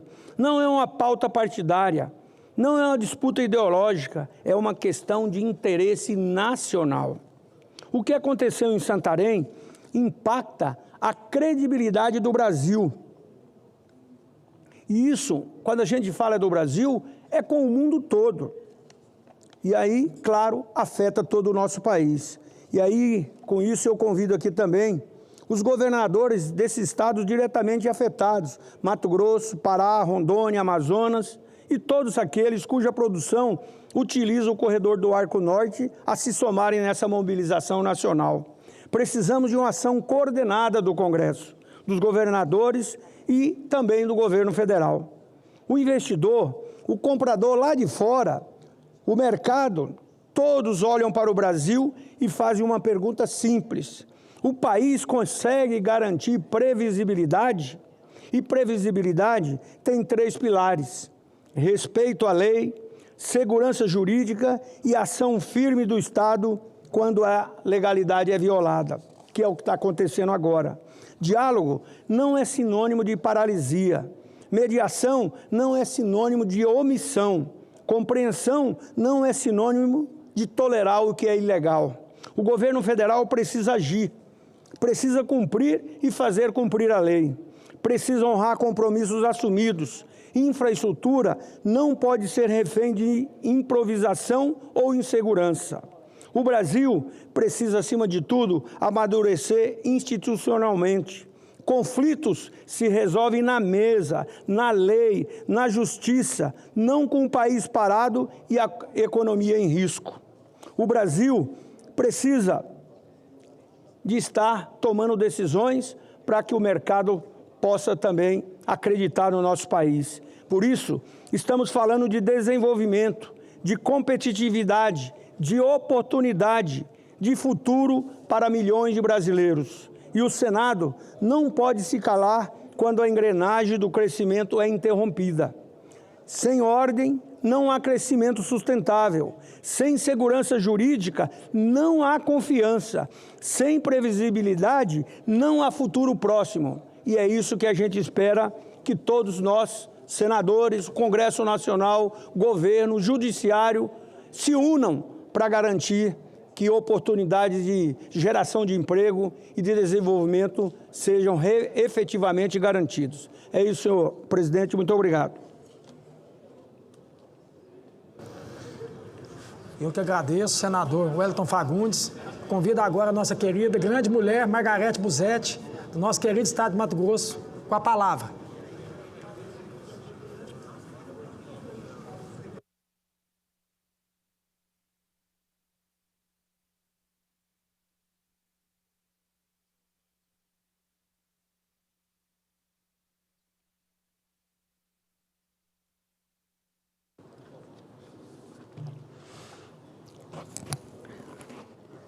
Obrigada, presidente. Senhor presidente, senhoras e senhores senadores, meus amigos, começo o discurso de hoje fazendo uma meia-culpa, enquanto parlamentar. Nós temos, sim, no Brasil, infelizmente, um Congresso lento que leva anos para votar matérias importantíssimas para os brasileiros. Casas que gastam muito e entregam menos do que a população merece. Isso é inegociável. Agora, feita essa reflexão, faço outro questionamento. E quando nós conseguimos aprovar leis duras para proteger mulheres e crianças, e a justiça simplesmente interpreta de forma completamente diferente? Trago aqui hoje, senhor presidente, 2 casos recentes que me deixam completamente revoltada. Um aconteceu no seu estado, presidente, em Minas Gerais, e já foi alvo de manifestações de boa parte dos parlamentares. A decisão do Tribunal de Justiça de Minas Gerais de absolver um pedófilo de 35 anos que estaria namorando com uma menina, uma criança de apenas 12 anos de idade. Só de imaginar a cena, eu já me arrepio e me revolto. Na cabeça dos ilustres magistrados, a menina tinha plena condição de escolher e constituir uma família com esse homem. Eu até entenderia, se os senhores desembargadores chegassem a essa conclusão numa mesa de bar, longe dos livros de direito, sentado em casa. Agora, em uma sessão da mais alta corte, ignorar o que está expresso no Código Penal, tenha a santa paciência. Isso é crime. A menina de 12 anos, isso é um absurdo. O artigo 217-A do Código Penal diz que é crime ter conjunção carnal ou praticar ato libidinoso com menores de 14 anos. E aí, no parágrafo 5º, está muito claro. A pena prevista neste artigo aplicam-se independentemente do consentimento ou o fato dela ter mantido relações sexuais anteriormente ao crime. Está na lei. Registrados no Brasil como vítimas menores de 14 anos.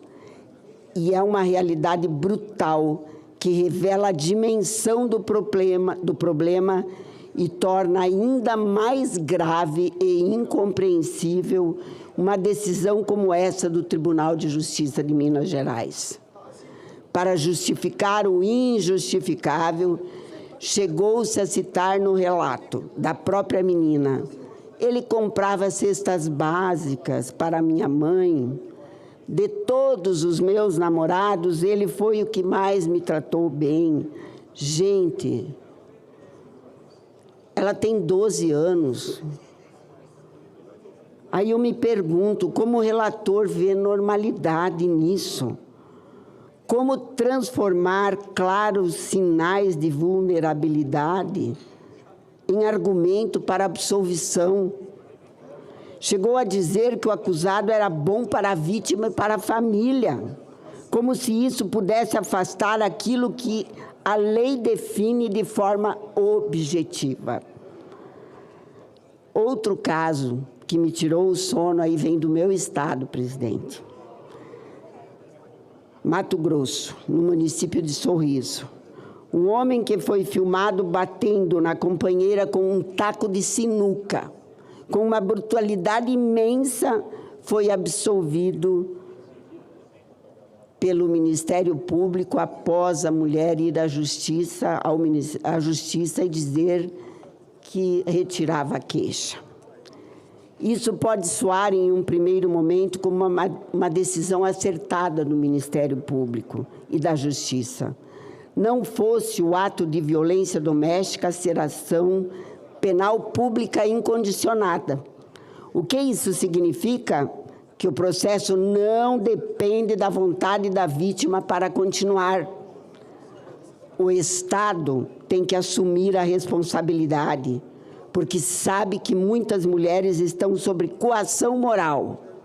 E eu duvido que essa mulher que apanhou com um taco de sinuca não estivesse sob coação do próprio réu.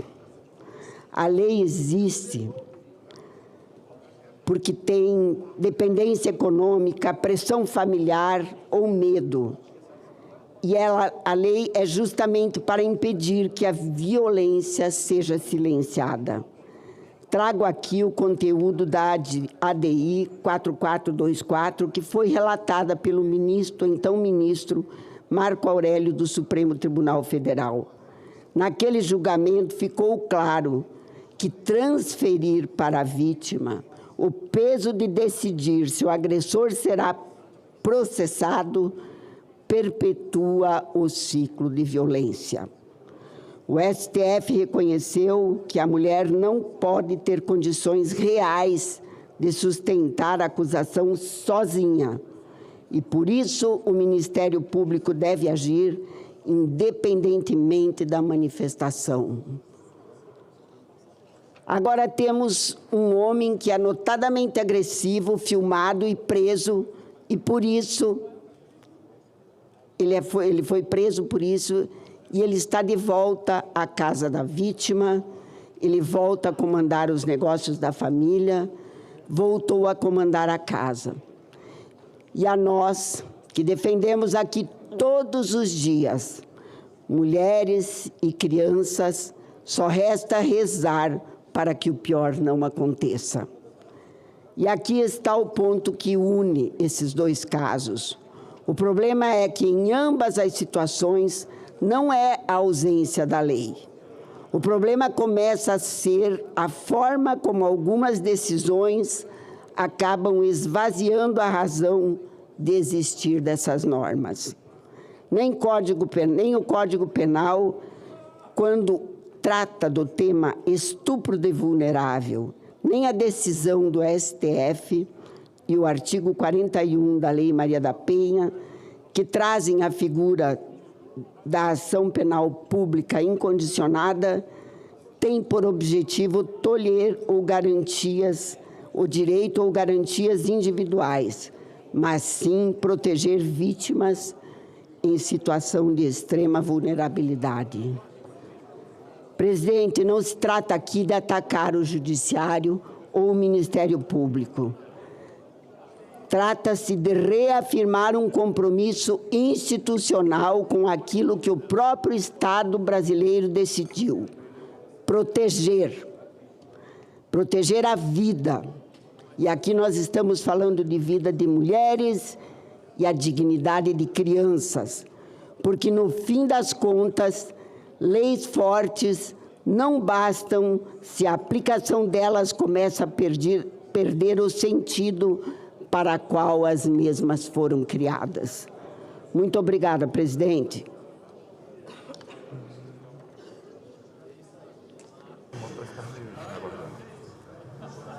Cumprimento a senadora Margarete. Vou continuar com a lista de oradores inscritos para o pequeno expediente.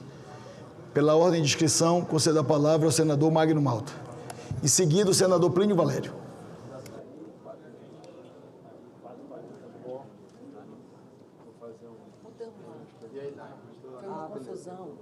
Senador Magno, eu posso passar para o Plínio. Estou pronto, senhor presidente. Senhor presidente, senhores senadores, senhoras senadoras, o Brasil que nos vê, que nos ouve, nós estamos vivendo dias absolutamente difíceis. O recomeço, na verdade, para ninguém, do ponto de vista emocional, aconteceu recesso parlamentar.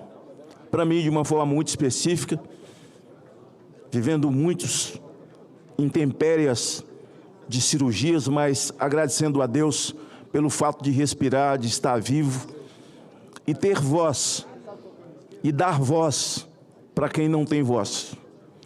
O momento do Brasil é absolutamente tenso. Vivemos como uma tamargueira.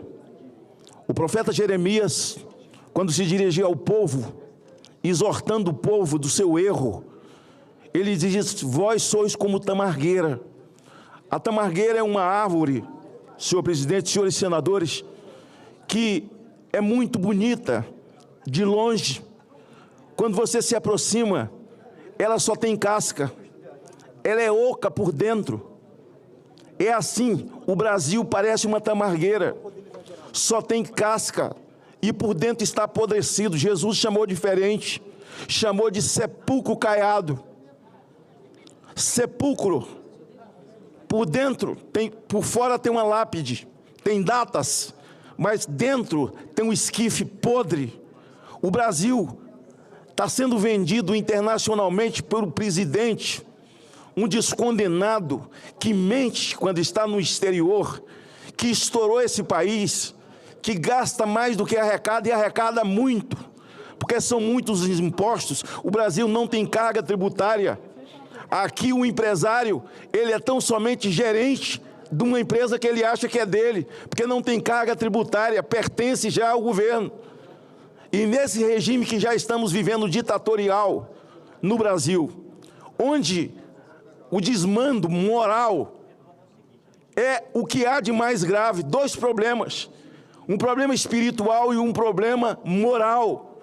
É o país do Vocaro, um cidadão que até ontem ninguém sabia nem quem era, mas já era um ilustre nos bastidores, um ilustre no esgoto, fazendo passar por esse esgoto todos aqueles que ele conseguiu, o seu senador Plínio, amealhar durante esse tempo, que ele jogou a rede e colocou na sua rede. Ele criou uma rede nesse país de empresários, de políticos e de uma Suprema Corte vendida, de uma Suprema Corte que não se autorrespeita. O Brasil não tem, nesse momento, nenhum motivo para que nós, brasileiros, senadores, homens detentores de mandato ou não, sejam o mais simples dos homens, não têm o direito de não se revoltar. No país de Dias Toffoli, no país do empresário da jogatina, do cassino, de um homem que tem um próprio resort com caça-níqueis com criança transitando. Envergonha, senador Cajuru. Vossa Excelência, que é um homem de comunicação, conhecido, e sabe, conhece os bastidores, hoje até a velha mídia, que ajudou a dourar esse monstro chamado Alexandre de Moraes, esse polvo de muitas pernas, sem ofensa ao crustáceo, sem ofensa, mas de muitas pernas, e que manda no Brasil, e que amedronta, que chantageia. Eu sei, senhor presidente, que Vossa Excelência está vivendo o pior momento da sua vida. Posso afirmar isso no seu emocional, com a sua família, porque todas as pressões nesse momento recaem sobre essa casa, porque essa casa é quem pode dar fim a essa sanha de Alexandre de Moraes, dar fim a essa sanha do senhor Toffoli, do homem do resort, os irmãos do Toffoli, o primo do Toffoli, a esposa de Moraes, bancas de advogado, aqui tem um monte, pode se reunir, que vão trabalhar 100 anos e não vão pegar esse honorário de 125 milhões sem uma prestação de serviço, senador Cajuru, sem uma prestação de serviço, senador Girão, sem ter feito uma petição, sem ter feito uma defesa, senador Plínio. E ainda esse homem vai e prende servidores da Receita, porque eles são suspeitos de terem divulgado dados. É escondido? É escondido?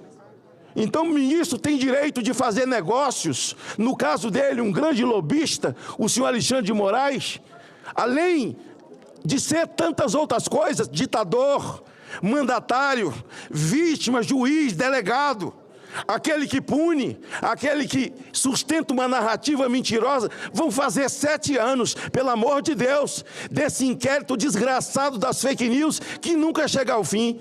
Parabéns aos jornalistas, parabéns a Malu Gaspar, e eu desafio, Alexandre de Moraes, você, a prender a Malu Gaspar. Desafio você a prender os jornalistas que hoje abrem a boca e têm coragem de falar nos seus desmandos e acho que arrependidos de terem batido palma para você quando você prendeu os inocentes do dia 8 de janeiro. Quando colocou num cárcere por 27 anos Jair Bolsonaro por uma reunião com embaixadores e por desconfiar das urnas, que eu continuo desconfiando. Eu continuo desconfiando. É vergonhoso o momento que esse país está vivendo. E nenhum de nós, eu poderia muito bem agora estar em casa, eu poderia muito bem estar em cima da cama, eu poderia muito bem agora dando continuidade ao meu tratamento. Mas é nojento, o país não aguenta, o país não suporta, senador Bagatoli, esse momento triste, nefasto, imundo, apodrecido que vive esse país. Agora veja, quem são os amigos de Vocaro? O senhor Lewandowski é um dos advogados, conselheiros. O Temer, conselheiro do Vocaro, do Master. Quem estão envolvidos? O líder Jacques Wagner, que indicou o Manteiga. Gente, eu não inventei isso. Isso não está num discurso que eu criei. Não sou homem de narrativa, mas também não sou covarde. Todos esses nomes estão na praça. E aí a pressão sobre essa casa, porque essa casa é a única que pode colocar o Brasil no lugar. Vou te falar uma coisa, senador Davi Alcolumbre. Vossa Excelência, como ser humano, está debaixo de uma pressão muito grande. Mas pense, a Bíblia diz, o apóstolo Paulo, se te mostrares fraco no dia da angústia, a tua força será fraca. A angústia vem. O mar é revolto e as ondas são enormes. Elas são. É verdade. E decisões difíceis, elas foram criadas e elas vêm e advêm sobre nós para que nós tenhamos condições de tomar decisões difíceis também. Vossa Excelência conta com um Brasil que quer mudar o Brasil. Vossa Excelência conta comigo, que quer ver o Brasil e quer ver bandido, malandro na cadeia, malandro engravatado. Vossa Excelência conta com Girão. Vossa Excelência conta com Plínio, com Margarete Busato, aqui com o nosso Cajuru, com todos nós que queremos um Brasil melhor, que queremos um Brasil limpo.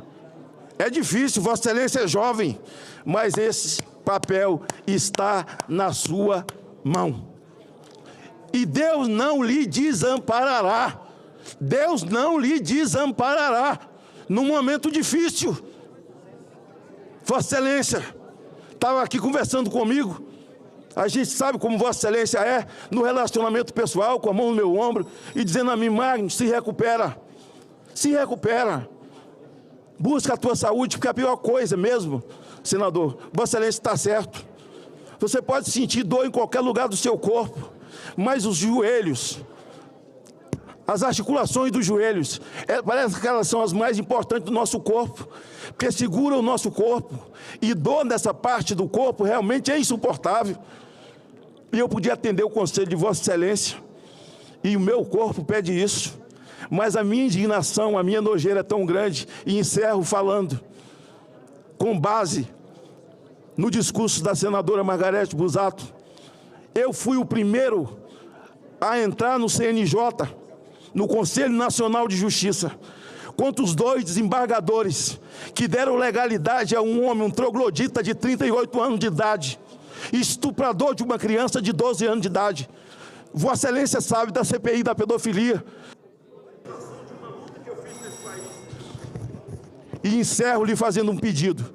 Nós temos 47 assinaturas para uma CPI, mais outra, uma CPI para investigar abusos de adolescentes e infantes no Brasil, para voltar as baterias para criminosos que estão nos tribunais, vendendo sentença, ou no mínimo, a mente desses 2 desembargadores é igual à mente desse tarado, com essa criança de 12 anos de idade, e que, segundo a própria justiça, ele tem diversas passagens já. Eu conheço muito bem esse tema. Peço a Vossa Excelência que, em nome das crianças, em nome do Brasil, e em nome desse caso que está em todos os lugares, que instale essa CPI da pedofilia, de abuso contra infantes e adolescentes, para que a gente possa avançar na punição, na criação de legislação, efetivar na defesa. Que Deus salve o Brasil, que Deus tenha misericórdia do Brasil. E digo a Vossa Excelência, conte comigo, conte conosco. O momento é difícil e Vossa Excelência precisa. E para que Vossa Excelência precisa, nós estamos à disposição. Agradeço Vossa Excelência a preocupação com a minha saúde. Rogo a Deus para que Ele lhe dê força, condições num momento tão difícil da vida desse país, e que Vossa Excelência precisa realmente quem possa ombrear no sentido de dar solução ao problema e libertar o nosso país. Muito obrigado a Vossa Excelência. Muito obrigado, senador Magno Malta. Pela ordem, concedo a palavra ao líder Eduardo Girão, em seguida, pela lista de oradores inscritos, ao senador líder Plínio Valério. Presidente Davi Alcolumbre, muito obrigado por me passar a palavra. Nós estamos retornando o trabalho depois de um longo e tenebroso inverno. Eu estou há 7 anos aqui, o senhor sabe, e nunca tinha visto um mês de fevereiro com plenário fechado como aconteceu. E quero manifestar, com todo respeito à sua pessoa, que eu respeito. O senhor é uma pessoa, como disse o senador Magno Malta, de excelente, de fino trato com todos aqui. E a gente sente o seu carinho de tratar as pessoas. Isso é muito importante. Mas como presidente dessa casa, revisora da República, o senhor tem falhado muito. E eu quero lhe fazer um pedido aqui. Talvez o último, talvez o da hora derradeira minha. Mas eu quero lhe fazer um pedido. O senhor não tem como tapar o sol com a peneira com relação ao maior escândalo, a maior fraude do sistema financeiro do Brasil. O senhor tem 51 colegas seus aqui, dos 81, que assinaram a CPI há 3 meses quase. Está na sua mesa. Que eu lhe cobrei antes do recesso. Está aí para o senhor abrir. A gente não precisa de atalho, senador Jorge Cajuru, na CPI do crime organizado, na CPI do INSS, na CAI fazendo uma subcomissão. Isso não está certo, presidente Davi Alcolumbre. Esse escândalo merece uma CPI ou CPMI própria. O deputado Carlos Jordi conseguiu um número recorde de assinaturas para essa CPI. O Brasil quer, e não é só gente de direita, de oposição contra governo, a favor de governo, não. Furou a bolha. Finalmente, a mídia tradicional do Brasil acordou e quer saber como o brasileiro me cobra, o cearense. A essa questão do Banco Master. Outra coisa que o senhor não pode mais, não tem mais como o senhor botar embaixo do tapete. Não faça isso com o Brasil. O senhor tem filho. O senhor tem uma esposa, aliás, uma pessoa que faz obra, e eu sou testemunha social, que aprecia os trabalhos de pacificação. Não faça isso com o Brasil. O senhor está na presidência do Senado Federal. O senhor tem que abrir o impeachment. Esse é o nosso trabalho. Essa casa tem 200 anos. É só a gente que pode fazer isso. Robustez de material, você tem 129 milhões de razões para abrir o impeachment do Alexandre de Moraes e abrir o impeachment do Dias Toffoli. Isso vai abrir um precedente, e daí? Qual é o tipo de paz que o senhor quer? É a paz da indiferença? O senhor sabia que a paz da indiferença... Líder, por gentileza, temos o orador na tribuna. O senhor sabia que a paz da indiferença é exatamente o oposto da paz? É o oposto da paz, o que o senhor está fazendo com o Brasil? A paz é ação, é justiça. E o senhor está com a solução na mão, não é de hoje, mas eu acho que a gente chegou na data limite, presidente. E eu lhe encerro dizendo o seguinte: o senador Espiridião Amin tem uma CPI da Vaza Toga há meses, eu perdi foi a conta de quando é que ela foi dada entrada com o número de assinatura. O senhor também não abre. O senhor não tem o direito, até porque chegou no seu estado o escândalo do Banco Master, 400 milhões de reais.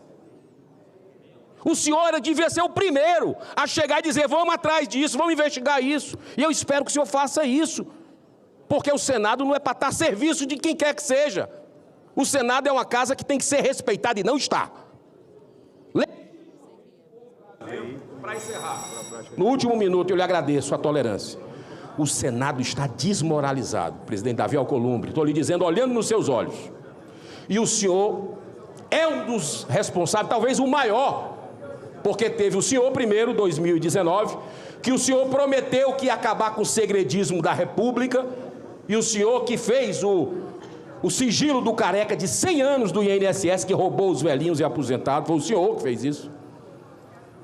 O senhor tem a faca e o queijo na mão. Desde 2019, passou para o presidente Rodrigo Pacheco, voltou para o senhor.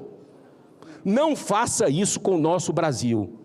Nós estamos numa degradação moral sem precedentes e o senhor pode apenas cumprir o seu papel. Vai lá, instala a CPI, o CPMI do Banco Master e abre um processo de impeachment que o Brasil será outro para os nossos filhos, para os nossos netos. Deus abençoe o senhor. Muita paz. Com a palavra o senador Plínio Valério, pela lista de oradores inscritos. Presidente, senadoras, senadores, eu peço permissão para mudar o rumo da prosa, depois do excelente discurso do Malta, do João, até porque os dois me representam. Vocês dois me representam. Eu vou mudar o rumo da prosa, porque eu não posso perder essa oportunidade de, como homem e senador pela Amazônia, pelo Amazonas, falar desse assunto do rio Tapajós. Porque aqui eu já falei do rio Madeira, que seria o segundo a ser colocado na prática a privatização.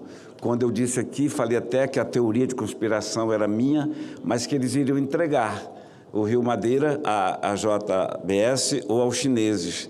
Eles iam explorar o leito do rio e iam encontrar muito ouro. Porque eu fui lá em Manicoré, eu fui lá em Humaitá com a senadora Damares e vimos lá.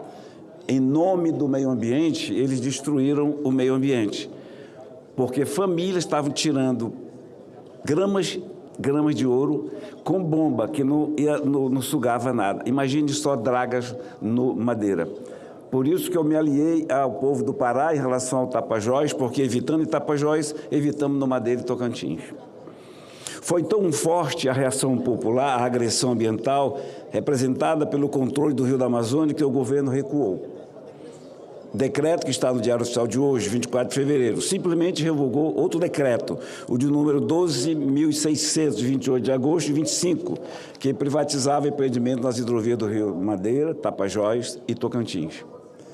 O decreto original, assinado pelo presidente Lula e pelo chefe da Casa Civil, Ruiz Costa, que não trouxe nenhuma exposição de motivos. Por isso, aqui da tribuna, senador Cajuru, meu colega, meu amigo Oriovisto, porque por causa daqui que eu combati, naquele minuto, naquele momento. Foi por isso que a região de Tapajós transformou-se em um campo de guerra, porque não se respeitou ninguém, não se ouviu ninguém. Jaime, a falta de explicações sobre os efeitos desse decreto não impediu que a população percebesse o que viria atrás, que a privatização do Rio Brasileiro traria para o país.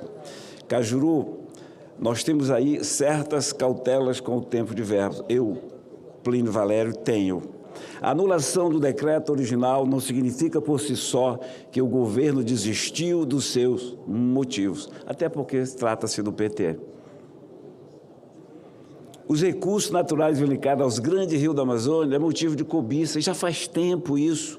Vocês que não são da Amazônia, eu que sou, a gente aprende mesmo, nós professores, falar sobre a cobiça que permeia a cobiça internacional. Daí a gente desvendar isso aí na CPI das ONGs. É por isso que as populações já estão se movimentando. Nós estávamos lá no Amazonas também, começando a se movimentar. E foi bom Tapajós impedir, foi bom o Pará, povo guerreiro como sempre, ter feito isso. Então, deixa eu começar pela pergunta mais óbvia. Quem sai ganhando com essa história? Só quem ganha são as multinacionais, que exploram o extrativismo mais primitivo já praticados em terras americanas. A maior beneficiária disso tudo, ao menos neste momento, é a Cargill, uma multinacional bilionária de capital, majoritariamente norte-americano, que trabalha com o extrativismo colonial em seu estado puro. Sua ação destrói o nosso território para transformar em rios corredores de exportação, principalmente de soja. Meu amigo Bagatoli, você de Rondônia sabe muito bem do que eu estou falando. eu vejo que o senhor percebe com nitidez, com clareza do que eu estou falando. O processo começa com a dragagem dos 3 rios. A dragagem destrói o fundo das águas, inclusive espalhando, no caso onde se plantou o mercúrio que está no leito. Eu confesso que quando eu alertei aqui, nem pensei no mercúrio que estava no leito, só no ouro que está no leito do Rio Madeira. E esse processo significa, na prática, que os brasileiros estão sendo transformados em capachos para enriquecer essas empresas. As comunidades regionais indígenas, evidentemente, não terão mais espaço. Os moradores sabem que serão expulsos e que terão seu território inviabilizado. Sabem também que haverá uma integração dos rios com o Ferrogrão. O Tapajós, o Tocantins, o Madeira estão entre os mais importantes rios da Amazônia. Tem um significado especial. Basta dizer que estão entre os principais habitats do boto cor-de-rosa, que tanto se propaga e tanto se fala, mas que estaria ameaçado de forma cruel caso essa dragagem começasse. Aliás, começou a ser feita. Por isso que eu estou aqui. O meu final de tudo, Cajuru, é dizer que eu estou cauteloso em relação a esse recuo, mas muito cauteloso, porque o governo aposta na amnésia da nossa população, que demonstrou que já não é mais assim. Se era lá atrás assim, já não é mais. E não é à toa que a população do Pará, e aqui mais um elogio a esse povo guerreiro, está reagindo, procurando exercer seu direito na região. Foram 14 grandes populações indígenas e que tiveram apoio. E aqui vai um hiato. Aqui vai um hiato. Alguém me disse, olha só, esse trabalho de impedir é coisa de ONGs. O senhor não pode estar junto. Claro que eu posso estar junto das ONGs. Quando é uma coisa boa para a população, eu tenho que estar junto das ONGs. Eu tenho que estar contra quando elas fazem o que foi detectado na CPI das ONGs, quando fazem maldade com o nosso povo. Os manifestantes, como ficou claro, forçaram os funcionários da CAGEU a deixar seu terminal privado. Tensão, prejuízo, que também não vai contar nada. Prejuízo para uma empresa bilionária desse tamanho não é nada. E aqui vai a ironia. Até mesmo o IBAMA, que tanta injustiça comete com os agricultores, com a população ribeirinha da Amazônia. O IBAMA que não tem pudor, o IBAMA que não tem coração, o IBAMA que não tem sensatez, ficou ao lado da população. Eu não sei até quando, mas pelo menos emitiu um parecer técnico. Quando eu falo de IBAMA, é porque o IBAMA é um instrumento dócil de tiranos, pretensamente ambientalistas, como, por exemplo, a ministra Marina Silva, que comanda esse embalo, que é responsável pela indicação do senhor Agostinho no IBAMA.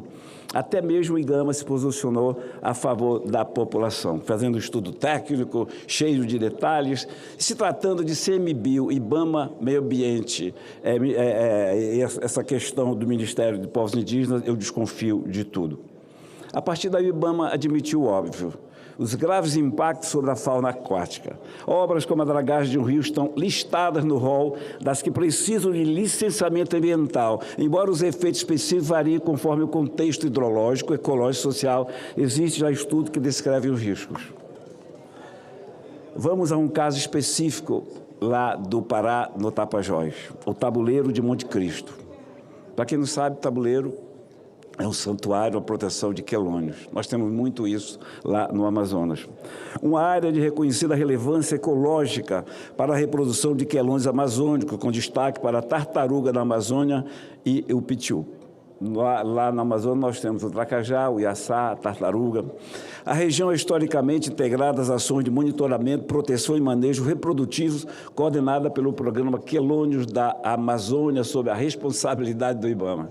O IBAMA ficou caladinho. O IBAMA ia deixar destruir lá Tabuleiro, que ele é o responsável.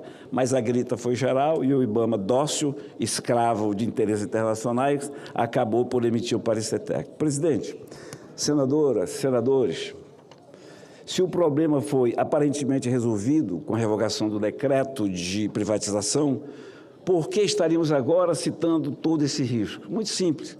Qual a garantia de que essa revogação representará uma barreira a todo esse processo? Nenhuma. Os interesses na exploração de nosso rio permanecem aí, presentes, os mesmos que incluíram o rio na desestatização e que nunca explicaram os seus reais motivos. Simplesmente, vai lá um edital, vamos privatizar e acabou. Coincide muito com a negociação com o presidente Trump. Coincide muito com a visita do presidente chinês. Autoridades presentes à COP, alguém que lembra da COP? Não vale, rir não vale, não pode rir da COP. Prometeram estudos antes da concessão. Olha lá, na COP eles prometem estudos antes da concessão, assim como consultas à própria população. Nada disso aconteceu. As dragagens, embora agora paralisadas, já foram iniciadas e poderão ser retomadas. Eu não confio no governo do PT. A população indígena se mobilizou e conseguiu uma vitória, mas os interesses que levaram a essa mobilização permanecem acesos. Eu pude, assim como a senadora Damares, nós pudemos presenciar a destruição de residências às margens do rio Humaitá e Manicoré, no Amazonas, alegando que a população lá residente poluiu o rio ao fazer exploração manual das águas. Em seu lugar, o que eles propõem? A dragagem, a criação de hidrovias, a destruição de espécies ameaçadas e o fim da vida tradicional dos indígenas. O curioso, e a gente tem mostrado isso aqui, Cajuru, é a contradição dos santuaristas que infectam esse governo. É uma santuarista, a ministra, é um santuarista, o IBAMA, o presidente do IBAMA, do ICMBio, todos são. Ave Maria, tocou, não pode, é um santuário, não pode tocar. Eles impedem até mesmo o asfaltamento, Jaime, da nossa BR-319, que agora com o Richard, né, com os influencers agora, estão conseguindo milhões de acesso. E eles estão, eu agradeço a eles estão percorrendo a 319 e descobriram o óbvio, né? Foi bom, louvável o que eles estão fazendo. Agradeço muito ao Richard, vou telefonar para ele dizendo isso, que a BR-319 já existe, que ela só precisa de asfalto. Senador Euvisto, eu já lhe concedo uma parte, vou só conceder uma parte. Presidente, uma parte ao senador Euvisto e eu encerro o discurso. Senador Plínio Valério, eu quero me congratular com as suas palavras e, na verdade, lhe parafraseando, quero pedir desculpas para mudar um pouco o sentido da prosa. Quero falar de mais um absurdo dos muitos que acontecem no nosso país. Em especial, eu quero falar de uma matéria que vai chegar aqui para a gente discutir daqui a pouco, que é o fim da escala 6x1 e a provável implantação da escala 5x2. Ou seja, trabalharíamos 5 dias e folgaríamos 2, sem diminuir salários. São incontáveis os números de artigos de jornais que demonstram claramente o absurdo dessa medida. A falta de produtividade da economia brasileira. O quanto produz um trabalhador brasileiro comparado a países mais produtivos. E ainda em termos de carga horária, o Brasil é um dos países em que se menos trabalha. Não há regulamentação desse tipo nos Estados Unidos, nem na China, nem na Europa. Lá podem trabalhar à vontade. Quanto menos interferência do governo nesse assunto, tanto melhor. Mas o suprassumo da falta de ética, da falta de moral na política acontece numa negociação que eu estou vendo apavorado prosperar. Querem trocar a desoneração da folha pela aprovação da escala, pelo fim da escala 6x1.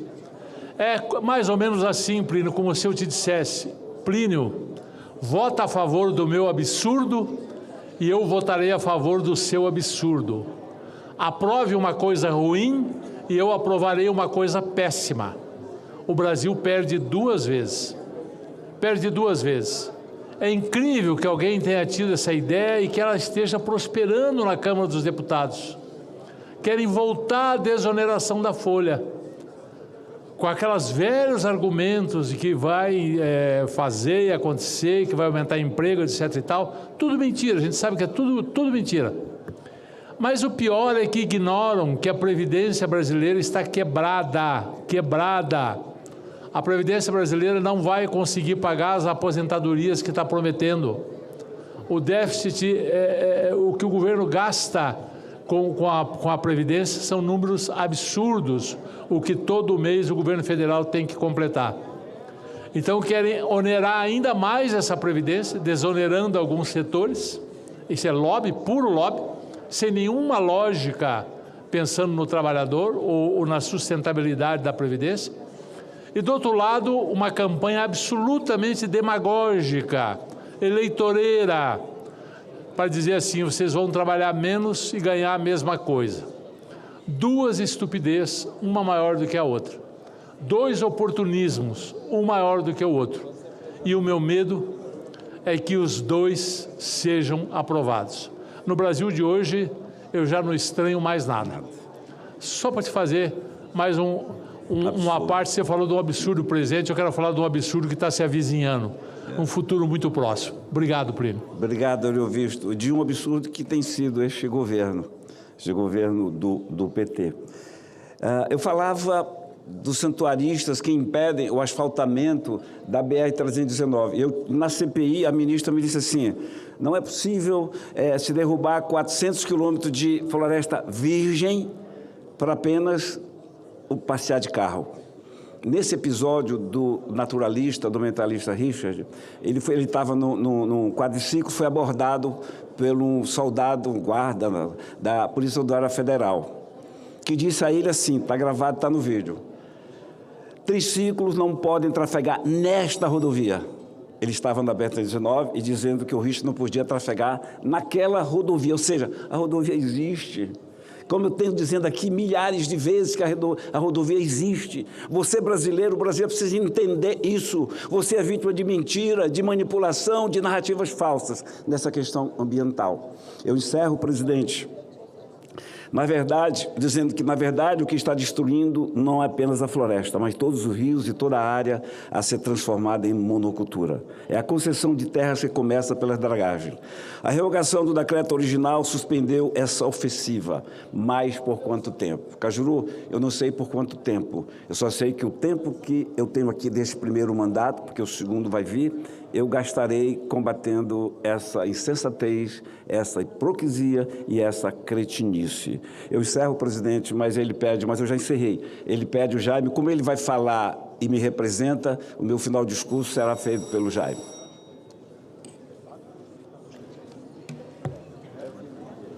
Cumprimentar aqui o senador Plínio Valério, dizer para vocês que estão nos acompanhando nesse momento pela TV Senado, essa situação das hidrovias do Madeira, Tapajós e Tocantins não precisaria ter chegado ao ponto que chegou. Lá atrás, no início quando teve a primeira audiência pública, eu participei. E depois conversei muito com o diretor-geral da ANTAC, o Frederico, e falei para ele o prejuízo que ia causar essa situação das concessões das hidrovias do Rio Madeira, do Rio Tocantins e do Tapajós e também do Paraguai, do Rio Paraguai, que iria também acontecer essa situação da concessão da privatização. Dizer para vocês que essa revogação do decreto 12.600 de 2025 foi justo e correto, porque essa situação não só ia prejudicar, como o caso do Rio Madeira, presidente Davi Alcolumbre. Por mais de 50 anos, os pequenos garimpeiros estão lá. Por mais de 50 anos, estão lá no Rio Madeira. E aí, eles iam ser todos tirados do Rio Madeira, e quem ia ficar simplesmente com essa dragagem, nós sabemos o que ia acontecer na situação do Rio Madeira, do Tapajós e do Tocantins. Nada mais justo do que ter sido revogado esse decreto 12.600. Quero dizer para vocês que o povo brasileiro não aguenta mais algo de tanta penalidade. No caso da Rondônia, com uma única rodovia, foi feita a concessão e privatização da BR-364. E, além de tudo, queriam fazer a concessão do Rio Madeira. Obrigado, presidente. Cumprimento o senador Jaime, cumprimento o senador Plínio Valério, cumprimentar o nosso querido senador, líder Jorge Cajuru, prazer revê-lo, querido amigo senador Cajuru, senador Jordano também, presidente Mourão, senador Rogério Carvalho, senador Lucas Barreto, Luiz Cantuária Barreto, do nosso querido Amapá, cumprimentar Vossa Excelência também. Está encerrado o período de expediente, declaro aberta a ordem do dia. também a nossa querida senadora ministra Damares, que está ali trocando ideias com a deputada Laura Carneiro. Cumprimentar a presença de Vossa Excelência no plenário, com a doutora Damares, e o Exalci Lucas, que está com ciúme, porque eu não cumprimentei ele. Item 1 da pauta, projeto de lei de conversão número 13, de 2025, proveniente da medida provisória 1317 de 2025, que transforma cargos no âmbito do Poder Executivo Federal, altera a Lei Geral de Proteção de Dados Pessoais para dispor sobre a Agência Nacional de Proteção de Dados, a ANPD. Também a Lei número 10.871 de 2004, para criar a carreira de regulação e fiscalização de proteção de dados e da outras providências. Durante o prazo inicial, foram apresentadas ao projeto de lei de conversão 40 emendas. O parecer número 1 de 2025 da Comissão Mista, que teve como relator Sua Excelência o senador Alessandro Vieira, que foi favorável à medida provisória e contrário às emendas de número 1 a 40, na forma do projeto de lei de conversão apresentado pelo eminente relator. A matéria foi aprovada na Câmara dos Deputados em 9 de fevereiro e seu prazo de vigência se esgota agora, no próximo dia 25 de fevereiro. Portanto, amanhã. Passamos à discussão da matéria. Consulto o senador Alessandro Vieira se gostaria de fazer alguma manifestação para defender o relatório. Em seguida, não temos senadores ou senadoras inscritos para discutir a matéria. Está encerrada a discussão. Passamos à apreciação da matéria. A presidência informa ao plenário do Senado Federal que submeterá a matéria à votação simbólica. Em votação conjunta, os pressupostos de relevância e urgência, adequação financeira e orçamentária e pertinência temática da matéria, e o mérito do projeto de lei de conversão, que tem preferência regimental nos termos do parecer apresentado. As senadoras e os senadores que o aprovam permaneçam como se encontram. Está aprovado o projeto de lei de conversão, apenas com uma observação feita pelo líder do Partido Novo, senador Eduardo Girão, que vota contrariamente. Ficam prejudicadas a medida provisória e as demais emendas apresentadas. A matéria vai à sanção presidencial e será feita a devida comunicação à Câmara dos Deputados. Item 2. Senhor presidente. Perdão, senador Alessandro, com a palavra, Vossa Excelência. Obrigado, senhor presidente. Apenas um brevíssimo registro. Agradecer a confiança dos colegas pela aprovação, a tramitação de Vossa Excelência. Essa legislação é a que vai garantir o aparato necessário para funcionar o ECA digital, para que a gente possa proteger as crianças nesse ambiente digital que é tão importante. Então, parabenizo o Congresso pela aprovação rápida daquilo que é tão necessário para todos nós. O líder senador Exalci Lucas pede a palavra antes de nós iniciarmos o próximo item da pauta, apenas para uma breve comunicação. Pronto, voltou o áudio. Eu pediria a Vossa Excelência para colocar como item extra pauta, são 3 requerimentos, 884, 885 e 886, que trata de sessão solene, aniversário de Brasília, dos contadores e dos autistas, que são sessões que já acontecem todos os anos, que eu gostaria que Vossa Excelência colocasse na pauta de hoje, presidente, no extra pauta. Obrigado. Querido líder Exalci Lucas, como são requerimentos propostos por Vossa Excelência para a comemoração de datas importantes, nós vamos colocar no final da reunião como item extra pauta. Obrigado. Obrigado. Me permitam, antes de iniciarmos o próximo item da pauta, eu tenho certeza que os nobres senadores e senadoras estão acompanhando o que está acontecendo hoje no estado de Minas Gerais, especialmente em Juiz de Fora e também na cidade de Ubá. Há já a constatação, que está sendo anunciada pelos veículos de comunicação, do falecimento de pelo menos 25 brasileiros e brasileiras lá no estado de Minas Gerais e 45 estão desaparecidos. Eu fui informado que o governo federal está atento e mobilizando todo o aparato do Estado para ajudar. A prefeita Margarida também já decretou situação de emergência na cidade de Juiz de Fora. Naturalmente, o governo do Estado de Minas Gerais deve estar acionando todo o Estado para se mobilizar, para enfrentar essa tragédia. E cumprimentar também, naturalmente, o ministro Valdez Góes, que informou ainda há pouco que, por determinação do presidente da República, o Ministério da Integração e Desenvolvimento Regional está indo para a cidade de Juiz de Fora e para Ubá, para que o governo federal e o Ministério da Integração possam dar todo o apoio nesse momento dessas vítimas e desse desastre. Eu,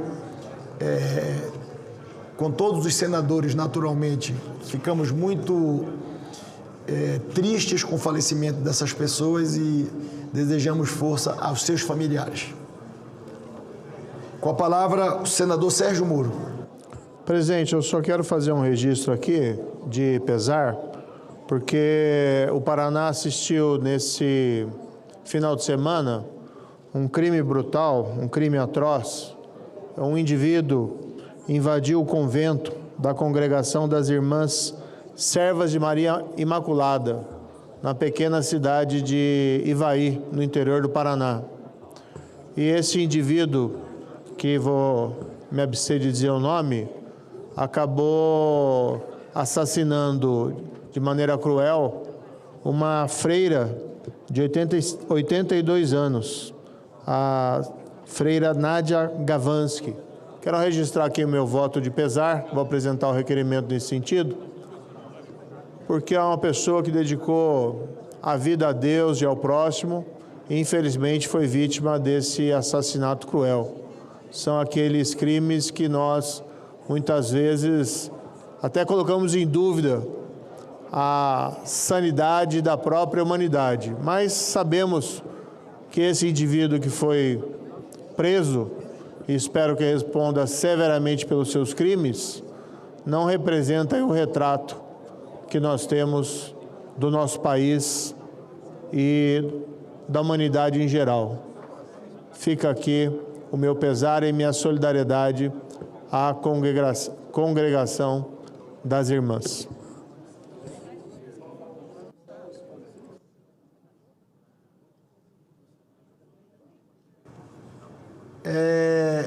Passamos agora imediatamente ao item 2 da pauta, que trata de uma solicitação que foi feita à presidência do Senado Federal há algum tempo, por vários senadores e senadoras, mas muito especialmente eu queria fazer um registro e cumprimentar o senador Jaime Bagatoli e, naturalmente, o senador Espiridião Almin, que por algum tempo já estão construindo a possibilidade que nós pudéssemos colocar na pauta do plenário do Senado Federal esta proposta de emenda constitucional número 22.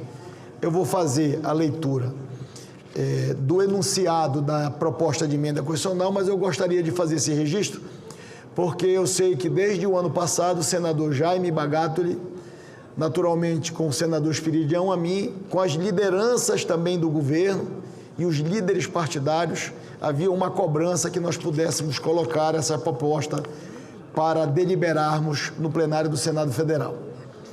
É uma proposta, como disse, de autoria do senador Jaime Bagatoli, apoiada por outros senadores, que acrescenta o artigo 139 ao ato das disposições constitucionais transitórias, ADCT, para instituir a Política Nacional de Apoio à Atividade de Transporte Rodoviário Profissional.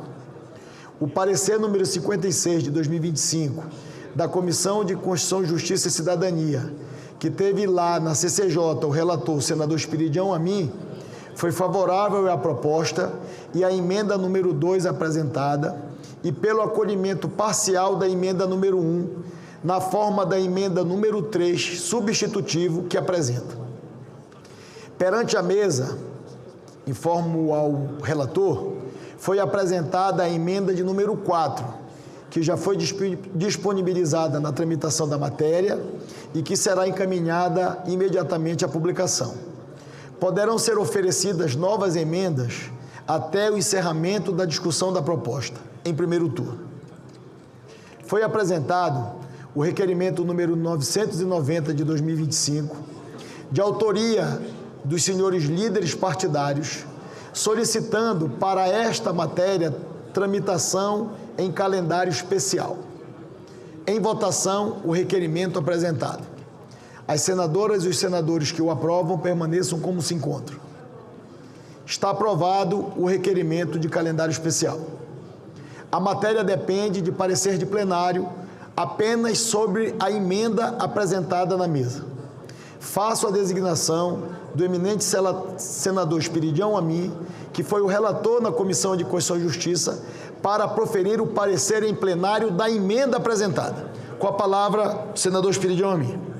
Senhor presidente, Vossa Excelência fez uma reportagem, um resumo da tramitação desta PEC, cujo primeiro signatário é o meu coestaduano, cedido ao estado de Rondônia, nosso querido amigo Jaime Bagatoli,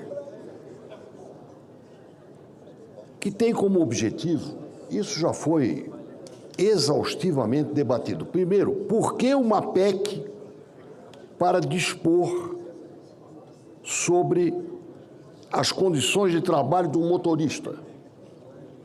Porque o assunto foi avocado em nível de Constituição pelo despacho do ministro Alexandre de Moraes no Supremo Tribunal Federal. Portanto, aí constitucionalizou a matéria, senador Efraim. Não é de origem, é pela tramitação, pelas multas que foram aplicadas pelo Brasil afora, transtornando o transporte, especialmente o transporte rodoviário de carga, mas não só este. E tudo tem como origem as condições de trabalho do motorista. Eu dou um depoimento como catarinense. Nós temos em Santa Catarina implantado um ponto de parada e descanso de motorista, somente um, nos termos do que a lei preconiza. Eu fiz o pedido para que este ponto de parada e descanso de motorista fosse implantado em 2008. E ele foi inaugurado no dia 18 de abril de 2024.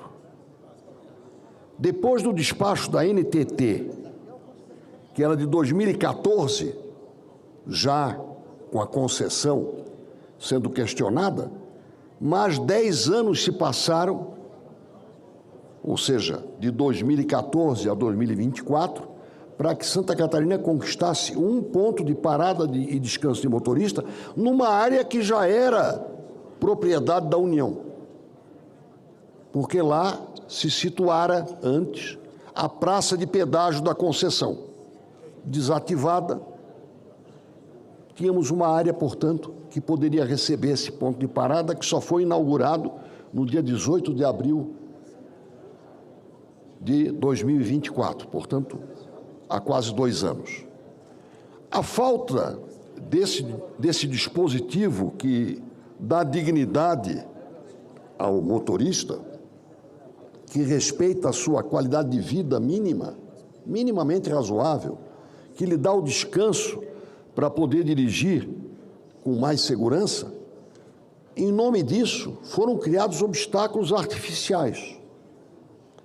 E depois de muita discussão, e aqui quero dizer que foi uma discussão suprapartidária, que levou em conta tanto os aspectos de segurança, quanto os aspectos mínimos para sustentar a atividade do transporte, eu quero fazer 3 destaques.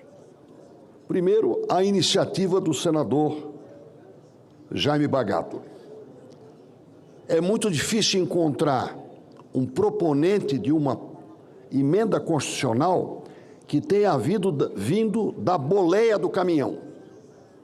Senador Cajuru, quem já dirigiu caminhão lá em Rondônia, quem já dirigiu em Santa Catarina, ou seja, em 2 significativos quadrantes do Brasil, sabe o que é exigido desta profissão. Quem propôs conhece o assunto. Vamos respeitar. Segundo, eu quero agradecer a todos aqueles que de pronto apoiaram. E quero também agradecer aos que questionaram, porque eles contribuíram para isso. Não sei se é o senador Rogério Carvalho que está lá. Na sua pessoa, eu quero agradecer àqueles que divergiram construtivamente. Porque divergir com o desejo de aprimorar, contribui.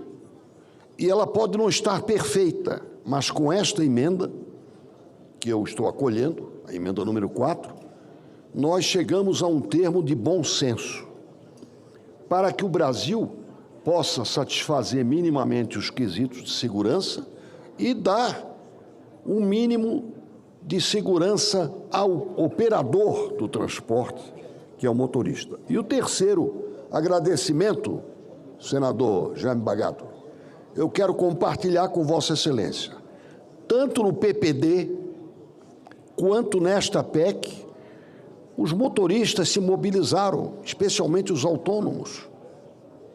E eu quero agradecer ao esforço do Sérgio Manjuva,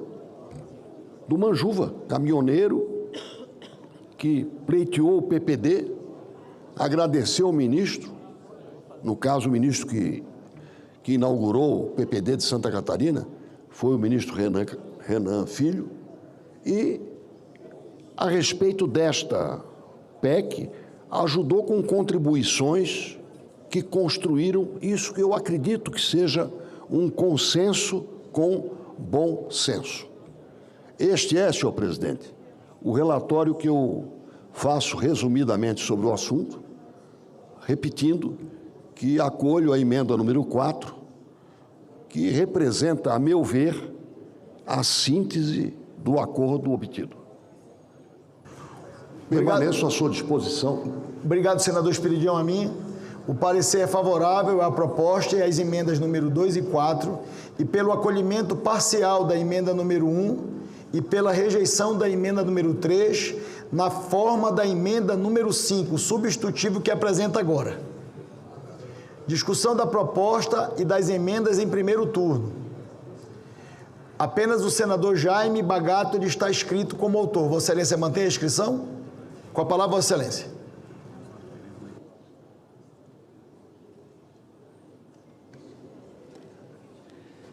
Obrigado, presidente. Obrigado, senador Amin, por ser o relator dessa PEC 22 de 2025, uma PEC tão, como é que eu vou dizer, que nós não precisávamos estar constituindo hoje uma PEC aqui, votando, se lá atrás, quando se fez a lei, nós já tivéssemos visto, primeiramente para ela entrar como forma de lei, só no momento que tivesse os pontos de parada pelo Brasil afora. Presidente Davi Alcolumbre, antes de eu ser senador, empresário, eu fui motorista de caminhão. Sou motorista de caminhão e sou profissional. Eu dirijo qualquer caminhão desses 9 eixos que tem hoje no Brasil. E eu conheço o Brasil de sul a norte. E sei as dificuldades que nós temos hoje, caminhoneiros que saem de Porto Alegre e vão no Rio Branco do Acre. Isso dá mais de 4.000 quilômetros, senador Cajuru. E aonde estão os pontos de parada que nós não temos e fomos autuados, a maioria, boa parte dos nossos motoristas, senador Amin, foram autuados por não ter esses pontos de parada, e ninguém é contra a lei.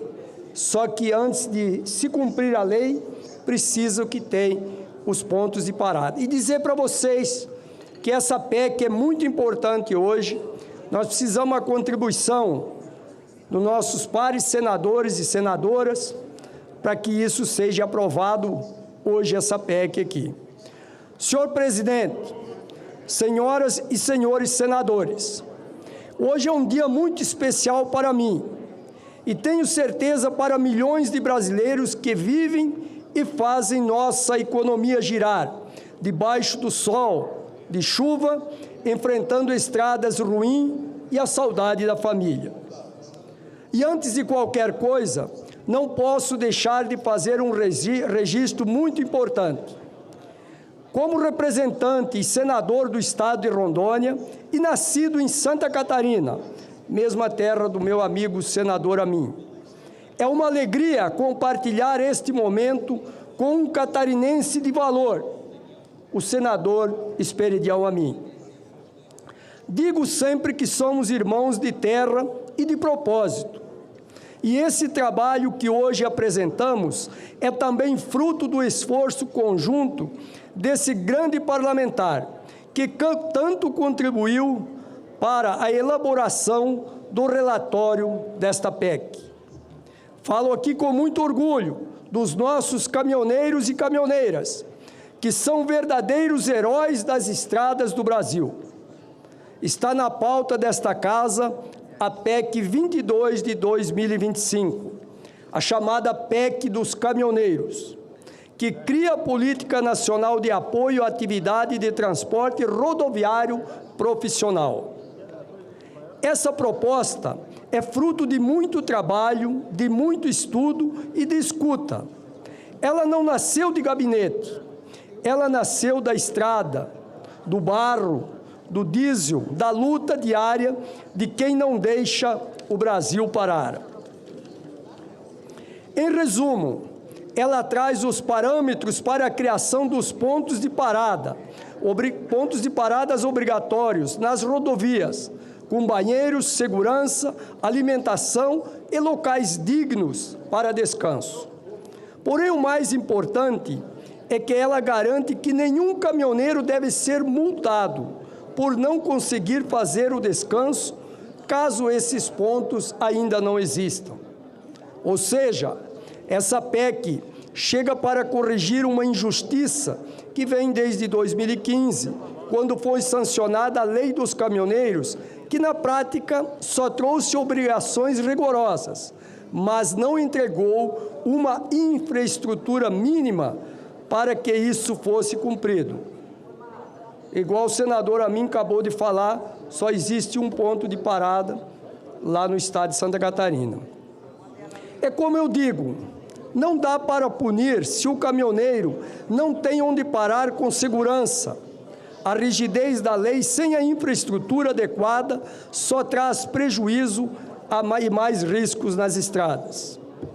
Por isso, para construir essa PEC, nós buscamos reunir todos os interessados. Conversamos com especialistas e técnicos, com os motoristas autônomos, cooperativas e sindicatos.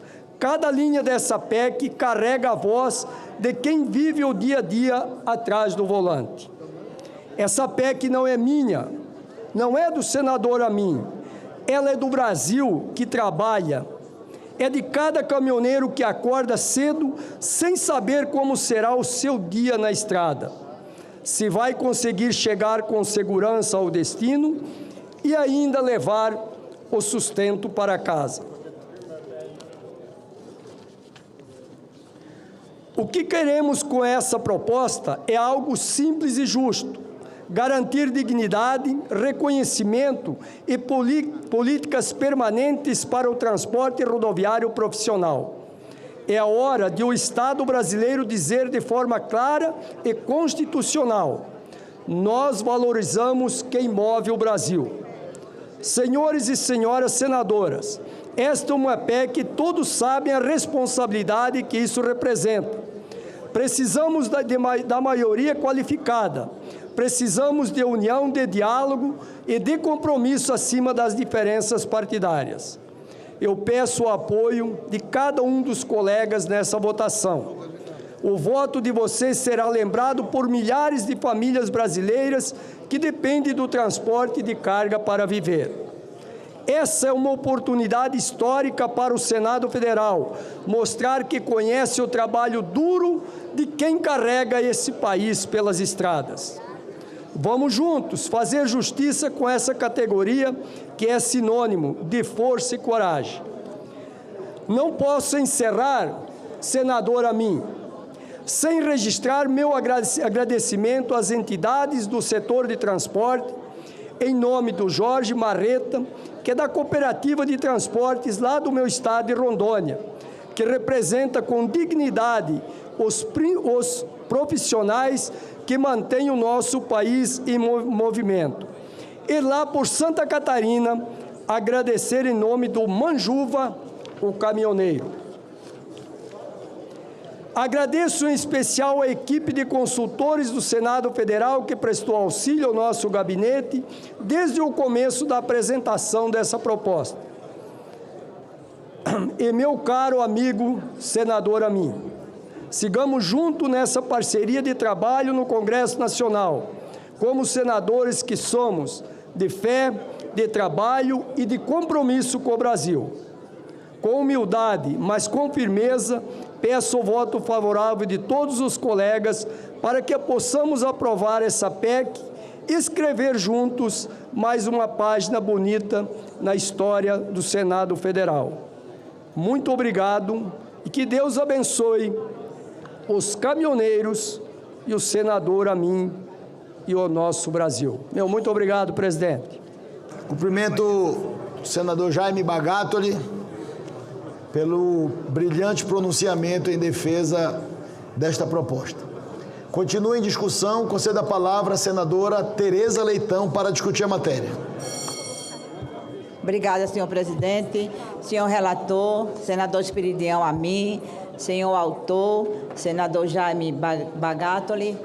Em nome da base do governo, outros vão se posicionar. Eu quero também comemorar, senador, a aprovação dessa PEC, dizer que nós somos amplamente favoráveis e vamos votar nela.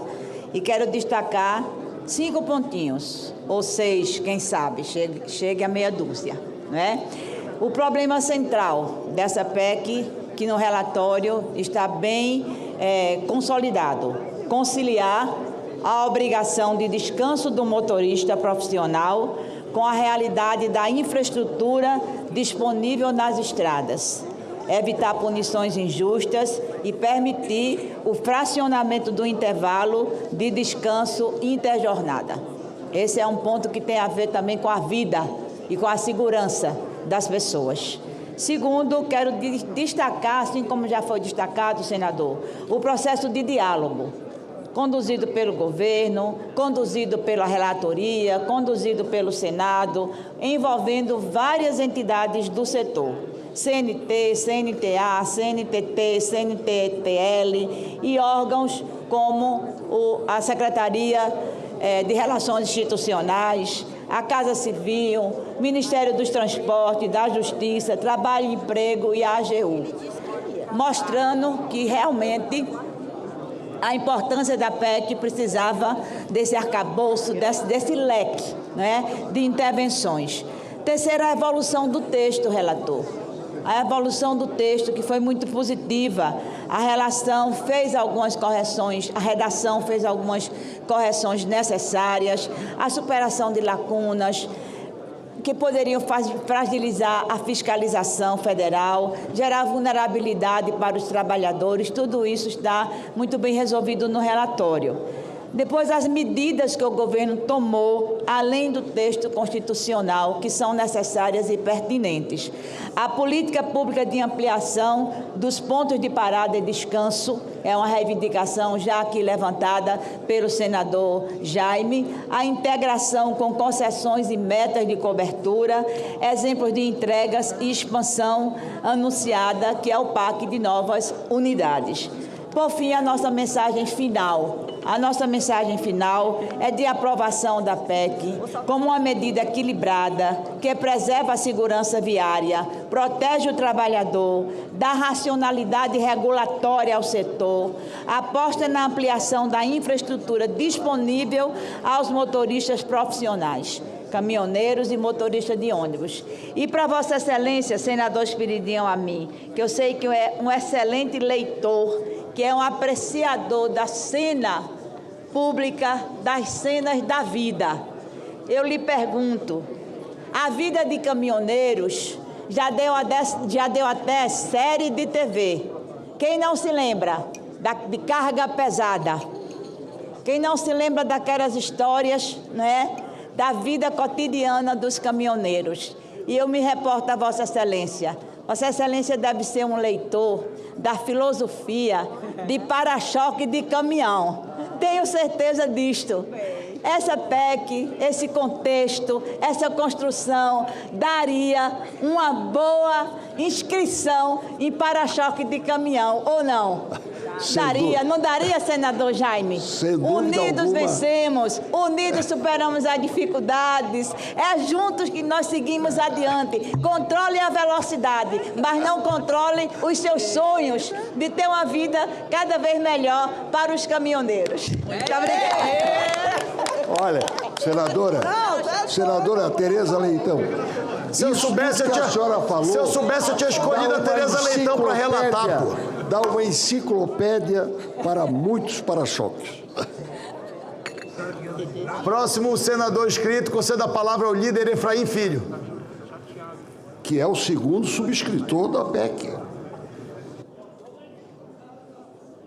É o segundo subscritor. Pois é isso. Senhor presidente Davi Alcolumbre, senhor relator, senador Esperidião Amin, senadores e senadoras, rápidas palavras, senador Amin, apenas para registrar esse momento, já que Vossa Excelência, inclusive, fez a citação, depois da honraria de tê-lo como relator e o Jaime como autor da PEC, como segundo subscritor, eu trouxe porque eu tenho uma identidade muito forte com esse tema, com esse segmento, com essa profissão. Eu fui o relator de outra PEC, a época a PEC 55, que trouxe o conceito de segurança viária para a Constituição Federal, lá no capítulo que trata dos temas correlatos a essa infraestrutura e que traz o tripé: segurança, educação e fiscalização de trânsito. Na época, a segurança viária vinculada ao tema do trânsito. Então, educação de trânsito, segurança de trânsito e fiscalização no trânsito. Isso ainda nos tempos de deputado federal, lá no final da década passada, a gente teve a oportunidade de evoluir com esse tema e hoje tenho a alegria de poder, deputado Bagatoli, também lidar com esse tema aqui no Senado Federal. A gente sabe que o objetivo da proposta, qual é, e consegue alcançá-lo, é equilibrar a segurança viária, a saúde do motorista e a realidade da malha rodoviária brasileira. Pensando nesse aspecto, inclusive nós fizemos a proposição de uma emenda ainda na CCJ, emenda essa acolhida na íntegra pelos relatores, senador Esperidião Amin.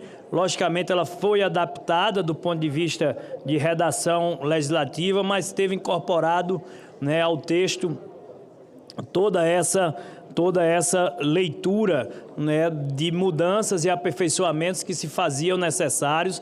Para isso, eu contei com o apoiamento, né, da CNT, queria deixar aqui o meu registro, né, o trabalho importante da Confederação Nacional dos Transportes, na pessoa do presidente Wander, da consultora Andréa, todos aqueles que trabalharam também para aperfeiçoar esse tema.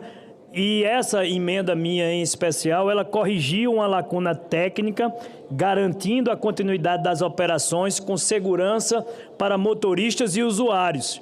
Ou seja, o acatamento dessas propostas não é apenas uma vitória técnica, mas um compromisso desta Casa com equilíbrio entre a eficiência econômica do setor de transportes e a dignidade do profissional ao volante. Eram esses os temas que eu queria trazer em nome da liderança do União Brasil. Lhe agradeço o espaço para poder defender a proposta e já antecipar, em meu nome como senador, e também a orientação da bancada do União Brasil, favorável ao tema, votando sim a proposta, senhor presidente.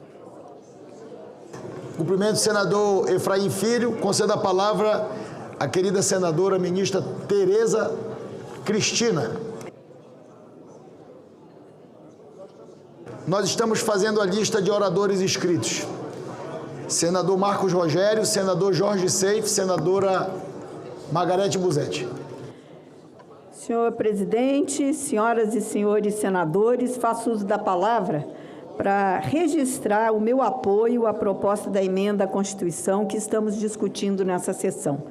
Quero começar cumprimentando o autor da iniciativa, senador Jaime Bagatoli, pela sensibilidade e pelo espírito público demonstrado ao apresentar essa proposta. Não é à toa que o senhor veio dessa origem. O senhor acabou de dizer que começou a vida como caminhoneiro. Não é simples propor alterações à Constituição. E iniciativas dessa natureza exigem responsabilidade e compromisso com o aperfeiçoamento institucional do país. Da mesma forma, faço um reconhecimento especial ao trabalho do relator, senador Espiridião Amin, que apresentou um relatório equilibrado, tecnicamente consistente e construído com o cuidado que matérias constitucionais exigem, meu querido amigo senador Amin. O trabalho do relator deu segurança jurídica à proposta e permitiu que chegássemos a essa etapa com uma matéria amadurecida, fruto de diálogo e reflexão. No mérito, entendo que esta PEC é importante porque contribui para tornar o nosso sistema constitucional mais claro, mais eficiente e mais adequado às necessidades atuais do país. Trata-se de uma proposta que busca corrigir imperfeições, reduzir inseguranças jurídicas e fortalecer o funcionamento das instituições. Uma Constituição forte não é aquela que permanece imutável, mas aquela que é capaz de se aperfeiçoar com responsabilidade, acompanhando a evolução da sociedade e garantindo estabilidade institucional. Essa proposta vai exatamente nessa direção. Promove avanços sem romper com os princípios constitucionais e reforça a segurança jurídica, algo essencial para o desenvolvimento do país e para a confiança dos cidadãos nas instituições. Senhor presidente, permita-me também fazer um registro especial do reconhecimento a uma categoria que move o Brasil, os caminhoneiros. Para o meu setor, principalmente, a agricultura, eles são importantíssimos e, neste momento, eles estão trabalhando dioturnamente na retirada das safras dos grãos do Brasil. São homens e mulheres que percorrem milhares de quilômetros diariamente, enfrentando longas jornadas, estradas muitas vezes precárias e grandes sacrifícios pessoais para garantir que o alimento chegue à mesa das famílias, que os remédios estejam disponíveis nas farmácias e que a produção nacional continue em movimento. Os caminhoneiros são verdadeiros protagonistas do desenvolvimento nacional. O Brasil depende diretamente do transporte rodoviário. E é graças ao esforço desses profissionais que a economia continua funcionando e as regiões do país permanecem integradas. É uma atividade que exige coragem, disciplina e espírito de trabalho. Muitas vezes longe de casa, enfrentando dificuldades e riscos, esses trabalhadores prestam um serviço essencial à sociedade brasileira. Valorizar os caminhoneiros é valorizar o Brasil. É reconhecer o esforço silencioso de quem ajuda a sustentar a nossa economia e garantir o abastecimento nacional. Por isso, faço questão de deixar registrado nesta oportunidade meu respeito e admiração a essa categoria tão importante. Entendo que esta PEC representa o esforço legítimo de aperfeiçoamento institucional. Trata-se de uma iniciativa construída dentro do espírito democrático que deve orientar esta Casa e que demonstra a capacidade do Senado Federal de contribuir para a evolução do nosso ordenamento constitucional. Por isso, faço questão de registrar meus cumprimentos, tanto ao autor quanto ao relator, que prestaram importante contribuição ao debate e ao aprimoramento desta proposta. Manifesto, portanto, minha posição favorável à matéria e meu reconhecimento aos dois senadores pelo trabalho realizado. Mas gostaria, presidente, de falar de um assunto que tem a ver com transporte e que muito nos preocupa nesse momento. Nós temos o modal rodoviário, que é importantíssimo para o país, mas nós precisamos sair do ciclo só do rodoviário e entrar no ciclo da navegação nos nossos rios, no ciclo da ferrovia no Brasil. E ontem eu fiquei muito assustada com a revogação de um decreto de dragagem de um rio que recebe a carga através do modal rodoviário e vai para uma hidrovia para levar produtos para o Amazonas. E esse decreto foi revogado por uma pressão de alguns indígenas que invadiram terminais portuários em Miritituba, né, impedindo que a dragagem do rio fosse continuada.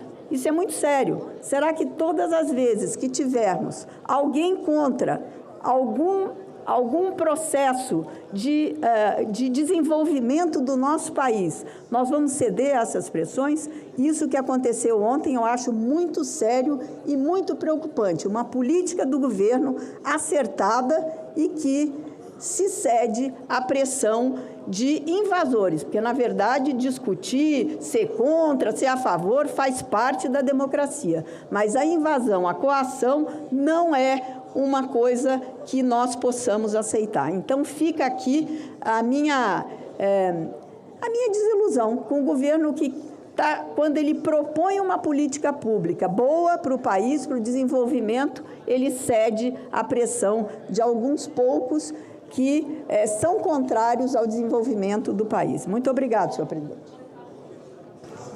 Obrigado, ministra Tereza. Concedo a palavra à senadora Margarete Busetti para discutir a matéria.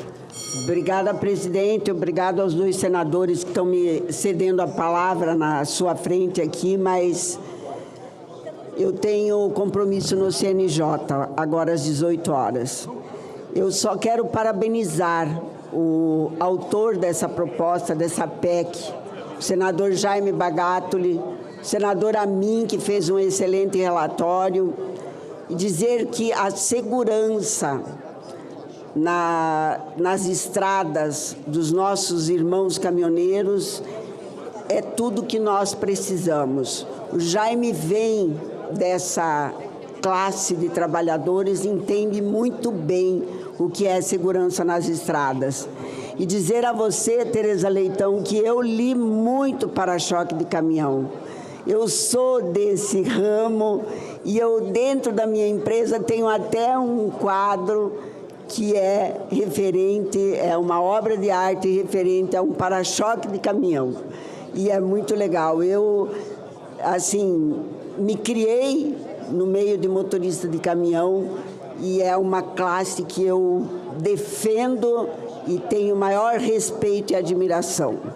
Presidente, aproveitando, gostaria de pedir ao senhor que colocasse em votação hoje, extra pauta, o requerimento para a formação de uma comissão temporária externa composta por 3 membros titulares e 3 suplentes para a realização de diligência externa no terminal portuário da Cargill, em Santarém, no Pará, e áreas adjacentes do complexo portuário hidroviário do Rio Tapajós, com o objetivo de averiguar em loco os efeitos operacionais, logísticos e ambientais, sanitários e socioeconômicos decorrentes das ocupações indígenas recentes, bem como o impacto sobre a cadeia de escoamento de produção agropecuária e as obras previstas de dragagem.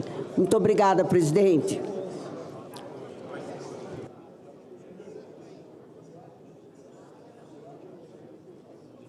Senadora Margarete, sobre o requerimento de inclusão de item extra-pauta sobre a comissão externa, nós vamos inserir na pauta como item extra-pauta no final da deliberação e colocar para deliberação.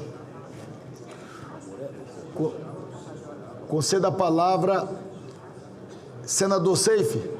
Vossa Excelência, é porque a senadora, temos alguns oradores inscritos e Vossa Excelência se dirigiu à tribuna. Fique aqui na mesa perto da gente, que agora eu vou chamar pela lista de oradores inscritos aqui, mas Vossa Excelência vai engrandecer a mesa diretora. Conceda a palavra à senadora líder do PT, Augusta Brito. Obrigada, senhor presidente.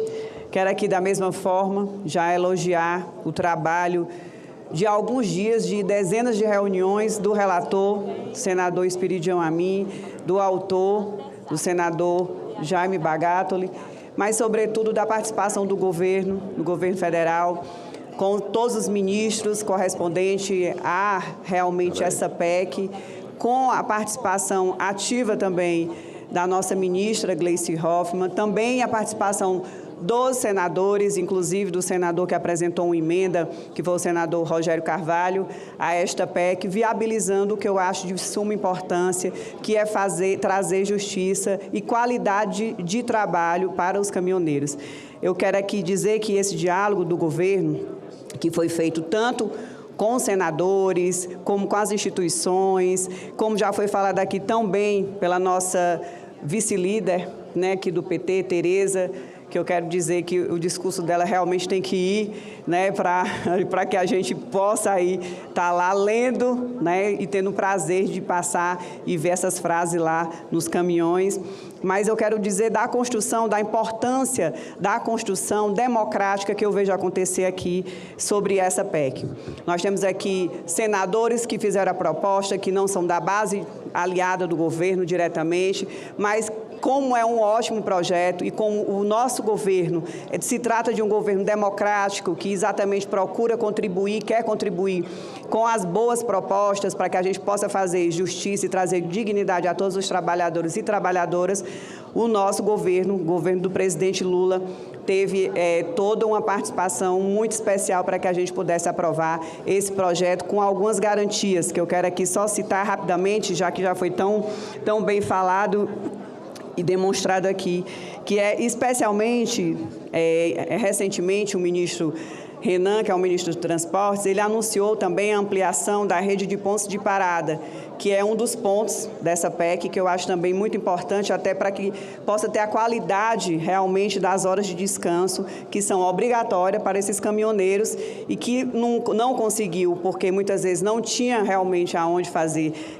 o seu descanso, a sua parada, e eram multados por conta dessa falta e dessa falha. E aí foram chegar a uma previsão de 50 unidades, né, de pontos de parada, de descanso nos próximos anos, mostrando também a nossa sensibilidade do presidente Lula, do governo e dos ministros. Mas quero aqui só ressaltar, não vou repetir todos os pontos positivos dessa PEC, mas, sobretudo, eu quero ressaltar a construção dela, o diálogo que houve entre situação, oposição, governo, sobretudo, para que essa construção realmente fosse ter a validade e o Senado pudesse estar fazendo seu papel de verdade, que é defender as pessoas que aí confiam e confiaram aqui em Vossas Excelências, que estão aqui nesse governo do presidente Lula. Então, só parabenizar mais uma vez, sei que você está aí há algumas horas, né, em pé, nosso relator, mas que dialogou muito bem, né, com todos, enfim, com todas as instâncias, inclusive com o governo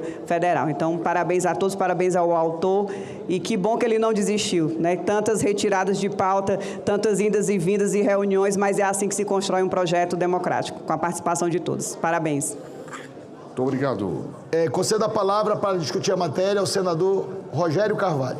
Senhor presidente, eu queria aqui cumprimentar o relator, o autor, o senador Bagatoli, e quero cumprimentar o relator, que uma tarefa difícil, com muita discussão, muito debate, muita dificuldade a gente estava tendo para chegar a um consenso, e nós conseguimos, com muito debate, com muita conversa, construímos um consenso em torno do tema central: garantir segurança aos motoristas e garantir o funcionamento a contento do transporte e da viabilização, inclusive, de facilitar a viabilização do transporte e dos motoristas autônomos, principalmente, que são os caminhoneiros, né? Os motoristas autônomos. Portanto, eu quero cumprimentar Vossa Excelência, senador Espiridião Amin, pela capacidade de dialogar e de construir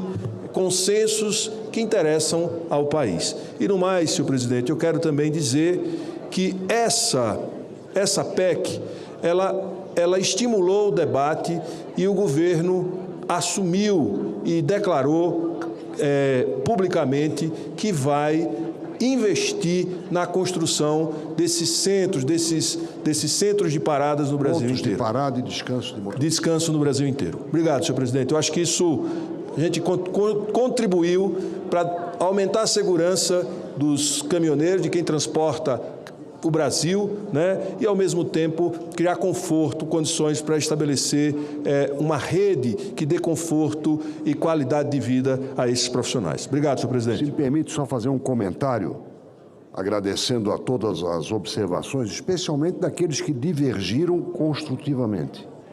Nós criamos com isso uma política pública para efetivar o nosso sonho de aumentar a segurança. Ou seja, só com o governo nós poderíamos chegar a partir de uma PEC e chegarmos ao compromisso com uma política pública que realmente ajude a ampliar a segurança e reduzir a carência, que é a razão da PEC. Muito obrigado. Próximo senador inscrito para discutir a matéria, o senador Marcos Rogério. Senhor presidente, senhoras e senhores senadores, senhor presidente, eu queria primeiro fazer um registro cumprimentando o senador Jaime Bagatoli pela iniciativa dessa proposta de emenda à Constituição Federal. Nós tivemos a oportunidade de debater esse assunto, caro relator, senador Espiridião Amin, na Comissão de Infraestrutura do Senado Federal. Nós levamos à Comissão de Infraestrutura representantes da NTT, da Polícia Rodoviária Federal, caminhoneiros, e debatemos esse assunto. E até entendemos, achamos que naquele momento seria uma questão de fácil equação apenas na lógica do bom senso. Mas não foi esse o caminho, não foi esse o entendimento durante aqueles debates. Embora a audiência pública tenha contribuído para deixar alguns pontos ainda mais claros e, sobretudo, a necessidade da aprovação dessa proposta de emenda constitucional. A PEC 22 de 2025, ela trata de um ponto básico. Não se pune o caminhoneiro por não fazer o que o Estado não foi capaz de fazer e entregar. Todos nós defendemos o descanso, né? O descanso obrigatório. Isso representa, isso significa segurança para todos, para o caminhoneiro e para os usuários da rodovia. Mas a realidade das rodovias brasileiras é uma realidade totalmente diferente daquele mundo abstrato que o Poder Executivo e que às vezes, muitas vezes, até o próprio Legislativo o faz. A realidade das rodovias brasileiras é de que não existe essa infraestrutura adequada para a parada e o descanso. E mesmo assim, hoje o motorista é autuado, é multado. Isso é simplesmente inverter a lógica. Cobra-se do trabalhador o que o poder público não foi capaz de entregar. E nós tratamos desse assunto no debate na Comissão de Infraestrutura. Cobramos, inclusive, do representante do Ministério dos Transportes, que lá participava, do próprio representante da Polícia Rodoviária Federal, mas ele dizia, naquele momento, que não tinha criado a regra. Agora, é um pressuposto básico. Você está cobrando do motorista, exigindo do motorista que ele cumpra o requisito da parada de descanso, mas não há infraestrutura.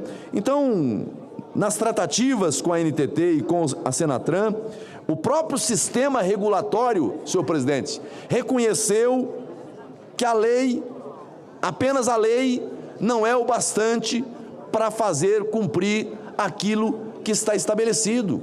É preciso garantir a infraestrutura, é preciso entregar esse local adequado. Sem isso, a multa vira uma punição cega, uma injustiça.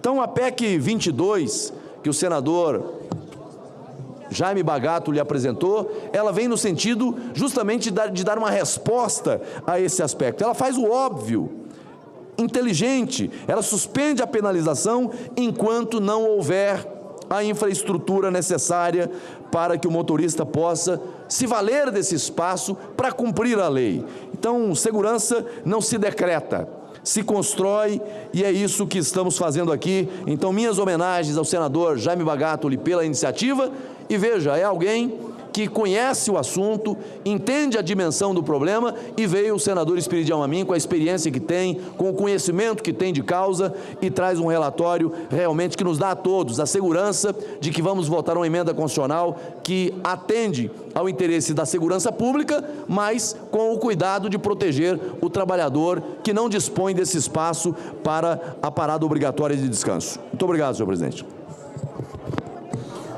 Próximo senador inscrito para discutir a matéria, o senador Jorge Seife. Obrigado, senhor presidente.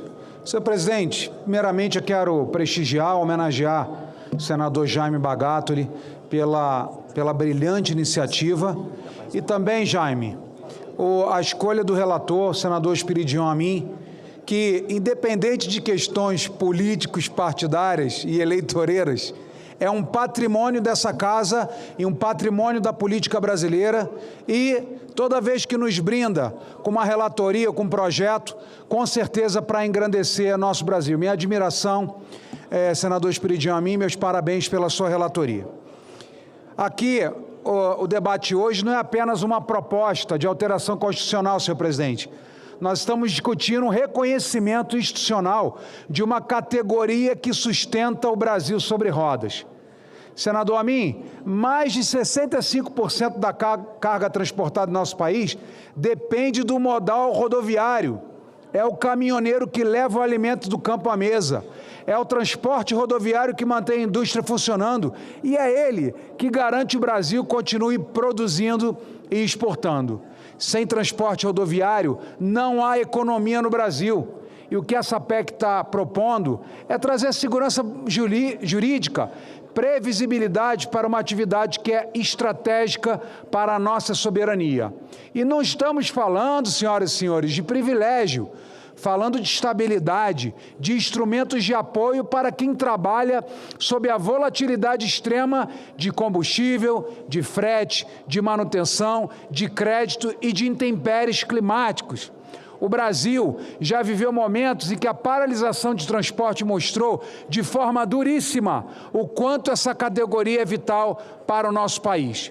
Aprendemos que não se governa ignorando quem carrega o país nas costas, ou melhor, com o volante nas costas. Essa política nacional de apoio ao transporte rodoviário profissional precisa ser estruturada com responsabilidade, eficiência e foco na competitividade e bem-estar desses profissionais. Mas precisa existir, ainda que tardiamente. Esse Congresso Nacional está se debruçando sobre esse tema junto com o governo federal.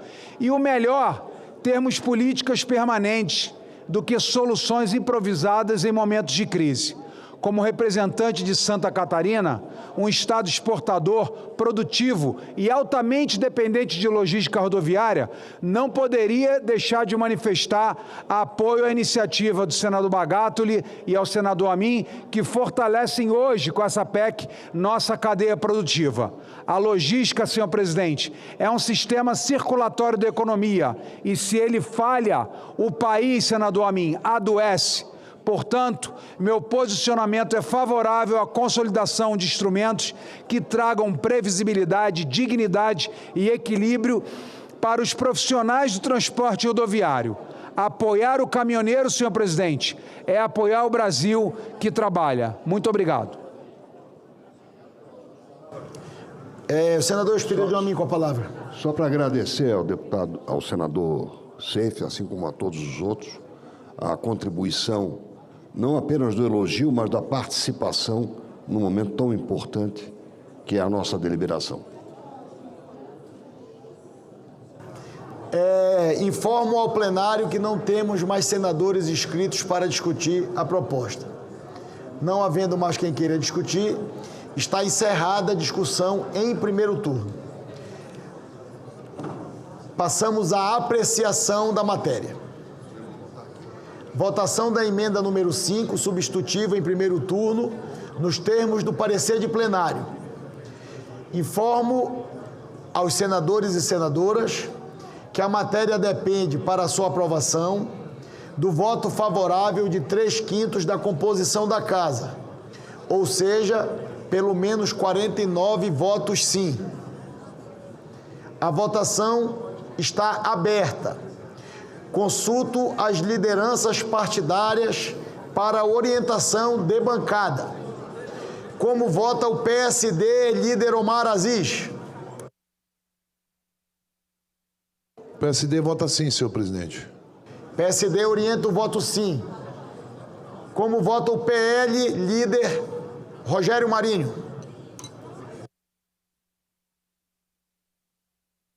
Como vota o PL, senador Jaime Bagatoli?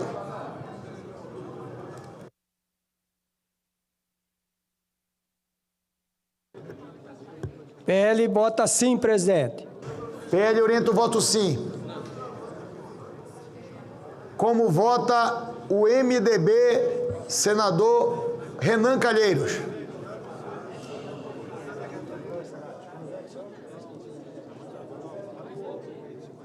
Presidente Renan Calheiros acompanha o voto do relator e o MDB orienta o voto sim. Como vota o PT, senadora Augusta Brito, líder? O PT vota sim. PT orienta o voto sim. Como vota o Progressistas, senadora Tereza Cristina? Vota sim, senhor presidente. Progressistas vota sim. Como vota o Republicanos? Vota sim, presidente. Ministra Damares, o Republicanos vota sim. Como vota a União Brasil, líder Efraim Filho? Senhor presidente, a proposta ela equilibra a segurança viária, a saúde do motorista e a realidade da malha rodoviária brasileira. Por isso, União Brasil orienta o voto sim. Como vota o PSB, senador Cid Gomes?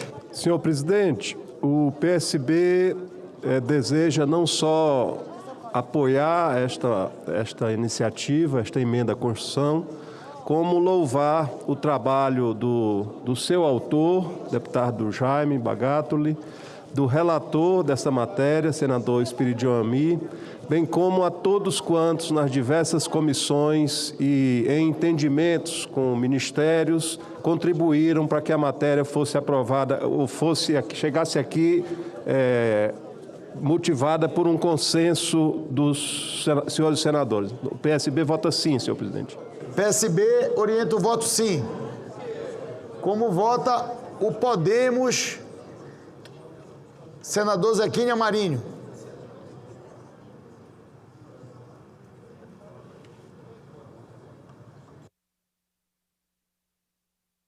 As senadoras e os senadores já podem votar. Informo aos senadores e senadoras que para atingirmos o quórum necessário para a aprovação de uma proposta de emenda constitucional, e informo também que foi votado no início da deliberação o calendário especial. Então, provavelmente, o plenário vai deliberar ainda hoje, em segundo turno, esta proposta. Peço a vossas excelências que permaneçam em plenário.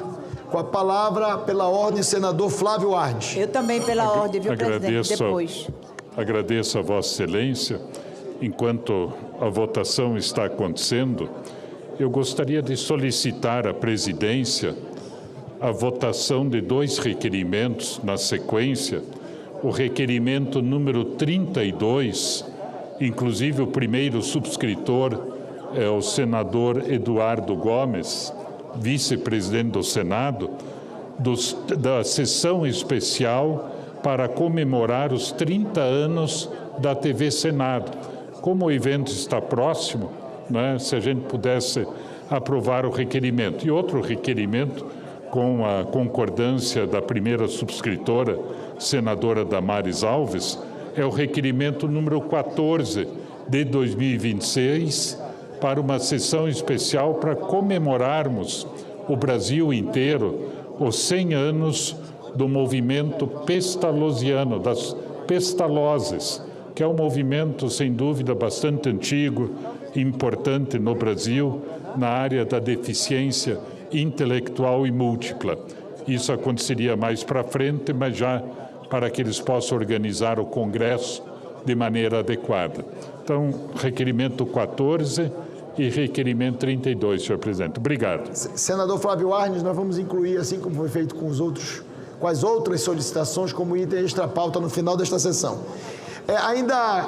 Tenho a solicitação da senadora Tereza e do senador Paim, mas eu preciso colher algumas orientações de alguns partidos que ainda não fizeram as orientações de bancada. Como vota o PDT, como vota o PSDB, como vota o Novo, como vota a maioria, como vota a minoria, como vota o governo, como vota a oposição e como vota a bancada feminina. Concedo a palavra à senadora, pela ordem, Tereza Leitão. Presidente, um dos requerimentos eu já fui contemplada com o senador Paim, né? É desse requerimento 32, a sessão especial para comemorar os 30 anos da TV Senado. Senadora Tereza, o outro é mais distante. Mas eu posso fazer também? Pode, mas me permita apenas uma pergunta. O senador Flávio Arnes apresentou o requerimento sobre a sessão solene em relação aos 30 anos da TV Senado. Vossa Excelência também tem um requerimento também. Como autora? Não, eu estou só reforçando para ser votado hoje, porque a data já é 11 de março. Não, tudo bem. Pois não, qual é o outro? Tá bem. O outro é um requerimento, nesse sim eu sou autora, o requerimento número 39, a data provável seria 7 de abril, é a realização de uma sessão especial destinada a celebrar a profissão de bibliotecário e os conselhos de biblioteconomia. Essa é uma data relacionada ao exercício da profissão. Se puder botar também extra pauta de hoje, eu agradeço. Muito obrigada. Com certeza, senadora Tereza, nós vamos incluir extra pauta no final da sessão deliberativa. Concedo a palavra ao senador Paulo Paim e em seguida a senadora Damares Alves. Senhor presidente Davi, na mesma linha dos que me antecederam, como é de praxe, quando a gente inicia para valer os trabalhos aqui no Congresso, principalmente depois do Carnaval, eu também estou encaminhando alguns requerimentos. Eu citarei o número, eles já estão todos na mesa. Requerimento 47, 2026, requerimento 48, 2026, requerimento 49, 2026, requerimento 50, 2026 e, por fim, requerimento 53, 2026 e requerimento 74, 2026. Como são muitos, nós podemos fazer parcelado, né? Fique à vontade, presidente. Pela ordem, com a palavra, senadora Damares. É um só, presidente. É o requerimento 63 que está na mesa, comemoração dos 32 anos do nosso programa espacial e 20 anos que o nosso astronauta Marcos Ponte foi para o espaço. Obrigada, presidente. Mas voltou, graças a Deus. Foi e voltou. Foi e voltou. Nós vamos deliberar o requerimento, senadora Damares, no final da reunião. Concedo a palavra ao senador Rogério Carvalho. Senhor presidente, é para orientar pelo governo. O governo orienta, sim, a PEC, pela aprovação da PEC. Orientação no painel pelo governo. Orientação, sim, doutora Sabrina. Presidente, com Danilo, dois projetos para pedir para Vossa Excelência despachar para as comissões. Doutor Danilo já está recolhendo todas as demandas elencadas pelos senadores e pelas senadoras e nós vamos despachar na quinta-feira. Obrigado.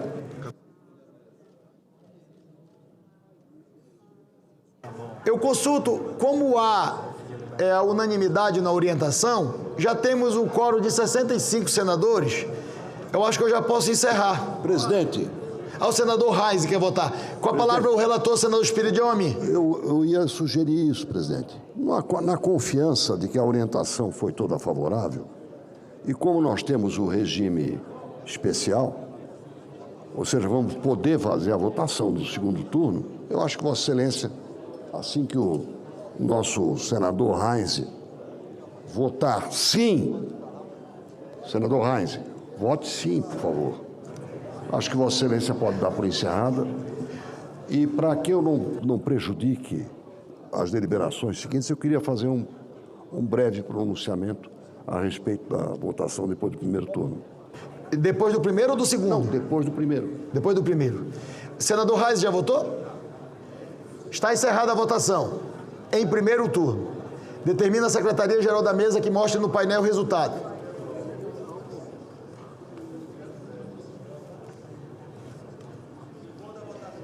Votaram sim 66 senadores e senadoras, não, nenhum. Está aprovada a emenda número 5, substitutiva em primeiro turno. Ficam prejudicadas a proposta e as demais emendas. Com a palavra o relator, senador Espiridião Amin. Eu não agradeci individualmente a cada manifestação, mas gostaria de realmente agradecer a contribuição positiva de todos, os que votaram, os que não votaram, os que tinham dúvidas e as satisfizeram. Acho que foi realmente uma demonstração de capacidade de diálogo, de compreensão e de convergência. Seria muito bom que nós pudéssemos ter outras convergências iguais a esta. Presidente, eu também vou lhe fazer um pedido para que Vossa Excelência coloque em votação um requerimento que nós apresentamos para que o senhor Lucas Pinheiro, olha, é a primeira vez que nós recebemos uma medalha de ouro em esporte na neve. Senador Seif, nem em São Joaquim você recebeu isso. Nem numa nevasca na Serra Catarinense, ou gaúcha, ou quem sabe paranaense, nenhum brasileiro já tinha recebido uma medalha por se haver bem na neve. E o senhor Lucas Pinheiro Brahaten o fez nas Olimpíadas de Inverno. Portanto, eu peço a Vossa Excelência que o requerimento número 90 de 2026 também mereça ser votado posteriormente. Por hora é isso. Solicita o quê, querido senador? Que ele seja aplaudido. Ah, sim. Voto de aplausos. É um voto de aplauso. Ok, perfeito. Senhor presidente, eu quero subscrever o pedido do grande senador Espiridião Amin, porque é um fato, um país tropical, um atleta de um país tropical receber uma medalha de Olimpíadas de Inverno realmente merece o voto de aplauso dessa casa. E graças à certidão da mãe, o que mostra que a mãe decide a vida das pessoas. Fica deferido a solicitação feita por Vossa Excelência como subscritor, o senador Jorge Seif, e a mesa encaminhará para publicação. O parecer da comissão diretora, oferecendo a redação final para o segundo turno, será publicado na forma regimental. Consulta o plenário se podemos passar imediatamente a apreciação da matéria em segundo turno. Havendo concordância, passa-se a discussão da proposta em segundo turno. Não temos senadores inscritos para discutir a proposta em segundo turno. Está encerrada a discussão em segundo turno. Em votação, a proposta em segundo turno, nos termos do parecer da comissão diretora. Novamente, a matéria depende para sua aprovação do voto favorável de 3/5 da composição da Casa, ou seja, 49 votos sim. Solicito à Secretaria-Geral da Mesa que abra o painel para o início da deliberação. A votação está aberta, as senadoras e os senadores já podem votar. E solicito à Secretaria-Geral da Mesa que reponha no painel as mesmas orientações feitas pelos líderes na votação em primeiro turno.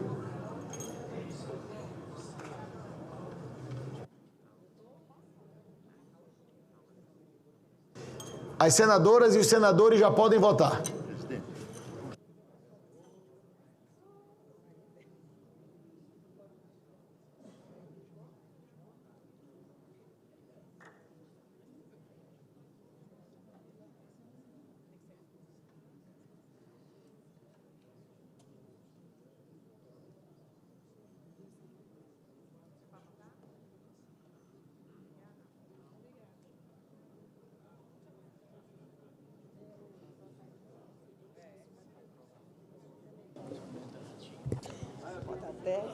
Senhor presidente.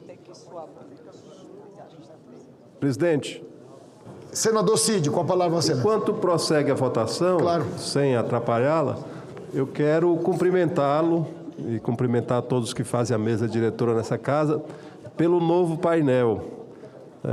É um painel que, além de esteticamente muito bonito, ele nos poupa, a todos nós senadores, de termos que ficar olhando para dois lados, porque o painel anterior tinha uma parte dos estados de um lado e uma parte dos estados do outro. A gente, para ver quem tinha votado, tinha que ficar olhando de um lado para o outro. Agora, a um só tempo, você consegue ver toda a representação dessa casa. Então, parabéns, senhor presidente, parabéns a todos os que fazem a mesa diretora desta casa. Senador Cid, e o nosso secretário-geral da mesa, doutor Danilo, disse que essa alteração foi feita por solicitação de Vossa Excelência quando disse que aquelas letras estavam muito pequenas. É, o destaque para a matéria em votação. Exatamente. Não só a matéria, mas um comentário, a emenda da matéria também é possível que seja colocado. Então, muito mais funcional, esteticamente muito mais agradável e para efeito de terapia, de não haver toque de repetição de movimentos, fica mais fácil agora a gente acompanhar todo o processo de votação nessa casa. Parabéns, presidente. Obrigado, senador Cid. Eu queria dividir esses agradecimentos de Vossa Excelência.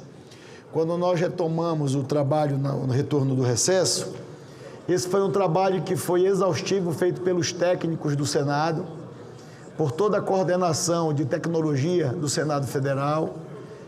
Os nossos servidores conseguiram fazer essa modernização do painel de deliberação com outros também objetivos. Nas sessões solenes, senador Cid, fica muito mais bonito a apresentação de quem está sendo homenageado, enfim, nas sessões de promulgação. Agora nós teremos um novo ambiente digital, tecnológico,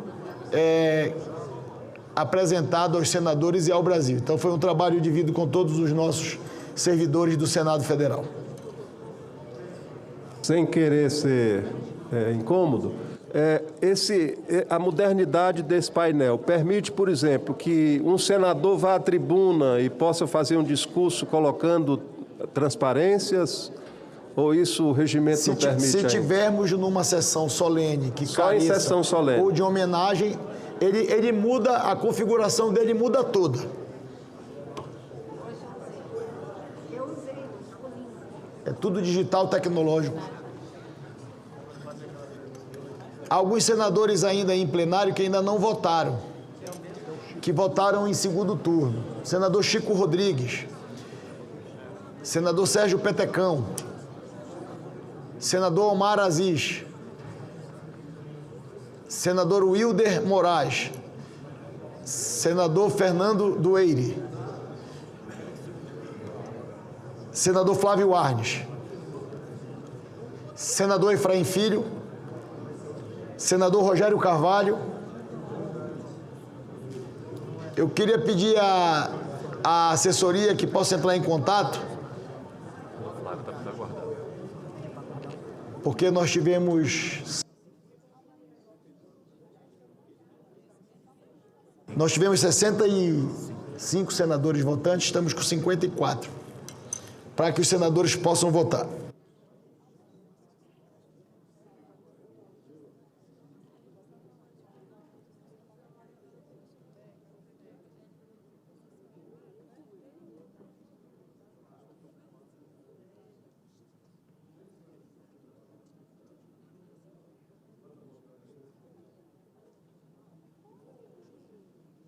Presidente, pela ordem, senador Davi. Pela ordem, querido senador Jaime Campos. Tendo em vista que está em processo de votação, eu quero, nessa oportunidade, senhor presidente, manifestar o meu apoio à PEC 22/25, que assegura pontos de parada e descanso para motoristas profissionais em intervalos regulares nas rodovias brasileiras. Cumprimento o autor da proposta, o senador Jaime Bagatoli, pela sensibilidade ao enfrentar um tema que há anos exige solução concreta. Cumprimento também o senador relator Espiridião Amin pela responsabilidade na condução da matéria, pelo compromisso com o equilíbrio entre a segurança jurídica e justiça social. A PEC equilibra a segurança viária, a saúde dos motoristas e, na realidade, da malha rodoviária brasileira. O trabalho incansável dos motoristas profissionais merece nosso total respeito. Esses homens e mulheres cruzam o país de ponta a ponta, enfrentando longas distâncias e longas jornadas, em estradas precárias, riscos constantes e, muitas vezes, a ausência completa da estrutura mínima para o descanso digno e seguro. Essa proposta estabelece um princípio de justiça elementar, até que seja editada a lei regulamentar.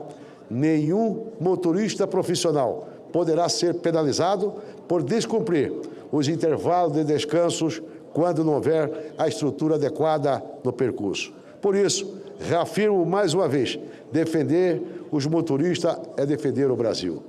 São profissionais que sustentam a logística nacional.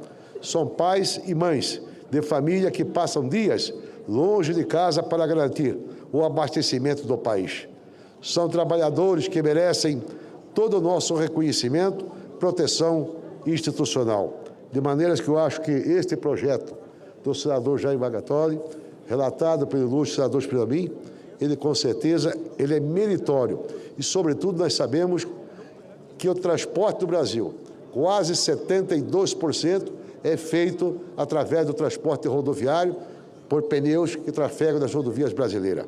O Brasil é um país de dimensão continental e que hoje uma grande parcela das nossas estradas, seja federal e seja estadual, elas com certeza são precárias, com muita deficiência, desde a questão do seu pavimento, como também até daquele mais simples sinalização, que é as placas e a sinalização vertical e horizontal na nossa rodovia. De maneira que eu quero cumprimentar esses dois ilustres senadores, na certeza com isso, nós estamos dando o devido respeito e o merecimento que esses motoristas que trafegam nas nossas rodovias brasileiras. Forma de parabéns e com certeza vamos concluir a votação desse grande projeto que estamos aqui reconhecendo o trabalho dos nossos motoristas que trafegam na nossa rodovia. Muito obrigado, senhor presidente.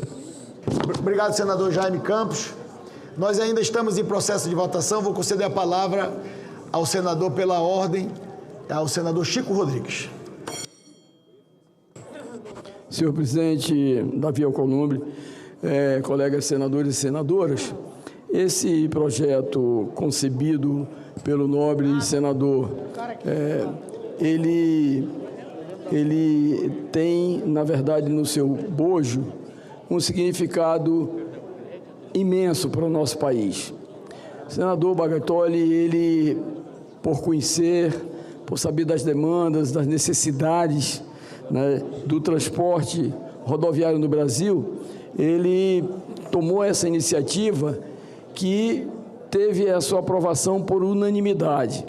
Nós vemos aqui, né, em cada uma das duas votações, a presença maciça dos colegas senadores e senadoras e demonstrando exatamente o compromisso que o Senado tem com esses, muitas vezes, anônimos, condutores anônimos, caminhoneiros que cortam o Brasil dia e noite, levando o desenvolvimento e transportando o progresso.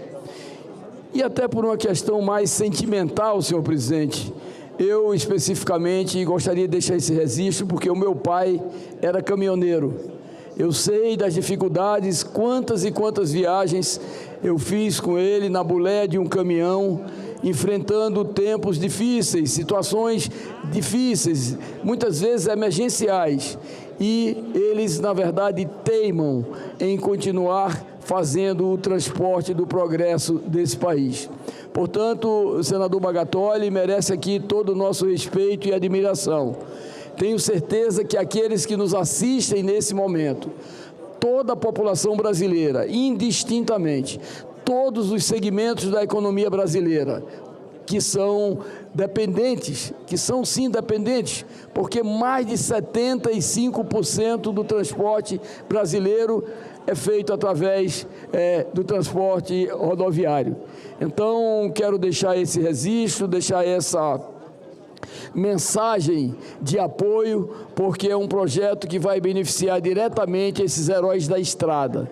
É um dia de alegria para todos nós e Para encerrar, senhor presidente, olho pelo retrovisor do tempo e vejo exatamente aquele valente caminhoneiro, meu pai, o Sebastião Rodrigues, que também ajudou a promover o desenvolvimento desse país. E hoje está sendo, na verdade, reconhecido pelo Senado esse projeto que em muito beneficiará a todos eles. Ainda estamos em processo de votação. Concedo a palavra ao nosso querido vice-presidente, senador Humberto Costa.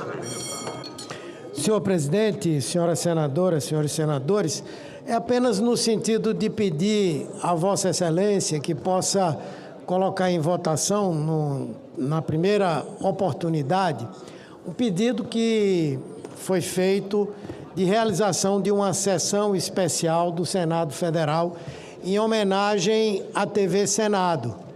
Então, pedir a Vossa Excelência que, na primeira oportunidade, seja dentro da pauta ou extrapauta, para que essa sessão seja aprovada e ela possa ser marcada. Já se pensou em fazer anteriormente, exatamente pelo fato de não ter sido votado o requerimento, não foi possível fazer, e acho que seria um momento importante de nós homenagearmos o trabalho desses funcionários do Senado Federal que constroem a TV Senado, que é um modelo de canal público que constrói, sem dúvida, não só uma imagem do Senado, mas a nossa cultura também. Muito obrigado, senhor presidente. Eu gostaria de consultar os senadores e as senadoras se já votaram e se eu posso encerrar a votação.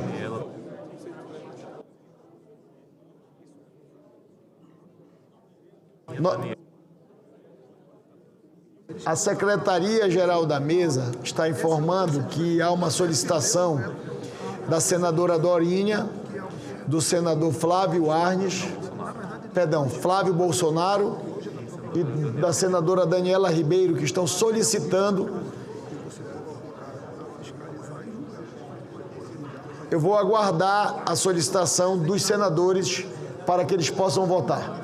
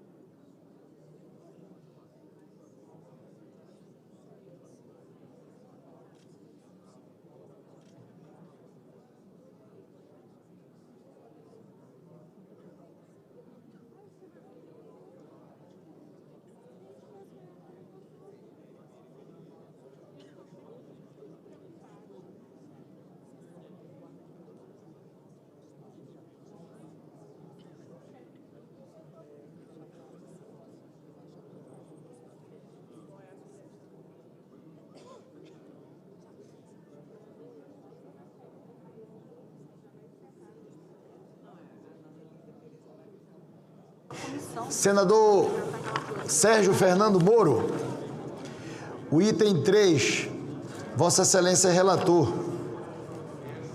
E o acordo de cooperação, o item 4, é o senador Espiridião Amin que relata a matéria. Então nós vamos aguardar os senadores que solicitaram que nós aguardássemos para que eles pudessem votar. Assim que Vossa Excelência... Não, eu dou a palavra para Vossa Excelência, estou aguardando a senadora Daniela. De agradecer. Com a palavra, Vossa Excelência. Há muito tempo que não se agradece ao presidente.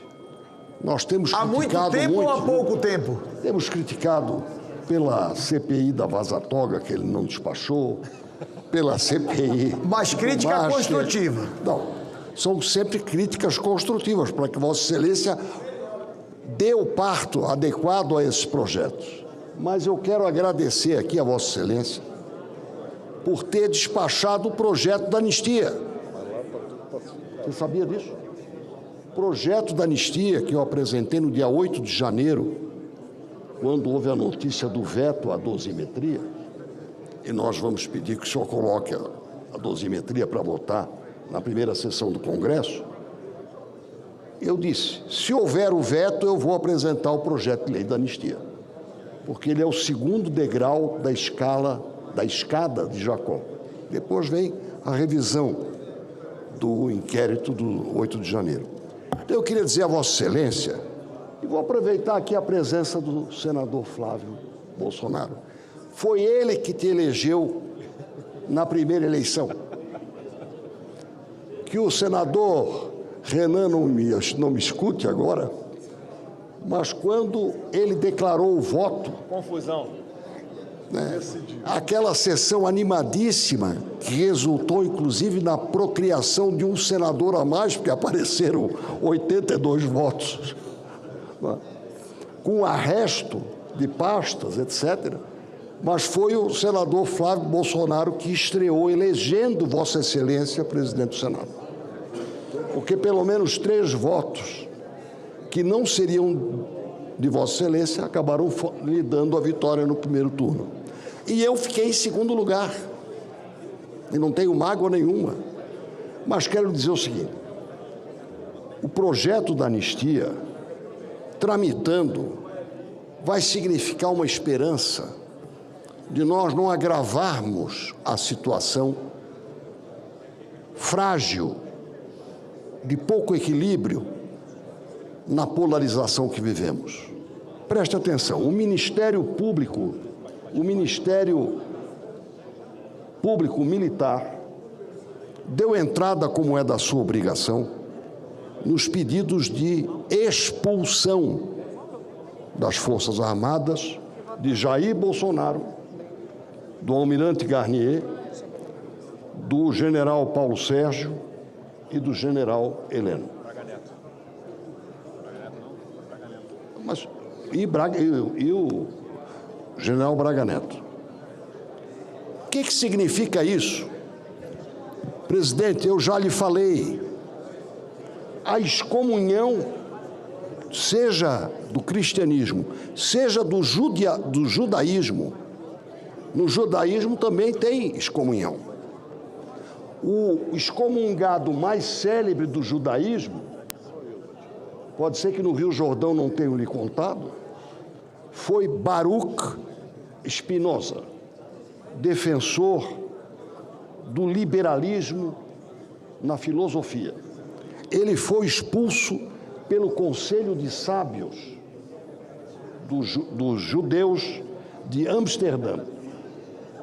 O Conselho de Sábios se chama Ha'amim, mas eu não tenho culpa disso. Ha'amim é o Conselho dos Sábios dos Judeus. Eu não tenho culpa disso. No Exército, como é que acontece a expulsão? É uma consequência da excomunhão. Quem já leu uma bula de excomunhão vai ficar assustado. E a excomunhão, o herém, do Baruch Spinoza também é de assustar. No Exército, nas Forças Armadas, você vai recolher como é que era o ritual no chamado discharge without honor, ou seja, descarregar sem honra, mandar embora sem honra, expor o militar, retirar-lhe as insígnias, tomar-lhe todos os botões da roupa e mandar embora. É isso que significa a expulsão das Forças Armadas. E é isso que vai acontecer se não houver uma medida assemelhada ao projeto da anistia com estes militares que eu mencionei. Vossa Excelência, ao dar tramitação ao projeto, cumpriu com o seu dever e abriu a possibilidade de um debate a respeito desse assunto, debate que não vai fazer mal ao país. Muito obrigado, presidente. Obrigado, senador Espiridião Amin. A senadora professora Dorinha Seabra já votou, o senador Flávio Bolsonaro já votou. Consulte se há algum senador ou senadora que ainda deseja votar. Determino o encerramento da votação em segundo turno. Está encerrada a votação. Peço à Secretaria-Geral da Mesa que mostre no painel o resultado da votação. Votaram sim 69 senadores e senadoras, não nenhum. Está aprovada a proposta de emenda constitucional número 22 de 2025 em segundo turno. A matéria vai à Câmara dos Deputados.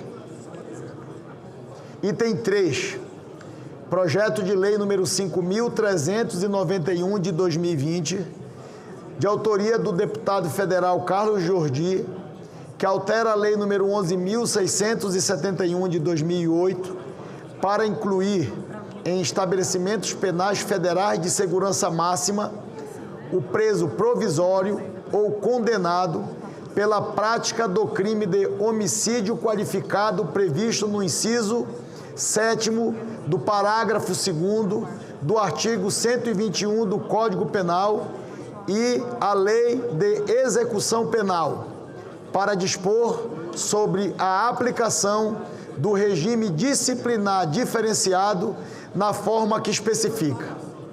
Pareceres. Número 28 de 2024, da Comissão de Segurança Pública.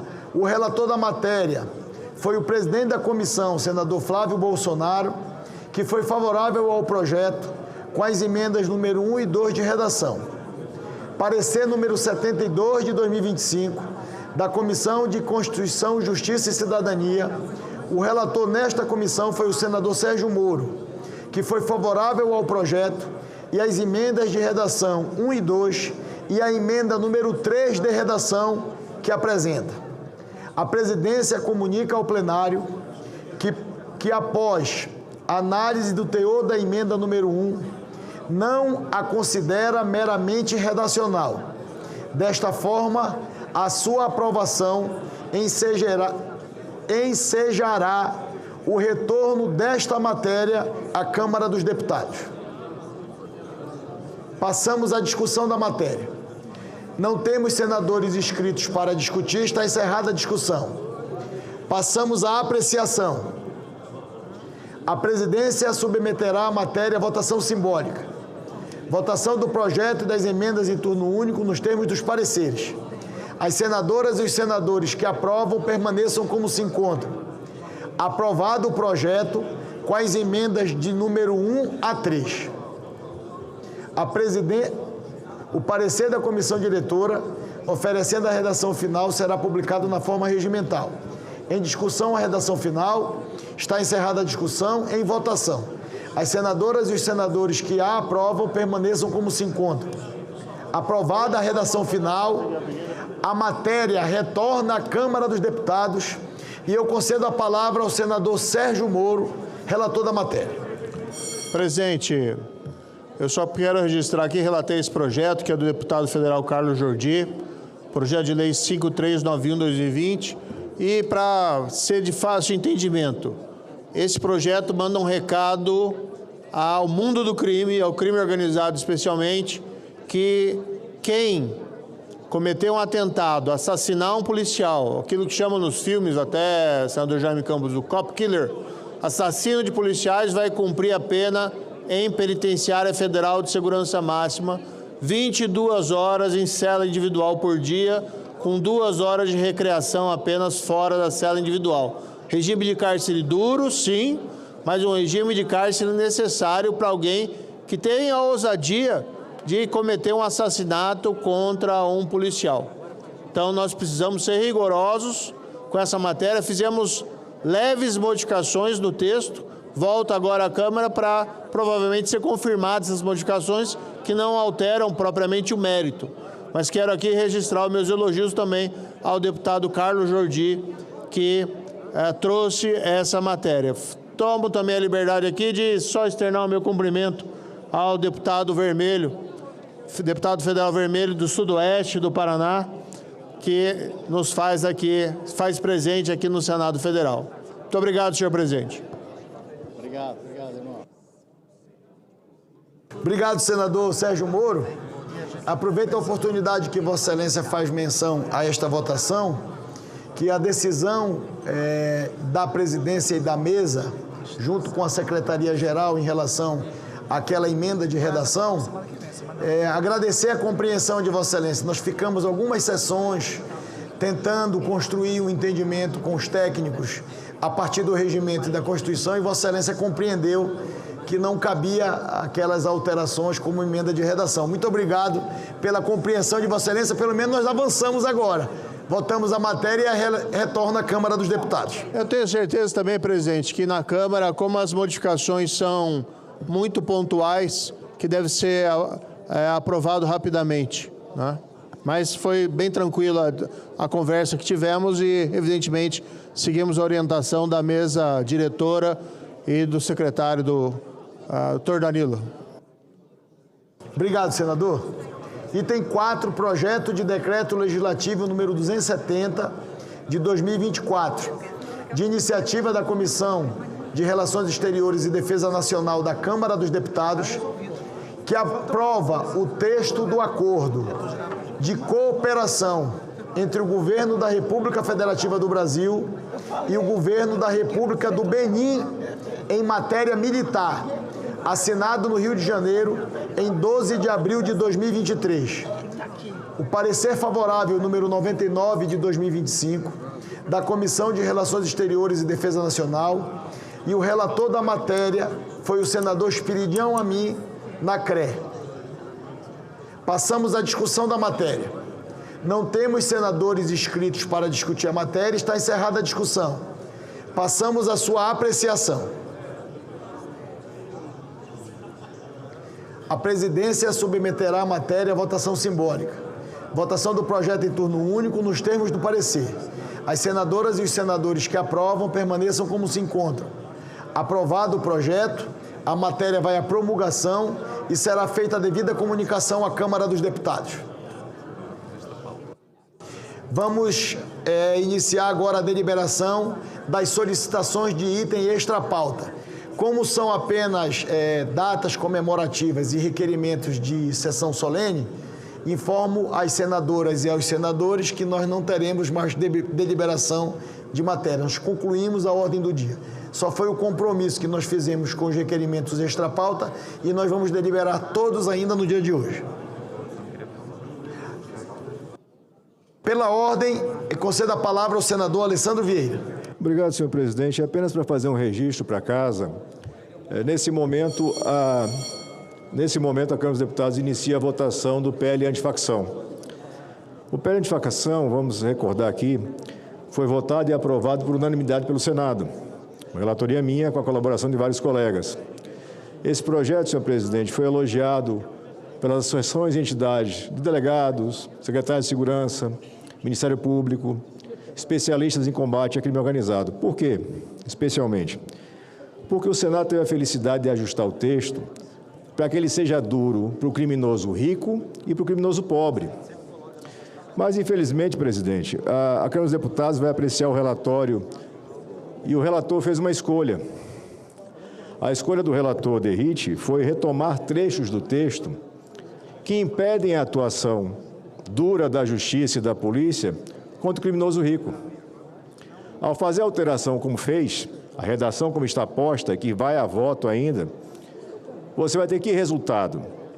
As ferramentas de investigação mais duras só se aplicam ao pobre. A retenção, todo o trabalho que pode ser feito, só ao pobre. Esquemas do tipo máfia do INSS, Banco Master, desvios de emendas, não terão nenhum tipo de dureza no tratamento. Mas para o pobre, na favela, aí sim vale a pena ser duro. E eu faço registro, primeiro de tudo, reconhecendo a absoluta legitimidade da Câmara em fazer quaisquer alterações. Democracia não é só quando eu gosto, democracia é quando se cumpre o rito, e está se cumprindo o rito. Mas é sempre bom registrar para o brasileiro que nos acompanha, e daqui a pouco vai para uma eleição, para saber quem só é corajoso com o pobre na periferia e fala fino na Faria Lima. Obrigado, senhor presidente. Presidente. Senhor presidente. Com a palavra o senador pela ordem Espiridião Amin. Em seguida, a senadora Daniela Ribeiro. Um brevíssimo registro e fazer justiça. Participaram até agora da sessão, torcendo, o deputado estadual José Milton Schaeffer, do meu partido, do nosso estado de Santa Catarina, um torcedor pelo projeto, na companhia do prefeito de Praia Grande, a cidade do nosso balonismo, que luta pela construção da rodovia da Serra do Faxinal, e a senhora Roseli Bittencourt. Eu vou fazer aqui um agradecimento ao presidente do IBAMA, ao Rodrigo Agostinho, por ter recebido esta comitiva com um assessor do nosso gabinete e tido o bom senso de ouvi-los na liberação que vai permitir a conclusão desta obra sonhada por todos nós. Por mim, que iniciei a pavimentação asfáltica e realizei até Praia Grande, e agora pela rodovia subsequente, a chamada Serra do Faxinal. Portanto, parabéns ao deputado José Milton, que veio aqui torcer pelo caminhoneiro e pela rodovia da Serra do Faxinal. Muito obrigado. Concedo a palavra à senadora Daniela Ribeiro. Senhor presidente. Nossa primeira secretária da mesa do Senado Federal. Com muita honra, senhor presidente. Eu gostaria de pedir, senhor presidente, para que está em mesa o requerimento número 1002 de 2025, para que a gente pudesse votar, que requer a realização da sessão especial destinada a celebrar o Dia Internacional da Mulher, comemorado no dia 8 de março. E ainda, senhor presidente, o requerimento que pede a realização de sessão especial destinada a comemorar os 60 anos da TV Borborema. A mesa recolhe a solicitação de Vossa Excelência e incluirá como item extra-pauta a partir de agora. Item extra-pauta, requerimento 884 de 2025, de autoria do senador Isalci Lucas e outros senadores, que solicita a realização de sessão especial destinada a celebrar o Dia Mundial da Conscientização do Autismo. Em votação, requerimento. As senadoras e os senadores que aprovam permaneçam como se encontram. Aprovado o requerimento.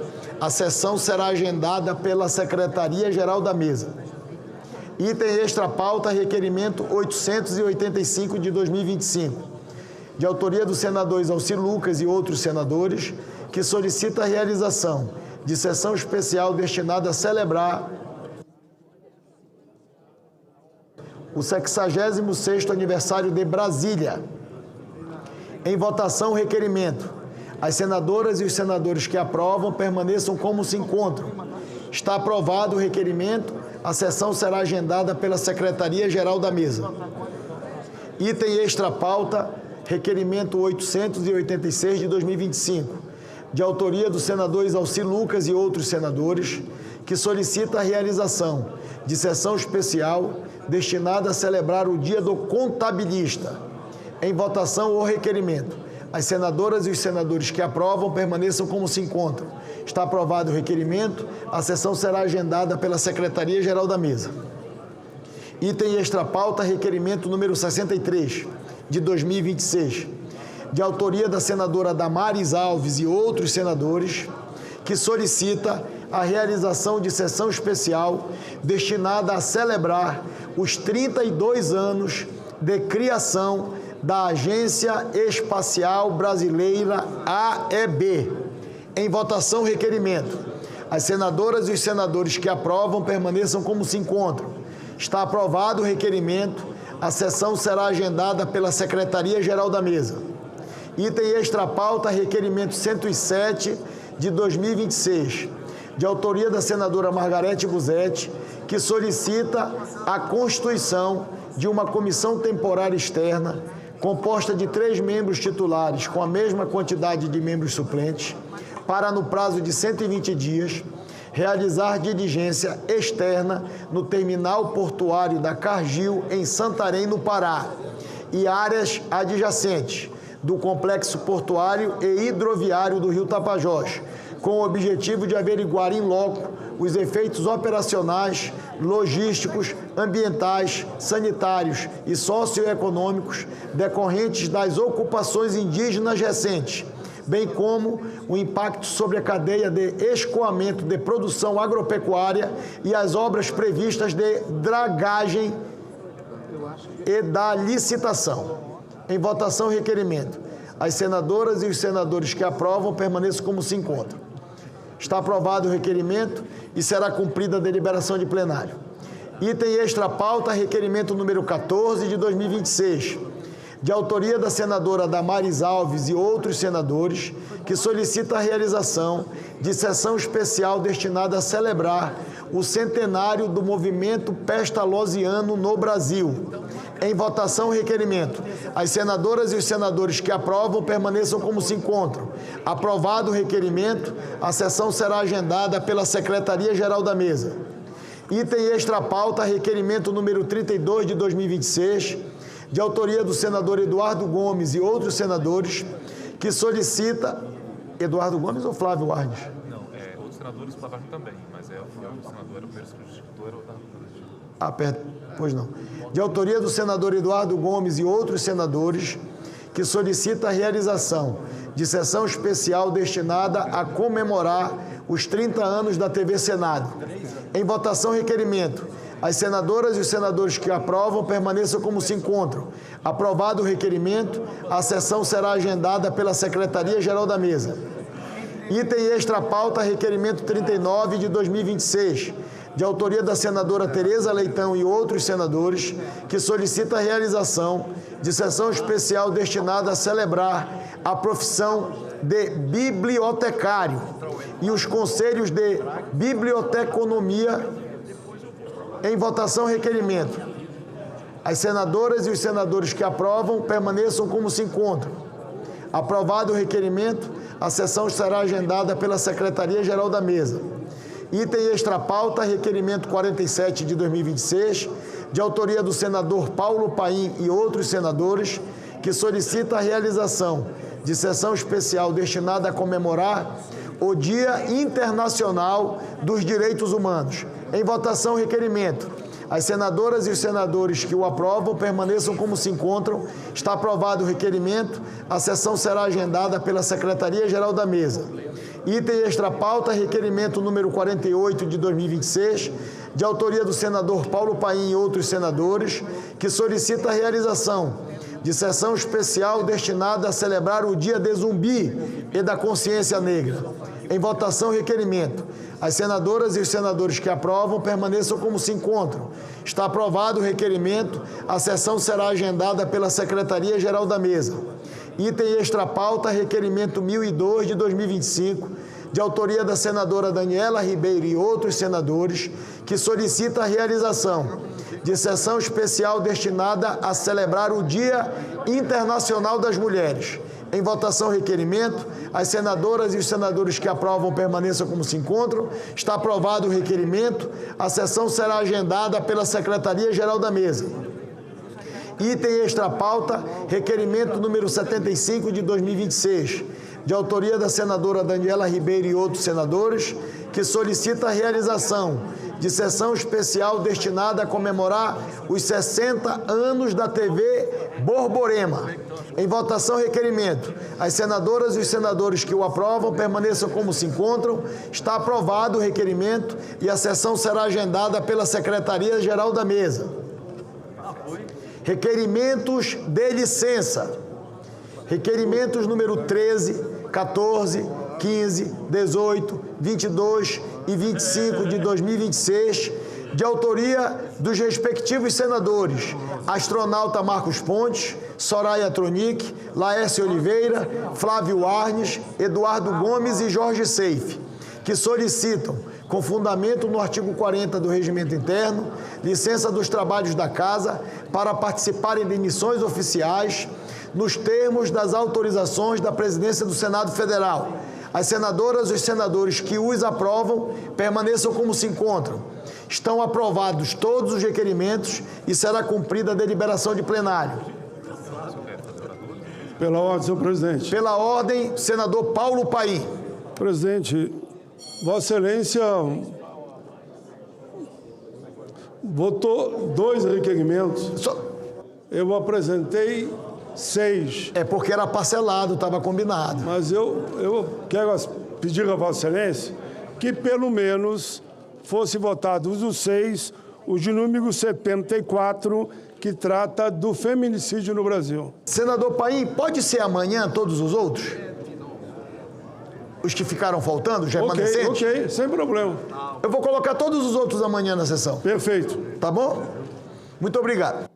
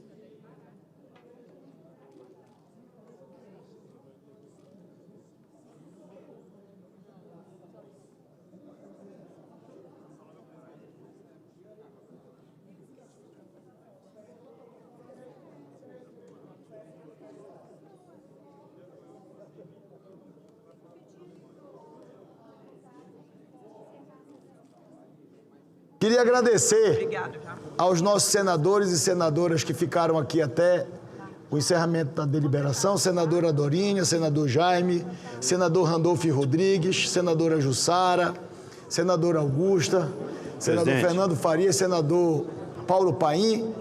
Com a palavra, o senador Reiser. Senhor presidente, eu queria apenas fazer uma menção e um agradecimento, queria que o senador Renan estivesse presente. Alguns dias atrás, o senador Renan Filho esteve no Rio Grande do Sul, em São José dos Ausentes, senador Paim na BR-285, inspecionando as obras, liga São José dos Ausentes a Timbé, Santa Catarina. Dizer que eu reiniciei uma obra antiga, essa ligação ainda no governo Bolsonaro, com o general Megide, que era o secretário nacional de transportes, general Santos Filho, que era o diretor-geral do DENIT, e também o ministro Tarcísio, no governo do Bolsonaro, quando eles autorizaram o reinício dessas obras que estavam paradas. É muito importante essa estrada, chama BR-285, que começa em São Borja, na minha terra, e vai até São José dos Ausentes, no Rio Grande do Sul. E aí vai ligar com Timbé, Santa Catarina, ainda BR-285, e vai chegar na BR-101. Fundamental para o desenvolvimento daquela região. Eu estive alguns dias atrás com o prefeito José Carlos Becker, o vice-prefeito João Henrique, os vereadores Fernandinho e também o Guilherme Santana e a secretária Milene para fazer uma vistoria no local, para conhecer uma estrada que eu não conhecia e tinha trabalhado nela em 2019 e 2020, lá atrás, ainda no governo Bolsonaro. Então, a obra vai ser concluída, esperamos até o ano que vem.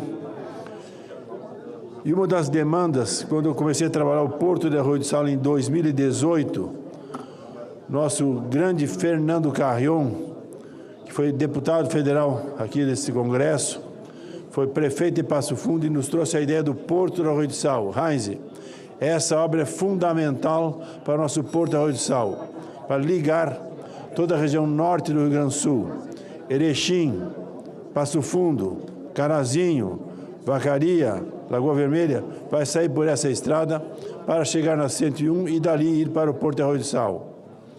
Comentava com o prefeito, o vice-prefeito e os vereadores, da importância para a região. Tem muita maçã sendo produzida na região, está iniciando a soja na região, batata inglesa na região e já existe madeira plantada e vai potencializar madeira também para chegar ao Porto de Arroio do Sal. Vai crescer muito essa região em cima dessa estrada que vai ser concluída, esperamos até o ano que vem, a ponte da chamada Serra da Rocinha, que é fundamental. Então, a satisfação de ter reiniciado esse processo, uma solicitação que recebemos do Dr. Carrion para que essa obra fosse reiniciada. Foi reiniciada e agora o nosso ministro Renan Filho, que esteve recentemente lá, promete nesse ano e mais tardar no ano que vem que essa obra seja inaugurada. Fundamental para o Rio Grande do Sul e fundamental para o nosso grande Porto do Arroio do Sal. Obrigado, senhor presidente. Obrigado, senador Heinz. Cumprimentar também o senador Efraim, senador Marcos Rogério, senador Flávio Bolsonaro e o senador Espiridião Amin, que nos acompanha até o encerramento desta sessão deliberativa. Cumprida a finalidade desta sessão deliberativa ordinária do Senado Federal, a presidência declara o seu encerramento.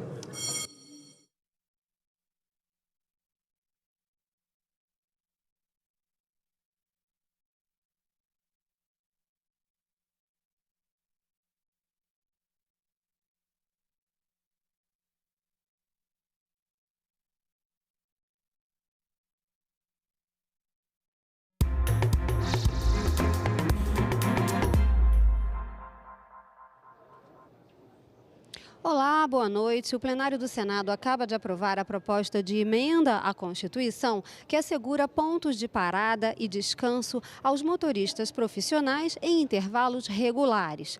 Mas até que seja editada a lei complementar, o motorista não poderá ser penalizado se descumprir os intervalos de descanso nos lugares onde não encontrar estrutura adequada para descansar. Essa proposta de emenda à Constituição, que foi votada aqui no plenário do Senado agora há pouco, em 2 turnos, segue agora para a análise dos deputados. Os senadores aprovaram também uma medida provisória que perderia a validade amanhã, nesta quarta-feira, e que criou 200 cargos públicos de especialista em regulação de proteção de dados. A remuneração inicial será de R$ 17.726. A MP também transforma a Autoridade Nacional de Proteção de Dados em agência reguladora, com a função de fiscalizar os direitos dos cidadãos sobre seus dados.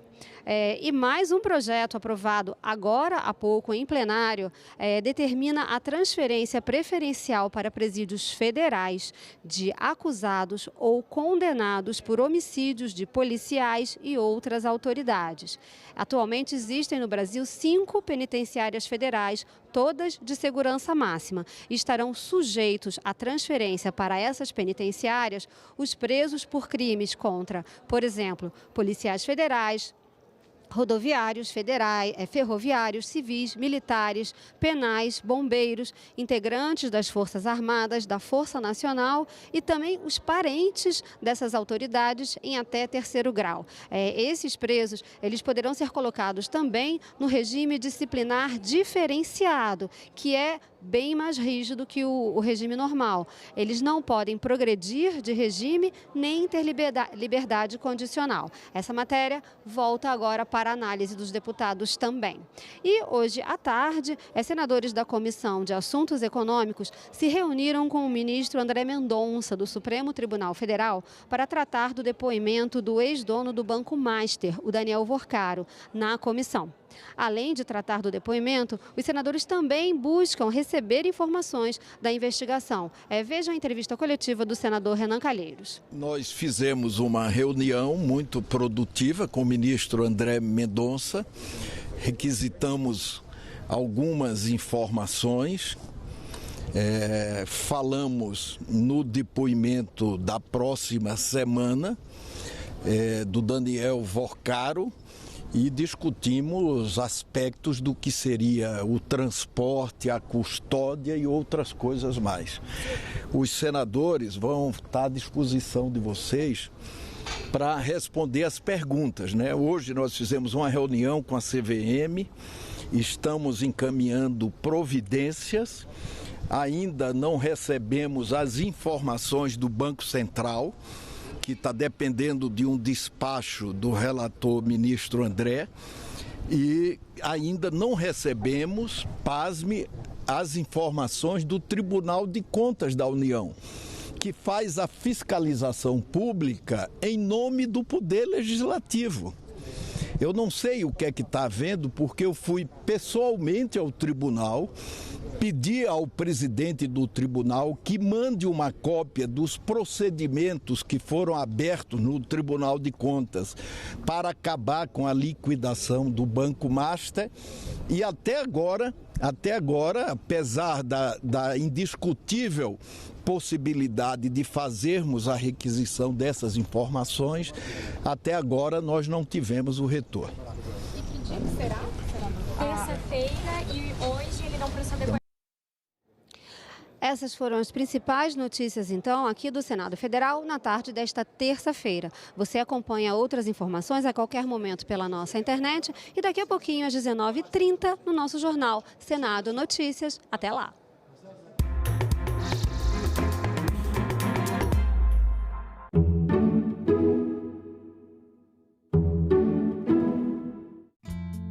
Márcio Luiz, qual o impacto na vida dos empresários do reajuste da tabela do Simples? Ora, sem atualizar a tabela do Simples, você faz com que empresas sejam obrigadas a mudar de faixa, pagando mais imposto. Você faz com que algumas empresas sejam expulsas do Simples, porque ultrapassam o teto. E terceiro, você também estimula a informalidade. Agenda Econômica. Hoje, 20h, aqui na TV Senado. Você sabe o que é uma emenda parlamentar? O Orçamento da União define quais ações serão realizadas a cada ano com os impostos arrecadados. Parte desses recursos é destinada pelos parlamentares para que serviços públicos cheguem diretamente ao cidadão. Deputados e senadores identificam obras e serviços para direcionar recursos e atender às cidades de sua região. Metade vai para a saúde. As emendas parlamentares podem ser de dois tipos: individuais, apresentadas por um parlamentar, e coletivas, propostas por uma comissão, como a de Educação ou de Segurança Pública, ou por uma bancada, grupo de parlamentares de um estado. Você pode acompanhar cada emenda, da criação à entrega. O Siga Brasil é uma ferramenta desenvolvida pelo Senado para dar transparência ao orçamento. Assim você pode saber quem enviou os recursos, quem recebeu e o que vai ser feito com ele. Você também pode fiscalizar as emendas no site do Congresso, no portal da Transparência do Governo Federal e na plataforma TransfereGov. Acompanhe e fiscalize. Em caso de denúncias, procure o Ministério Público ou os órgãos de controle. Para saber mais, acesse o QR Code. Uma realidade enfrentada por milhares de mulheres e crianças em Santa Catarina. De 2017 a 2023, mais de 27 mil recém-nascidos foram registrados sem o nome do pai na certidão de nascimento. Para mudar esse quadro preocupante, um projeto de lei apresentado na LESC busca facilitar o reconhecimento da paternidade no Estado e garantir que nenhuma mãe ou criança fique desassistida. Por sugestão da Defensoria Pública, nós criamos esse projeto que determina que os cartórios informem a Defensoria Pública quando do registro do nascimento das crianças não constar o nome do pai. Então é uma oportunidade tanto para que esse pai possa repensar e retificar, corrigir isso, quanto também, se não houver um acordo, as próprias mães sejam informadas com relação aos seus direitos e aos direitos da criança.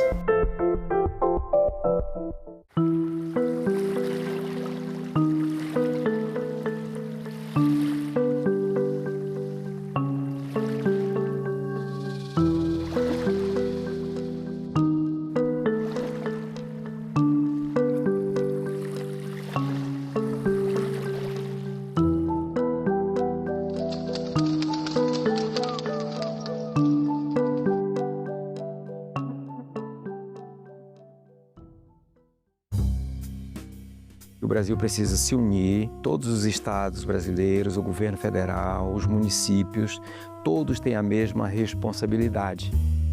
O senhor propõe tornar a autonomia das políticas estaduais uma cláusula pétrea na Constituição. Cada estado é que sabe como deve enfrentar e melhorar a criminalidade no seu estado. Salão Nobre, nesta quarta, 8 horas da noite, aqui na TV Senado. Declaro aberta a sessão solene. Se não existe parlamento, não existe democracia. O governo via todos como se fosse comunista. A fila não para de crescer para a passagem da revista lá na esplanada dos ministérios. Deve ser sempre lembrado o que foi dito por Ulisses Guimarães. Traidor da Constituição é traidor da pátria. Quando disse logo, quem fala? Eu disse Ariano Suassuna. Agora é lei. Foi aprovada a legislação federal que proíbe o uso de celulares e demais dispositivos eletrônicos em escolas públicas e privadas de todo o Brasil. A medida surge em resposta ao debate sobre o uso desses aparelhos nas escolas devido aos impactos negativos no aprendizado, na concentração e na saúde mental dos jovens. O Senado votou, agora é lei. A importância da ciência, eu gostaria de dizer que ela é importante para a conservação da vida. Eu acho que o maior desafio que nós temos, vocês também, é realmente a popularização da ciência. Ela hoje é um instrumento de soberania, de desenvolvimento, de combate à pobreza e mais, de sobrevivência. Em discussão, nesta quinta, 8 horas da noite. Aqui, na TV Senado. A Visita 360 é um projeto de imersão. No 360, a gente está ali por inteiro e a cena ela corre do início ao fim e isso traz muito mais verdade. Há uma magia qualquer aí. Essa é uma história que a gente criou para resgatar figuras que são importantes na história do Senado. E agora a gente trouxe o Darcy Ribeiro. Darcy, acima de tudo, é uma personagem, é uma pessoa, é uma figura, é um ser humano que faz falta. Os visitantes, quando eles vierem, eles vão conhecer o Senado aqui, fisicamente, andar. Mas quando eles vestirem o óculos de realidade virtual, eles vão ser transportados para lugares novos.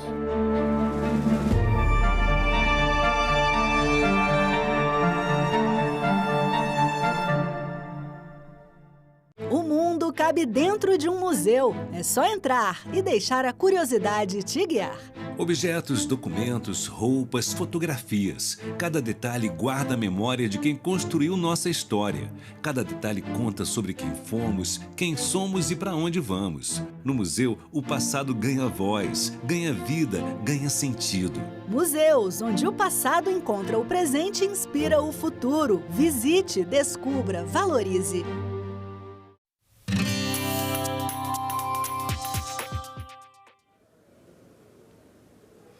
Olá, eu sou a Carla Benevides e este é o programa Argumento.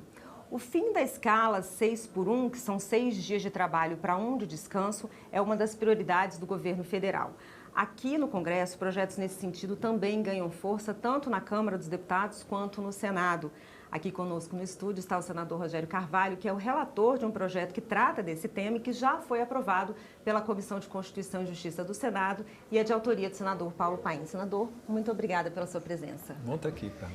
Senador, esse projeto está avançando em várias frentes, né? O presidente da Câmara já sinalizou uma comissão especial para colocar esse projeto em debate, o governo federal pretende enviar também uma proposta, mas aqui no Senado a proposta que o senhor relata é, de certa forma, uma das mais avançadas, o projeto que está mais avançado.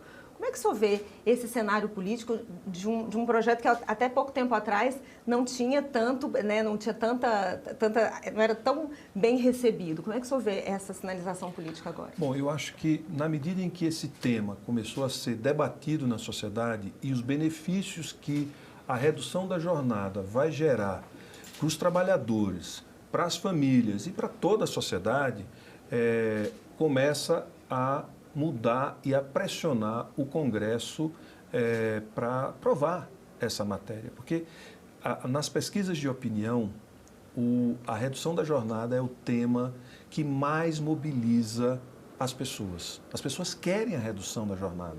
Então, isso acaba interferindo e influenciando a posição de vários parlamentares e dos presidentes das casas. Então, aqui no Senado, no ano passado, no final do ano, nós aprovamos na Comissão de Constituição e Justiça.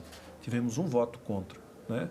E eu espero que no primeiro semestre a gente possa levar esse benefício a 38 milhões de trabalhadores e trabalhadoras do Brasil e 120 milhões de brasileiros que serão beneficiados com a redução da jornada, direta e indiretamente, e ainda com o benefício de não ter redução de salário.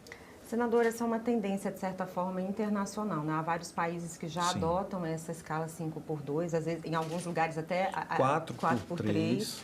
E a gente tem aqui uma notícia do início de fevereiro do portal UOL, que diz assim: lojas e mercados já acabam com a escala 6x1, enquanto Brasília debate mudança. O que isso sinaliza, na sua opinião, essa notícia sinaliza? Eu acho que tem empresas que buscam um selo de responsabilidade social. Acho que ter uma jornada compatível com o ritmo de vida das pessoas é um compromisso de responsabilidade social dessas empresas. Então, acredito que o compromisso com a responsabilidade social, comprometimento com a comunidade onde elas atuam, eu acho que é o principal estímulo para elas reduzirem jornada. Porque, veja, elas estão cuidando dos seus trabalhadores, mas elas estão cuidando das pessoas que se beneficiam indiretamente, que são os familiares, que são todos que estão envolvidos no entorno desses trabalhadores. É a criança, que é o filho que passa a ter mais atenção dos pais, são os pais que conseguem conviver entre eles e com a família, ou seja, são outras atividades que não havia tempo para poder as pessoas darem conta, formação, lazer, que acaba tendo a oportunidade e acaba aumentando o consumo.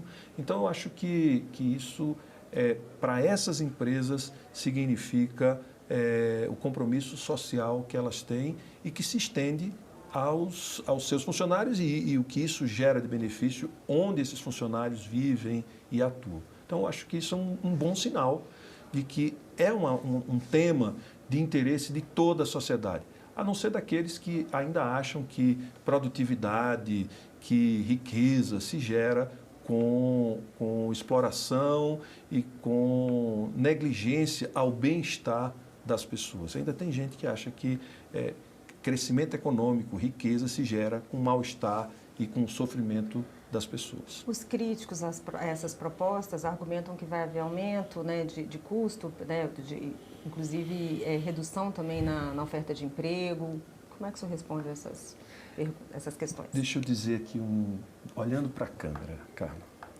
o que gera redução de emprego é diminuição de demanda por bens e serviços. Quando a economia está aquecida, quando o dinheiro está circulando, não importa se você vai ganhar para trabalhar 44, 36 horas. As pessoas vão te contratar porque precisam dos seus serviços, porque estão vendendo, porque tem gente comprando, porque o mercado está aquecido. Então, essa é uma desculpa de quem quer acumular mais. Na prática, o que gera emprego e desemprego é aquecimento ou desaquecimento da economia. Disseram lá atrás que iam precarizar e reduzir as regras trabalhistas, né?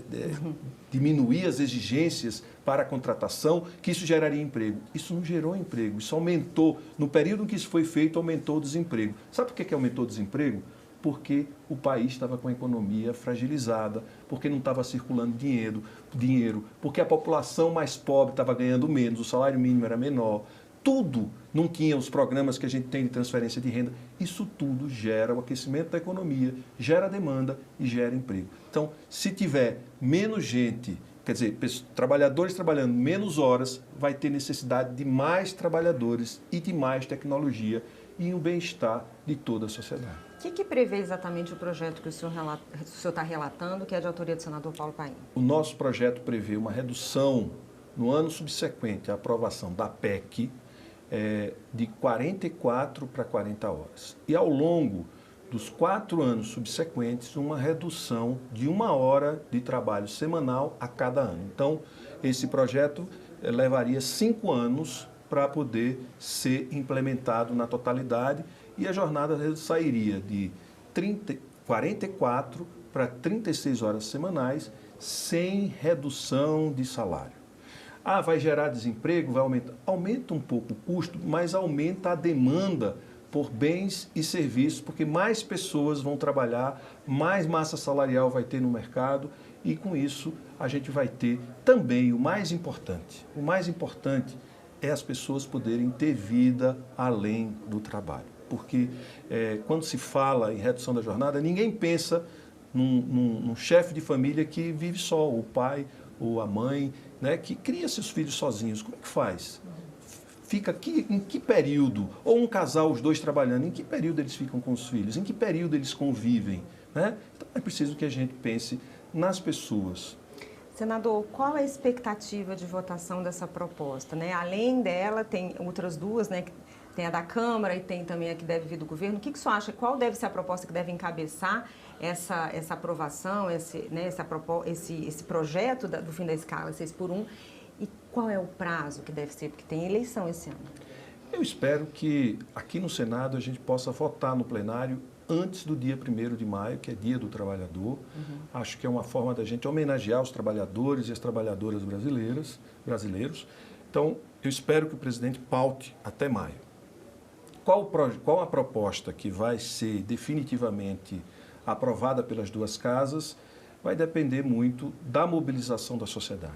Quanto mais mobilizada tiver a sociedade e a opinião pública, mais conquistas teremos nessa redução da jornada, se para 40 ou 36 horas. Eu espero que a gente consiga reduzir para 36 horas semanais, que é o que a maioria dos servidores públicos trabalham hoje. Só para finalizar, vai haver algum tipo de conversa entre Senado e Câmara e o próprio governo para tentar eleger aí qual seria a proposta que vai encabeçar? Eu participei de uma reunião semana passada com membros do Executivo. Como existem várias iniciativas, pode ser que o governo mande um projeto de lei e aí com necessidade de menos votos para aprovar, certo? Que traga todas essas propostas num projeto de lei em regime de urgência. Talvez esse seja o caminho mais fácil para a gente aprovar a redução da jornada de trabalho no Brasil e dar um presente que talvez não, com certeza vai ser o evento mais relevante na vida dos brasileiros e brasileiras, que é a redução da jornada de trabalho. Senador, muito obrigada pela sua presença mais uma vez e pelos seus esclarecimentos. Obrigado. E eu agradeço a você também que nos assistiu. Se você quiser rever essa entrevista, é só acessar o nosso site, senado.leg.br/tv ou o nosso canal no YouTube. Obrigada pela sua companhia e até o próximo argumento.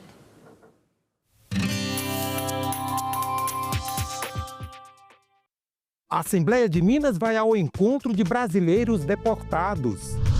Centenário de Petrônio Portela é celebrado no Piauí. No Paraná, A Assembleia Itinerante realiza sonho comunicado por um desenho.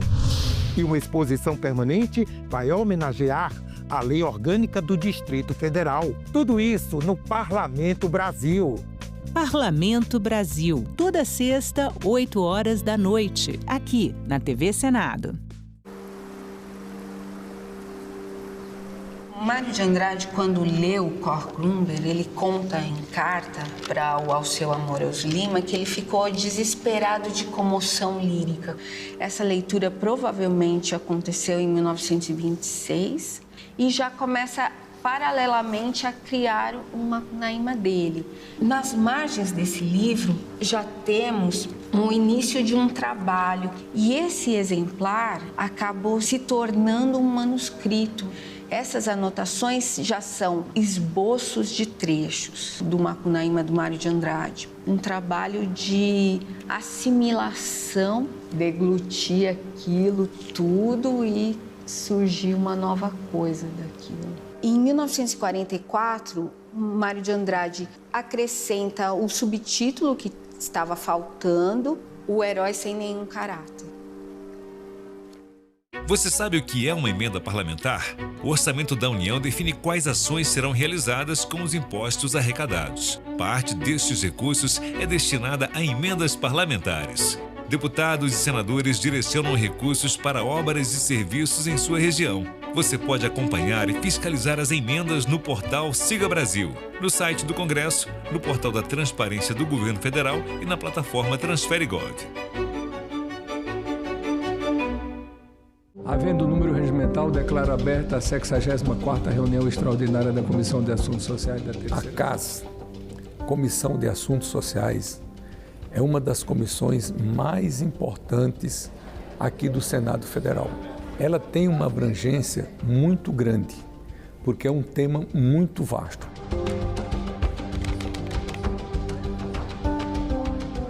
Tudo que é questão de saúde, tudo que é questão de assistência social, de previdência, de questão trabalhista, de emprego, tudo passa aqui na nossa comissão. A nossa missão Precipo aqui dá atenção a essas questões sociais, ou seja, todos os projetos de lei que vêm aqui para a nossa comissão. E a gente dá celeridade, procura aprovar no mais rapidamente possível para que esses benefícios possam chegar de maneira mais efetiva. Sim, 11, nenhum não, nenhuma abstenção. O projeto foi aprovado. Bom, eu sou um velho político, né? Porque já estou nessa caminhada há 43 anos. Estou concluindo aqui o meu primeiro mandato de senador, sou professor universitário, sou médico de formação, sou psiquiatra, fui ministro da Saúde e eu entendo que a missão como homens públicos é lutarmos para diminuir essa grande desigualdade social que nós temos. Então, o nosso legado aqui é no final da minha presidência que eu puder olhar assim, bom, fizemos um bom trabalho em favor da saúde, do emprego, da assistência social, da previdência do nosso país.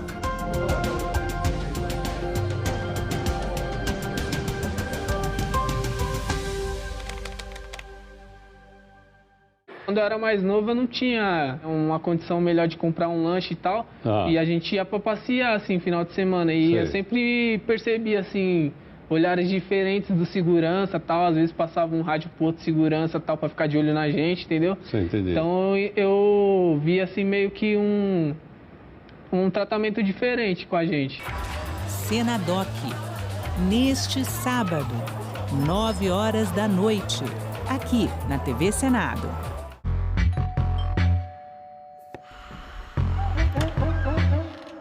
Cadê meu celular? Eu vou ligar pro 180. Eu vou entregar teu nome e explicar teu endereço. Aqui você não entra mais. Eu digo que não te conheço. Eu solto o cachorro e apontando pra você... Eu grito pro pé. Eu quero ver você pular, você correr na frente dos vizinhos. Você vai se arrepender de levantar a mão pra ela. Você Você vai se arrepender de levantar a mão pra mim. Pra ela. Você vai se arrepender de levantar a mão pra mim. Pra ela. Você vai se arrepender de levantar a mão pra mim. Pra ela. Até hoje, a luta contra o assédio, o estupro, a violência contra a mulher e o feminicídio tem sido uma luta só delas. Faça parte do Pacto Nacional Brasil contra o Feminicídio. A sociedade e os nossos 3 poderes juntos pela vida das mulheres. Acesse nosso site e seja um aliado. Homens contra o feminicídio. Brasil contra o feminicídio. Você vai se arrepender de levantar a mão pra mim.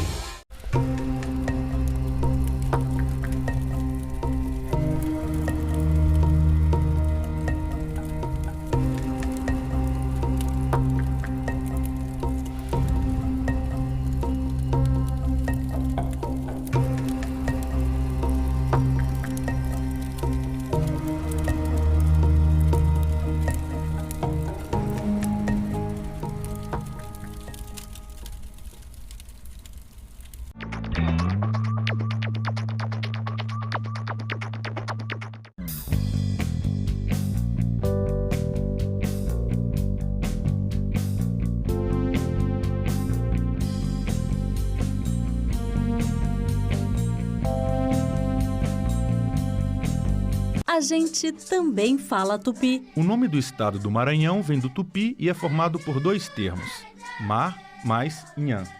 Mar é uma variação de embará, bará, que vem de Pará e significa mar ou Rio Grande. A outra parte da palavra é nhan, que quer dizer correnteza. Então Maranhão virou Maranhão, que tem na origem o significado de mar grande ou mar que corre. A gente também fala tupi.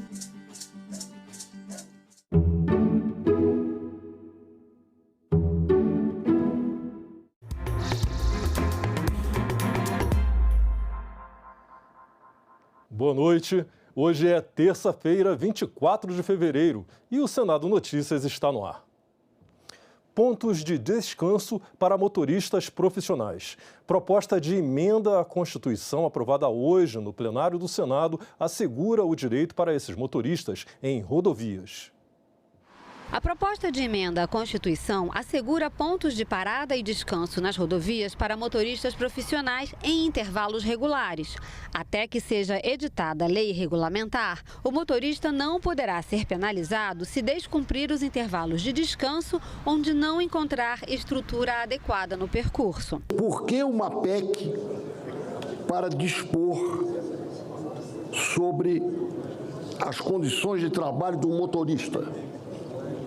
Porque o assunto foi avocado em nível de Constituição pelo despacho do ministro Alexandre de Moraes no Supremo Tribunal Federal. Portanto, aí constitucionalizou a matéria.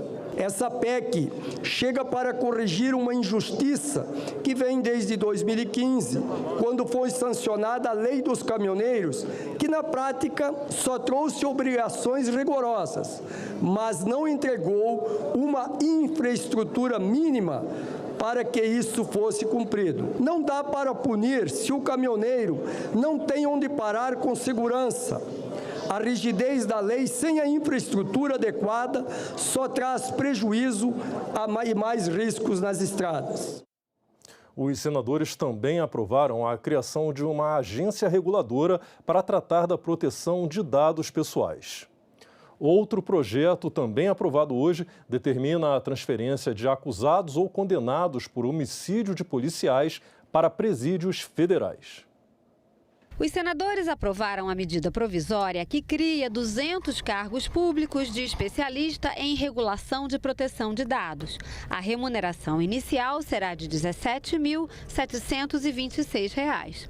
A MP também transforma a Autoridade Nacional de Proteção de Dados em uma agência reguladora.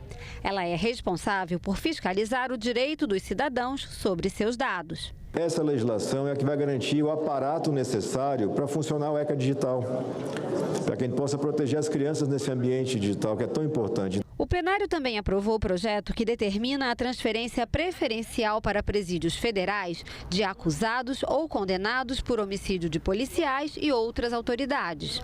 Atualmente, existem no Brasil 5 penitenciárias federais, todas de segurança máxima. Estarão sujeitos à transferência os presos por crimes contra policiais federais, rodoviários, ferroviários, civis, militares ou penais, bombeiros, integrantes das Forças Armadas e da Força Nacional e parentes dessas autoridades em até 3º grau. Os presidiários poderão ser colocados no regime disciplinar diferenciado, mais rígido, onde não podem progredir de regime nem ter liberdade condicional. Esse projeto manda um recado ao mundo do crime, ao crime organizado especialmente, que quem cometer um atentado, assassinar um policial, aquilo que chamam nos filmes, até senador Jaime Campos, o cop killer, assassino de policiais, vai cumprir a pena em penitenciária federal de segurança máxima, 22 horas em cela individual por dia, com 2 horas de recreação apenas fora da cela individual. Regime de cárcere duro, sim, mas um regime de cárcere necessário para alguém que tenha a ousadia de cometer um assassinato contra um policial.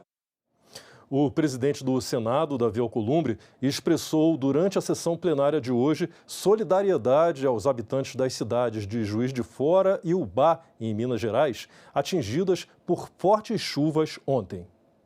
Até o momento da manifestação, foram contabilizadas 25 mortes e 45 pessoas encontram-se desaparecidas em razão do temporal. Há já a constatação, que está sendo anunciada pelos veículos de comunicação, do falecimento de pelo menos 25 brasileiros e brasileiras lá no estado de Minas Gerais e 45 estão desaparecidos. Eu fui informado que o governo federal está atento e mobilizando todo o aparato do estado para ajudar. A prefeita Margarida também já decretou situação de emergência na cidade de Juiz de Fora. Naturalmente, o governo do estado de Minas Gerais deve estar acionando todo o estado para se mobilizar, para enfrentar essa tragédia. E cumprimentar também, naturalmente, o ministro Valdez Góes, que informou ainda há pouco que, por determinação do presidente da República, o Ministério da Integração e Desenvolvimento Regional está indo para a cidade de Juiz de Fora e para Ubá, para que o governo federal e o Ministério da Integração possa dar todo o apoio nesse momento dessas vítimas e desse desastre. Com todos os senadores, naturalmente, ficamos muito tristes com o falecimento dessas pessoas e desejamos força aos seus familiares. Outros senadores também manifestaram solidariedade às vítimas das chuvas em Minas Gerais através das redes sociais. Vamos ver no telão. O senador Carlos Viana escreveu que vai lutar pela recuperação, pela reconstrução e por apoio às vítimas. O senador Hamilton Mourão, ele afirmou que em cenários traumáticos como este, a união entre poder público, iniciativa privada e voluntários é o que realmente faz a diferença. Jacques Wagner, líder do governo no Senado, afirmou que as chuvas são um infeliz reflexo das mudanças climáticas, que têm gerado graves consequências no mundo inteiro. Tereza Cristina destacou o trabalho incansável de bombeiros e voluntários. O senador Cleitinho escreveu que todos os políticos, tanto de esquerda quanto de direita, se uniram para ajudar todas as cidades que foram atingidas pelas chuvas na madrugada de segunda.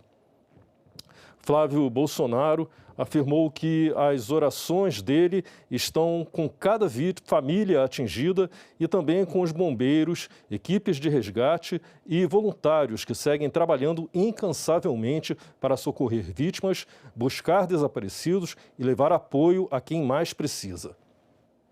O senador Fabiano Contarato destacou que atenção e prevenção são essenciais. Ele escreveu: vamos redobrar os cuidados e seguir as orientações da Defesa Civil. Cuidar de vidas deve ser prioridade.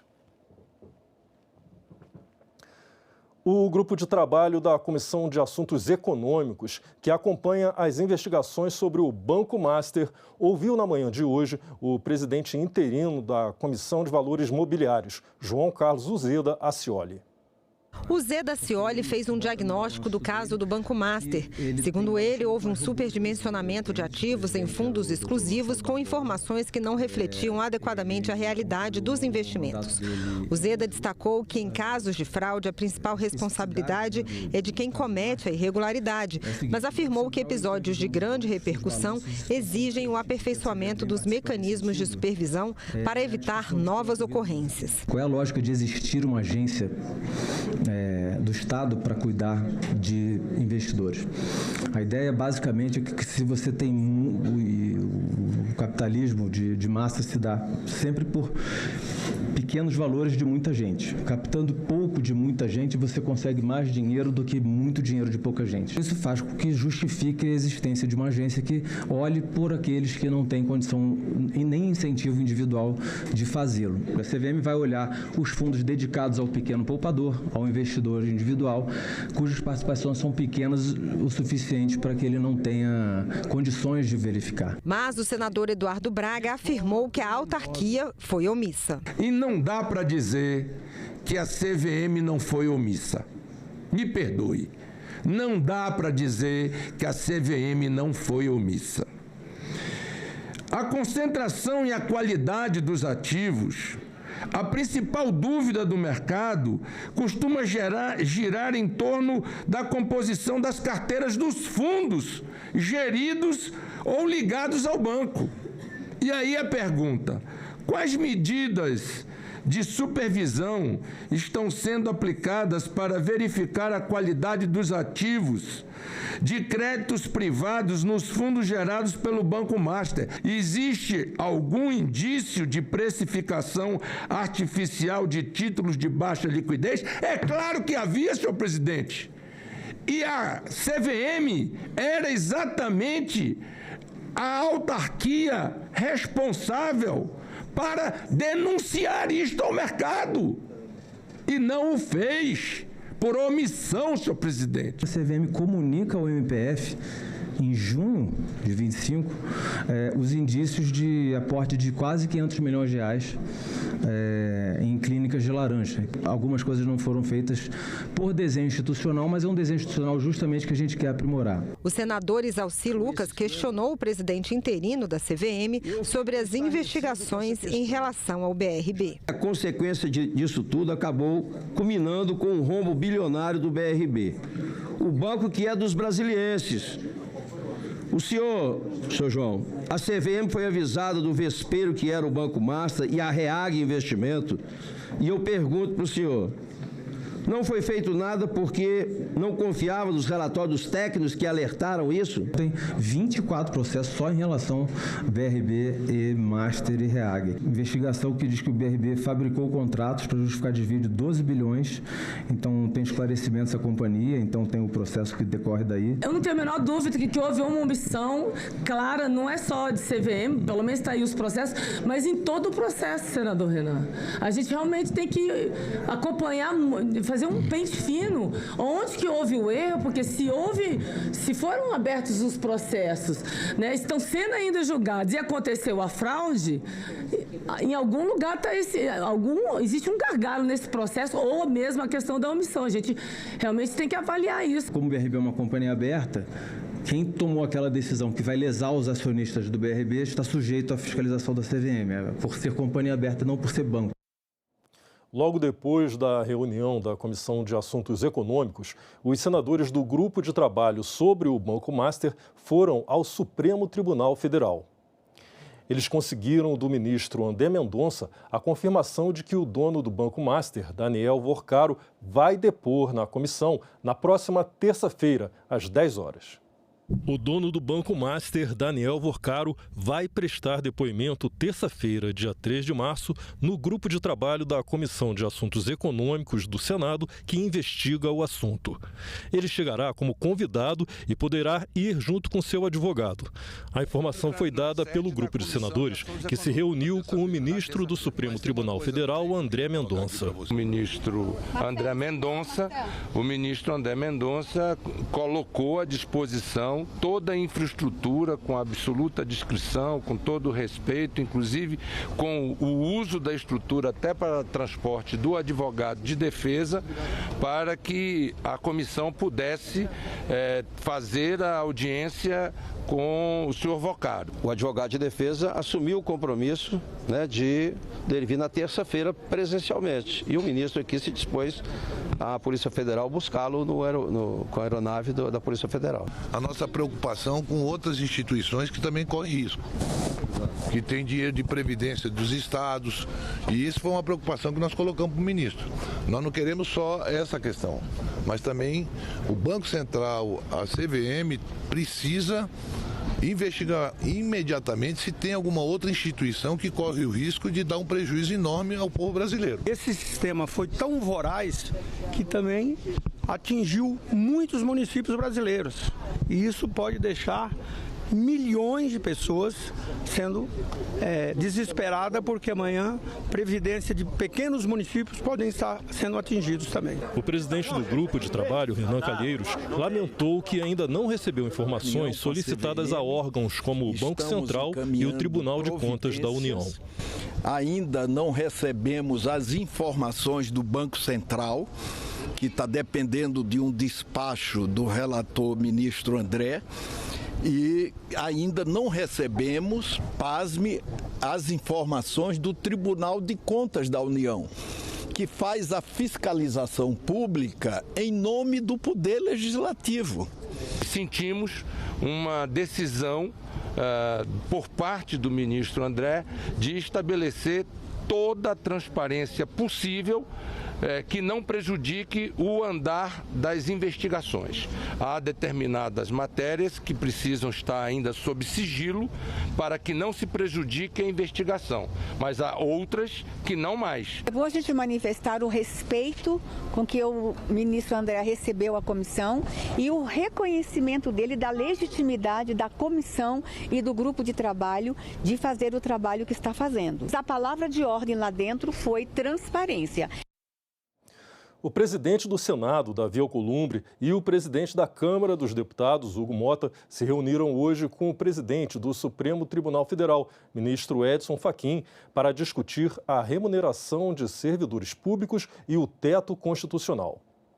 Também participaram os ministros do STF Alexandre de Moraes, Gilmar Mendes e Flávio Dino, além do presidente do Tribunal de Contas da União, Vital do Rego, e do vice-procurador-geral da República, Indemburgo Chateaubriand. O STF divulgou uma nota à imprensa sobre a reunião, informando que, abre aspas, nos próximos dias será formulada a proposta de regra de transição em respeito à Constituição e aos limites do teto constitucional. A reunião reflete um esforço de cooperação mútua, buscando equilíbrio entre a autonomia institucional e o rigor fiscal demandado pela sociedade. Fecha aspas. A CPI do crime organizado ouviu hoje a diretora de Políticas Econômicas da Meta sobre medidas adotadas para o combate a anúncios falsos que servem de financiamento às facções criminosas. A empresa é dona do Facebook, do Instagram e do WhatsApp. A representante da Meta foi chamada à CPI para falar sobre as medidas para evitar que plataformas digitais da empresa, como Facebook e Instagram, sejam usadas como instrumento de propaganda e financiamento do crime organizado.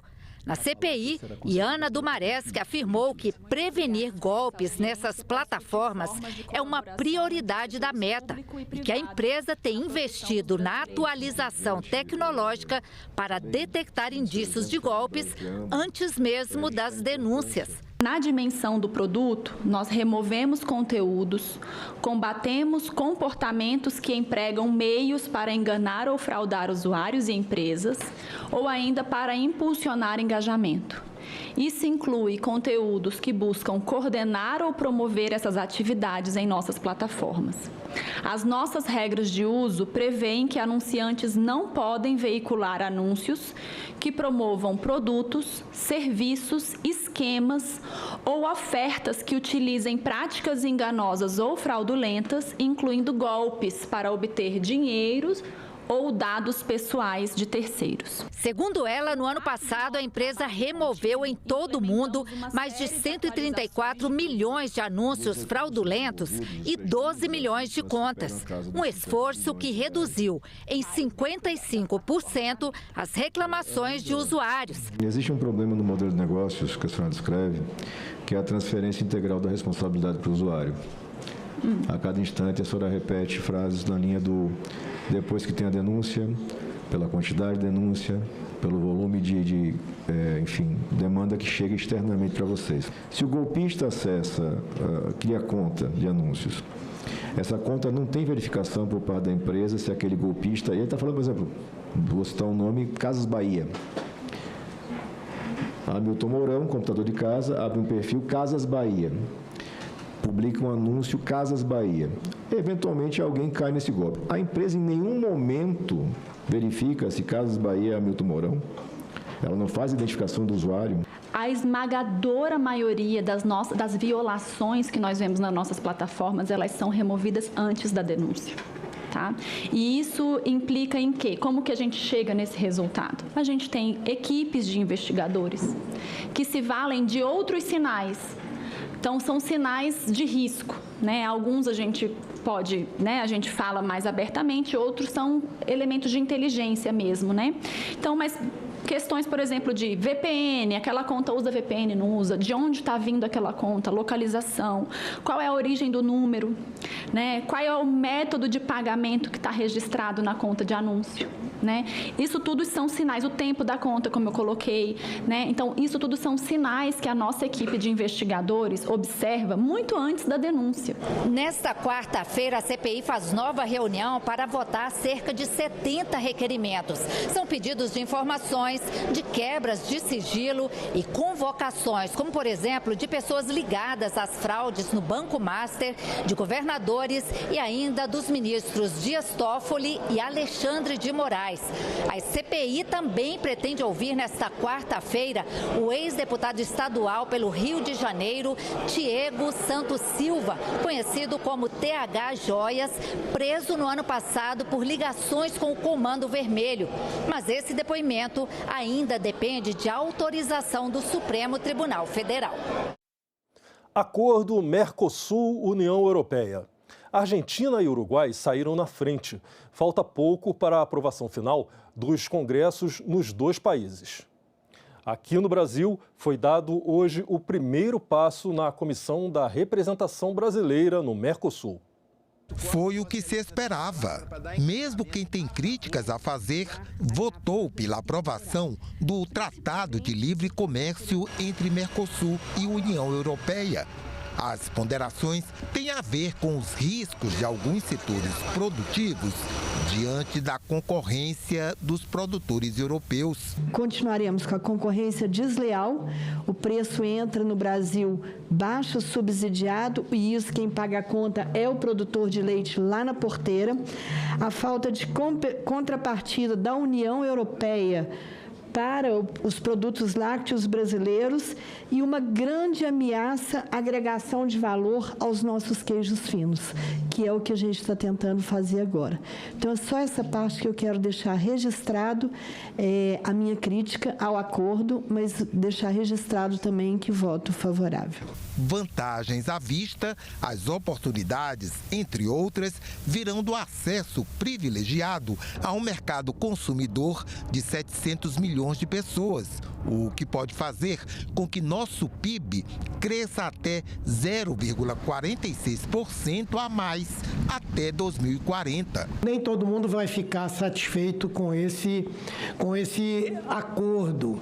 No entanto, a transição para que nós tenhamos impostos definitivamente zerados, permitem, especialmente na área da indústria, que o nosso país possa se adaptar ao ponto de ganhar competitividade e disputar em condições de igualdade com os produtos de qualquer dos países da União Europeia. Só para dar um exemplo, o carro híbrido, por exemplo, nós vamos levar 18 anos para esse imposto ser zerado. 18 anos. Apesar de o acordo ser predominantemente econômico, mas ele abre definitivamente as portas para uma integração muito mais ampla dentro do Mercosul, que vai fazer com que nós tenhamos também avanços muito significativos.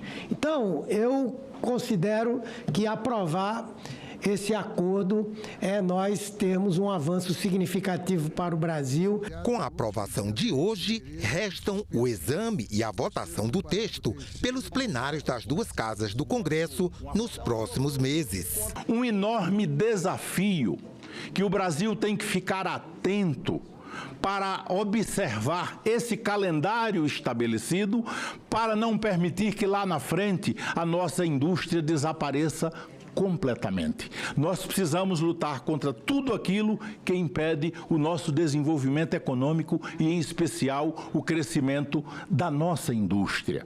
No contexto geral, só temos a ganhar. Eu quero aproveitar, encerrando minhas palavras, parabenizando os grandes heróis do agronegócio no Brasil, porque eles têm produzido, têm lutado em meio a tantas dificuldades, mas tem feito a diferença. Com o aumento do protecionismo, com o aumento, eu diria, do unilateralismo, esse acordo ele expressa exatamente uma outra visão de mundo. E nós não estamos mal acompanhados, ao contrário. A comissão mista que analisa a medida provisória do seguro-defeso fez hoje uma audiência pública com o ministro do Trabalho, Luiz Marinho, e